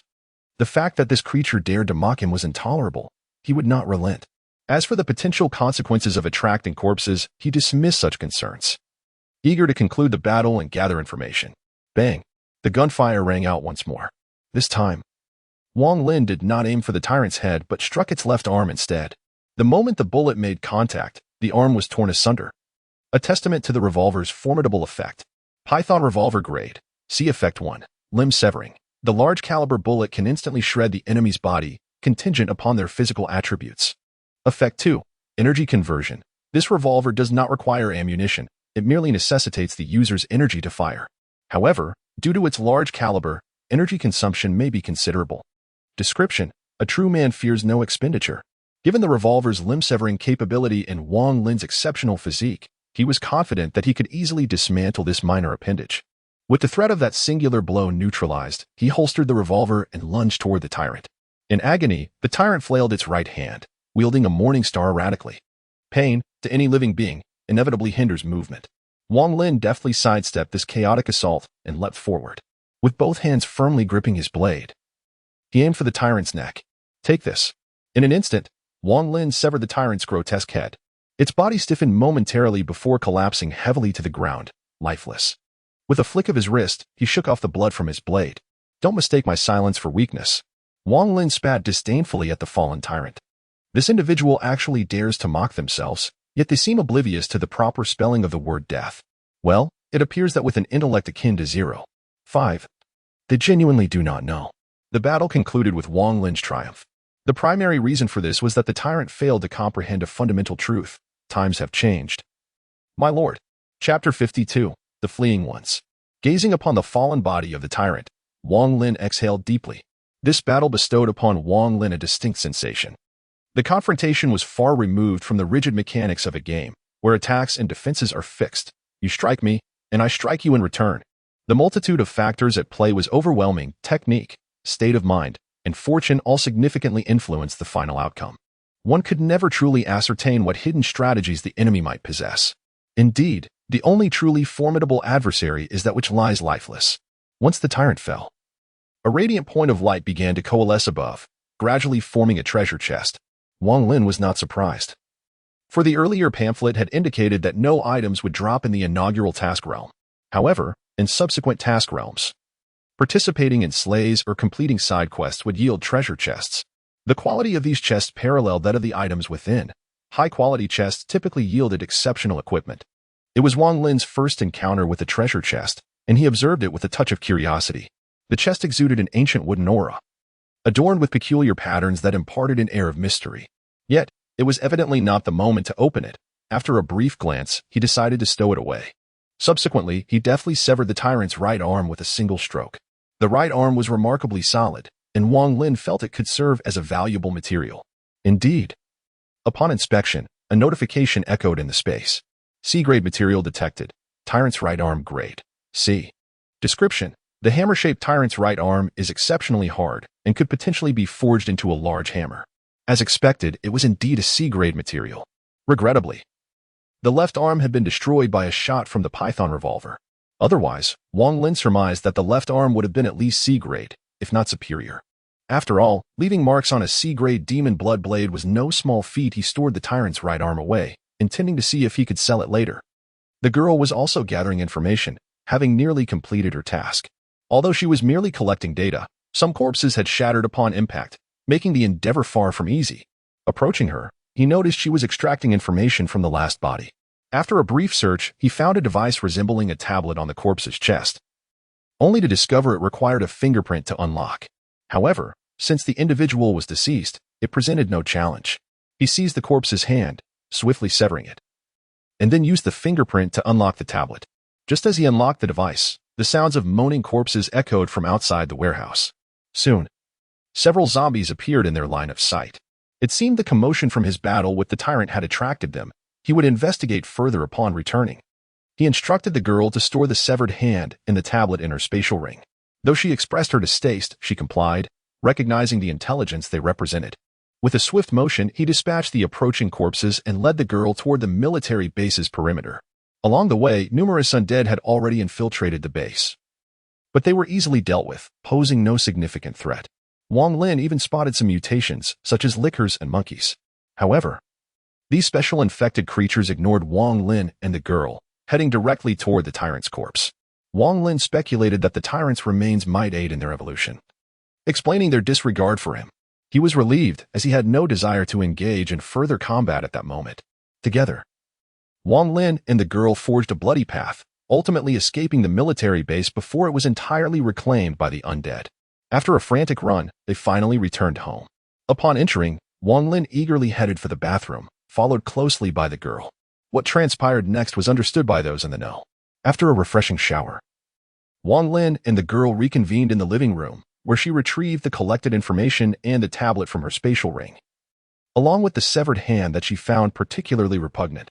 Wang Lin examined each piece of information meticulously. The contents were incomplete, and some portions were obscured by bloodstains, rendering them difficult to decipher. C Squat. Sample number 9. Mission. These items provide no valuable information whatsoever, rendering any attempt at conjecture futile. Ultimately, upon unlocking the tablet, Wang Lin discovered merely 2 emails. Opening the first, he encountered an anonymous voice message. Hank, the research on Subject Zero has made significant progress. If you come with genuine intent, your daughter may awaken once more. I have discreetly obtained some results from Subject Zero's research. I have sent you the location. Come with ample sincerity. Beneath the voice message lay an address. Wang Lin retrieved the map he had previously prepared and noted that the location was on the outskirts of Area C. The second email, however, was received that very morning. Upon opening it, he found it to be a task description. The sender remained anonymous, but the task stated that experimental samples had appeared within Military Base 3. Hank's team was instructed to collect these samples and return them to the outpost. Though the message was brief, Wang Lin gleaned some understanding. It seemed the experimental samples referred to the tyrant, and the owner of the tablet was likely this individual named Hank. What was initially thought to be merely an infected subject of experimental value resulted in the annihilation of the entire team. Regrettably, the location of the outpost was not provided. Otherwise, this information could have led to the Umbrella Corporation's base. Moreover, Wang Lin was particularly intrigued by the mention of Subject Zero in the first voice message. It appeared there were undisclosed developments, yet they seemed of little consequence now. What mattered was that Wang Lin had a clear direction. He would head to the outskirts of Area C to seek out the source of the voice message. Since this person had managed to extract results from Subject Zero's research, they were undoubtedly an insider within Umbrella. Moreover, considering the timeline, it was 3 days ago. approximately when the outbreak of corpses occurred. In light of this, the likelihood of this individual surviving is significantly high. As long as this person can be located, one can proceed to the Umbrella Corporation's base, thereby accomplishing the mission at hand.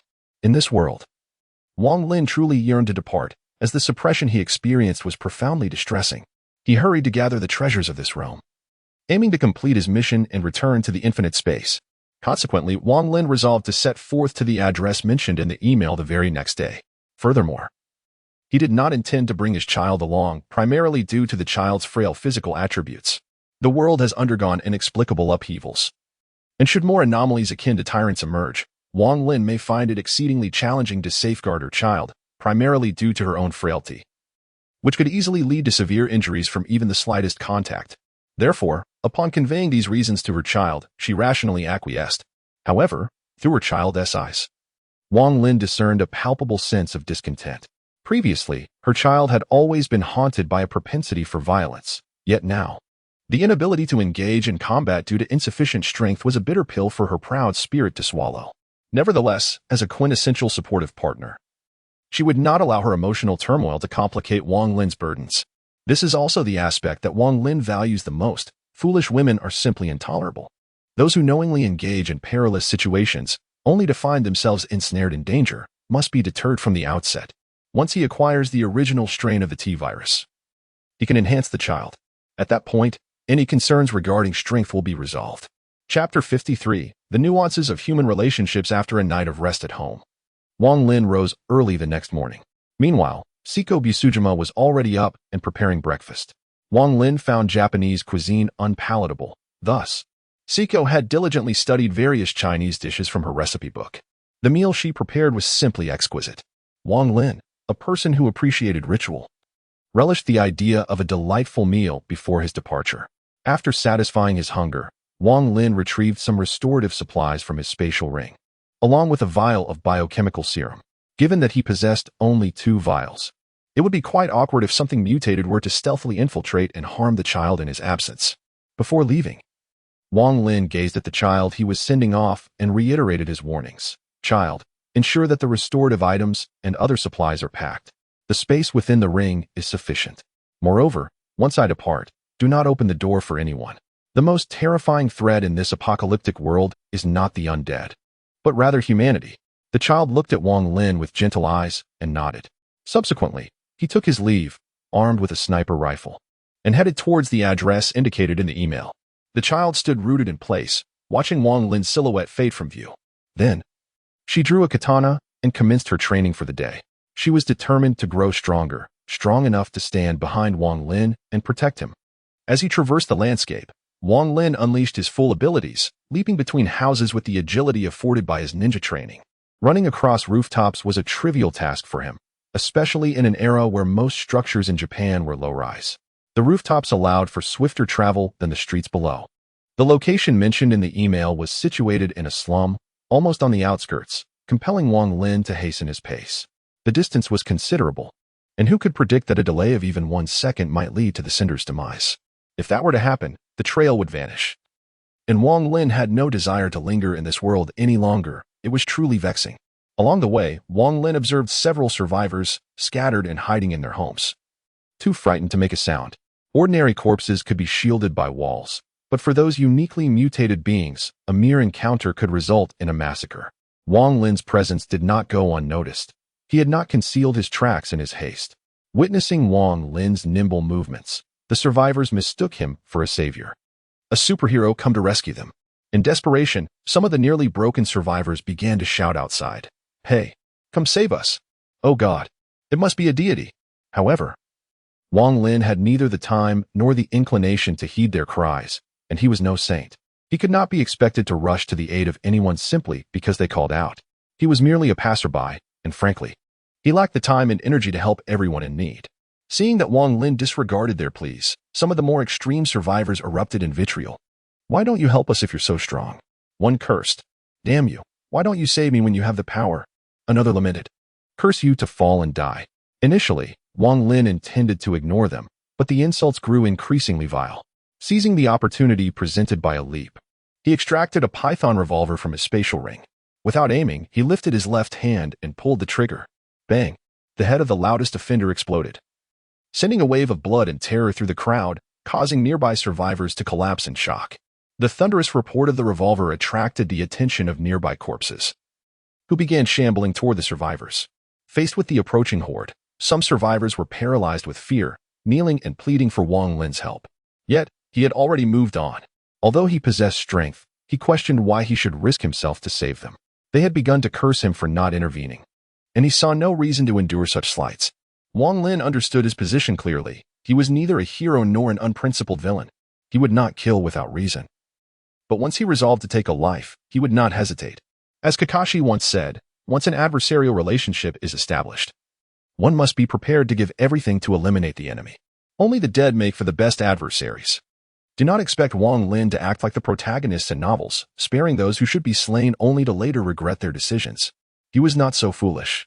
Likewise, he would not endure certain situations like a turtle. For foes he could not defeat, patience served only to prepare for eventual vengeance. However, these minor irritants did not warrant such restraint. Why prolong a resolution that could be achieved with a single shot? After these trivial encounters, Wang Lin finally arrived at the slum. He had exerted himself to cover ground quickly, and the slum was not far from his home. However, he now faced the greatest challenge. Atop a building, he consulted his map and discovered that he was still over 10 kilometers from his destination. The streets were littered with corpses and abandoned vehicles. Driving would likely take longer than walking. Surveying the low buildings and makeshift tents propped up with plastic bags, Wang Lin sighed, realizing that the disparity between wealth and poverty remained stark in any era. There was no alternative. He would have to proceed on foot. Descending from a rooftop, he landed silently and, adhering to the walls, entered the slum. To maximize his speed, Wang Lin chose a direct route. In gaming terms, that meant vaulting over obstacles when encountering buildings and dispatching any zombies that crossed his path. The outcome of this endeavor proved remarkably effective, particularly as Wang Lin felt a sense of satisfaction. Upon arriving at a courtyard, he deftly climbed through a window. Once inside, he exhaled deeply, retrieving a bottle of water from his backpack to quench his thirst. The fatigue lingered, and he sipped slowly to rejuvenate himself. While drinking, Wang Lin became acutely aware of two sources of malevolence emanating from the room before him. This malice undoubtedly belonged to living beings, specifically survivors, for the deceased possessed no intent beyond their primal urge to consume. In the rear of the room, two individuals, a man and a woman, clutched a knife and a carpenter's axe, respectively, hiding behind the door. The woman gripped the knife, sweat beading on her brow, while the man peered through the crack by the door, observing Wang Lin's every move. Upon noticing Wang Lin extract a bottle of water from his backpack, a glint of greed ignited in his eyes. Tsukuba and his girlfriend, Shanko, had been on the brink of starvation for nearly 2 days. They were not well off to begin with, having stored little food prior to the outbreak. Seeing Wang Lin produce a bottle of water made their eyes nearly blaze with desire. "What is the matter?" Shanko whispered anxiously. "That guy has water. His backpack likely holds food as well." Tsukuba's eyes glimmered with avarice as he spoke. "Food?" Shanko echoed, her eyes also turning red from hunger. Driven nearly to madness by their starvation, they felt as though fortune had unexpectedly smiled upon them with Wang Lin's arrival. With a twisted expression, Shanko turned to Tsukuba and declared, "We must kill him and seize his provisions. He is but one man, we are two. Moreover, he entered our home without our permission. This constitutes burglary." The madness in her voice was unmistakable. Tsukuba, his countenance dark, nodded in agreement. He had endured hunger for far too long and saw no choice but to take from Wang Lin. "I'll open the door." And you stab him straight in the chest. Do not hesitate. If he resists before he could finish his sentence, a crimson blade suddenly pierced through the door. In an instant, the brain of Tsukuba C was pierced. Before Tsukuba C could comprehend the situation, life had already slipped away. A punctured brain can bring about instantaneous demise. Meanwhile, Kamakuchi Renko, observing the scene, was splattered with the blood that gushed forth. The sudden turn of events, coupled with the graphic and visceral spectacle, left Shanko Lanzi momentarily stunned. Instinctively, her pupils dilated, and she let out a piercing scream. In response, Wang Lin forcefully kicked open the door, sending Shanko Lanzi hurtling out. Without hesitation, he advanced, and as she hit the ground, he swiftly severed her head from her body. After tearing a piece of fabric from the corpse, Wang Lin nonchalantly wiped the blood from his face. "Could you two not choose a room with better soundproofing for your schemes?" he remarked while cleaning himself. Setting aside the malicious intent, it was evident that these two lacked the discretion to lower their voices. Wang Lin could hear them clearly even through the door. Unable to endure any longer, he decided to silence them with 2 swift strokes. His mood remained unaffected, after all. It was a matter of courtesy that brought him into their home, whereas their attempt to rob him constituted an unfortunate incident. Thus, the world of martial arts is not merely about violence, but also about the intricacies of human relationships. After finishing his drink, Wang Lin discarded the bottle onto the corpse and departed with a sense of purpose. What is this wave called? This situation is entirely reasonable. Chapter 54. The search. Upon departing from the site of previous human encounters, Wang Lin found himself devoid of any further interactions with those virtuous citizens. It is conceivable that the slums harbored no survivors, or perhaps the lingering fear of strangers rendered them silent. Yet, such matters held no significance for Wang Lin. The presence or absence of others was inconsequential. As he journeyed forth, he adeptly navigated through windows where available, and ascended rooftops when necessary. The absence of towering modern edifices, often exceeding 30 stories, rendered a direct route the most efficient means of travel. Regarding the corpses littered along the way, Wang Lin deemed it a waste of time to engage those with awareness. Conversely, he showed no qualms in dispatching those oblivious to his presence. With unwavering determination, Wang Lin swiftly traversed the slums and emerged into the countryside. The first impression the countryside bestowed upon him was one of vastness and tranquility. Gone were the incessant howls of the dead and the undulating structures that characterized the urban landscape.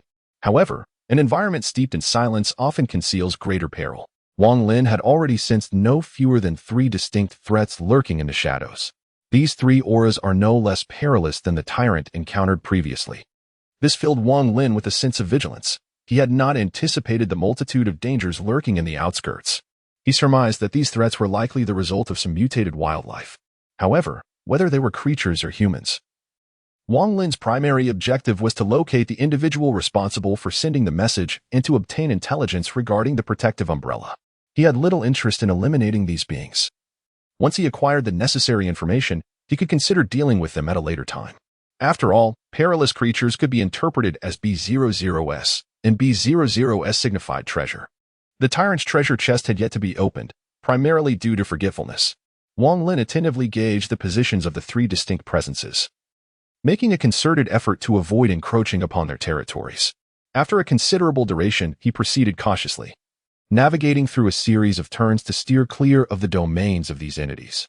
At last, after nearly an hour of winding detours, Wang Lin successfully emerged from the wilderness and arrived at the designated address. Before him stood a compound enclosed by barbed wire. The architectural style reeked of advanced technology, unmistakably indicative of a research facility. The sign prominently displayed Red Yoshida Life Research Institute, not that many would comprehend, as it was a reference from the author's favorite game, an enhancement, the regeneration pill. It was as straightforward as that. Wang Lin refrained from recklessly entering. Instead, he opted to circle around the institute. In this vicinity, Wang Lin observed numerous lifeless bodies sprawled beside the barbed wire, their forms charred and blackened. It seemed evident that they had succumbed to electrocution. Wang Lin picked up a leaf and tossed it onto the barbed wire, yet no signs of electric discharge manifested. The situation appeared rather grim. A slight frown creased Wang Lin's brow. If the barbed wire were still electrified, it would imply that those within were in a state of safety. However, the absence of current in the wire suggested a likely failure in the power supply. This caused Wang Lin some concern, primarily due to the fear of losing the trail. However, after a thorough inspection, he was relieved to find no signs of damage, thereby eliminating the possibility of a body entering. Approaching the entrance, Wang Lin swiftly severed the iron chain securing the door. Although his swordsmanship had not yet reached the level of cleaving iron, the quality of his weapon was undeniably impressive. He pushed the door open and casually pulled it along with him, ensuring that he could make a quick escape at the first sign of trouble. Wang Lin had watched his fair share of apocalyptic films, where protagonists often encountered peril upon entering a location, only to find themselves trapped when the door was closed, resulting in chaos and numerous fatalities. Wang Lin was determined not to make such a rookie mistake. Upon entering, he immediately sensed something was amiss. The research facility was unnaturally pristine. In such moments, one would expect a cloud of dust to envelop the surroundings. However, Wang Lin could distinctly see the experimental apparatus gleaming. It is evident that someone has tidied up the place. Upon a meticulous examination, Wang Lin found no traces of anyone's presence. Furthermore, his malevolent perception detected no hostility, which left Wang Lin feeling somewhat bewildered. This perception is only capable of sensing individuals harboring ill intentions towards him, rendering it ineffective against those devoid of malice. Additionally, as the distance increases, the efficacy of this perception diminishes. The Yoshida Life Research Center is rather modest, consisting of merely a single room. Upon entering, Wang Lin encountered several large computers and an array of incomprehensible apparatuses. He casually picked up a document that resembled a report, which detailed the findings of a study on viral mutations. This particular strain is a variant akin to rabies, yet for reasons unknown, it exhibits an extraordinarily high rate of infection. Upon infecting a human host, the individual does not succumb to death. Instead, they fall into a deep slumber, while their body becomes a vessel for the virus. Remarkably, their consciousness remains intact, which implies that the afflicted can vividly perceive the horrifying act of consuming the flesh of others, though they are powerless to intervene. This constitutes a divine punishment upon humanity, as this virus is undeniably terrifying. Furthermore, after feasting upon flesh and blood, the virus undergoes a secondary mutation, accelerating the host's metabolism and enhancing certain inherent abilities. During this second mutation, the original host's consciousness may shatter under the strain of the rapid metabolic changes, indicating that those corpses are, in fact, alive.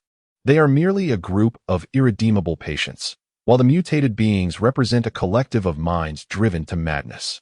Heavens! Is this a punishment from the divine? Must humanity endure such profound suffering?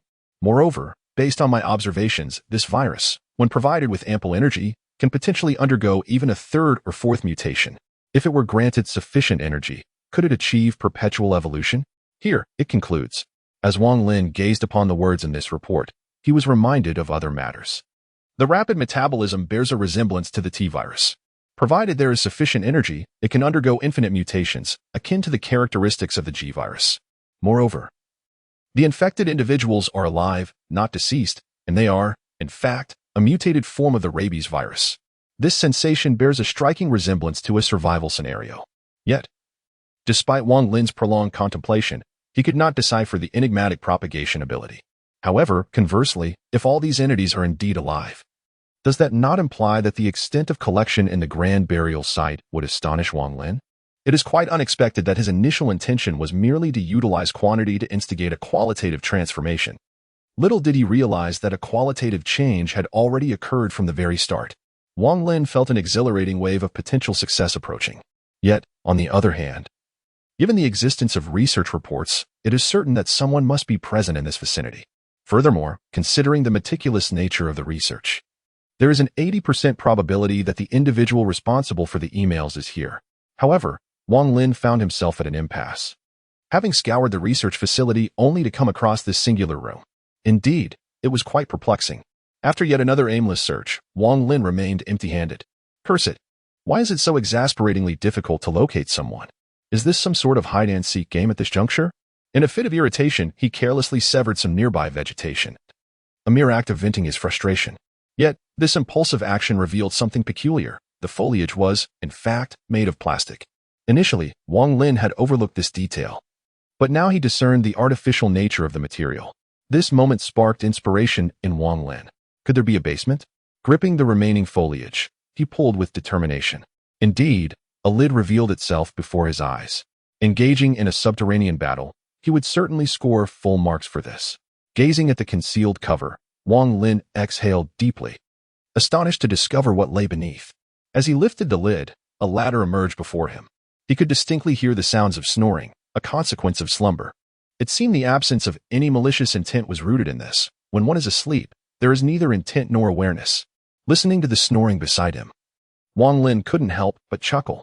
By the heavens, I have finally found you. Chapter 55. The Truth Behind the World's Rampage. The sea-dwelling inhabitants of Lao Shanshan gazed upon the lavish feast before them, alongside their enchanting wives. Such days truly intoxicate the senses, leaving one longing for their perpetuation. Once his wife presented the final dish, Lao Zhanhai began to indulge in a sumptuous feast, relishing the delectable food and the fine wine that followed. Sated and content, he gazed upon his beautiful wife, and a different notion began to stir within him. Thus, he seized her delicate hand, exploring it with tender curiosity. However, Just as he was poised to take further liberties, his lovely wife unexpectedly delivered a sharp slap across his face, drawing forth a blood-red dagger. She placed it against her throat and, with a gentle yet firm expression, warned him, "If you dare to overstep, I shall not hesitate to end you with a single stroke." This sudden turn of events left the people of Laya Shanhai somewhat bewildered, as the beautiful visage of his wife gradually morphed into that of a man. This jolted the man from Laya Shanhai into immediate awareness. After Wang Lin descended the staircase, he discovered that he had entered a disordered basement, cluttered with a myriad of books and a bed upon which lay a man. The man was snoring loudly, his mouth agape. Wang Lin approached with the intention of waking him, believing he had found the right individual. However, as he drew near, the man suddenly seized Wang Lin's hand, mumbling something incoherent about a wife. Wang Lin's expression darkened. The situation was becoming increasingly absurd. Unable to tolerate this any longer, he delivered a sharp slap to the man's face, swiftly drawing forth his demon blood blade and positioning it against the man's throat. It was evident to Wang Lin that the man was momentarily disoriented from the slap, yet he felt a wave of revulsion wash over him. The audacity of being touched by another man was almost unbearable. Meanwhile, the man, the one from Laya Shanhai, finally took note of the blade resting at his neck and began to comprehend the gravity of his predicament. "If you seek sustenance, you may take whatever you desire. Just spare my life." He trembled, revealing himself to be merely a researcher, ill-equipped for combat. With one hand gripping the blade and the other retrieving his tablet from his pocket, Wang Lin wasted no time in replaying the audio from the email. Upon hearing the familiar voice, the man's pupils dilated in shock. This voice he would undoubtedly never forget, for it belonged to him. How could this man possess his voice? Moreover, the content of the audio was clearly something he had sent to Hank. How could this be? Observing the astonishment on the man's face, Wang Lin knew he had come to a realization. He then stated, "I have no interest in your food, nor do I care about who you are. Tell me where the Umbrella's base is located and what the Zero Project entails. If you provide me with what I seek, you may keep your life. Understood?" The final word was spoken with an emphatic tone. It was rare for Wang Lin to engage in such lengthy discourse with these individuals, and he was fortunate to possess a good temper. Furthermore, this man had information Wang Lin needed. Otherwise, his previous action might have resulted in an immediate decapitation. Upon hearing Wang Lin's words, Laya Shanhai gulped nervously and nodded vigorously. Witnessing the man's compliance, Wang Lin sheathed his knife and regarded him with a calm demeanor. Laya Shanhai realized that any delay on his part could lead to an unfortunate encounter with the blood-red blade. Thus, he began to divulge everything he knew as if pouring out beans. "I am Laya Shanhai, an A-class researcher at the Umbrella's Tokyo base. The location of the subbase is beneath a prison in Zone C, specifically here." Laya Shanhai pointed out a location, and Wang Lin promptly produced a map from his belongings, marking the indicated spot. From the map, Wang Lin discerned that the prison was situated on the western side of Zone C, near the Curacao River. The Curacao River is a broad river, over 40 meters wide, flowing abundantly from the western district of the city, traversing several counties before emptying into Tokyo Bay. The city of Chuangzhou is a coastal city, with the mouth of the Meguro River located here. Continuing west for 5 kilometers leads to a cross-sea bridge, which is the destination of the protagonists in the original work. They intended to escape to a large vessel at sea from this bridge. However, Wang Lin's thoughts were not on that. Instead, he pondered the arduous journey ahead. "Damn it, this place is essentially at opposite ends, and I find myself at the easternmost point. Just running there will take forever. It's utterly frustrating." Nevertheless, having acquired the location, it was now time to reap the rewards. With a benevolent expression, Wang Lin looked at Laya Shanhai and said, "Your audio mentioned the Zero Project. Would you mind revealing it for my enlightenment?" Laya Shanhai, filled with trepidation, quickly responded, "Of course. There's an old saying in the East. Is it not a joy to have friends come from afar?" He, setting aside the long knife now poised at Laya Shanhai's neck. The scene appeared quite congenial. Wang Lin then escorted Laya Shanhai back to the research facility below. As they walked, Laya Shanhai began to address Wang Lin's inquiries. "Regarding your questions, I will explain each one. Firstly, the recent outbreak of the corpses was due to an experimental accident. The virus's prototype originated from a mutated bacterium found in Sumatra, which our sampling team discovered in a monkey. This bacterium possesses immense research value, and subsequently, we combined the previous T-virus with it. As for the T-virus, I am aware of it. There is also a G-virus, which requires no further explanation." Laya Shanhai intended to elaborate on the T-virus, but Wang Lin interrupted him. Even hearing Wang Lin utter that forbidden code left Lei Shanhai visibly astonished. Evidently, this man knew far more than he had anticipated. In response, Lei Shanhai resumed his explanation. Since you are informed, this makes things easier. In essence, we aim to combine this mutated bacterium with T and subsequently with G. Our initial goal was to create a highly efficient bioweapon, but to ensure safety, we eliminated the virus's infectious properties. Indeed, we succeeded in creating an extraordinarily powerful biological weapon. Named Veronica, according to our plans, the company would amass unimaginable wealth through this bioweapon. And indeed, it proved effective on the battlefield, unstoppable in its might. The mutated bacterium endowed Veronica with incredible strength, while the presence of T provided her with rapid regeneration capabilities, and G offered limitless evolutionary potential. As long as timely repairs were made, theoretically, a single Veronica could be utilized indefinitely. At this juncture, a fervent expression emerged on Lei Shanhai's face, revealing his identity as a scientific enthusiast. He then proceeded to narrate the origins of the Zero Project. Theoretically, Veronica could be used infinitely and grow stronger with each use. However, after several evolutions, no matter how much energy we supplied, Veronica inexplicably perished for reasons unknown. This predicament caused our research to stagnate, leading some researchers to embrace theological beliefs. There exists a notion in theology that all things have a lifespan, and Veronica, during her evolution, might have expended a significant portion of her own. This could explain why, despite ample energy supply, Veronica faced inexplicable demise. We began to investigate this possibility skeptically, which opened the door to deeper inquiries. Rarely, fear crossed Lei Shanhai's visage. The catalyst was an incident involving one of our researchers on a flight that crashed. Despite sending rescue personnel, only a single corpse was discovered. However, within the remains, we found a worm, one that had thrived upon decaying tissue. Initially, no one paid it any mind, but within less than 2 minutes, this worm underwent a transformation. Rather than a mutation, it was an evolution. And within a mere 2 days, it evolved no fewer than 20 times. This revelation led us to a new direction. If we could introduce this factor, which enabled multiple evolutions, into Veronica, would that not imply a solution to our problem? However, we failed to consider that this worm harbored an unknown virus, which evolved from harmless to harmful in just 2 days.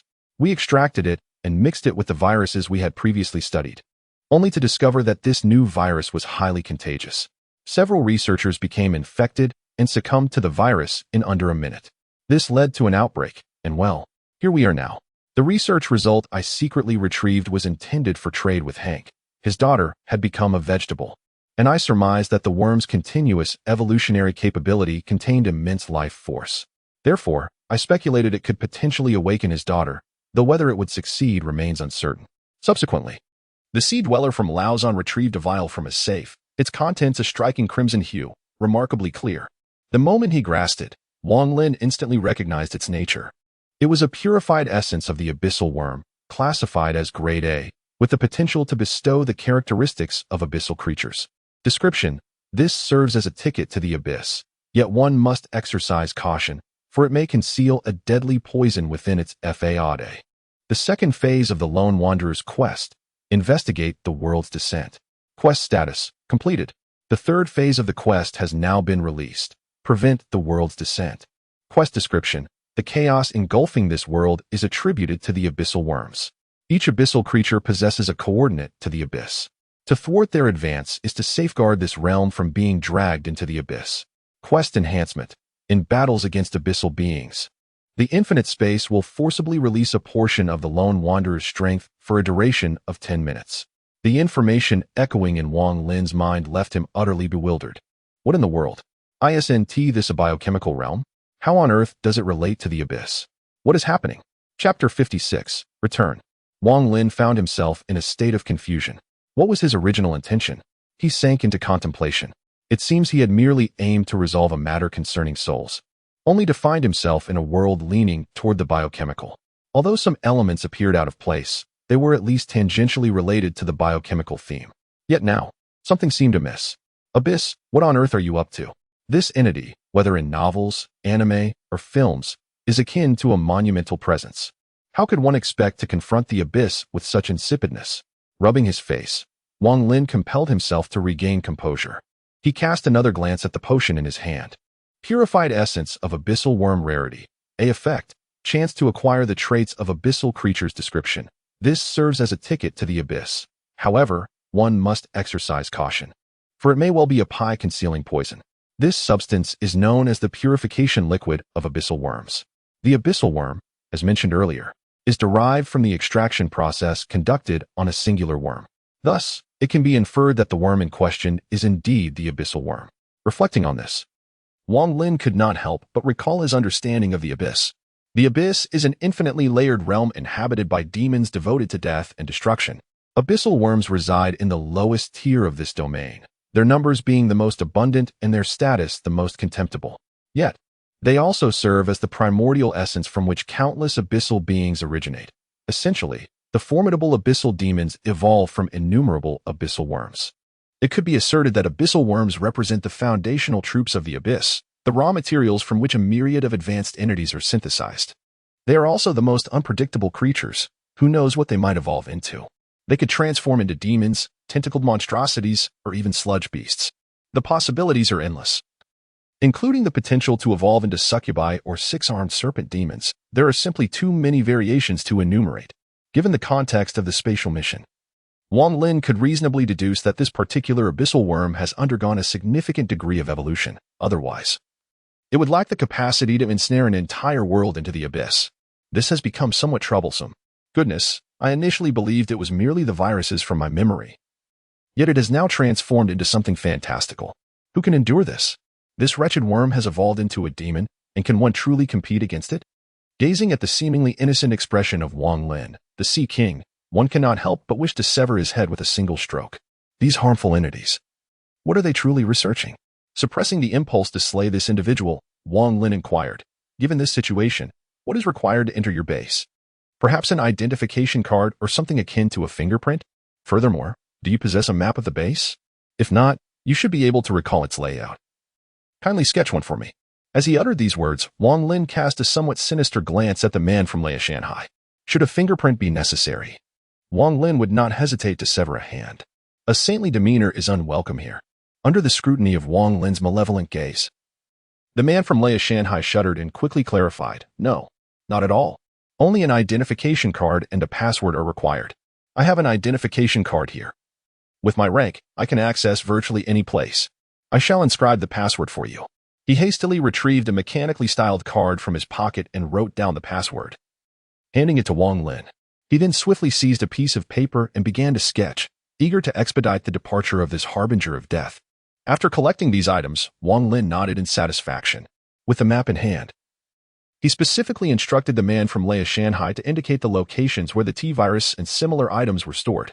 These items are truly treasures that Wang Lin could not possibly overlook. After determining that the Laozan Sea people held no further value, he departed from the research facility. In his haste to leave, he inadvertently dropped a kunai, a trident-shaped weapon inscribed with incantations. As for the fate of this individual, Wang Lin had no intention of taking a life, for there was no necessity. He was not a man of bloodlust. Unless provoked, he would not resort to indiscriminate violence, for that would make him no different than a beast. The Laozan Sea person, on the other hand, had no desire to follow Wang Lin into the outside world, which was fraught with peril. Here, he had sustenance and comfort, and he was unwilling to depart. Thus, after Wang Lin's exit, the Laozan Sea person promptly reactivated the electrical currents surrounding the research facility. Although this decision would lead to increased resource consumption, he could not bear the thought of awakening to find someone standing beside his bed again. Wang Lin had acquired what he sought, with the Lone Wanderer mission now elevated to the third ring. However, before proceeding, he intended to return home briefly to organize his thoughts and assess the progress of the Grand Graveyard collection, carefully circumventing the treacherous wasteland. Wang Lin left behind a kunai imbued with the Flying Thunder God technique, a strategic move for future plans, as these bosses signified treasure. Wang Lin could sense the kunai through the mark of the Flying Thunder God, albeit in a rather vague manner. Any further distance rendered it completely undetectable. Nevertheless, he planted this seed, curious if it would yield results later. Subsequently, Wang Lin commenced his direct journey, having been away from home for nearly a day. He aimed to arrive by nightfall. In Wang Lin's absence, the young girl devoted all her time, aside from necessary rest, to honing her swordsmanship. Toxic Island Seiko held little affinity for firearms, She placed her trust solely in the sword she wielded, blaming herself for lacking the strength to stand by Wang Lin's side. Her yearning for power eclipsed even her inner thirst for blood. 301, 302, 303. As she practiced the most fundamental of slashes, a profound disdain for her own weakness filled her heart. Yet, in the moment of her strike, a glimmer of murderous intent flickered in Toxic Island Siko's eyes. For she sensed movement behind her. Despite the high railing surrounding Wang Lin's residence, there remained a possibility of infected birds descending from the sky to attack this place. During this period, the young one had already slain no fewer than 10 infected birds. In an instant, a swift roundhouse kick sent one of the avian infected creatures flying towards him. Subsequently, he sheathed his blade and charged forward before the infected creature could touch the ground. With a flash, the pristine white glimmer of the blade sliced through the infected body in a heartbeat. In midair, the avian infected creature was cleaved in two, tumbling to the ground shortly thereafter. Gazing at the lifeless corpse below, the young one felt no exhilaration from the act of killing. His hands, calloused from prolonged practice, momentarily distracted him. However, in that fleeting moment of contemplation, a figure appeared behind him. Instantly, his dazed expression sharpened. He pivoted and thrust his sword. Yet, a blood-red long knife effortlessly deflected his strike. Recognizing the familiar blade, he stood frozen in place before discarding his weapon and lunging towards the figure before him. It was Wang Lin. As the young one rushed towards him, Wang Lin quickly embraced him. They then entered the room, the purpose of which was left to the imagination. Afterward, Wang Lin recounted the events that transpired. It turned out that the origin of it all was that abyssal worm. Upon hearing this, Poison Island Siko wore a look of disbelief, propping herself up to gaze at Wang Lin. However, Wang Lin's attention was elsewhere, captivated by the striking white, tinged with a hint of pink, that was hard to ignore. Noticing Wang Lin's gaze, the young one was indifferent, allowing him to look. Nevertheless, she insisted on receiving an answer to her question. Forcing Wang Lin's attention back to her, he finally replied, "Indeed. It is not because of that worm that the virus spreads.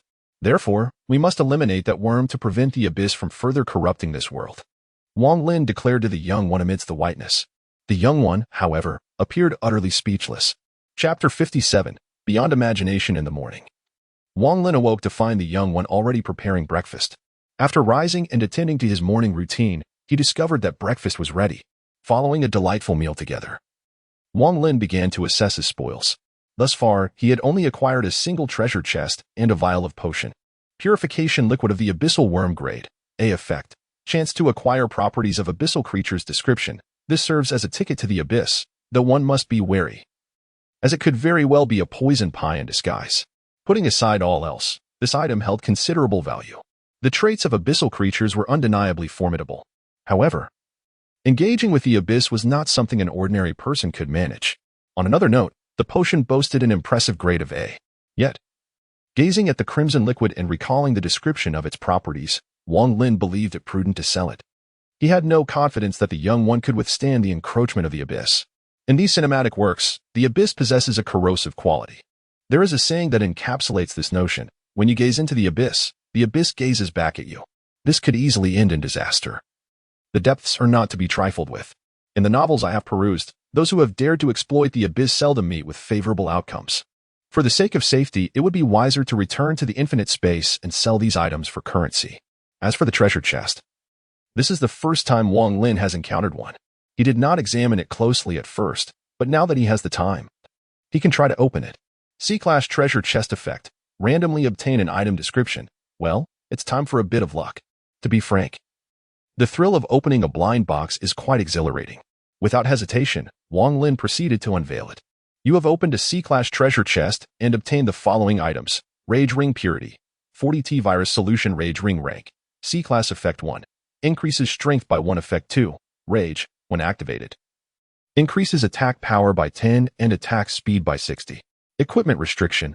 Below second order reincarnator description. Once activated, it's either you die or I die. Purity. 40T Virus Solution Rank. C-Class Effect. After use, there is a 30 chance to enhance attributes, a 5 chance to gain telekinesis, and an 80 chance of mutation. Description. This is hardly worth a dog's attention. 2 C-Class items, 1 ring and 1 T-Virus solution. The ring possesses decent attributes and could be suitable for the child, as Wang Lin himself does not require it. He already has the silver ring, and this particular attribute does not align with his needs. As for the 40T virus solution, it will have to be sold when he returns. The probability of this object is exceedingly low, yet Wang Lin possesses a means to acquire something superior. The girl, having completed her tasks, approached Wang Lin, who promptly handed her the Ring of Fury. After being contracted by Wang Lin, she became, in essence, a half-reincarnator, thus naturally able to utilize the foundational abilities of a reincarnator. This encompasses the capability of exploration equipment. Upon adorning the ring, the young man distinctly sensed a surge in his power. Previously, Siko's strength attribute was rated at 4, but after wearing it, it ascended to 5. Moreover, this enhancement transcended mere arithmetic. It represented a significant leap. However, having experienced his own vulnerability, the young man did not succumb to the allure of the equipment's augmentation. In this regard, she bears some resemblance to Wang Lin, as both place unwavering faith in their own strength. However, after the loss of the ring, this strength diminishes. Subsequently, Wang Lin resolves to visit the warehouse where the Grand Tomb was previously stored to ascertain its current condition. The child remains at home, as there is no alternative. After inspecting the tomb, he must proceed to the prison. This time, he confronts the abyss, and in the event of any unforeseen complications, Wang Lin cannot guarantee his own safety. The child is fully understanding, just as before, watching Wang Lin depart. Once he is gone, the child resumes training as usual. Though this time, the power unleashed during his strikes has significantly intensified. As Wang Lin travels along the familiar path, he is astonished to find that he encounters no corpses on his journey, not a single body in sight. This inevitably reminded Wang Lin of the Grand Cemetery. Thus, he quickened his pace and, after navigating several twists and turns, he suddenly sensed the aura of the graveyard. How peculiar! The cemetery was not within the academy, and there lay a considerable distance between them. With a sense of bewilderment, he continued to perceive, and in his awareness, the atmosphere ahead had transformed entirely into that of the departed. The atmosphere of these spirits evokes a sense of a grand cemetery. This struck Wang Lin as rather peculiar. However, as he ventured further, he soon discerned something amiss. The street had taken on a sinister atmosphere, with gravestones intermittently lining the edges. Moreover, as Wang Lin drew nearer to the academy, the surrounding fog thickened ominously.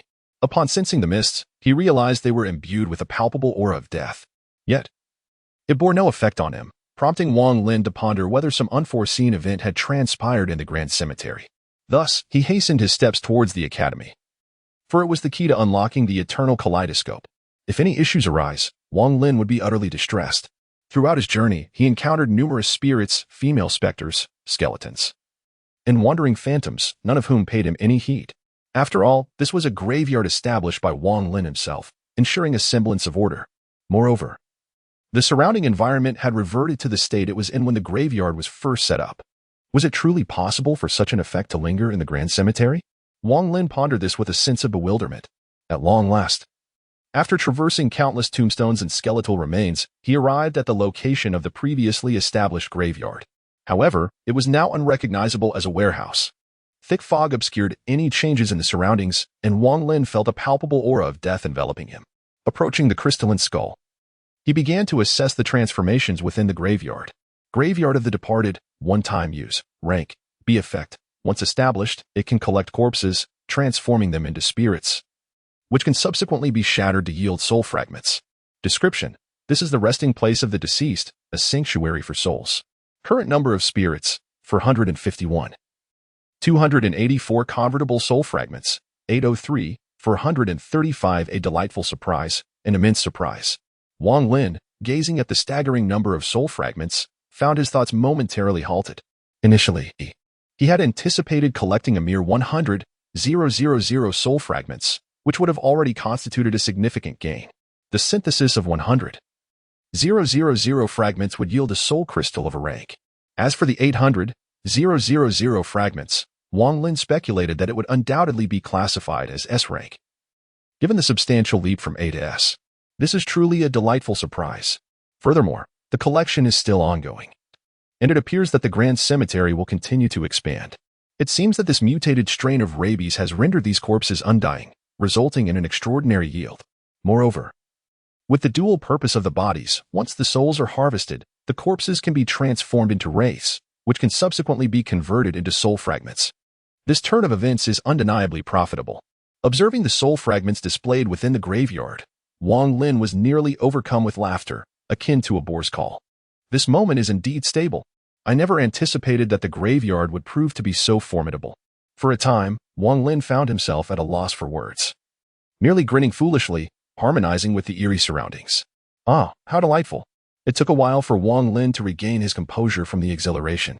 He decided to allow the graveyard to continue its collection while he completed his task and returned later to retrieve the spoils. Casually, he placed a flying thunder god Kanai beside the crystal skeleton, primarily out of concern of encountering a situation akin to the previous one, where the task would imminently teleport him. Had he not retrieved the items, Wang Lin would surely have regretted it deeply. He then hurried towards the base of the umbrella. For the mission was of utmost importance. Who knew what other unforeseen circumstances might arise if delayed? The abyss. That was not a place for humans to linger. Chapter 58. The entrance. Once he left the confines of the grand graveyard, Wang Lin immediately sensed a stark difference. Within the graveyard's boundaries, the essence of death relentlessly eroded his being. Although he remained unaffected, the artifacts within bore testament to this ominous presence. One could surmise that an ordinary person would fall ill and perish after spending a brief period there, as a chilling aura enveloped the space. Upon exiting, that sensation dissipated entirely. Indeed, it was the realm of the departed. Wang Lin murmured to himself. His heightened perception allowed him to distinctly feel the contrasting energies on either side, akin to the duality of yin and yang, prompting a moment of introspection. Perhaps, as the sage of the six paths suggested, the balance of yin and yang is intrinsically tied to the cycle of life and death. Should one side disrupt this equilibrium, it would inevitably lead to a disarray in the world. Shaking his head, Wang Lin buried these reflections deep within. The immediate priority was to swiftly complete his mission. Any complications could prove troublesome. The full name of this prison is Sanqiao Prison. Wang Lin initially believed that such institutions were inherently official in nature. However, he was taken aback to discover that this particular prison was, in fact, under the auspices of a protective umbrella, albeit nominally controlled by the authorities. One cannot help but acknowledge the formidable power of the protective umbrella company, as well as the frailty of a certain nation. Throughout the journey, Wang Lin seized every moment, primarily due to the considerable distance ahead. Were it not for the corpses causing a traffic standstill, driving would have taken merely an hour. However, sporadically, a derelict vehicle obstructed the path, though the absence of human presence was a relief. The vehicles, on the other hand, were a different story. Wang Lin sprinted for dozens of kilometers, yet the distant target made him shake his head in frustration. Blasted. Upon returning, he must procure a vehicle. This endeavor felt akin to running a marathon just to glimpse a mountain. He let out a heavy sigh, folded his map, and resolutely buried himself in his run. Only Wang Lin dared to act thus. The corpses could not keep pace with him. Even if there were obstacles ahead, a swift slash from him would clear the path. An ordinary person would likely find themselves overwhelmed. Meanwhile, within the Umbrella Corporation S-base, dim lights flickered ominously, casting an eerie shadow over the facilities. Shattered glass littered the ground, alongside the lifeless bodies of individuals. The blood spilled across the floor signified the fall of the stronghold. A common trait among the corpses was the absence of brains. As one ventured deeper into the base, faint whispers could be discerned. Great. Abyss. Sacrifice. Downfall. These eerie murmurs sent chills down the spine, accompanied by inexplicable waves of energy, as if something had been quietly awakened. All of this remained unknown to anyone. After a grueling hour of relentless running, Wang Lin finally beheld the imposing visage of the prison. The towering barbed wire prevented the dead from entering, while equally ensuring that those within could not escape. This confines the prisoner's freedom, however, during the outbreak of the bodies. It also leads to their demise within. Wang Lin did not act recklessly. Instead, he took a seat beside the prison to rest momentarily. He retrieved some food and water and began to partake.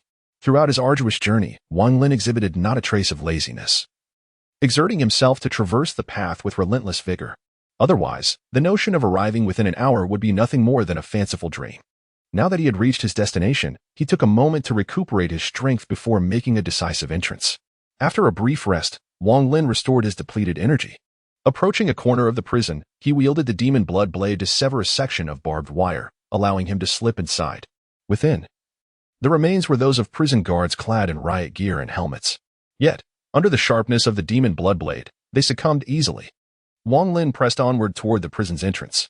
He had previously gleaned from the man of Leia Shanghai that the prison warden was associated with the Umbrella Corporation. Thus, the entrance to the Umbrella's operations lay within the warden's office. The identification card of Leia Shanghai was more than sufficient, It granted him access to most areas of the space.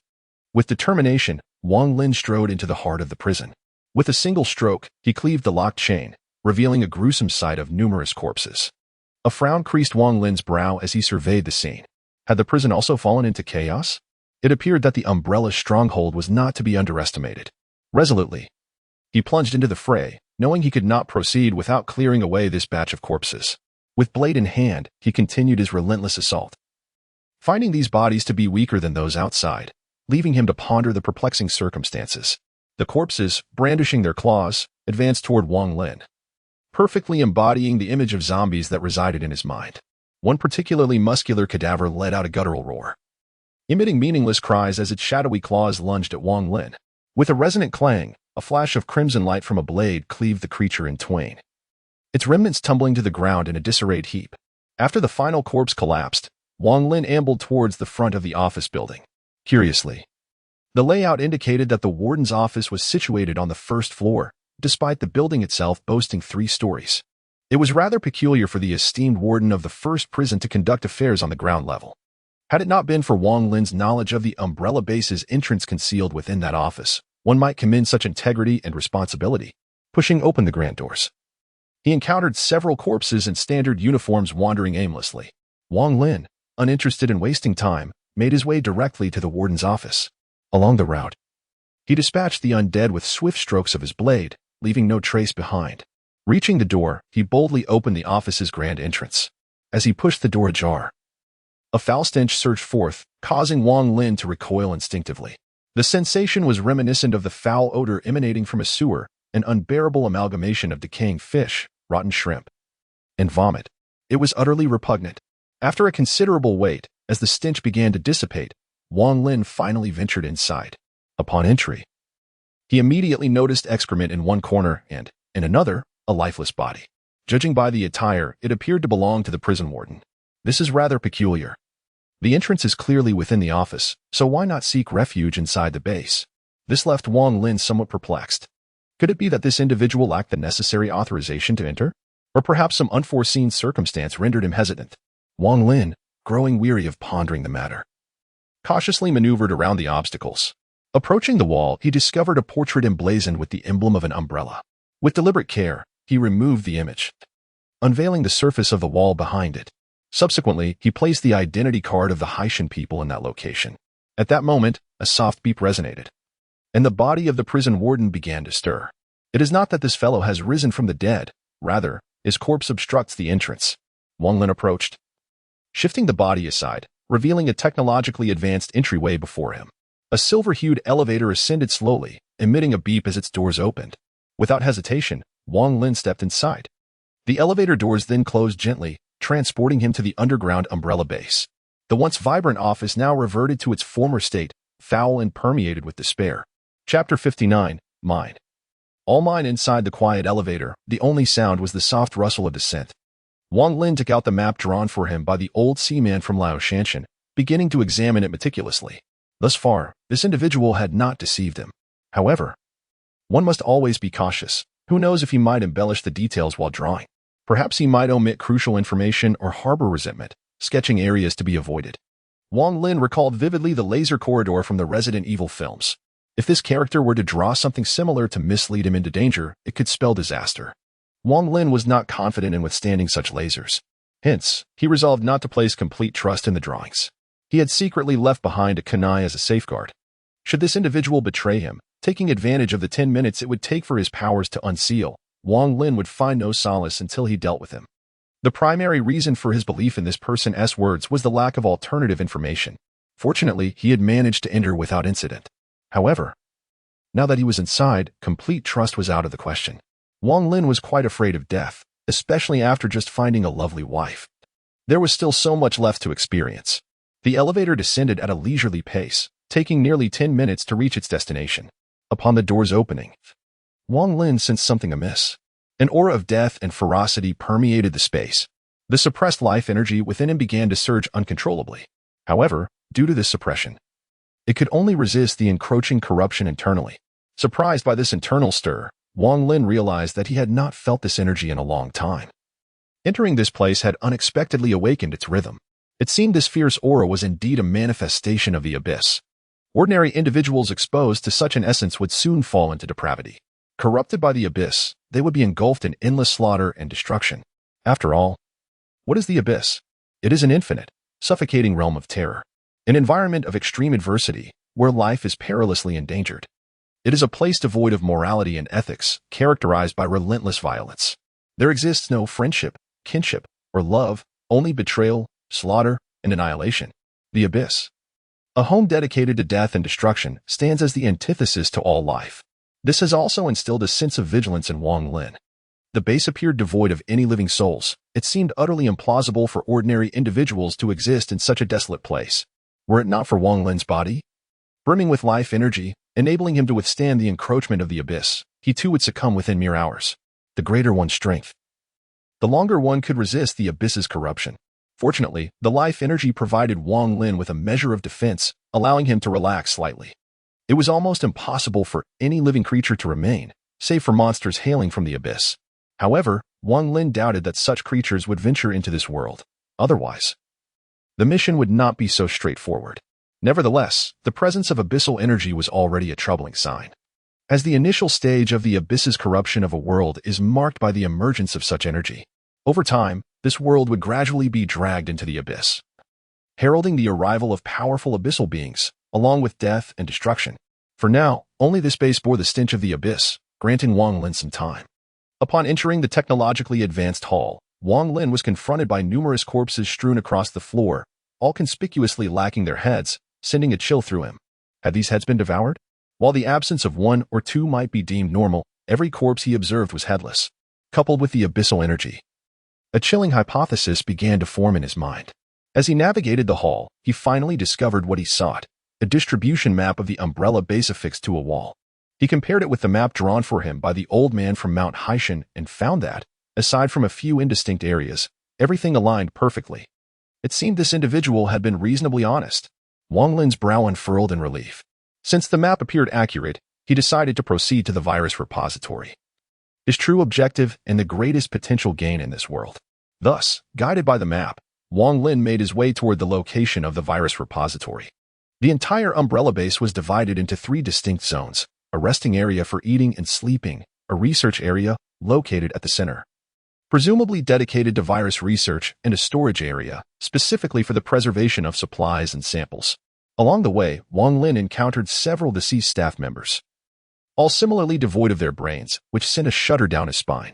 What purpose could necessitate so many heads? Wang Lin was left to ponder. Upon arriving at the storage area, he immediately spotted the words virus sample repository. He produced his identification card and swiped it against the sensor on the door. The password lock activated, requiring him to input a code. Wang Lin entered the password provided by the old man from Mount Haishan. Beep. Beep. 2 tones resonated as the mechanical door to the repository slowly creaked open, allowing him entry. Inside, he was greeted by test tubes displayed on the storage platform. One containing a double helix solution that emanated an eerie blue glow. A mere glance revealed its nature, the T-virus raw solution. Another vial radiated a purple luminescence, unmistakably the G-virus. This virus repository is rather modest, containing merely 3 types of potions. Casually, I lifted the T-virus solution, a resonance echoing in my mind. 100 pure T-virus solution, grade A. Effect: a 70 chance of acquiring T-virus enhancement, with a 50 chance of obtaining the perfect T-virus enhancement, telekinesis, devoid of any side effects. Description: developed by the Umbrella Corporation. This T-virus solution, when shattered in the right place, will hold you accountable for the deaths of countless individuals. Astonishingly, its grade has reached A. This marks Wang Lin's second acquisition of an A-grade item in this world. Holding the vial of T-virus solution, which emanates a haunting blue glow, he burst into hearty laughter. With this, he can further enhance his physical attributes. He carefully stores away 3 vials of T-virus solution, accompanied by 3 corresponding antidotes. With 3 attempts at his disposal, even if he were to fail, the antidotes ensure his safety. Thus, this endeavor is secure. Turning his attention to the purple G-virus, he observes the 100 pure G-virus solution, classified as SS grade, with effects that remain unpredictable. Description: this is a malevolent substance that invades the realm of the divine, a forbidden zone for deities. Wang Lin did not anticipate that this G-virus would indeed be an SS grade item, with its effect shrouded in uncertainty. This left Wang Lin somewhat perplexed. reflecting upon his memories. He indeed felt that the G virus was a product of the interplay between individual proteins, enzymes, and DNA itself, resulting in varied outcomes depending on the individual. Consequently, Wang Lin resolved against utilizing it, deeming it a mere gamble with fate. A thought could lead to paradise, while another could plunge one into hell. Nevertheless, he believed that selling it would prove lucrative, for an SS-grade item would undoubtedly captivate the masses. The final vial emitted a crimson hue, a concoction Wang Lin had never encountered before. Upon grasping it, a prompt appeared in his mind. Perfect blood rank. SS effect. Significantly extends lifespan, elevates life essence, and sublimates bloodlines. Description. Extracted from the enhancement of T, the vitality of G, and the infinite possibilities of the abyss, it was perfected through countless failures. Wang Lin stared at the item in his hand, momentarily rendered speechless. Chapter 60. Abyssal Worm. Gazing at the perfect blood, Wang Lin was astonished. He never anticipated that a world initially deemed simple could yield an SS-grade item. Most compelling to him was the final effect, the sublimation of bloodlines. His lineage was already the most formidable within the realm of the Naruto universe, yet he had only reached this stage during his entry. To think that this substance could further advance his bloodline was beyond his wildest dreams. Wang Lin resolved to keep this for himself. For advancing one's bloodline was often a matter of luck. In the infinite space, such opportunities were rare and precious. However, the strength of bloodlines varied. Some reincarnators were fortunate enough to acquire low-level werewolf bloodlines. Yet, as their powers grew, these inferior lineages became impediments. Although Wang Lin's bloodline had a high starting point, it did not diminish his desire for further advancement. He stored the vial of perfect blood within his marked space, planning to use it upon his return. Who could say what might transpire if he were to use it now? If it caused him to faint as it had before, he might awaken to find the abyss had consumed the very world he inhabited. Subsequently, Wang Lin conducted a thorough search of the vicinity, wary of any potential oversights.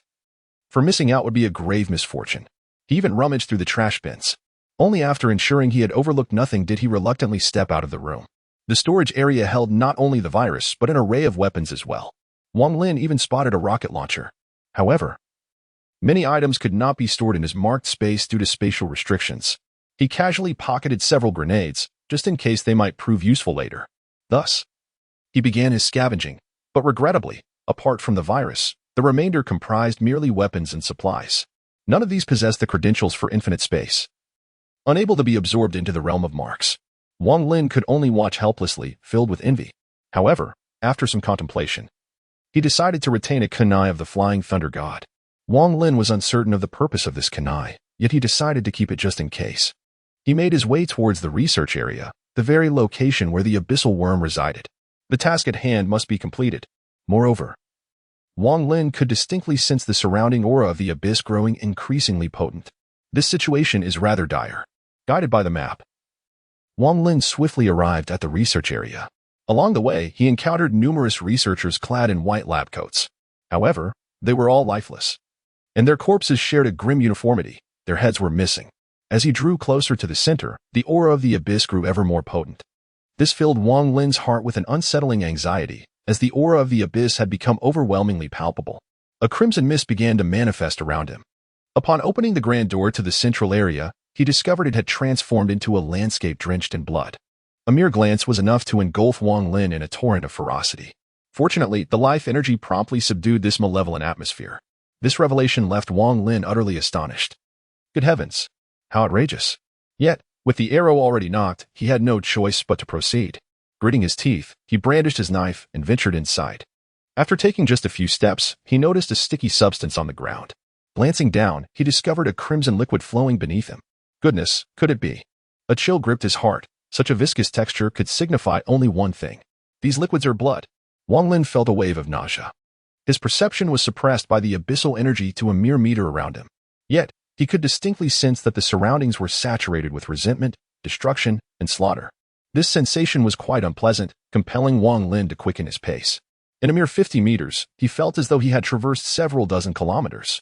It was not until he beheld a scene that sent a jolt through his very being. This realization illuminated for him the reason behind the severed heads of the corpses he had encountered earlier. Before him lay an abundance of countless brains. These heads are scattered across the ground, forming a peculiar pattern.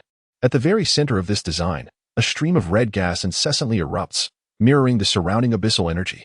At a glance, it was evident that these individuals were summoned from the abyss. Damn it! Gritting his teeth, Wang Lin found himself at a loss for what to do. Just as he was lost in thought, a surge of danger gripped his heart. With no time to ponder, he leaped into action. As Wang Lin sprang up, a blood-red tentacle struck down at the very spot where he had just stood. The ground shattered like a spider's web. A powerful shockwave sent Wang Lin hurtling through the air. Fortunately, due to his elevated attributes, he landed smoothly. He then turned his gaze to the creature that had attacked him. The fierce gust of wind had dispersed the surrounding crimson mist. In that moment, Wang Lin discerned the nature of the creature that had attacked him. He beheld a colossal, blood-red worm coiled beside him. The creature was immense, only moments before. The dense crimson mist had obscured his view, masking the worm's presence. It was the tail of this monstrous being that had struck him. Its sanguine exterior was marked by rings that resembled the intestines of cattle, and its head was dominated by a gaping maw, revealing fearsome, jagged fangs akin to those of a meat grinder. Yet, Wang Lin could unmistakably sense that this worm was observing him. From the depths of the abyss, a raspy voice echoed in Wang Lin's ears. This made Wang Lin somewhat vigilant. Could there be more? However, when Wang Lin glanced around, he found no other creatures. Could it be? He looked in astonishment at the insect before him, realizing that the sound indeed originated from this creature. Quietly, he took out the eye of reconnaissance and tossed it behind him. Wang Lin needed to ascertain this creature's attributes. Abyssal worm strength, 28 agility, 25 constitution, 35 intelligence, 15 skill 1, unknown skill 2, unknown skill 3. Unknown. The information revealed by the reconnaissance left Wang Lin with a grim expression. Its attributes overwhelmingly surpassed his own, and it was only because the Eye of Reconnaissance was a B-grade item that he could even see these attributes. And the skills, how on earth was he supposed to fight? Fortunately, once Wang Lin had detected the attributes of the abyssal worm, a notification echoed in his mind. Detection of an abyssal creature confirmed. The power of the solitary one is unsealed. Unsealing time, 10 minutes. You must resolve this within 10 minutes, otherwise the abyss will drag this world into the depths, resulting in the failure of the solitary one's mission. Countdown begins. As the announcement of the infinite space reverberated, the energy suppressed within Wang Lin finally surged forth. The nine-tailed beast sealed within him also awakened, gazing around in confusion. However, Wang Lin had no time to concern himself with that. The abyssal worm before him had already commenced its attack. From the creature's enormous maw, crimson lightning began to coalesce. Crackling ominously, Wang Lin instantly sensed a grave threat. He could not withstand this assault. Yet, the speed of the crimson lightning was far swifter. Before Wang Lin could react, a bolt of blood-red lightning erupted from the abyssal worm's mouth, striking him instantaneously. Boom! A tremendous roar echoed throughout the underground base, engulfing Wang Lin in the thick smoke generated by the lightning. The intensity of this lightning could potentially be lethal. The tumultuous storm struck the area where Wang Lin stood, raising a cloud of dust. Yet beneath this veil of dust, a faint glimmer of golden light emerged. A resonant roar echoed through the air, generating powerful shockwaves that dispersed the smoke and the ominous mist, revealing the scene within. A manifestation of golden energy took the form of a fox's head, enveloping Wang Lin. In that moment, Wang Lin underwent a remarkable transformation.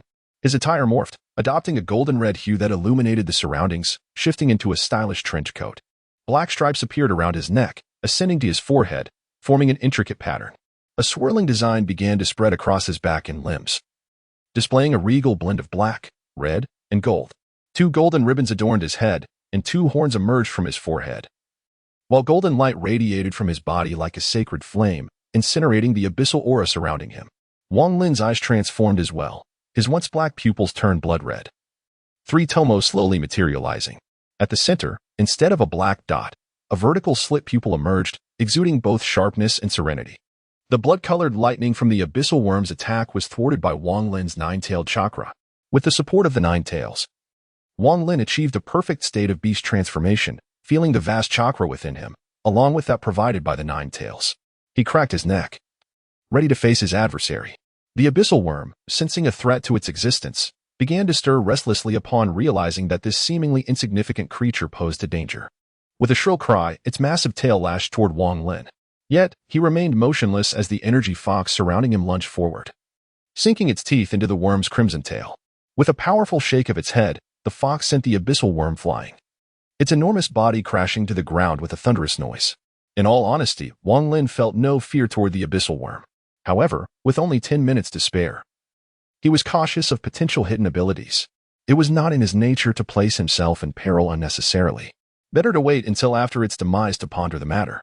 Assuming a stable stance, he clasped his hands together. Let us begin. Nine Tails, you have slumbered long enough. It is time to awaken.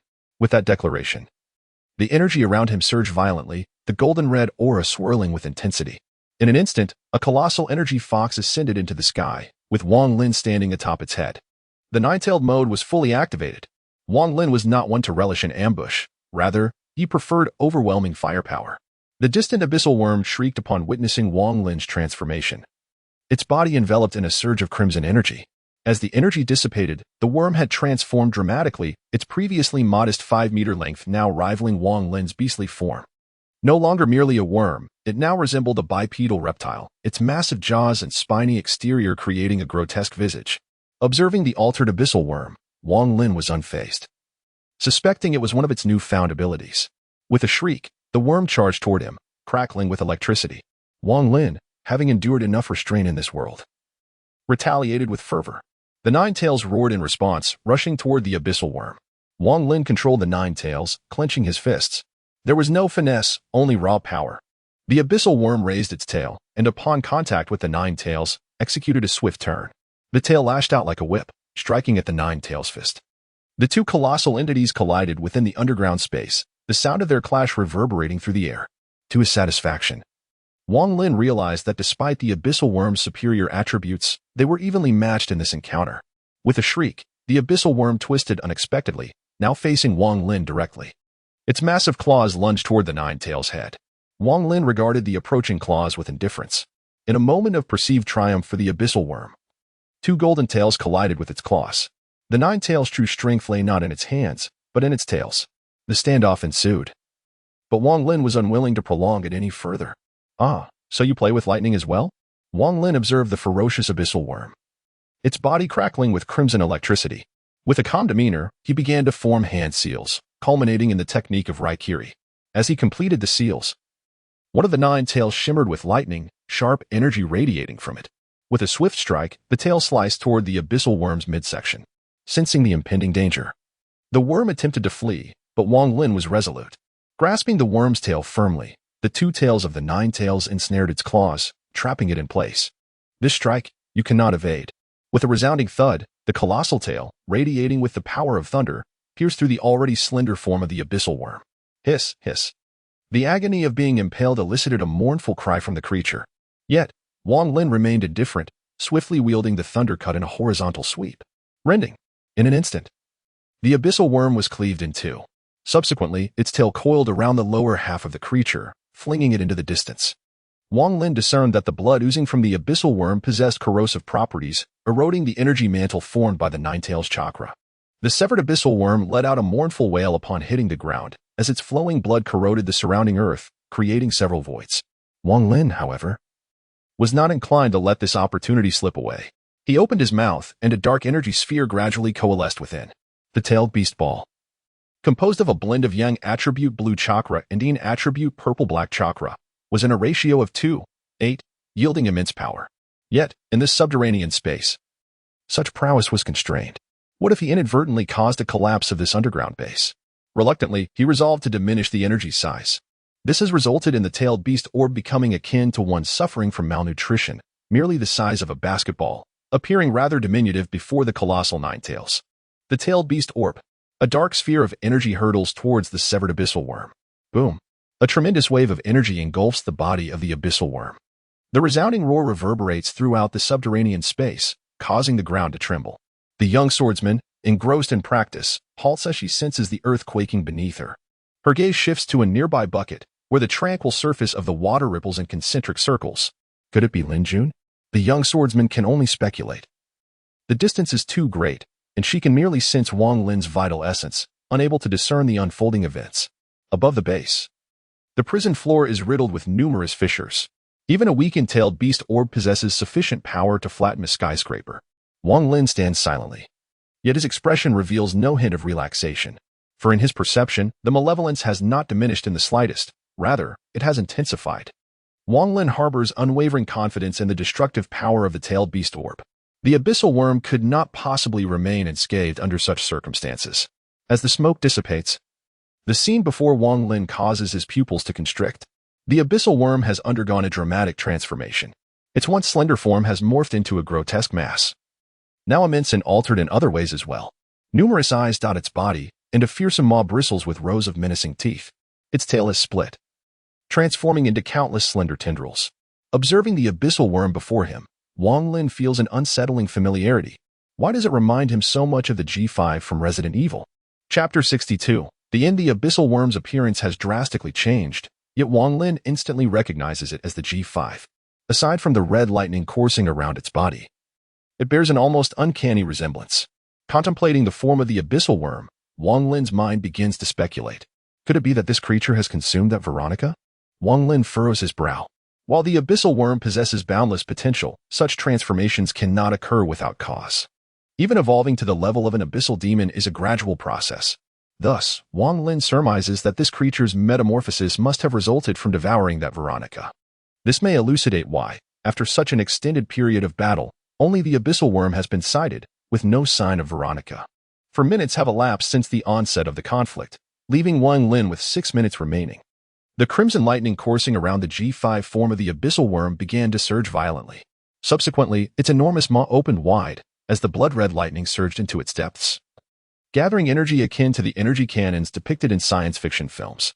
Witnessing this spectacle, Wang Lin understood that the creature was poised to unleash a formidable attack. This is strikingly similar to his own tailed beast ball, almost identical. This fellow truly shows no fear of destroying the base. He cast a glance at the formation, only to be astounded to discover that, despite enduring such intense devastation, the summoning formation of the abyss remained completely unscathed.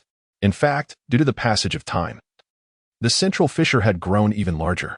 Damn, I overlooked this. Wang Lin gritted his teeth. Who knows what this thing might summon? Without further hesitation, he resolved that if it collapsed, so be it. After all, he had the Nine Tails to protect him. He wouldn't be crushed. At worst, he could use the Flying Thunder God technique to escape. Thus, the energy of the Nine Tails opened its mouth, unleashing a violent wave of energy. In an instant, blue chakra and dark purple chakra began to coalesce within. Wang Lin intended to hold nothing back, channeling the maximum potential of the tailed beast ball to obliterate the abyssal worm. The entire underground base erupted with blood-red lightning and the tumult of yin-yang chakra. Enormous energy collided, generating powerful shockwaves that kicked up clouds of dust.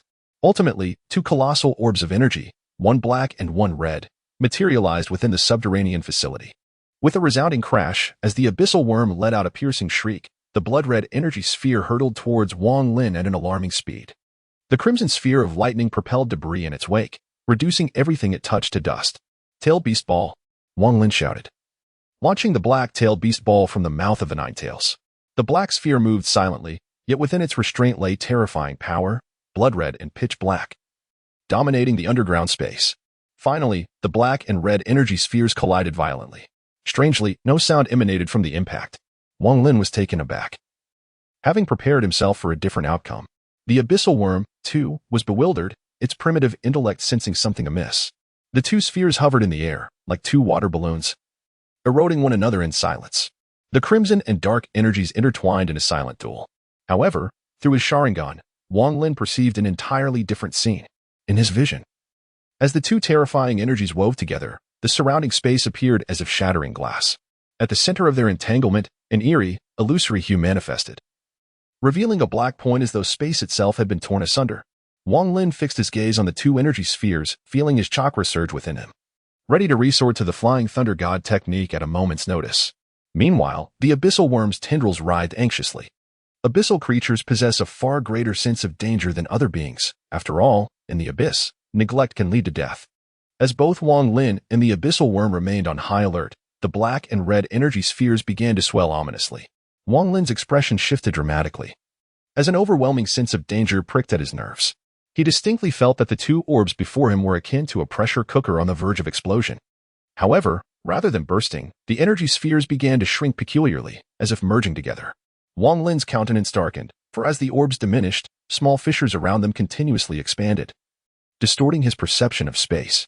He found himself utterly unable to employ the Flying Thunder God technique for spatial movement. This unforeseen turn of events took Wang Lin by surprise.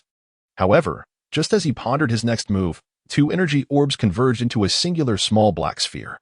Suddenly, with a resounding boom, The tiny orb burst open as if it were a balloon punctured by a needle. A ferocious beam of energy surged skyward, completely engulfing both Wang Lin and the abyssal worm. Without a moment to spare, Wang Lin channeled all his strength into the Ninetales chakra, as well as his own chakra, utilizing every ounce of power at his disposal. The towering energy beam obliterated the base, leaving the prison on the ground utterly vanquished. A thunderous explosion reverberated through the air, accompanied by a terrifying energy storm. A beam of light penetrated the earth, causing the very fabric of space around it to tremble. A pillar of light shot into the heavens, astonishing all regions in its wake. What is this? Divine retribution? Oh, deities! Is this your punishment? What has transpired? We must investigate immediately.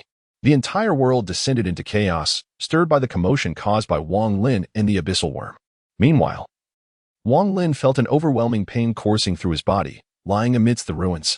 The Flying Thunder God technique was no longer an option. The sudden upheaval had left him no choice but to channel all his chakra for defense. Yet, the energy from the shattered space was ferociously violent, obliterating the defenses of his Ninetales. Fortunately, the continuous flow of Ninetales chakra managed to mitigate this wave of energy in time. However, the residual energy blast sent Wang Lin hurtling away. The Ninetales sealed within space appeared utterly exhausted, nearly drained of vitality in that fleeting moment.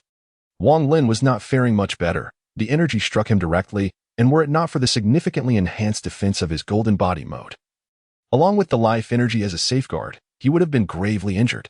As it stood, he merely experienced some tumultuous blood flow.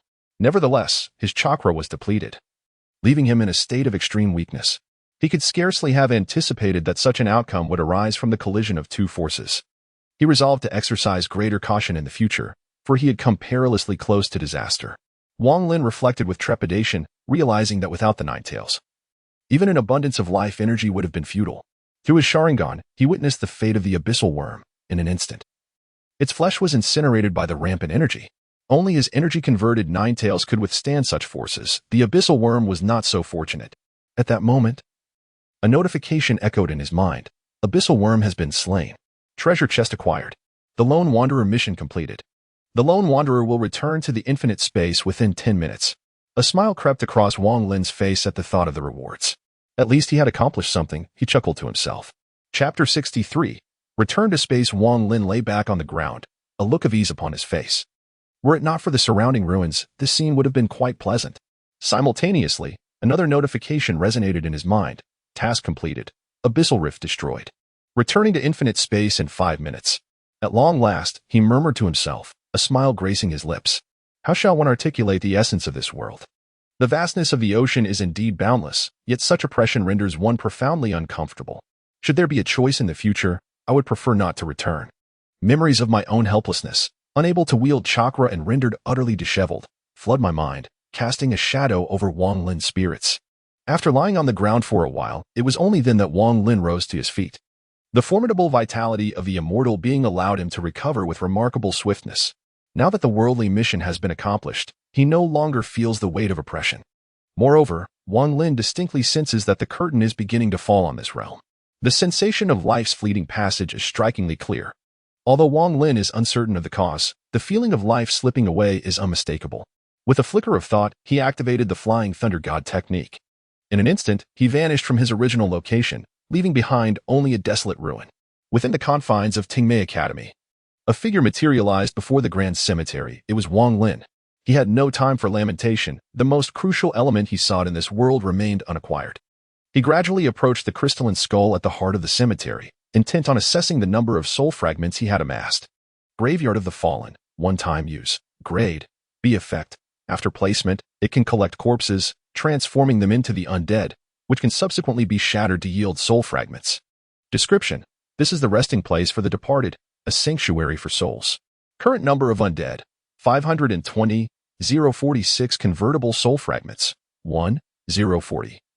092 Gazing at the prospect of converting over 1 million soul fragments, a broad smile spread across Wang Lin's face.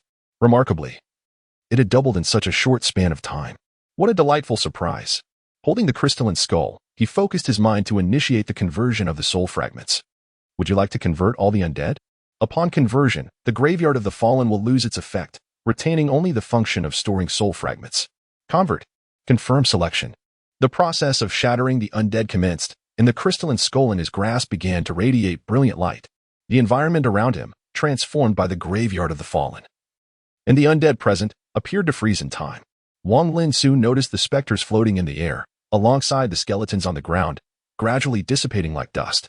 The remnants of their existence were drawn toward the crystalline skull, as if it were a black hole, consuming everything in its vicinity. The graveyard of the fallen had effectively transformed half of Zone C. Should anyone stand at the boundary of the realm of the deceased, they would observe the entire domain contracting rapidly. The epicenter of this phenomenon was Wang Lin. The retraction occurred with astonishing speed, completing in less than 2 minutes. The crystalline skull in Wang Lin's hand shifted from a deep azure to a transparent hue, yet within, countless translucent materials surged restlessly. Wang Lin recognized these as soul fragments. Graveyard of the Fallen container. Soul fragments. 1-040-092. The surge of power within his mind prompted Wang Lin to erupt into laughter. Haha, it worked. Eternity is within reach. He held the transparent skull aloft, his face beaming with joy. His kaleidoscope was finally ready for use. All that remained was to return to his space and utilize a synthesis card to create the soul crystal. This would resolve his soul-related issues, restoring the balance between yin and yang. Moreover, the sheer volume of soul fragments acquired promised a crystal of exceptional quality. Wang Lin surmised that the eternal kaleidoscope might very well become a reality. He carefully stowed the skull away, recognizing its significance as a pivotal element for his advancement. With that, he activated the Flying Thunder God technique once more, setting his sights on the next destination. Outskirts. Yoshida Life Research Institute. Wang Lin appeared at the location where he had previously left his Flying Thunder God kunai. The suppression of his power had now lifted, granting him the freedom to wield chakra at will. Scanning his surroundings, he observed that the barbed wire had been re-energized. It seemed that Yama Shanhai had reactivated the protective measures after his departure. Wang Lin sensed that this individual was likely resting in the basement, but he chose to disregard him, for his purpose this time was not to seek him out. The map that this individual previously drew for Wang Lin was accurate. Thus Wang Lin decided to spare him. However, should there be even a single error, well, then I must apologize. If I allow you to behold the moon tonight, consider it my defeat. Leaving behind a kunai imbued with Flying Thunder God technique was not merely a precautionary measure. In this countryside, there exist 3 formidable beasts. Although Wang Lin's strength has now been unleashed, these 3 monsters are evidently insufficient. However, defeating them may yield treasure chests, which is undeniably enticing. With a mere thought, the Ninetales chakra mode was activated. In this mode, Wang Lin's perception is greatly enhanced. He swiftly forms hand seals, creating 2 shadow clones. The 3 nod in agreement and dash off in 3 distinct directions. Wang Lin declares, I desire them all. In the Ninetales mode, Wang Lin's speed is remarkably swift. Almost simultaneously, a resounding roar fills the area. This cacophony is accompanied by piercing cries. However, this tumultuous noise subsides in less than a minute. These 3 monsters consist of a mutated serpent, likely rendered colossal due to the influence of a virus. However, with a single strike of his majestic dragon fire, Wang Lin incinerated the creature, leaving it to perish in agony. Wang Lin possesses the enhancement of a celestial body. His B-rank dragon fire rivals the might of an S-rank ultimate technique. He swiftly vanquished the beast, causing it to drop a treasure chest, after which he retracted his shadow clone, dispelling it effortlessly. It was a task accomplished with remarkable ease. The other creature is a crocodile, lurking in the river. This crocodile boasts an exceptionally thick armor of scales, and it lurks in the depths of the river with an air of cunning. Wang Lin, uninterested in squandering time, conjured an immense spiral sphere. With a gentle twist, the powerful rotational force of the sphere instantly drew the entire river's water into its embrace. The crocodile was no exception, utterly torn apart by the formidable centrifugal force of the spiral sphere. In that moment, Wang Lin found himself silently reciting a phrase of reverence. He then gleefully collected the treasure chest. The final challenge proved to be somewhat troublesome, for the adversary was none other than a monkey, an electrifying one at that. It appeared to be approximately 4 meters tall, resembling a human yet distinctly different, with oversized hands and an oddly shaped head. Its features seemed so bizarre that only Van Gogh in his prime could have captured them. This creature was enveloped in flickering bolts of lightning, forming an armor of sorts, exuding an air of formidable presence. However, Wang Lin, unwilling to indulge it, acted swiftly, dispatching it with a single strike of the Ninetales Thundercut. Remarkably, in addition to dropping a chest, this creature also yielded an item that gained the certification of infinite space, biological lightning core grade, B effect, upon transplantation. One gains the ability to generate electrical energy, with the limit determined by the individual. Description: transplantation carries risks. Proceed at your own discretion. Wang Lin was utterly astonished to discover that it was a B-grade item, especially considering that the previous two monsters had yielded nothing but a mere chest. This fellow surprisingly dropped an item. Quite remarkable. Wang Lin was also pleased to store this object within his mark space. This entity resembles a heart, surrounded by crackling lightning and adorned in shades of blue. Upon returning to the realm, an opportunity for additional income shall arise. Quite splendid, indeed, and worthy of my efforts. Wang Lin felt a profound sense of satisfaction. However, he was soon to return to the infinite space. With all shadow clones converging, Wang Lin's chakra surged, and he vanished from his location, leaving behind a pool of blood that bore witness to the presence of a dominator. Alas, it encountered Wang at Wang Lin's residence. Ever since the celestial pillar of light ascended into the sky, a sense of unease had lingered in the boy's heart. This was due to the fact that the direction of the pillar pointed directly towards Wang Lin. This rendered her somewhat distracted during her sword practice. However, in the next moment, Wang Lin appeared before her. She snapped back to reality. Wang Lin gazed at her in exasperation, wondering why it always unfolded this way. Indeed, the girl was once again staring blankly at Wang Lin, as if her circuits had short-circuited. Observing the bewildered girl, Wang Lin could only shake his head in resignation. He then pulled her into his embrace. Feeling the warmth enveloping her, the girl finally regained her senses. Since Wang Lin had left, she had been consumed with worry. But now she felt a sense of relief. Are you ready? You are about to witness a different vista, Wang Lin said with a smile, looking down at her.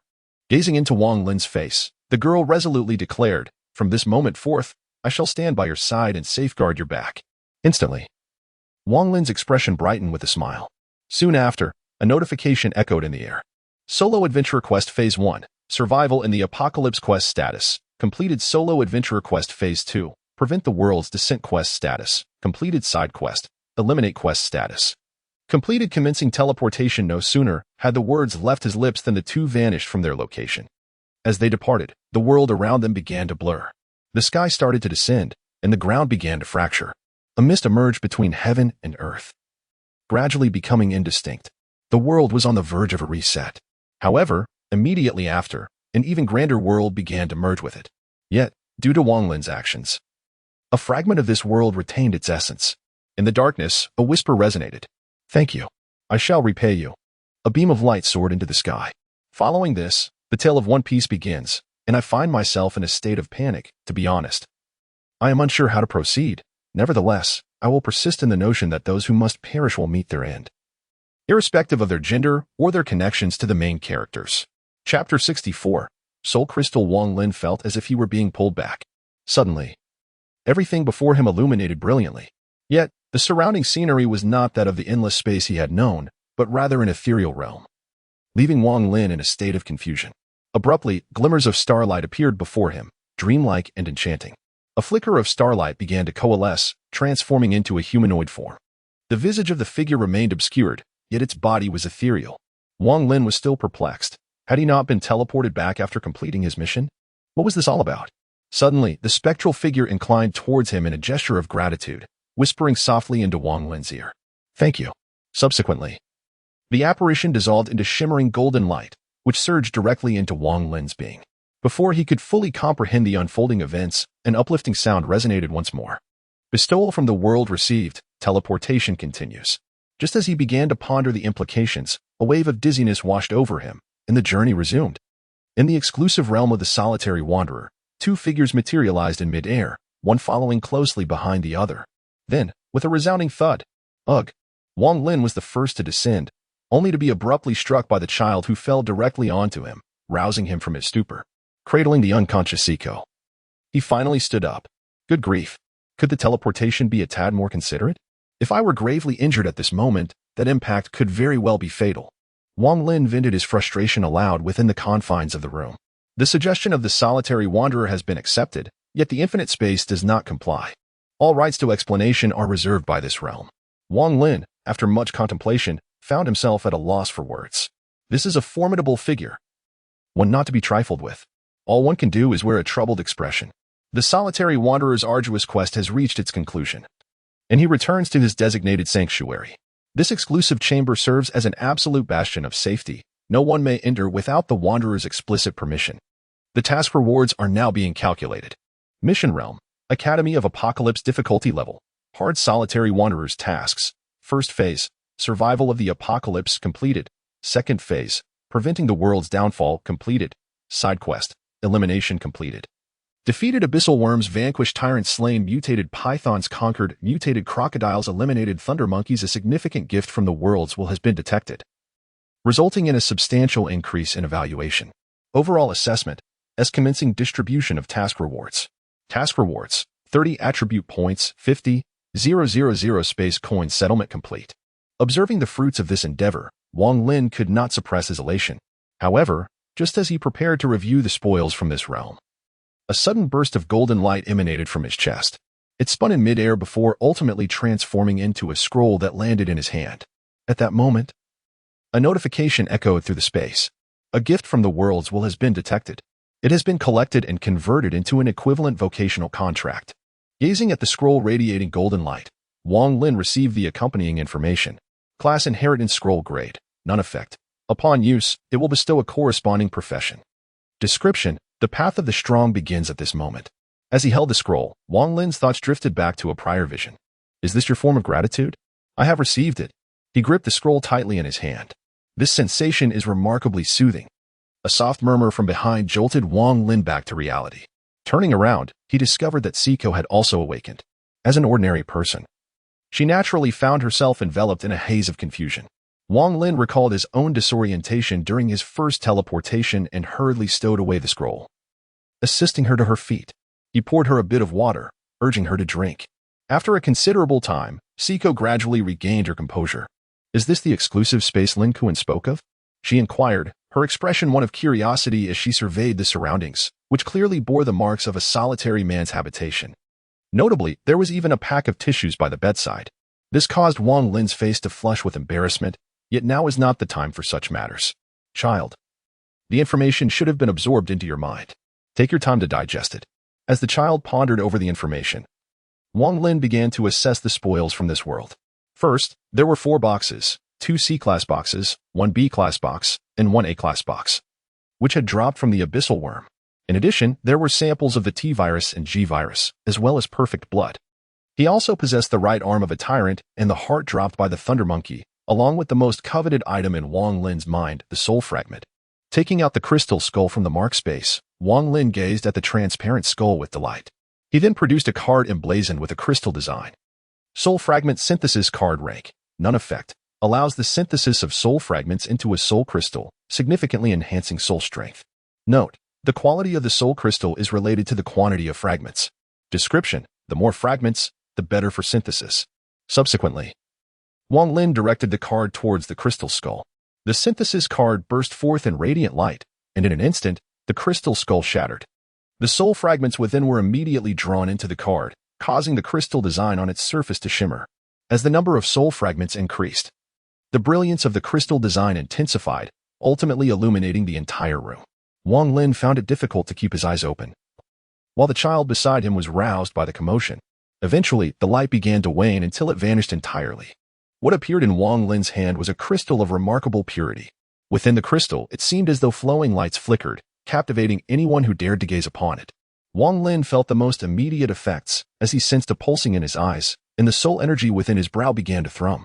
Soul Crystal Rank. S effect. Significantly enhances soul strength. Description: the essence of the soul derives from all things in the world. Beholding the soul crystal in his hand, especially noting its astonishing S rank, Wang Lin was filled with awe. This caused a broad smile to spread across Wang Lin's face. He never anticipated that he could amass such an abundance of soul fragments.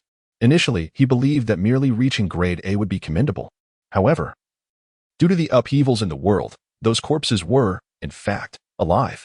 These are living beings, albeit altered by the virus, yet their souls remain unaffected. As long as life persists, the soul must transcend.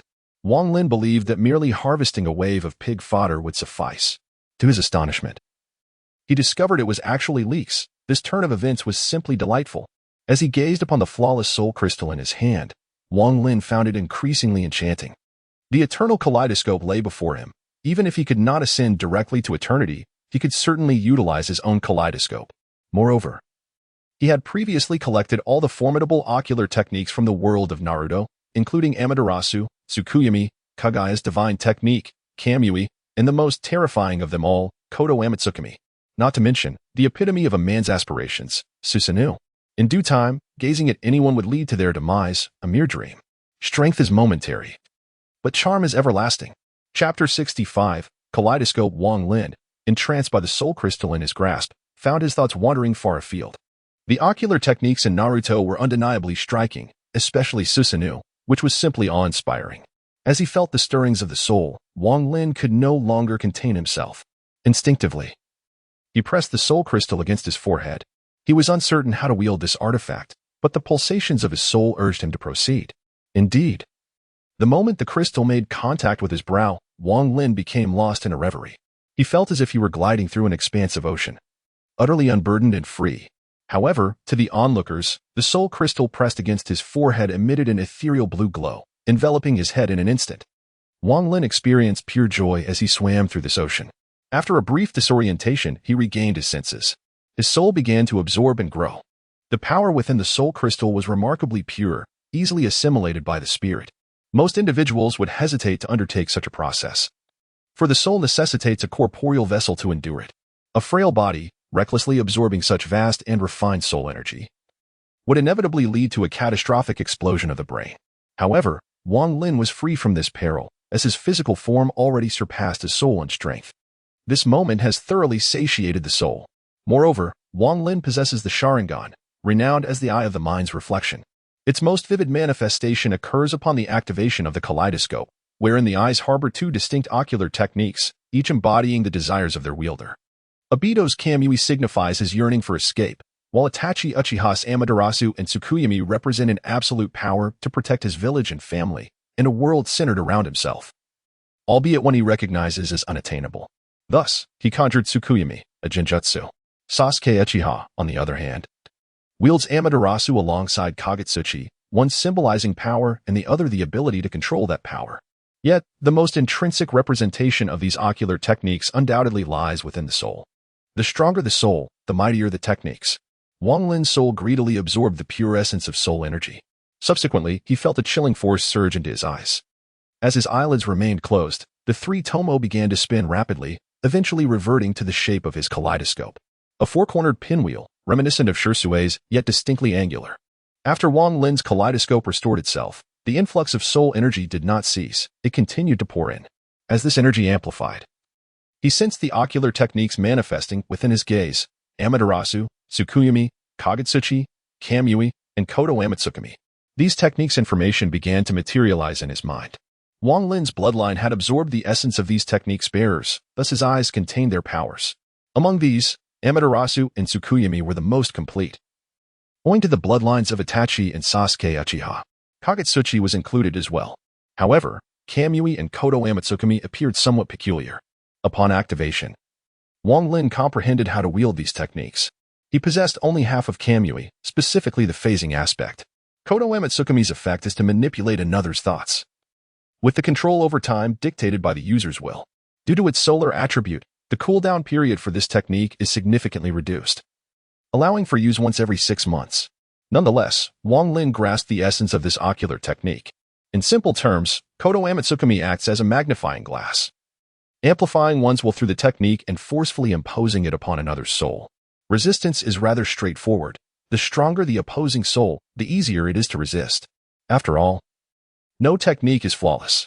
If such were the case, Wang Lin could simply traverse to a world, locate the strongest being, and with a single Kodo Amatsukami, resolve the encounter effortlessly.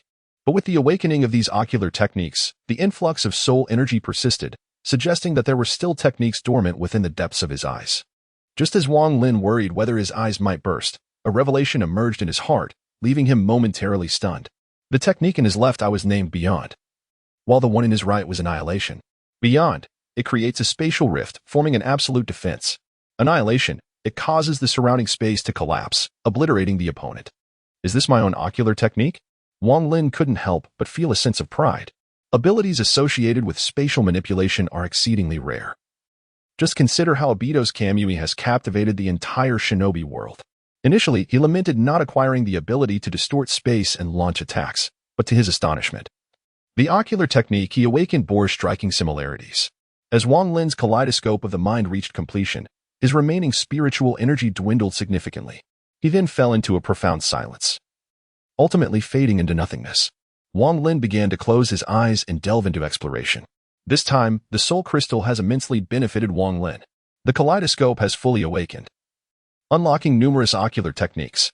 Wang Lin also sensed a latent power within his eyes, one that required his own will to harness. It seemed to be the essence of Susanu's strength. Regrettably, he has not yet attained the level of the eternal kaleidoscope. As he opened his eyes, a hint of regret tinged his tone. Nonetheless, one must acknowledge that the S-class soul crystal enabling him to awaken such an array of ocular techniques is indeed a remarkable feat in life. One must learn to be content. Standing before the mirror, Wang Lin gazed at his reflection. His crimson pupils radiated an otherworldly glow, and the shape resembling a pinwheel captivated him. As he reveled in the formidable ocular power and the multitude of techniques at his disposal, he couldn't help but exclaim, "Who else compares?" After indulging in a moment of self-admiration, Wang Lin reluctantly closed his Sharingan. At last, Wang Lin can truly empathize with the sentiments of Uchiha Sasuke. It is no wonder that this individual became blind shortly after awakening the Mangekyou Sharingan. The enhancement of such power is exceedingly easy to become ensnared in, ultimately leading to dependence. This is still Wang Lin without the activation of Susanoo. If it were activated, one can only imagine the transformation it would undergo. At this moment, Wang Lin is feeling somewhat vexed, pondering the color of his Susanoo. Is it black, golden, or perhaps silver? Moreover, he feels a peculiar assurance that he should not be blind. This notion lacks concrete evidence. It is merely an intuition. Subsequently, in order to validate this feeling, Wang Lin decides to undertake a specific action. Fixing his gaze upon the potholes nearby, he observes the corners of his eyes as they begin to whirl. Amaterasu. A swirling abyss of black flames materializes above the potholes, consuming it in an instant. However, within this exclusive space, destruction is impossible. Thus, the Amaterasu flames remain steadfast in place. Yet, Wang Lin's intention is not merely to incinerate a houseplant. His pupils constrict, and his ocular technique is set into motion. Augmenting the earthly command, witness the black flames of Amaterasu soaring towards Wang Lin, landing in his palm. Momentarily, it morphs into the shape of a sword, then into that of a dagger. Finally, with a swift motion of his hand, it vanishes into the ether. Excitement fills Wang Lin's gaze. It seems his assumptions were correct. His ocular power can indeed be restored. This endeavor was merely to test his hypothesis. If his ocular power were irreparable, it would be a dire predicament, for he possesses no blood relatives to procure new eyes. Furthermore, if that were the case, the Six Paths bloodline would be utterly inadequate. Fortunately, his experiments have validated his conjecture. He is not afflicted by the Uchiha clan's curse. His ocular power can indeed be rejuvenated. As long as he exercises restraint and avoids depleting it all at once, he can utilize his ocular techniques infinitely. Additionally, Wang Lin speculates that the distinction between his eternal Mangekyou Sharingan and the ordinary variant lies in the enhanced potency of his ocular techniques. After all, his bloodline is that of the Six Paths. It would be unreasonable if he were to suffer blindness from excessive use, akin to a standard Uchiha. The author sincerely does not know how to wrap this up. Readers, please go easy on me. 3. Moreover, I would like to inform all readers that I have been responding through a writing assistant, and upon checking, I discovered that my account on Tomato Novel is not the one I thought it was. This unfortunate mix-up has led to delays in my responses, for which I sincerely apologize. I will respond to each of you individually moving forward. I genuinely appreciate your understanding. I shall strive to improve, and I will take all your suggestions into account. For those interested in seeing a certain world, I will see if I can creatively adapt it for you. I've noted other requests like Dragon Ball and others. However, my writing skills are limited, and I may not meet expectations in certain areas. So I hope you can be patient with me. I will respond to all comments as soon as possible. Once again, I express my heartfelt gratitude to my dear readers. I love you all. Chapter 66. Becoming stronger after the activation of the Mangekyou Sharingan. Wang Lin's restless heart remains in turmoil. After all, in his previous life, he was envious of those with beautiful eyes and towering mechas. Now that he has finally acquired such powers, how could he not be exhilarated? The romance of a man is indeed that simple.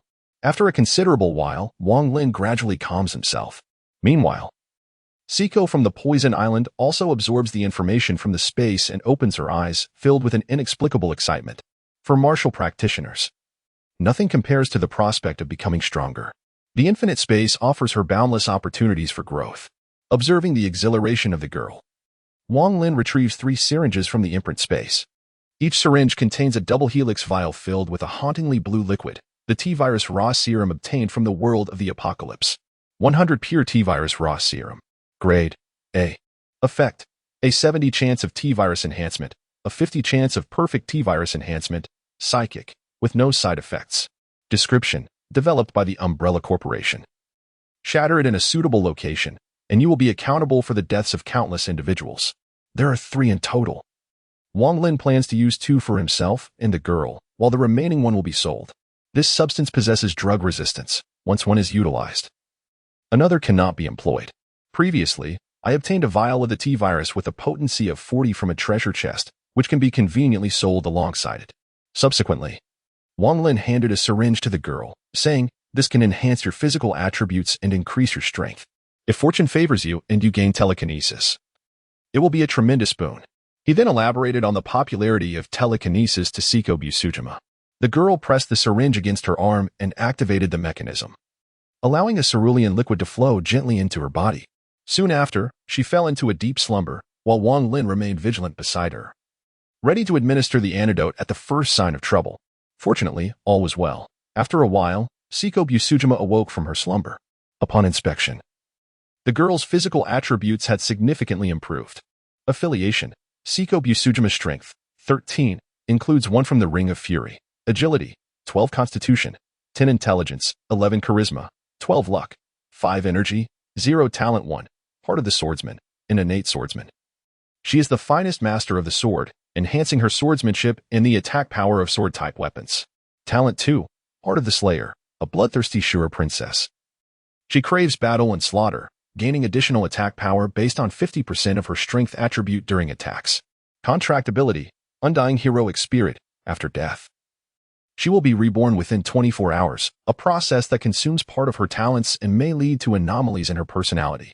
Overall, her attributes have seen a remarkable increase, and the extent of this enhancement is substantial. This took the young girl by surprise, as she sensed an overwhelming surge of power. However, the abrupt acquisition of such strength left her somewhat disoriented. Following this, a scene unfolded that caused Wang Lin to burst into laughter. The girl wobbled as she attempted to stand, only to suddenly topple over with a resounding thud. This scene caused Wang Lin to erupt into laughter, reminiscent of a pig's squeal. He managed to suppress it, entirely unlike his previous self. The girl blushed deeply, but Wang Lin, aware of her strong sense of pride, refrained from laughing further. He approached her, helping her to her feet, and said with a smile, "What you experienced is quite normal. I'll take you to a place later." He then encouraged her to familiarize herself with her newfound strength before commencing his own injection. As the azure liquid coursed through his veins, a chilling sensation emanated from his arm and spread throughout his body. However, as this frigid energy entered Wang Lin, the life force of his celestial body began to devour it. After several minutes, this icy sensation vanished, and a notification echoed in his mind. Acquired T-virus enhancement. Was that it? Wang Lin was utterly bewildered. The girl had been in slumber for quite a while, yet his experience had concluded in mere minutes, finishing before it even began. Wang Lin then began to inspect his attributes. Contractor No. 622, for 942 name, Wang Lin, the Lone Wanderer, level. First stage, level advancement yields no attribute bonuses, corresponding to the permissions of the Lone Wanderer within the infinite space. Relative to world difficulty and task difficulty. Bloodline, 6 paths bloodline, optimized. Awakened celestial body, second stage. Kaleidoscope Sharingan, source of lightning contract beast, 9 tails strength, 23, related to attack power, agility, 27-22, enhanced by the Lightfoot boots. Adding 5 points, constitution, 32, related to defense and resistance, intelligence, 32, related to spell damage and the soul, charm, 22, related to appearance and social interactions, luck, 5, this relies on appearance. After all, metaphysics cannot save the unfortunates, and spending cannot alter fate. Energy, 2000, unified energy, encompassing all forms, whether combat energy, magic, or primal force. Available attribute points, 30. Note, the standard attributes for adult males are set at 5 points. Luck is linked to personal fortune. The Lone Wanderer must explore it independently. Unique talent, percentile, passive talent, allows for percentage-based enhancements to life and energy, upgradable. Currently at a 1% enhancement. Acquired skills: absolute rationality, energy control, devour optimization. Devour has been utilized. Firearm proficiency, passive. Sword and blade mastery, passive. Life enhancement, energy enhancement. Bloodline abilities: Amaterasu, Tsukuyami, Kagutsuchi. Divine Might Phantasm, Bonten, Beyond, Annihilation. Space currency balance, 54,000. Gazing at his opulent attribute panel, Wang Lin wore a mysterious smile. He couldn't help but exclaim, "Who else is there?" However, the enhancement from the T-virus felt somewhat minor for him. Wang Lin speculated that this was due to his already high attributes.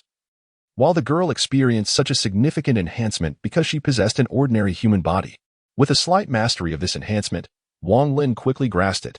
However, the only regret is that Wang Lin has not awakened his psychic abilities. This left Wang Lin feeling somewhat regretful. It seemed that if one was not an adapter, merely being able to enhance was already a commendable achievement. There remained one vial, which he intended to sell shortly. 3 vials of the antidote could be bundled for sale, and Wang Lin had already devised a plan for the transaction. Subsequently, with a solemn expression, he retrieved a vial of red potion from the imprint space.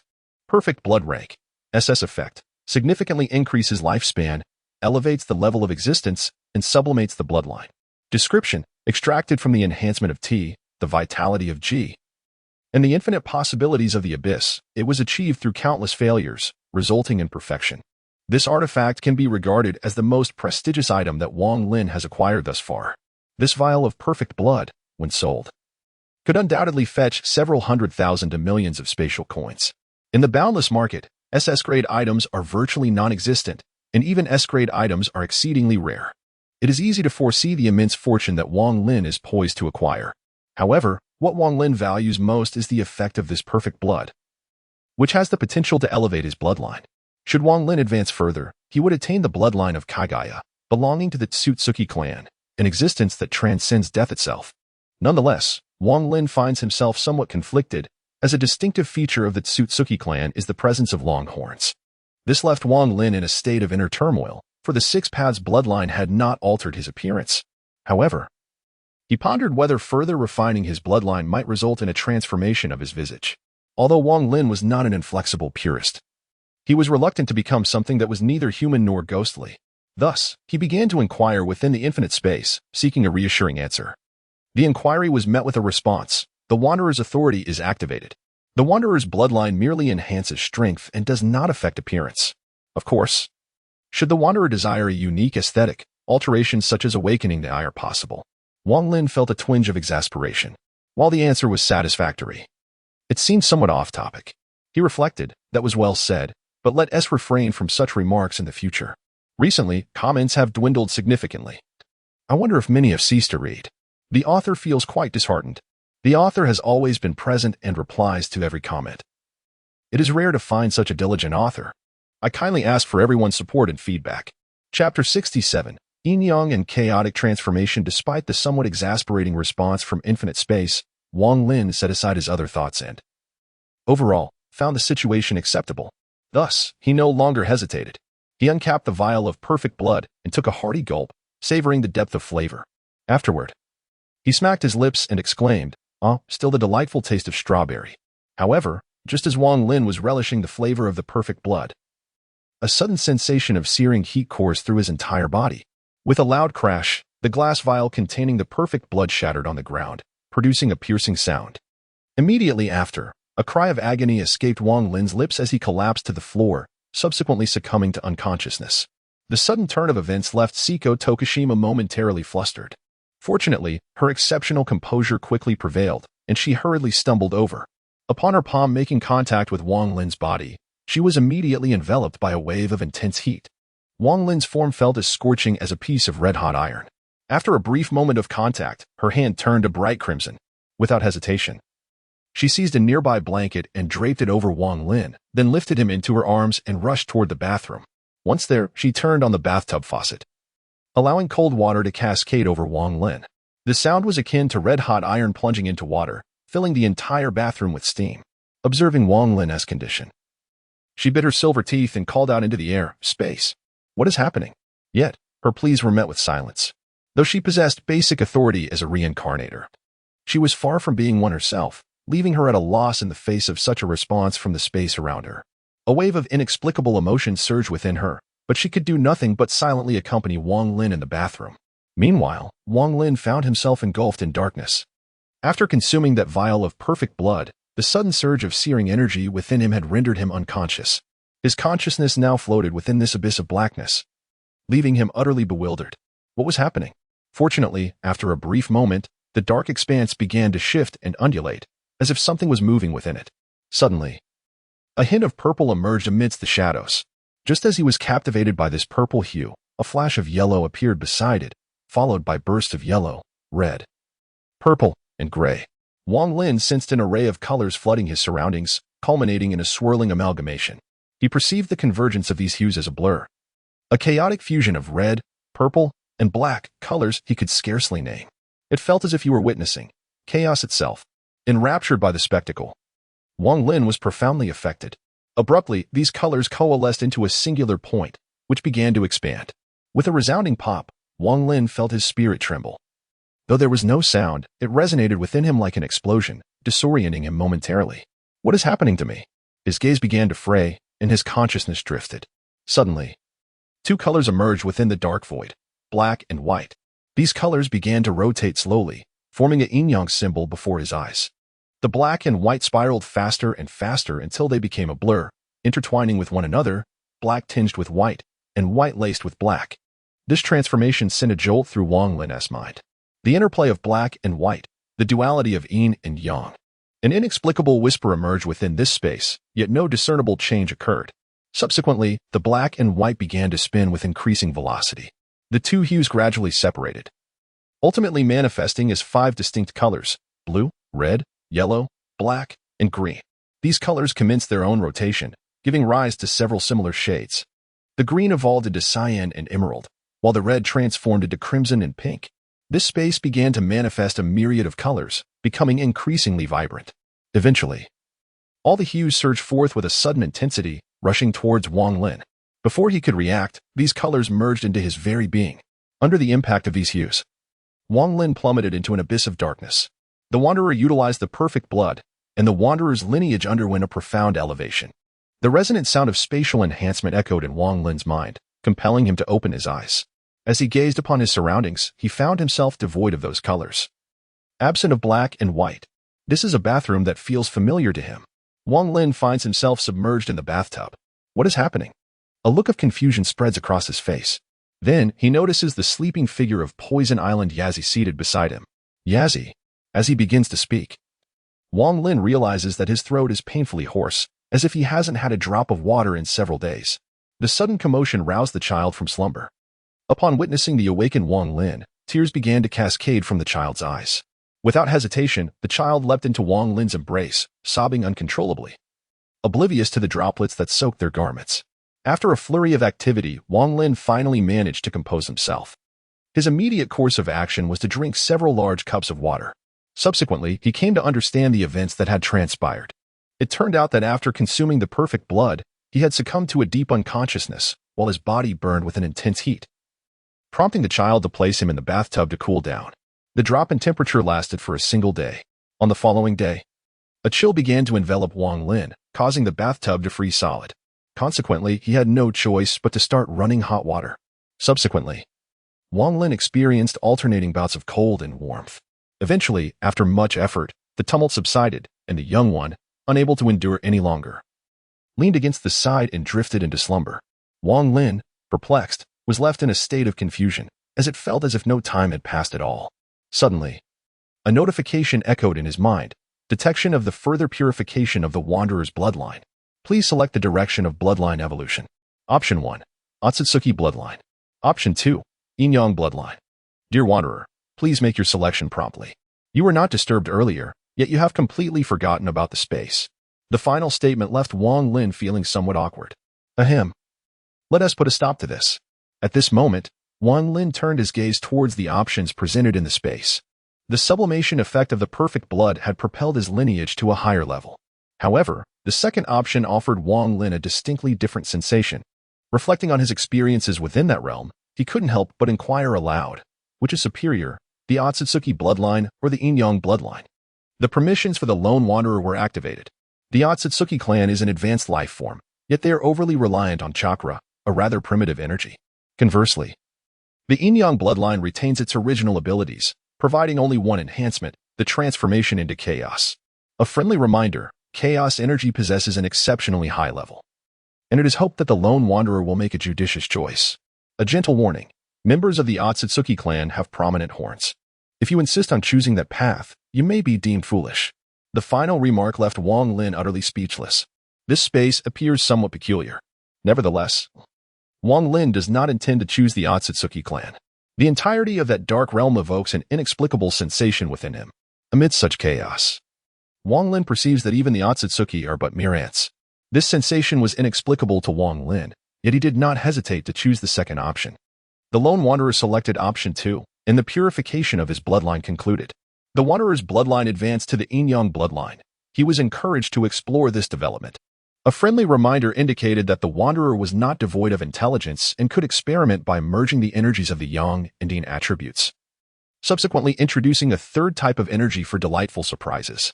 However, this third energy needed to be discovered independently. If he could not deduce it with the essence he already possessed, it would indeed be foolish. Upon completing his reading, Wang Lin sensed that the tone of this book was increasingly peculiar. I am still dreaming. Yes, indeed. Chapter 68. Attribute Enhancement. Despite the oddity of the narrative, it was, overall, quite acceptable. After determining the direction of his bloodline evolution, Wang Lin felt a transformation within his being. His chakra exhibited inexplicable changes, seemingly growing denser. The life energy and soul power within him became strikingly vivid. Wang Lin surmised that this was the essence of yin-yang power. After conducting a simple experiment, he discovered that this new form of chakra significantly enhanced his ninjutsu. However, the space indicated that a third type of energy was required to synthesize chaotic power. Presently, Wang Lin possessed only the yin-yang power, and the third energy referenced by the space was the source. Truthfully, he had little insight into the origin of thunder. After all, apart from a single lightning strike he had experienced, he felt no connection to anything related to thunder within himself.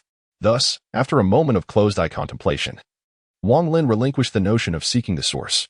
It was wise to first augment his attributes, especially since 2 days had elapsed since the task's completion, and a new task would commence in 3 days. Consequently, Wang Lin took Siko from the special space and departed. Along the way, the girl was quite fascinated by the infinite space, primarily due to its novelty. However, her refined upbringing prevented her from behaving like a typical child. Before their exit, Wang Lin had equipped her with the nightmare mask, as a beautiful woman could easily attract unwanted attention. Although Wang Lin was not averse to trouble, he preferred to avoid it. He proceeded directly to the enhancement hall.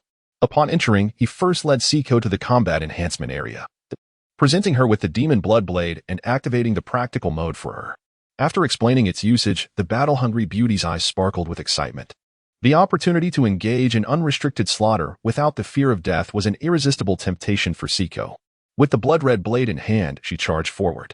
Wang Lin allowed the space to deduct from his own resources. Siko's lack of permissions was genuinely frustrating, as she faced numerous restrictions, and he hoped to resolve this issue in the future. Wang Lin stroked his chin. Such affiliated infinite spaces existed. However, Siko's status was somewhat unique. She was not an expendable entity. Therefore, Wang Lin was willing to invest extra effort, as although solitary existence was liberating, having a trustworthy ally to safeguard his back was indeed appealing. He then proceeded to the Attribute Enhancement Hall, effortlessly making his way to the enhancement chamber where he began to allocate his points. Having previously decided to pursue a balanced approach, he aimed for equilibrium in his allocations this time. Wang Lin had 30 points available for distribution.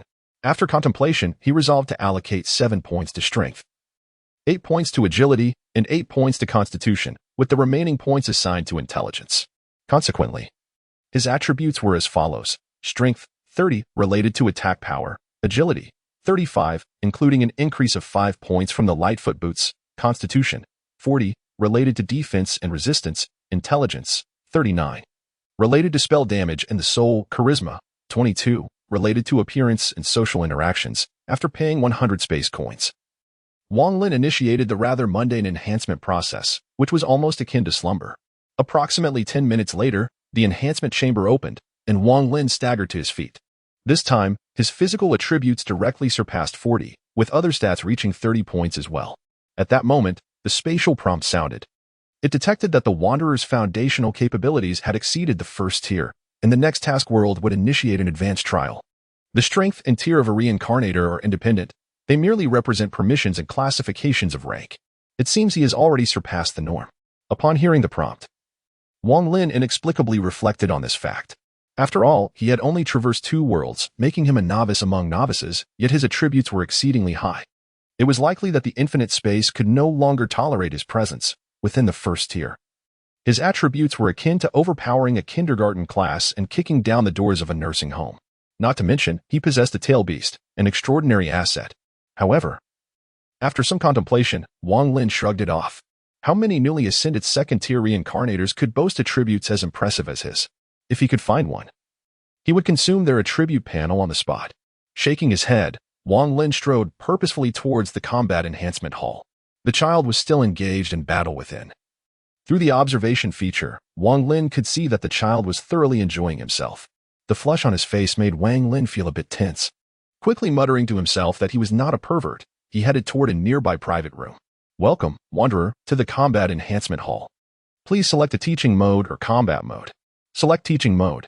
Please choose the level of instruction. Intermediate instruction. Designated instructor. Uchiha Itachi. Wanderer permissions activated. Please select the duration of instruction. Let's start with 1 hour. Uncertain if he could follow through with his intentions, Wang Lin opted for an initial hour to test the waters. Instruction begins. The surrounding space began to morph into a dimly lit hall. At the center stood a stone chair, upon which a figure sat. Crimson eyes regarded Wang Lin, devoid of any emotion. Suddenly, those eyes vanished, and the cawing of crows echoed behind him. Turning around, he saw dozens of crows coalescing into a figure. It was Uchiha Itachi, characterized by his crimson eyes and distinctive tear troughs. Let us begin immediately. Itachi's words were direct from the outset. Wang Lin noted that those he summoned were consistently straightforward. Kakashi, too, had jumped right into action. However, Itachi was oblivious to Wang Lin's thoughts and continued. The power of the Uchiha derives from the eyes. Yet one must not become overly reliant on them. Next, I will impart the art of Uchiha combat. I hope you can truly grasp its essence. After this declaration, his crimson Sharingan transformed into its Manjiki state. Itachi shed his Akatsuki cloak, and with a swift motion, several shuriken flew from his hand, aimed directly at Wang Lin. Evading the shuriken with a deft twist, Wang Lin activated his own Manjiki Sharingan. This time the focus was primarily on the utilization of the kaleidoscope, but more importantly, on the activation of the Susanoo. Utilizing the cover provided by his kunai, Itachi advanced upon Wang Lin, engaging in a physical confrontation. Fists and feet collided, both possessing the kaleidoscope Sharingan. However, Wang Lin began to sense the strain. His ability to endure these attacks was solely supported by the superior perceptiveness of his Sharingan and his high attributes. In contrast, Itachi's mere insight was sufficient to pressure Wang Lin considerably, indicating the depth of his experience. As their palms and fists met once more, waves of energy surged forth. Seizing the opportunity, Wang Lin executed a backflip to create distance. While in midair, he clapped his hands together, invoking the water release, great waterfall technique. Instantly, torrents of water cascaded down toward Itachi. With a sweep of his kaleidoscope, Itachi swiftly formed hand seals. Earth release, earth flow wall. A stone wall rose to block Wang Lin's waterfall, causing Itachi to lose sight of his opponent. Once the commotion subsided, Itachi's kaleidoscope began to search for Wang Lin's trace. Suddenly, a kunai struck him from behind, targeting his lower back. However, as a smoke screen dissipated, a substitute wooden figure had taken Itachi's place. Yet, Itachi's expression grew wary. Wang Lin's demeanor remained unchanged, but his aura had weakened significantly compared to before. Nonetheless, the sense of danger now loomed larger than it had moments ago. Utilizing the cover of the waterfall, Wang Lin activated his unique skill. Remembering certain old comrades, he finally recalled this ability and contemplated various applications. What he lacked most was combat experience, so he would employ this skill to absorb knowledge through battle. At present, Wang Lin had indeed activated this skill. His mind began to operate at high speed, significantly enhancing his learning capacity, albeit at the cost of rapid chakra consumption. Fortunately, he remained in a state of absolute rationality. After a brief moment of silence, Wang Lin surged forward. Simultaneously, he began to form hand seals. As he neared Itachi, he unleashed lightning release, lightning cutter. The triangular kunai of the kaleidoscope shrank abruptly, and a colossal skeletal hand grasped Itachi, intercepting Wang Lin's strike. utilizing the recoil from this attack. Wang Lin clapped his hands in midair. Fire release, great fire destruction. A massive wall of flames crashed down upon the location where Uchiha Itachi stood, creating billowing clouds of smoke. Within the smoke, a massive crimson figure flickered into view. A gigantic blood-red arm waved through the air, dissipating the smoke, revealing a blood-colored half-giant clad in red Tengu armor. With golden eyes gazing intently at Wang Lin, Uchiha Itachi stood at the center of the giant, his voice echoing softly in Wang Lin's ears. Now, let us commence the second phase. In response, Wang Lin, enveloped in absolute rationality, exhibited little reaction. This state of absolute rationality was devoid of any emotion. In the vast space, the blood-red giant loomed silently at the center, emanating a fiery energy that distorted the surrounding air. As Wang Lin observed the giant, his mind raced with thoughts. Previously, under the scrutiny of the Sharingan, he had discerned that the energy emanated from the giant's eyes, forming the Susanoo. Just as he began to delve deeper into his thoughts, he witnessed Itachi commanding the Susanoo. 3 tomo began to materialize on the giant's massive arm, swiftly advancing toward Wang Lin. The only option was to leap back, drawing several flying thunder god kunai from his space, taking advantage of the moment of retreat. He scattered them haphazardly around him. The flying thunder god technique? Itachi's Sharingan naturally registered Wang Lin's actions, and with his keen perception, he recognized the 4th Hokage's renowned ninjutsu. However, his expression remained unchanged, maintaining an air of calmness. Wang Lin continued to maneuver throughout the Grand Hall, evading Uchiha Itachi's attacks while simultaneously simulating the energy utilization within Itachi's body. The Susanoo was the power housed within the eyes after unlocking the kaleidoscope, requiring the user to discover it for themselves. After some time, Wang Lin successfully identified that point. His kaleidoscope began to spin rapidly, and arcs of lightning began to manifest around him. As the lightning surged and entwined, a colossal skeletal figure of lightning materialized within the hall.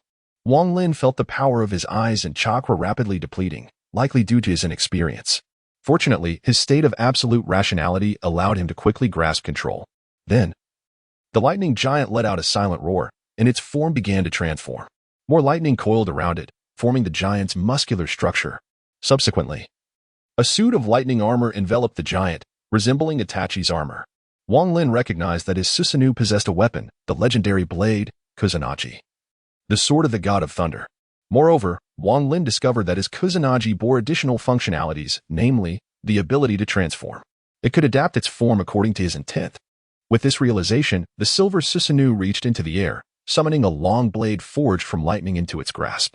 This is a knife of peculiar appearance, characterized by an exceedingly long and slender blade. Wang Lin extended his arms and closed his eyes, attentively sensing the formidable power within Susanoo.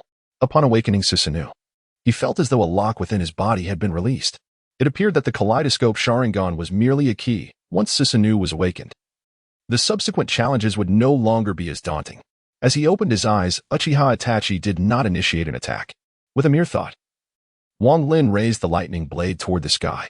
Instantly, the space around him crackled with electric energy, which began to surge violently. As Wang Lin moved, the lightning surged toward the sword of Totsuka. With the continuous influx of lightning, the sword of Totsuka began to emanate a brilliant radiance. Sensing the moment was right, Wang Lin concentrated his thoughts, and Susanoo raised the sword of Totsuka high. Sword of Totsuka, thunderous earth, he declared internally, as the lightning blade was swung down with immense force. Uchiha Itachi's pupils constricted sharply as he sensed the imminent danger of this attack. In response, a blood-red Susanoo conjured a shield, and then boom, a tremendous roar reverberated throughout the space. The echoing sounds continued, creating vibrations in the surroundings. This tumult persisted for several minutes before gradually subsiding. Upon the cessation of the chaos, it became evident that Uchiha Itachi's Susanoo was riddled with countless cracks, and the shield lay in ruins. Observing such terrifying destructive power, Wang Lin felt a sense of satisfaction. However, upon assessing his chakra reserves, he realized that the expenditure was relatively minor. Yet, the energy of his eyes had been significantly depleted. Susanoo demanded an exorbitant amount of ocular strength. As Wang Lin closed his eyes, the state of absolute rationality began to recede. In this instance, Wang Lin, employing absolute rationality, awakened Susanoo. The subsequent challenge lay in mastery. Wang Lin's bloodline is significantly superior to that of Uchiha Itachi, resulting in an unparalleled potency. However, such formidable power comes at the cost of greater energy demands, an unavoidable reality. Upon Wang Lin exiting the combat state, Uchiha Itachi's Susanoo dissipated. Approaching Wang Lin with measured steps, Itachi remarked, "There is only so much I can teach you. Your bloodline is quite extraordinary. Nurture it well. The strength of Susanoo extends far beyond this." Following this, Itachi shared insights regarding the utilization of Susanoo as time quietly slipped away. With the conclusion of the instruction, Uchiha Itachi vanished from sight, and the surrounding environment reverted to its original state. Upon returning to the battle enhancement chamber, a spatial notification chimed, indicating the awakening of the bloodline ability Susanoo. However, Wang Lin had no time to dwell on this, for another piece of information regarding the usage of Budsukuri resonated within his mind. This revelation struck Wang Lin's mind directly, illuminating the extraordinary prowess of his divine artifact. The Buddha Yuhuan, known as the Sword of the Thunder God, possesses the power to command lightning. However, it bears another moniker, the Sword of the God of Death, capable of sealing souls. A single strike not only inflicts physical harm but also delivers a blow to the soul itself. Furthermore, it is accompanied by thunder, making lightning-based attacks particularly effective against the soul. Contemplating this, a sly smile crept onto Wang Lin's face. It appeared that many would inevitably fall victim to this in the future. Upon exiting the combat enhancement hall, Wang Lin discovered that the girl had been waiting outside for quite some time. Moreover, her demeanor had shed the previous awkwardness, indicating that she had fully grasped her newfound powers. The price for this transformation was 6,000 spatial coins. She had battled for an hour, at a rate of 100 coins per minute. "Let us go meet someone," Wang Lin instructed, to which the girl obediently followed behind him. Naturally, he intended to visit the Raven. For acquiring suitable items, this individual proved to be quite adept, notwithstanding the fact that his goods were somewhat pricey. Arriving at a stall, Wang Lin found the Raven exactly where he expected. The Raven, upon spotting Wang Lin, cackled with delight and effortlessly made his way to the back. Reaching their previous meeting place, he grinned and remarked, "It seems you have successfully traversed yet another world. What items do you wish to purchase?" As he spoke, he rubbed his hands together, embodying the very essence of a shrewd merchant. Wang Lin rolled his eyes and began to display some items.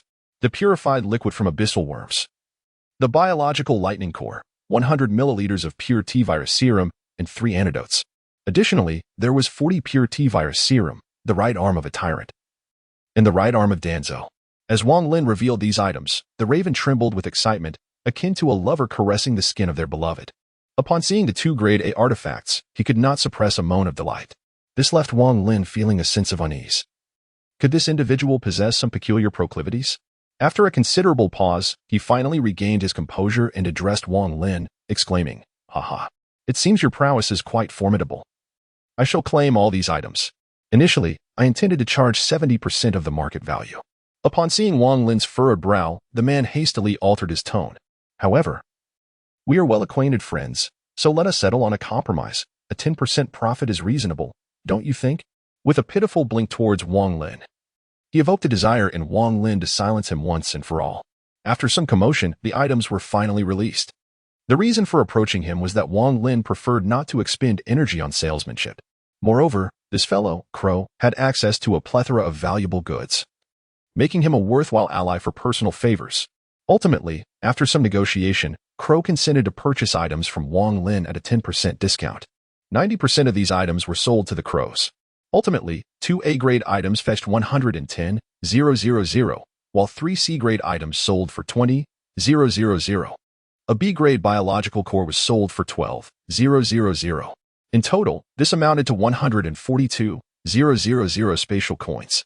Adding to this the coins that Wang Lin already possessed, his current balance stands at 189,000 spatial coins. This is quite satisfactory, as it rivals his initial harvest. Upon the suggestions of some readers, the author intends to make revisions to earlier chapters to rectify certain logical inconsistencies, without affecting the update schedule. Chapter 70, A Surge of Popularity. Subsequently, Wang Lin proceeded to purchase some equipment from the Crows. This sum of money ought to be spent wisely, for the young lad requires proper equipment. After much deliberation, Wang Lin made his purchases. The rampaging roar seemed impressive, so he acquired it. The true mask was also bought. The Dark Knight trousers were a splendid choice, providing the lad with something to wear. Wang Lin gazed at the description with a grimace. Description: clad in black, an old customer. Who do you think is the old customer here? The Ronin attire and Gale pants formed a matching set, perfectly suited for the young lad. However, the description was rather amusing. Description: Even the Gale has a path to return. The lad needed a weapon after much contemplation. Wang Lin selected a long sword that mirrored his own style. Bloodthirsty Blade Grade. See Effect 1. Bloodthirst. When activated, it unleashes a curved slash that inflicts damage while replenishing the wielder's health, with the recovery amount dependent on the number of foes struck. Effect 2. For every 5 health points lost, attack power increases by 1, up to a maximum of 15. Equipment requirement. Strength attribute above 10. Description. Bloodthirsty Blade. Unparalleled in the world.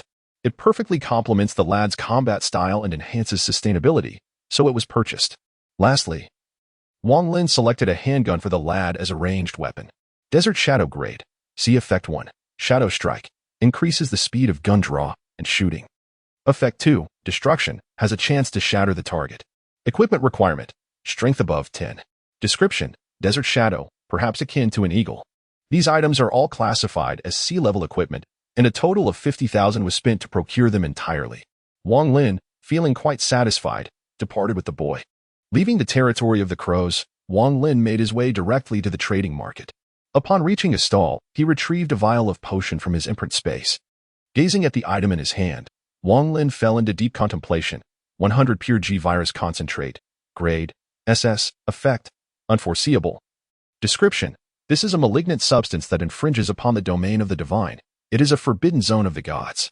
This item possesses an exceptionally high rank, yet it carries significant risks. No one could possibly predict its future price, but Wang Lin was determined not to miss this opportunity. He listed it for 2 million and then sat down beside the child. The potion shimmered with radiant light, eliciting gasps of astonishment from several reincarnators on top. Ah, goodness. An SS-grade item. This is simply outrageous. An SS-grade item. Quick, inform the boss. Heavens. I've never even seen an A-grade, and this is already SS-grade. The reincarnators continued to flock in, gathering in ever-increasing numbers before Wang Lin's stall. However, Wang Lin remained utterly unperturbed. The more people, the better. For he was poised to make a substantial profit. A prompt appeared, asking whether to check the stall messages. Leaving Wang Lin momentarily stunned by the enhancement of the infinite space. This is the first time I have encountered such a thing. Wang Lin opened it and was immediately rendered speechless. I shall acquire your SS-level item for 10,000 spatial coins, and in return, you will gain the friendship of my Lion King. Who let this fool out? Wang Lin was at a loss for words. Subsequently, a series of notification sounds echoed, which Wang Lin promptly muted. What a joke. If you have the guts, come to the task world for a one-on-one showdown. Let us see if Wang Lin can't obliterate you, you scoundrel. Half an hour later, a figure squeezed to the front of the stall, shouting at Wang Lin. Friend, could we possibly add each other as friends? I sincerely wish to. At the same time, a friend request followed. After Wang Lin accepted it, a gentle voice resonated in his ear. Friend, I would like to acquire that SS-grade item. Can we discuss it further? A smile instantly appeared on Wang Lin's face. The moment had finally arrived. After a brief exchange, he retracted the item and, accompanied by the young man, made his way toward the commercial street. The figure followed closely behind. After some wandering, they arrived at a secluded spot. The figure hurriedly advanced ahead. The individual before me is adorned in the attire of a mage, radiating a gentle aura that irresistibly evokes fondness. It is evident that this person possesses a remarkable charm. Greetings, I am Noah, the chairman of the Round Table Conference. May I inquire your name? Yellen. After a brief exchange, the chairman's demeanor shifted, adopting a more serious tone. My friend, the artifact you possess is of considerable value. However, due to the uncertainty surrounding its efficacy, the price shall be adjusted accordingly. I propose an exchange of 100,000 spatial coins along with these 4 items. As he spoke, Noah transmitted the details of the 4 items to Wang Lin. Solitary Pride, passive skill, rank, A effect 1. Increases luck by 2 when alone effect 2. Enhances all attributes by 10 when alone effect 3. Increases charm attribute by 5 points skill requirement. All attributes must exceed 20 points description. You are a member of the solitary. With lofty aspirations. I have the heart rank. D. Upgradable with spatial coins. Effect 1. Enhances perception effect 2. Detects flaws effect 3. Counter. Chance to parry an opponent's attack skill requirement. Proficiency in melee skills can utilize. Currently mastered sword mastery. Description. The Eye of the Mind. Resilience rank. D. Upgradable with spatial coins. Effect. Reduces the duration of effects such as stun, slow, taunt, fear, silence, blindness, transformation, and confinement by 5. Skill requirement. Energy-based passive skill can utilize. Currently mastered energy mastery. Description. Unwavering. Spirit stone rank. None effect. Capable of enhancing a specific skill description. A miraculous stone. These items are quite remarkable and possess the potential for growth. Upon witnessing the final item, a notification resonated in Wang Lin's mind, indicating it could be utilized to enhance the skills of a solitary wanderer. This revelation instantly illuminated Wang Lin's eyes. He had long been perplexed about how to upgrade his solitary wanderer talent, yet unexpectedly encountered the answer here. Although Wang Lin yearned for it, he refrained from revealing his desire. After all, haggling is an innate skill. Thus, after a vigorous negotiation, Noah agreed to exchange it for 150,000 space coins along with these 4 items. Ultimately, the transaction was completed, leaving Wang Lin with a substantial sum of 289,000 coins, a source of great satisfaction. He then returned to his exclusive space. Within this dedicated realm, Wang Lin entrusted the purchased equipment to Poison Island Yazzie and donned the Nightfall trousers. Finally, he possessed a pair of pants. He also handed over the Desert Shadow, as possessing a ranged weapon would certainly prove advantageous. Subsequently, he utilized the skill scrolls for Solitude and Resilience. Instantly, these 2 skills manifested on his skill panel. He then summoned Yazzie, as this skill was particularly suitable for her swordsmanship. Afterward, Wang Lin took possession of Yazzie's spatial ring. After a moment of contemplation, he inquired about the ring's potential for enhancement. Space, is it not possible to upgrade this ring? The space responded, the solitary wanderer privileges have been activated. There are 2 options available. Option 1, consume space coins to expand the area of the space. Option 2, sacrifice the spatial ring along with 50,000 space coins to endow it with the reincarnator's mark, thus acquiring the identity of a reincarnator. This is something that Wang Lin could never have anticipated. Without a doubt, the second option is the one to choose, as it effectively transforms the child into a reincarnator. Hastily selecting the second choice, a moment later, the space ring in his hand radiated brilliance. Subsequently, Wang Lin's balance was deducted by 50,000. The space ring gradually faded, leaving behind a mark in the air, which soared towards the child's arm. Upon contact, it formed a distinct insignia. Reincarnator 622 for 943 enters the infinite space. As Reincarnator 622 for 943 is an affiliate of the Lone Wanderer, it is automatically granted affiliate status, enjoying the privileges of the Lone Wanderer. Now, the child's issue has been resolved. In the future, the 2 will always be together when entering the world, and Wang Lin's solitary skills will remain unaffected. Moreover, upon the completion of the task, the child will receive a reward, notably including attribute points as a bonus. In this delightful moment, the child gazed at Wang Lin with astonishment before abruptly using facial cleanser. Contractor number 6224943. Name, Sikodoku Island, affiliated with the Lone Wanderer. Level, first stage, level advancement does not confer any attribute bonuses. It corresponds with the authority of the Lone Wanderer in the infinite space, as well as the difficulty of the world and tasks. Strength, 13, with an additional 1 from the Ring of Fury. Agility, 12. Constitution, 10. Intelligence, 11. Charisma, 12. Luck, 5. Note, the standard attributes for adults are set at 5 points. Luck is linked to one's fortune. Reincarnators are encouraged to explore this themselves. Energy, 0. Talent 1. Part of the swordsman, passive and natural swordsman, she is the finest master of the blade, enhancing her swordsmanship and the attack power of sword-type weapons. Talent 2. Part of slaughter, passive a bloodthirsty Shura princess, she craves battle and bloodshed, augmenting her attack power by an additional 50% based on her strength attribute. Skill, Eye of the Heart. Contractual ability, immortal heroic spirit. Upon death, she will be reincarnated after 24 hours, though this resurrection will consume a portion of her talents, leading to potential personality anomalies. Space currency balance, 100,000. After a brief interlude, Wang Lin bestowed 100,000 space currency upon the child, enabling her to upgrade her skills. Wang Lin then fervently began upgrading his own skills. He first extracted the Holy Spirit Stone. Upon detecting that the Lone Wanderer talent could be upgraded, he chose to proceed with the upgrade. The Holy Spirit Stone shattered, transforming into a radiant light that surged into Wang Lin's being. A prompt echoed in the space. Upgrade of the Lone Wanderer talent successful. Percentage tier, none, can be upgraded through specific items. Effect, grants a percentage bonus to life and energy. Current bonus, 10%. Description, growing ever stronger. Subsequently, he upgraded all his skills in one go.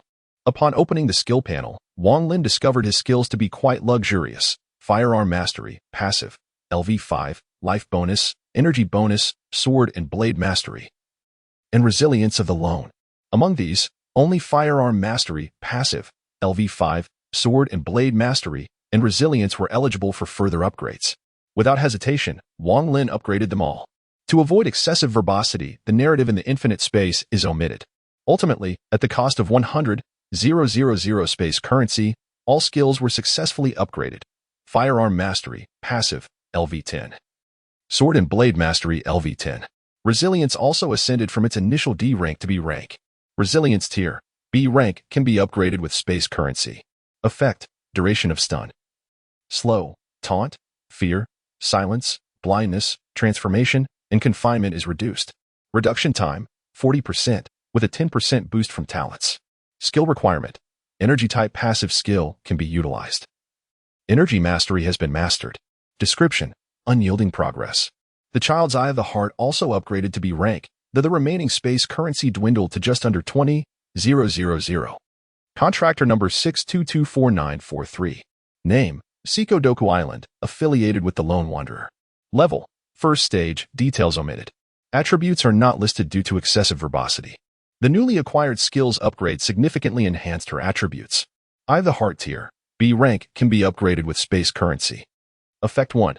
Increases perception, 50 chance to sense attacks from behind. Effect 2. Spotting flaws, 15 chance to detect enemy vulnerabilities, doubling attack power when exploiting these flaws. Effect 3. Counter. Chance to parry enemy attacks, 20 chance to counter. Skill requirement. Mastery of melee skills can be utilized. Sword and Blade Mastery has been mastered. Description, the Eye of the Mind. Now, Wang Lin and the child have made a momentous leap in their capabilities. How delightful. In this chapter, I find myself utterly exhausted from writing. It is truly challenging. Chapter 71. The Azure Sword Maiden, prepared to depart. The third day hastily passed. At the break of dawn, Wang Lin was lured awake by a delightful aroma. Upon opening his eyes, he observed that the young one had already prepared breakfast and was tidying up. Wang Lin stretched languidly and then proceeded to wash up thoroughly. After enjoying a hearty breakfast with the young one, he solemnly retrieved 4 chests from the imprint space. Indeed. You might think I had forgotten, but that is far from the truth. With a silent prayer, he opened 2 C-grade chests. The solitary adventurer opened the C-grade treasure chest and obtained the following items. Freshening Essence grade. C effect. Cleanses the surface of the body, making clothing appear as pristine as new. Description, blood may flow, but my Chelsea must remain unsoiled. Gourmet blanket grade. C effect. Upon infusing energy, delectable dishes may materialize. Description, life, after all, is about savoring the finest cuisine. These 2 C-grade items proved to be quite practical. Although their worth was modest, they suited Wang Lin's preferences splendidly. The freshening essence was a small sachet, which Wang Lin promptly gifted to the young one. As for the gourmet blanket, he stowed it away, for it was irresistibly enticing to a food lover.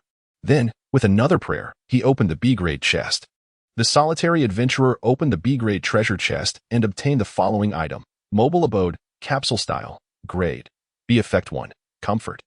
Provides a relatively cozy living environment and additional storage space for reincarnators in harsh conditions. Effect 2, concealment. When thrown, significantly dulls perception of the surrounding environment, offering a degree of protection through spatial magic barriers. Effect 3, portability, can be summoned at will, proving to be exceptionally useful. Description, born from adversity, perished in comfort. Exercise caution if lacking formidable protective measures. This unexpected turn of events is truly delightful. Wang Lin had long desired something akin to this. It is indeed quite pleasing. The last 3 items have left Wang Lin thoroughly satisfied. As for the final A-grade treasure chest, he spent a moment in silent prayer. With trembling hands, filled with excitement, he slowly opened it. The Lone Wanderer unlocked the A-grade treasure chest and obtained the following item. Ability Extraction Device. Grade A. Effect. Extracts biological capabilities. Cooldown period, 30 natural days. Note, requires a host. Description, initially, one must not be human. This is an enormous structure reminiscent of a makeshift cabin. However, upon realizing its effects, Wang Lin's smile gradually transformed into something sinister. In that case, if one were to capture Captain America from Marvel, it would be possible to extract the super soldier serum.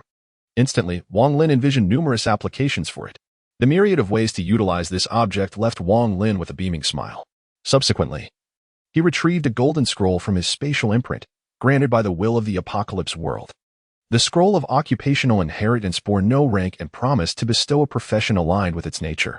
Its description read, "The path of the strong begins at this moment." Wang Lin, however, chose not to employ it, for he believed that a profession was merely a template. A melee class would inherently limit one's potential, just as a ranged class would. Wang Lin aspired to be multifaceted, excelling in all areas rather than being confined to a singular aspect. He handed the scroll to the girl and meticulously explained its significance. She eagerly tore it open, and a swirling vortex materialized before her. Without hesitation, she stepped inside. Wang Lin patiently awaited her return in the exclusive space. Half an hour later, the girl emerged from the vortex, her aura markedly sharper. Upon seeing Wang Lin, she excitedly shared the information with him. Occupation inheritance, Shura Sword Master abilities, Shura Blade, Reverse Blade Waltz, Shura's Eye. Shura Annihilation / Shura Blade rank, none effect, binds to a weapon, renaming it Shura Blade and reducing its rank to C. This occupation comes with high growth potential and can evolve through defeating enemies.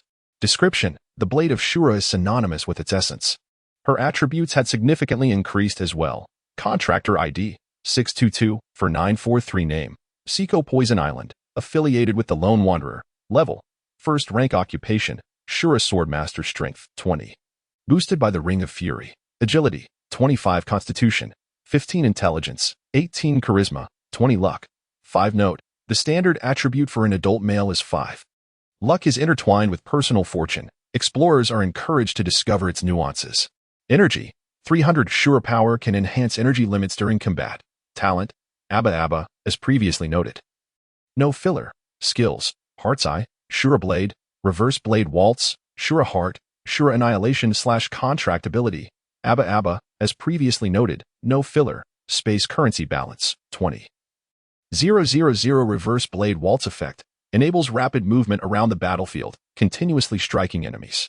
Shura Heart effect, upon activation, it steadily consumes energy while providing a 50 damage reduction and a 30 damage increase. Shura Annihilation / effect, harnesses Shura power to unleash a formidable slash, penetrating 35 armor. The girl's attributes and skills had undergone a remarkable transformation, aligning perfectly with her high attack-oriented style. Initially, she intended to bind the bloodthirsty blade immediately, but Wang Lin intervened. Despite the restriction of binding only weapons ranked B or below, numerous promising weapons were available, making it unwise to squander her potential on a singular blade. Once everything was settled, Wang Lin and the girl exited their exclusive space, proceeding together to the Combat Enhancement Hall. Having upgraded their skills the previous day and resting due to the late hour, they now aimed to familiarize themselves with their abilities. Navigating effortlessly to the Combat Enhancement Hall, the girl faced no obstacles this time and entered directly. Wang Lin, relieved of worry, commenced practical training. Half an hour later, they returned to their exclusive space, primarily because the author wished to avoid unnecessary filler. Having familiarized themselves with their skills, the girl expressed a desire to continue training. But Wang Lin insisted otherwise, emphasizing the importance of balance between work and rest. Consequently, they indulged in sunflower seeds, peanuts, cola, and chicken wings while enjoying their favorite shows. Upon recognizing the anime they were watching, the girl appeared momentarily bewildered. When she saw herself depicted in a rather compromising situation, she nearly drew her weapon to strike the computer. Wang Lin quickly intervened, switching to a different anime. Meanwhile, the nine-tailed fox beside them enthusiastically tapped its tails, engrossed in a game, exclaiming in frustration at the poor skills of others. Time flowed gently onward, and as a significant moment approached, a countdown for the task appeared, 24 hours remaining until the Lone Wanderer's benefits activated.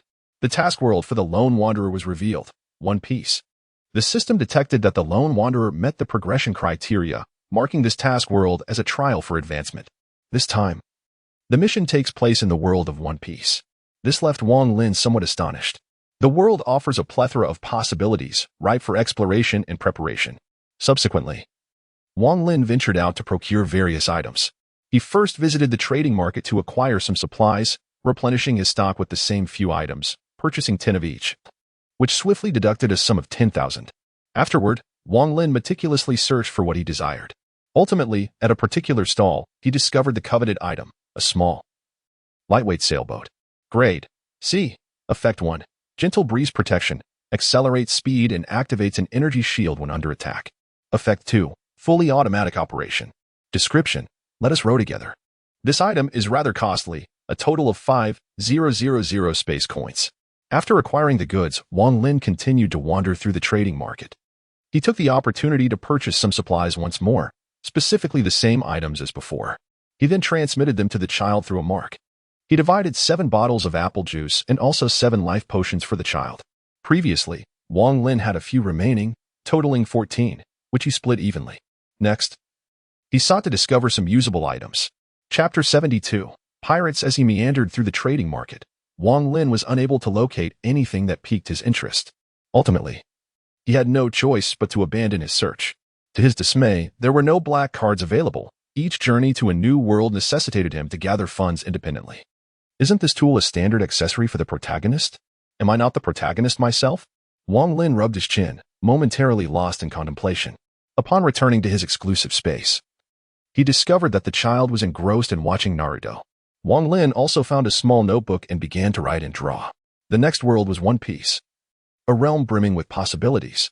If he were to delve deeply, his source of lightning should find resolution within this universe. Time gradually slipped away until a certain moment arrived. 10 minutes later, he was to enter the task world.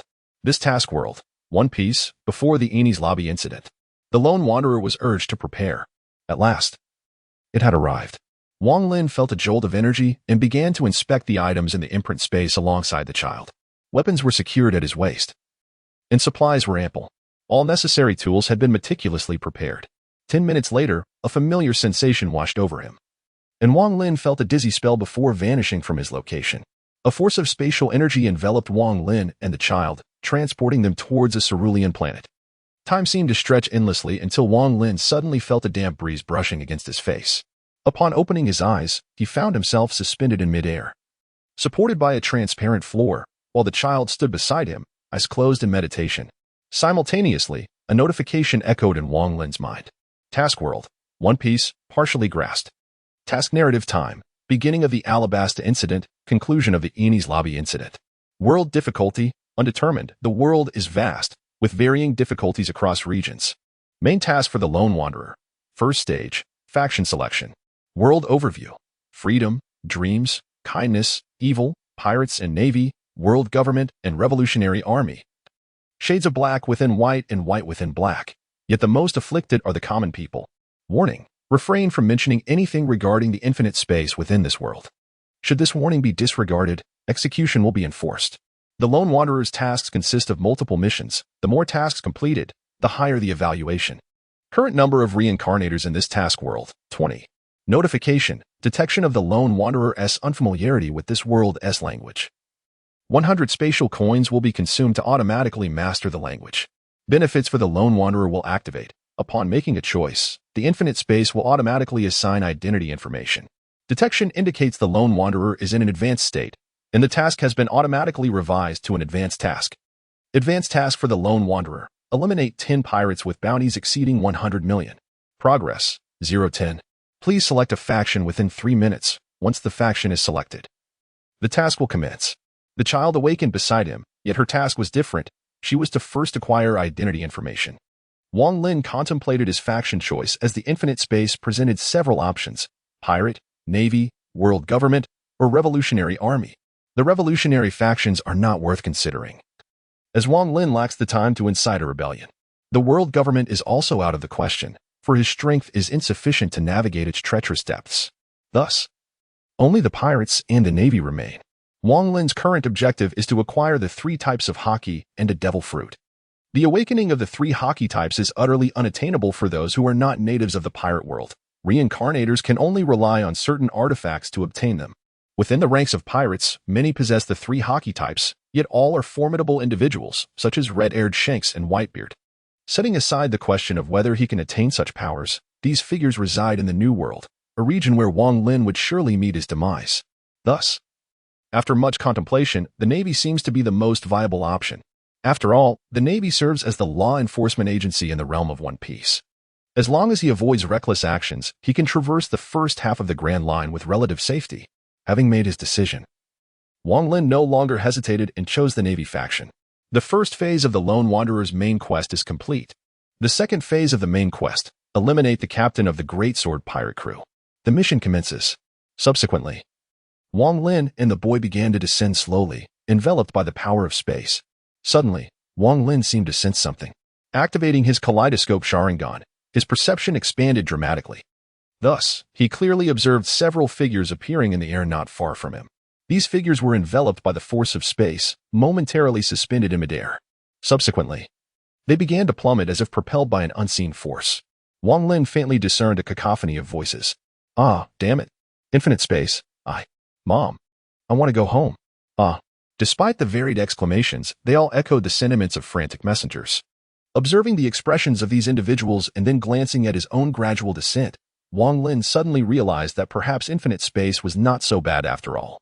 The solitary wanderer felt a pang of conscience, finding solace in the boundless expanse. Wang Lin offered a sheepish smile. After Wang Lin gently touched down, the identity information of the infinite space was also conveyed to him. In this world, Wang Lin is known by the moniker Yi Lin, a name he has chosen for himself. His identity is that of a naval major, tasked with overseeing the Nia Island base located in the first half of the Grand Line. This time, the mission involved apprehending a pirate on the island of Dorje, specifically the notorious captain of the Greatsword pirate crew, Philo. The narrative unfolds with Wang Lin pursuing this band of pirates for 3 consecutive days and nights, only to be thwarted by a catastrophic tsunami that capsized his vessel. Consequently, the Greatsword pirate crew met its demise, leaving only its captain to survive. Wang Lin, in his pursuit on Dorje Island, possesses scant information regarding his target. A sense of helplessness washed over him, particularly as he was oblivious to the whereabouts of Nia Island. With a resigned sigh, he decided to focus on completing the primary mission first, contemplating other matters later. The task at hand involved acquiring identity information, which could potentially facilitate his naval position. Surveying his surroundings, Wang Lin found himself at the edge of the island's beach. He then proceeded toward the center of the island, accompanied by his companion. With the enhancement of his soul power, Wang Lin's malevolent perception extended over a vast range, enabling him to quickly locate his quarry. Upon reaching the island's center, however, his expression darkened considerably.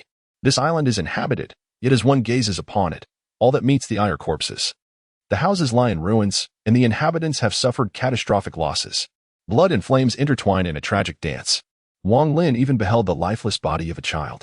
The scene rendered Wang Lin's expression quite grim, and the same could be said for the boy beside him. Indeed, pirates are nothing but thieves. No amount of rhetoric can change that. The anime One Piece presents a somewhat chaotic moral compass. Although the main characters do not engage in the same pillaging and slaughter as other pirates, their actions invariably bear consequences. Take Nami, for instance. Her thievery has been glorified under the guise of saving a village, as if she has redeemed herself. While it's one thing to steal from pirates, what about the merchants she has robbed? Ultimately, the burden of loss falls upon them. Let us not invoke the pretext of altruism, for humans are inherently selfish.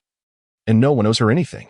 The most absurd aspect is that due to Nami's beauty, many are quick to excuse her theft as an act of heroism. But what of those whose businesses went bankrupt due to her actions, leading to the disintegration of their families?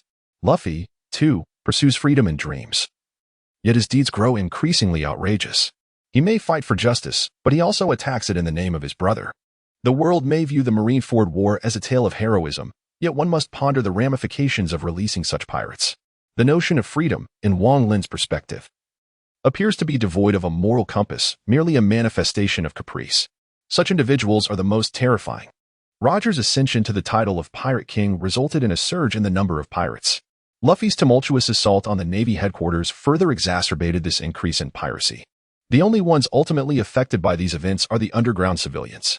The world government is hardly a benevolent entity, and the celestial dragons are even more despicable. The devastation wrought by the celestial gold has left countless families in ruin. The Navy is not the embodiment of absolute justice within its ranks.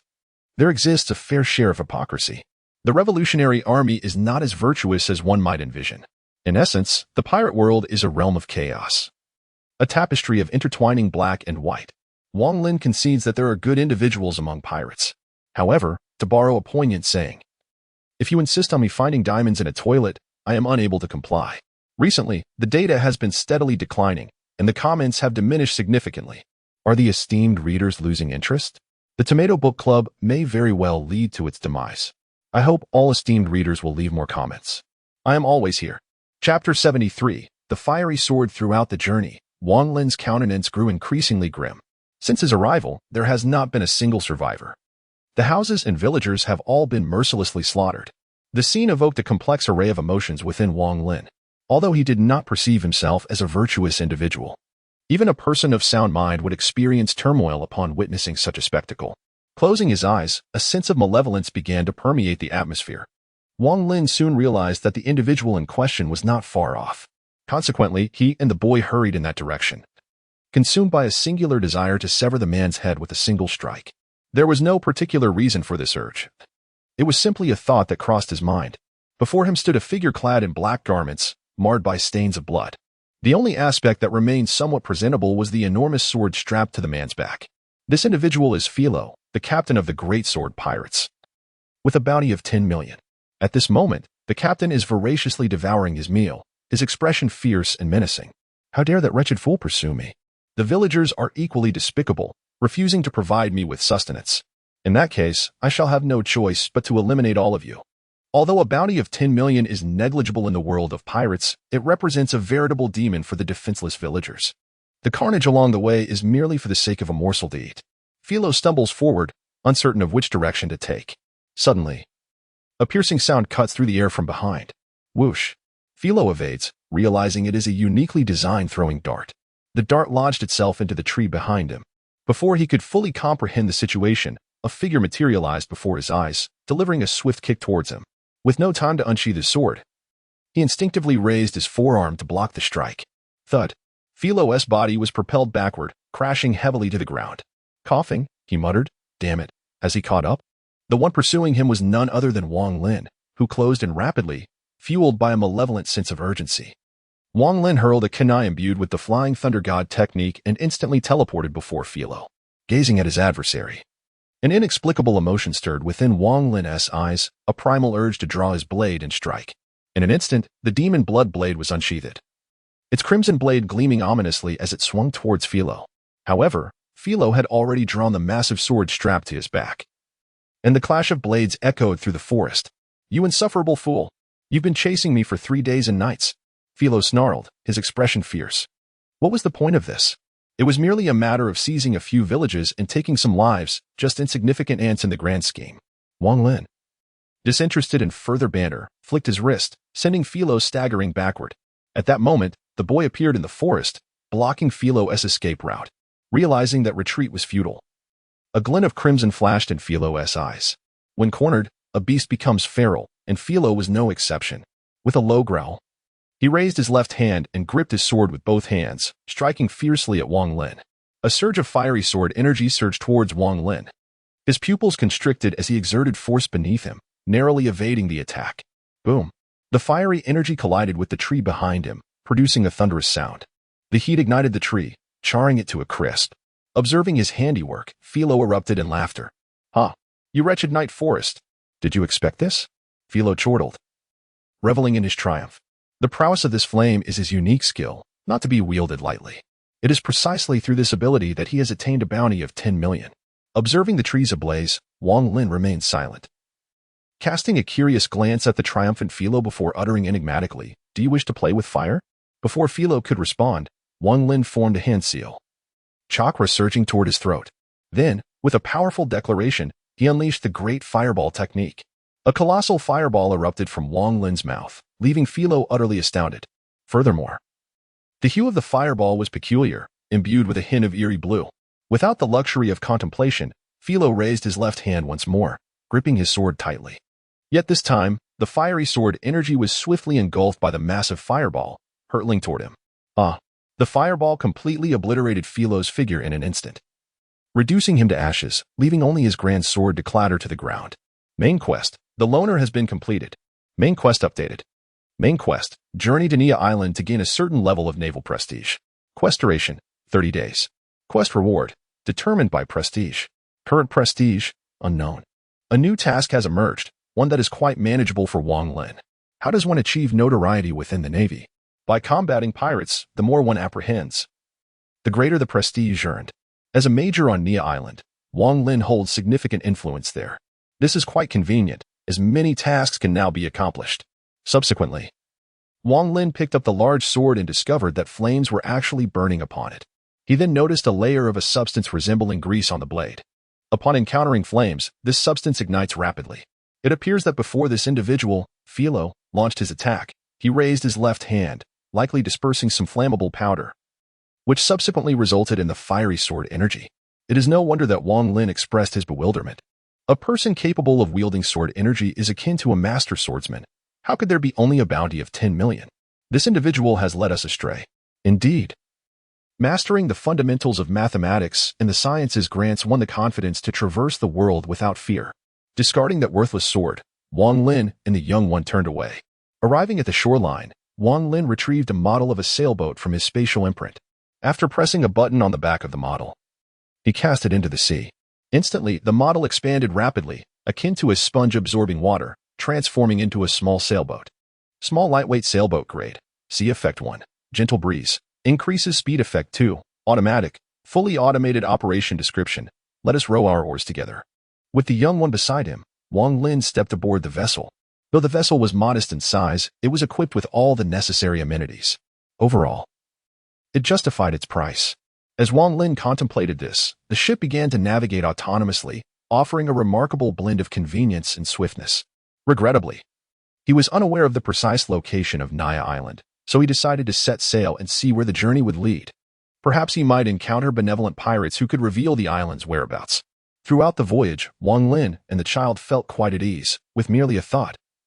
The ship would glide smoothly through the waters, eliminating the need for manual operation, truly a marvel of convenience. Unfortunately, their path was devoid of any pirate encounters.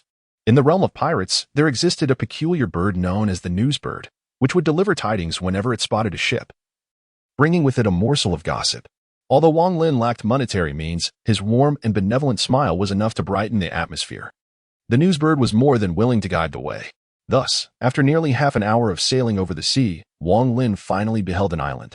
As the sailboat approached the shore, the vast expanse signaled the arrival at Naya Island.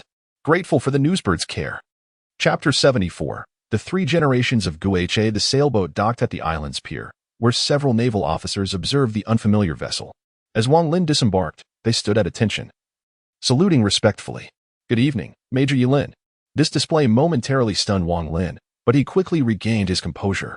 Greetings, he exclaimed, before leading the child towards the branch office on the island.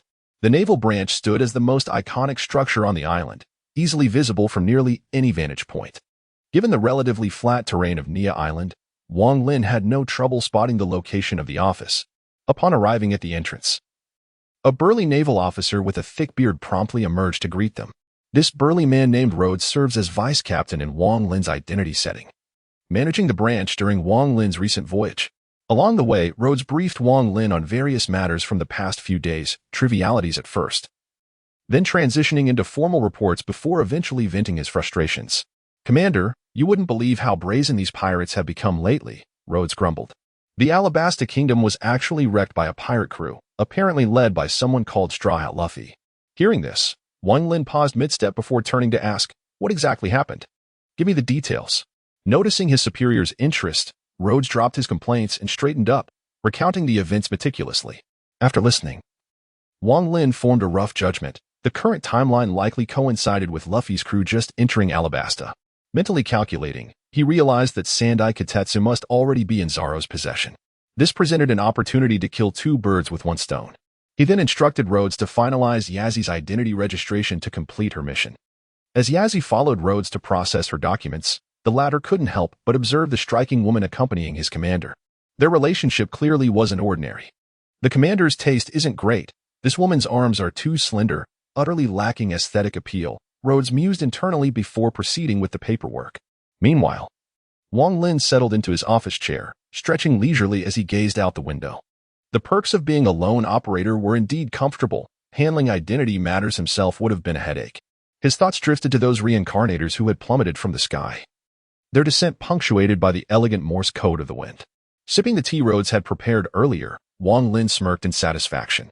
Yazi's registration was completed within minutes, triggering her mission completion prompt. Thanks to Wang Lin's influence, the Infinite Space System automatically classified her under the Marine faction. Her extraordinary charm won the favor of every Marine in the branch, though unfortunately for them, she was already spoken for. Entering Wang Lin's office, she found him scribbling notes while sipping tea. Picking up his cup, she refilled it at the water dispenser and asked, "Lin, what's our next move?" Yazzie cared only about following Wang Lin into battle. Strategizing was his domain. Without looking up from his notes, Wang Lin inquired, "Your main quest is done? What's the second objective?" "Eliminate 5 pirates with bounties exceeding 50 million berries." "Seems I'm aligned with the Marines now," Yazzie replied, setting down the refreshed tea before moving behind him to massage his shoulders. At this moment, Wang Lin finally completed his writing, straightened his back, and while gently patting the child's small hand, remarked, "It seems this is due to my influence."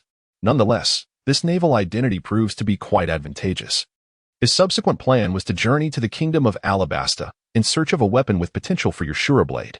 Following that, I shall escort you to a place that suits you well. There resides a formidable master, at least of swordsmanship, where you may advance further. Upon hearing this, the child paused, uncertainty flickering in her eyes as she inquired, "Is it Gung Sailang?" "Indeed," Wang Lin affirmed, after discovering that they were in the world of One Piece. He had urged the child to watch the series at double speed, thus granting her some understanding of that universe.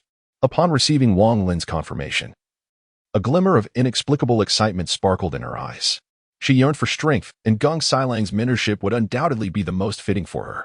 Though swords and blades are often indistinct among pirates, the child, being of Eastern descent, should face no significant issues. Gung Sailang's prowess is undoubtedly more complex than depicted in the anime, and she would undoubtedly gain immense knowledge under his tutelage. Moreover, with her naval identity, Gung Sailang would likely be more amenable to her. However, prior to that, they must first retrieve the child's Sandai Kitetsu from Alabasta. Zoro exclaimed, "Ah, yes, yes, yes." Thus, after a night of rest at the base, Wang Lin prepared to set sail once more with the child. Ignoring Rod's morose demeanor, the atmosphere remained relatively harmonious. At the dock, the previous sailing vessel had been well maintained by the Navy. Although provisions were assured, Wang Lin found no reason to decline, as explaining such matters would prove cumbersome. With the eternal pointer in hand, Wang Lin smiled and patted Rod on the shoulder. "Keep it up. I have great faith in you." Rod gazed at his superior with a look of forlorn discontent. "It has only been a few days since we last met. Yet I must once again relinquish my responsibilities. However, there is little I can do, for Wang Lin holds a superior position. I shall endure." Thus, after spending a night resting on Nia Island, Wang Lin and the young lad embarked on their journey once more. This time, Wang Lin was exceptionally well prepared. In the world of One Piece, the Eternal Pointer is an invaluable tool. Without it, one is essentially stranded.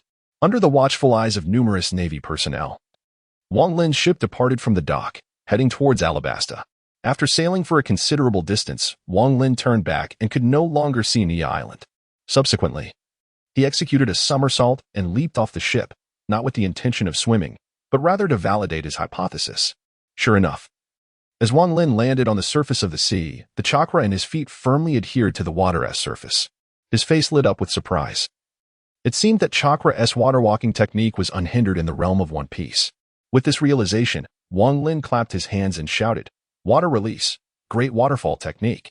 In an instant, the surrounding seawater began to surge, and a massive wave erupted from the ocean, rushing forth into the distance. The resulting splash sent forth a tremendous spray of water. Wang Lin, standing atop the sea, was filled with delight. It appeared that the power of water release techniques had significantly amplified while at sea, and the energy consumption had decreased considerably.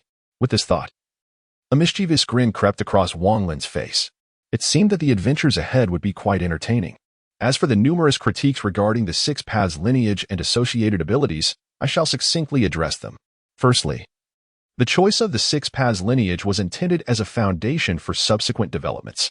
While I acknowledge that the Otsutsuki clan's lineage surpasses the Six Paths without chakra, the Otsutsuki are rendered powerless. Chakra is a fundamental energy, as per my setting. To those who have come from other novels to enlighten me, I find it somewhat perplexing. The official lore has never explicitly defined the ocular techniques, yet you assert that they are merely a means of competition. I have also perused other works, but it seems rather excessive for you to critique me without a fair understanding of my narrative. Additionally, this is not a mindless power fantasy. The protagonist is an ordinary individual. How can one expect them to dominate from the onset? Furthermore, possessing the Six Paths lineage does not automatically confer the combat prowess of the Sage of Six Paths. Even he did not possess the ability to contend with Kagaya upon his birth. Moreover, as a regular person, I have previously written about the protagonist's struggle to adapt to the heightened dynamic vision granted by the Sharingan. A normal individual would instinctively flinch when faced with a punch. How can one expect someone newly endowed with extraordinary powers to transform into a battle-hardened expert in an instant? Absolute rationality is an active skill. Without energy, how can it be activated? Additionally, one must question whether one would even recall their abilities in a state of shock, as it is reasonable to expect a blank mind in such scenarios. Regarding energy control, I must clarify that this is not an external enhancement. Rather, it entails the ability to prevent one's own energy from clashing or spiraling out of control. I am aware of the logical inconsistencies, and I am currently addressing them. However, I cannot allow revisions to impede the updates, hence the slower pace. I recognize that my work may not be exemplary, and I am open to reader feedback and guidance. If errors are pointed out, I will rectify them promptly. If you truly find it intolerable, please communicate with me directly. I apologize if my work has offended you. Leaving negative feedback after less than 30 minutes of viewing is rather excessive. It is often expected that one provides at least an hour of engagement before passing judgment. I admit that my earlier chapters were not exceptional, and I accept criticism. To those who have just arrived and hastily left negative reviews, it is disheartening to see you critique my work while seemingly adopting concepts from other authors. Is it not reasonable to assume that my choices are just as valid? I wish to express my gratitude to those who support me and offer constructive suggestions. Your presence is greatly appreciated. Chapter 75. The uninformed journey across the sea was rather monotonous. For those who have never encountered the ocean, the initial sight of it can be exhilarating. Wang Lin was a quintessential example of this. Previously a true inland dweller, he had scarcely glimpsed more than a river. The first sight of the ocean filled him with joy and excitement. He relished the sea breeze and the thrill of fishing, even daring to dive deep due to his high attributes. However, the novelty wore off within a few days. By the third day at sea, Wang Lin found himself ensnared in boredom, idly staring at the horizon.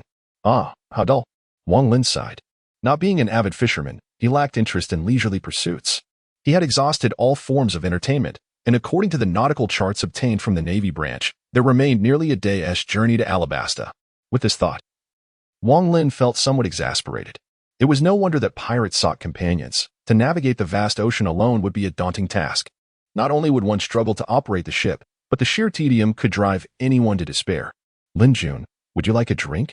Turning around, he saw a young lad, dressed lightly, approaching with 2 cups of refreshment. Instantly, Wang Lin's eyes brightened. In recent days, had it not been for the presence of the charming Wang Lin, the young lad would have succumbed to boredom. Fortunately, the gentle nature of the youth captivated Wang Lin completely. As he accepted the beverage from the young lad's hands, Wang Lin suddenly pulled him into his embrace. Ah! The young lad exclaimed, not out of fear of Wang Lin, but because the drink had spilled. Fortunately, with a swift motion, Wang Lin caught the falling cup, activating his Sharingan in an instant. With the impeccable insight granted by the Sharingan, he deftly returned the spilled drink to its container. Subsequently, he held the young lad in one arm while balancing the drink in the other. In ancient times, Uchiha Itachi might have used Amaterasu to cook an egg. But here I am, Wang, utilizing my kaleidoscope to fetch water. Relishing the softness in his grasp, a smile once again graced Wang Lin's face. Ah! Such days are truly delightful. The young lad, of course, was unfazed. The reason for his attire was twofold. Firstly, there was no one else but Wang Lin. Secondly, it was an ensemble that Wang Lin favored. Should anyone else appear, they would be met with dire consequences, for the young lad would not hesitate to eliminate them. As Wang Lin's actions became somewhat more intimate, a rosy hue began to adorn the young lad's cheeks. And then, they returned to the confines of the room, where the atmosphere shifted. In this manner and that, well, it is nearly sufficient. Allow your imagination to fill in the gaps. The sun shines brightly, yet it emits an inexplicable scent when it warms the wood. Under the radiant sunlight, several vessels gracefully navigate the sea. There are a total of 5 vessels, varying in size. Despite their differing designs, they all share a common characteristic. Each is adorned with a black flag. The identical styles of these flags indicate that the vessels belong to the same crew. The black flags prominently display the iconic skull symbol. The only type of ship that would hoist a skull flag on the high seas is, without a doubt, a pirate ship. Each of the 5 vessels is manned, with the one at the center occupied by a figure adorned with a pirate hat, his stature somewhat exaggerated. However, this time, he is not one-eyed. Suddenly, A pirate from behind rushes towards this evidently commanding figure. Captain, a sailing ship has been spotted ahead. Instantly, the pirate captain's interest is piqued. What are pirates? They are the marauders of the sea, most intrigued by the prospect of plunder. Taking the telescope from his subordinate, the captain gazes through it. Oh, what do we have here? A solitary sailing ship. Yet, this pirate is clearly seasoned. He first observes intently through the telescope, discerning no signs of nearby vessels. He then breathes a sigh of relief, for some pirate crews employ lone ships to lure targets, only to encircle them later. Upon confirming that this is indeed a solitary ship, the captain excitedly issues commands. Approach it. Be careful not to damage the vessel. A hesitant subordinate speaks up. Boss. What if it's a trap set by another pirate crew? Previously, we. Before he can finish, the captain glares, roaring, Who do you think I am? Steer the ship closer. The subordinate, cowed, dares not speak further and hurriedly relays the orders. Thus, the 5 pirate ships close in on the sailing vessel. As they near, a barrage of cannonballs is unleashed towards the area surrounding the ship. The young boy closes his eyes, while Wang Lin laughs maniacally. Yet, in this moment, Wang Lin finds a peculiar enjoyment. Just as he prepares for what is to come, the sailing vessel jolts violently, leaving Wang Lin momentarily bewildered. Subsequently, the automated system begins to sound alarms. Warning! Warning! The ship is under attack. Activate the energy shield. At this juncture, Wang Lin comprehends the situation. Pirates have arrived. Instantly, his fury surges from the depths of his heart to his head. Damn it, why come now of all times? The young boy regains his composure and suggests to Wang Lin, Lin, perhaps you should rest here. I will return shortly. Before he can finish, Wang Lin interrupts him, swiftly dressing and striding towards the exit with a dark expression. Whoever you are doomed today. I assure you, even Jesus cannot save you. Several cannonballs strike the vicinity of the sailing ship, yet they inflict no damage whatsoever. This instilled a sense of caution in the pirate captain. Consequently, he commanded the cessation of cannon fire, and the ship came to a halt not far away. Although this individual may exhibit a touch of arrogance, he possesses an undeniable degree of caution. Those who venture into the Grand Line as pirates are undeniably formidable, with few relying solely on sheer audacity like Luffy. Suddenly, a young man appeared on the sailboat, his expression dark as he scrutinized the situation. After a moment of observation, he felt a sense of relief. It seemed there were not many adversaries present. Thus, he decided to flaunt his bravado. You little brat, hand over all your valuables, and perhaps I shall spare you, he declared. Pirates typically display subservience to the strong while mercilessly attacking the weak. Seeing only Wang Lin alone, the pirates grew increasingly arrogant. However, Wang Lin was disinterested in engaging with these fools, and he spoke calmly. Who fired the cannon just now? Upon hearing this, the crew aboard the pirate ships fell silent. Damn it, Captain, kill him. This guy is far too arrogant. After a brief pause, the pirates erupted into a cacophony, each clamoring for Wang Lin's demise. The captain of the pirate ship, radiating ferocity, glared at Wang Lin.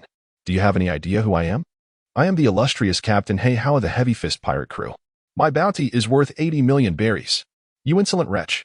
As he mentioned his bounty, a proud expression crossed Heihaw's face. In the world of pirates, a bounty signifies a pirate's worth. The higher the bounty, the greater the reputation. The surrounding pirates joined in the ruckus. Indeed, our captain is the renowned Heihaw of the Heavy Fist. Can you, with your puny limbs, withstand him? Captain, kill him. Yet, Wang Lin had lost his patience. Without hesitation, he executed a swift somersault and leaped off the ship. The pirates were taken aback. Believing that Wang Lin intended to take his own life, they were left utterly speechless, for Wang Lin was standing upon the surface of the sea. How could this be possible? Was this truly not a figment of their imagination? As they gazed in disbelief, Wang Lin began to form hand seals, this time refraining from the usual clap of his hands. Infuriated by the disruption of his plans, he was now resolved to unleash his full power to obliterate these intruders. Upon completing the final seal, the surrounding waters erupted into countless whirlpools. These whirlpools surged skyward, converging in the air to manifest a colossal water dragon. Water release, water dragon bite. This is the technique of the second Hokage, an S-rank ninjutsu. Wang Lin's chakra inherently possesses an amplifying effect on ninjutsu, and this time, he has truly committed himself. His chakra surges forth unreservedly, resulting in a scale for this technique that surpasses any previous instance. A colossal water dragon materializes in the sky. As Wang Lin alters his hand seals, the water dragon roars down at the pirate crew below, then plunges downward with tremendous force. These pirates had long since lost their bravado, and their leader, was visibly weakened. However, before he could utter a word, a colossal water dragon surged forth and engulfed the 5 ships in an instant. Boom. In that fleeting moment, the vessels were utterly annihilated, and the pirates aboard were drawn into the depths of the ocean, with no hope of survival. Having completed this act, Wang Lin silently turned and returned to his ship. At the entrance, he took a deep breath to compose himself before stepping inside. Upon his arrival, the girl greeted him with a gentle smile. "Lin Jun, shall we continue?" In that moment, a smile once again graced Wang Lin's face. Chapter 76, Alabasta. After a day of shameless sailing, they finally arrived at Alabasta. Wang Lin surveyed the port but chose not to dock there. Instead, he maneuvered to a secluded corner where he disembarked, utilizing his chakra to walk on water. He held the girl in his arms and subsequently stowed away the lightweight sailboat. After all, it lacked an automatic return feature, and losing it would be a regrettable misfortune. He then dashed towards the shore with the girl in his embrace. Alabasta is divided into several regions, primarily including the Rain Base, Canola Flower, Yuba, and Alubarna. The other areas had become nearly uninhabitable due to drought. However, Wang Lin had no time to save the world. Maximizing his own interest was his primary objective. Naturally, he would not shy away from eliminating any obstacles that might arise. Upon arriving in the city of Canola Flower, he could distinctly sense the unique customs and culture of this desert kingdom. The women donned increasingly revealing attire, their skin a vibrant shade of healthy wheat, radiating vitality. However, Wang Lin felt little attraction towards these women. Having a child was sufficient for him. The presence of numerous women would only hinder the speed of his seal formations. Upon arriving at a sundry shop, he procured a map of Alabasta. Before departing from the branch, Wang Lin had taken some money, thereby resolving the issue concerning Bailey. As he unfurled the map for examination, Wang Lin noted that the locations were relatively close to one another. His primary objective in Alabasta was to acquire the 3 generations of the Cursed Sword, Yoru, belonging to Zaro, along with possibly seeking out Luffy or Ace. Wang Lin aimed to replicate their hockey abilities using his skill of card duplication. Being an outsider to the pirate world, he lacked the capability to independently awaken hockey. Nonetheless, he was quite envious of the 3 types of hockey. The pinnacle of observation hockey could foresee the future, while armament hockey offered a comprehensive array of offensive and defensive capabilities. However, it was the Conqueror's hockey that Wang Lin deemed the most significant. He believed the reason Conqueror's hockey could induce unconsciousness was akin to a soul shock. Since Wang Lin's livelihood depended on souls, obtaining Conqueror's hockey would elevate him to new heights. While many possessed Conqueror's hockey in the pirate world, they were beyond Wang Lin's reach. The 4 emperors resided in the New World, and he could not locate the elusive red-haired Shanks. The Marines had only one Sengoku, but as a mere major, Wang Lin could not meet him. As for the Revolutionary Army, their whereabouts were a mystery. Thus, adhering to the principle of proximity, he decided to seek out Luffy or Ace. After all, the ability card would grant them the hockey once duplicated, while its development would depend on his own efforts. After considerable contemplation, Wang Lin finalized his route. Presently, he was unaware of Luffy and the others' locations. Therefore, waiting patiently seemed prudent. He would head to the town of Loha and await their arrival. Accompanied by his child, he entered a shop. This is a place dedicated to the rental of camels. How could the desert be devoid of these magnificent creatures? Having rented a perfectly ordinary camel, Wang Lin and his companion set forth towards the direction of Luohala. The unique landscape of the desert left both Wang Lin and his companion utterly astonished. From the depths of his spatial pocket, Wang Lin retrieved a camera, capturing moments as they traversed the sandy expanse. His companion had also donned attire befitting the desert, which stirred a sense of envy within Wang Lin.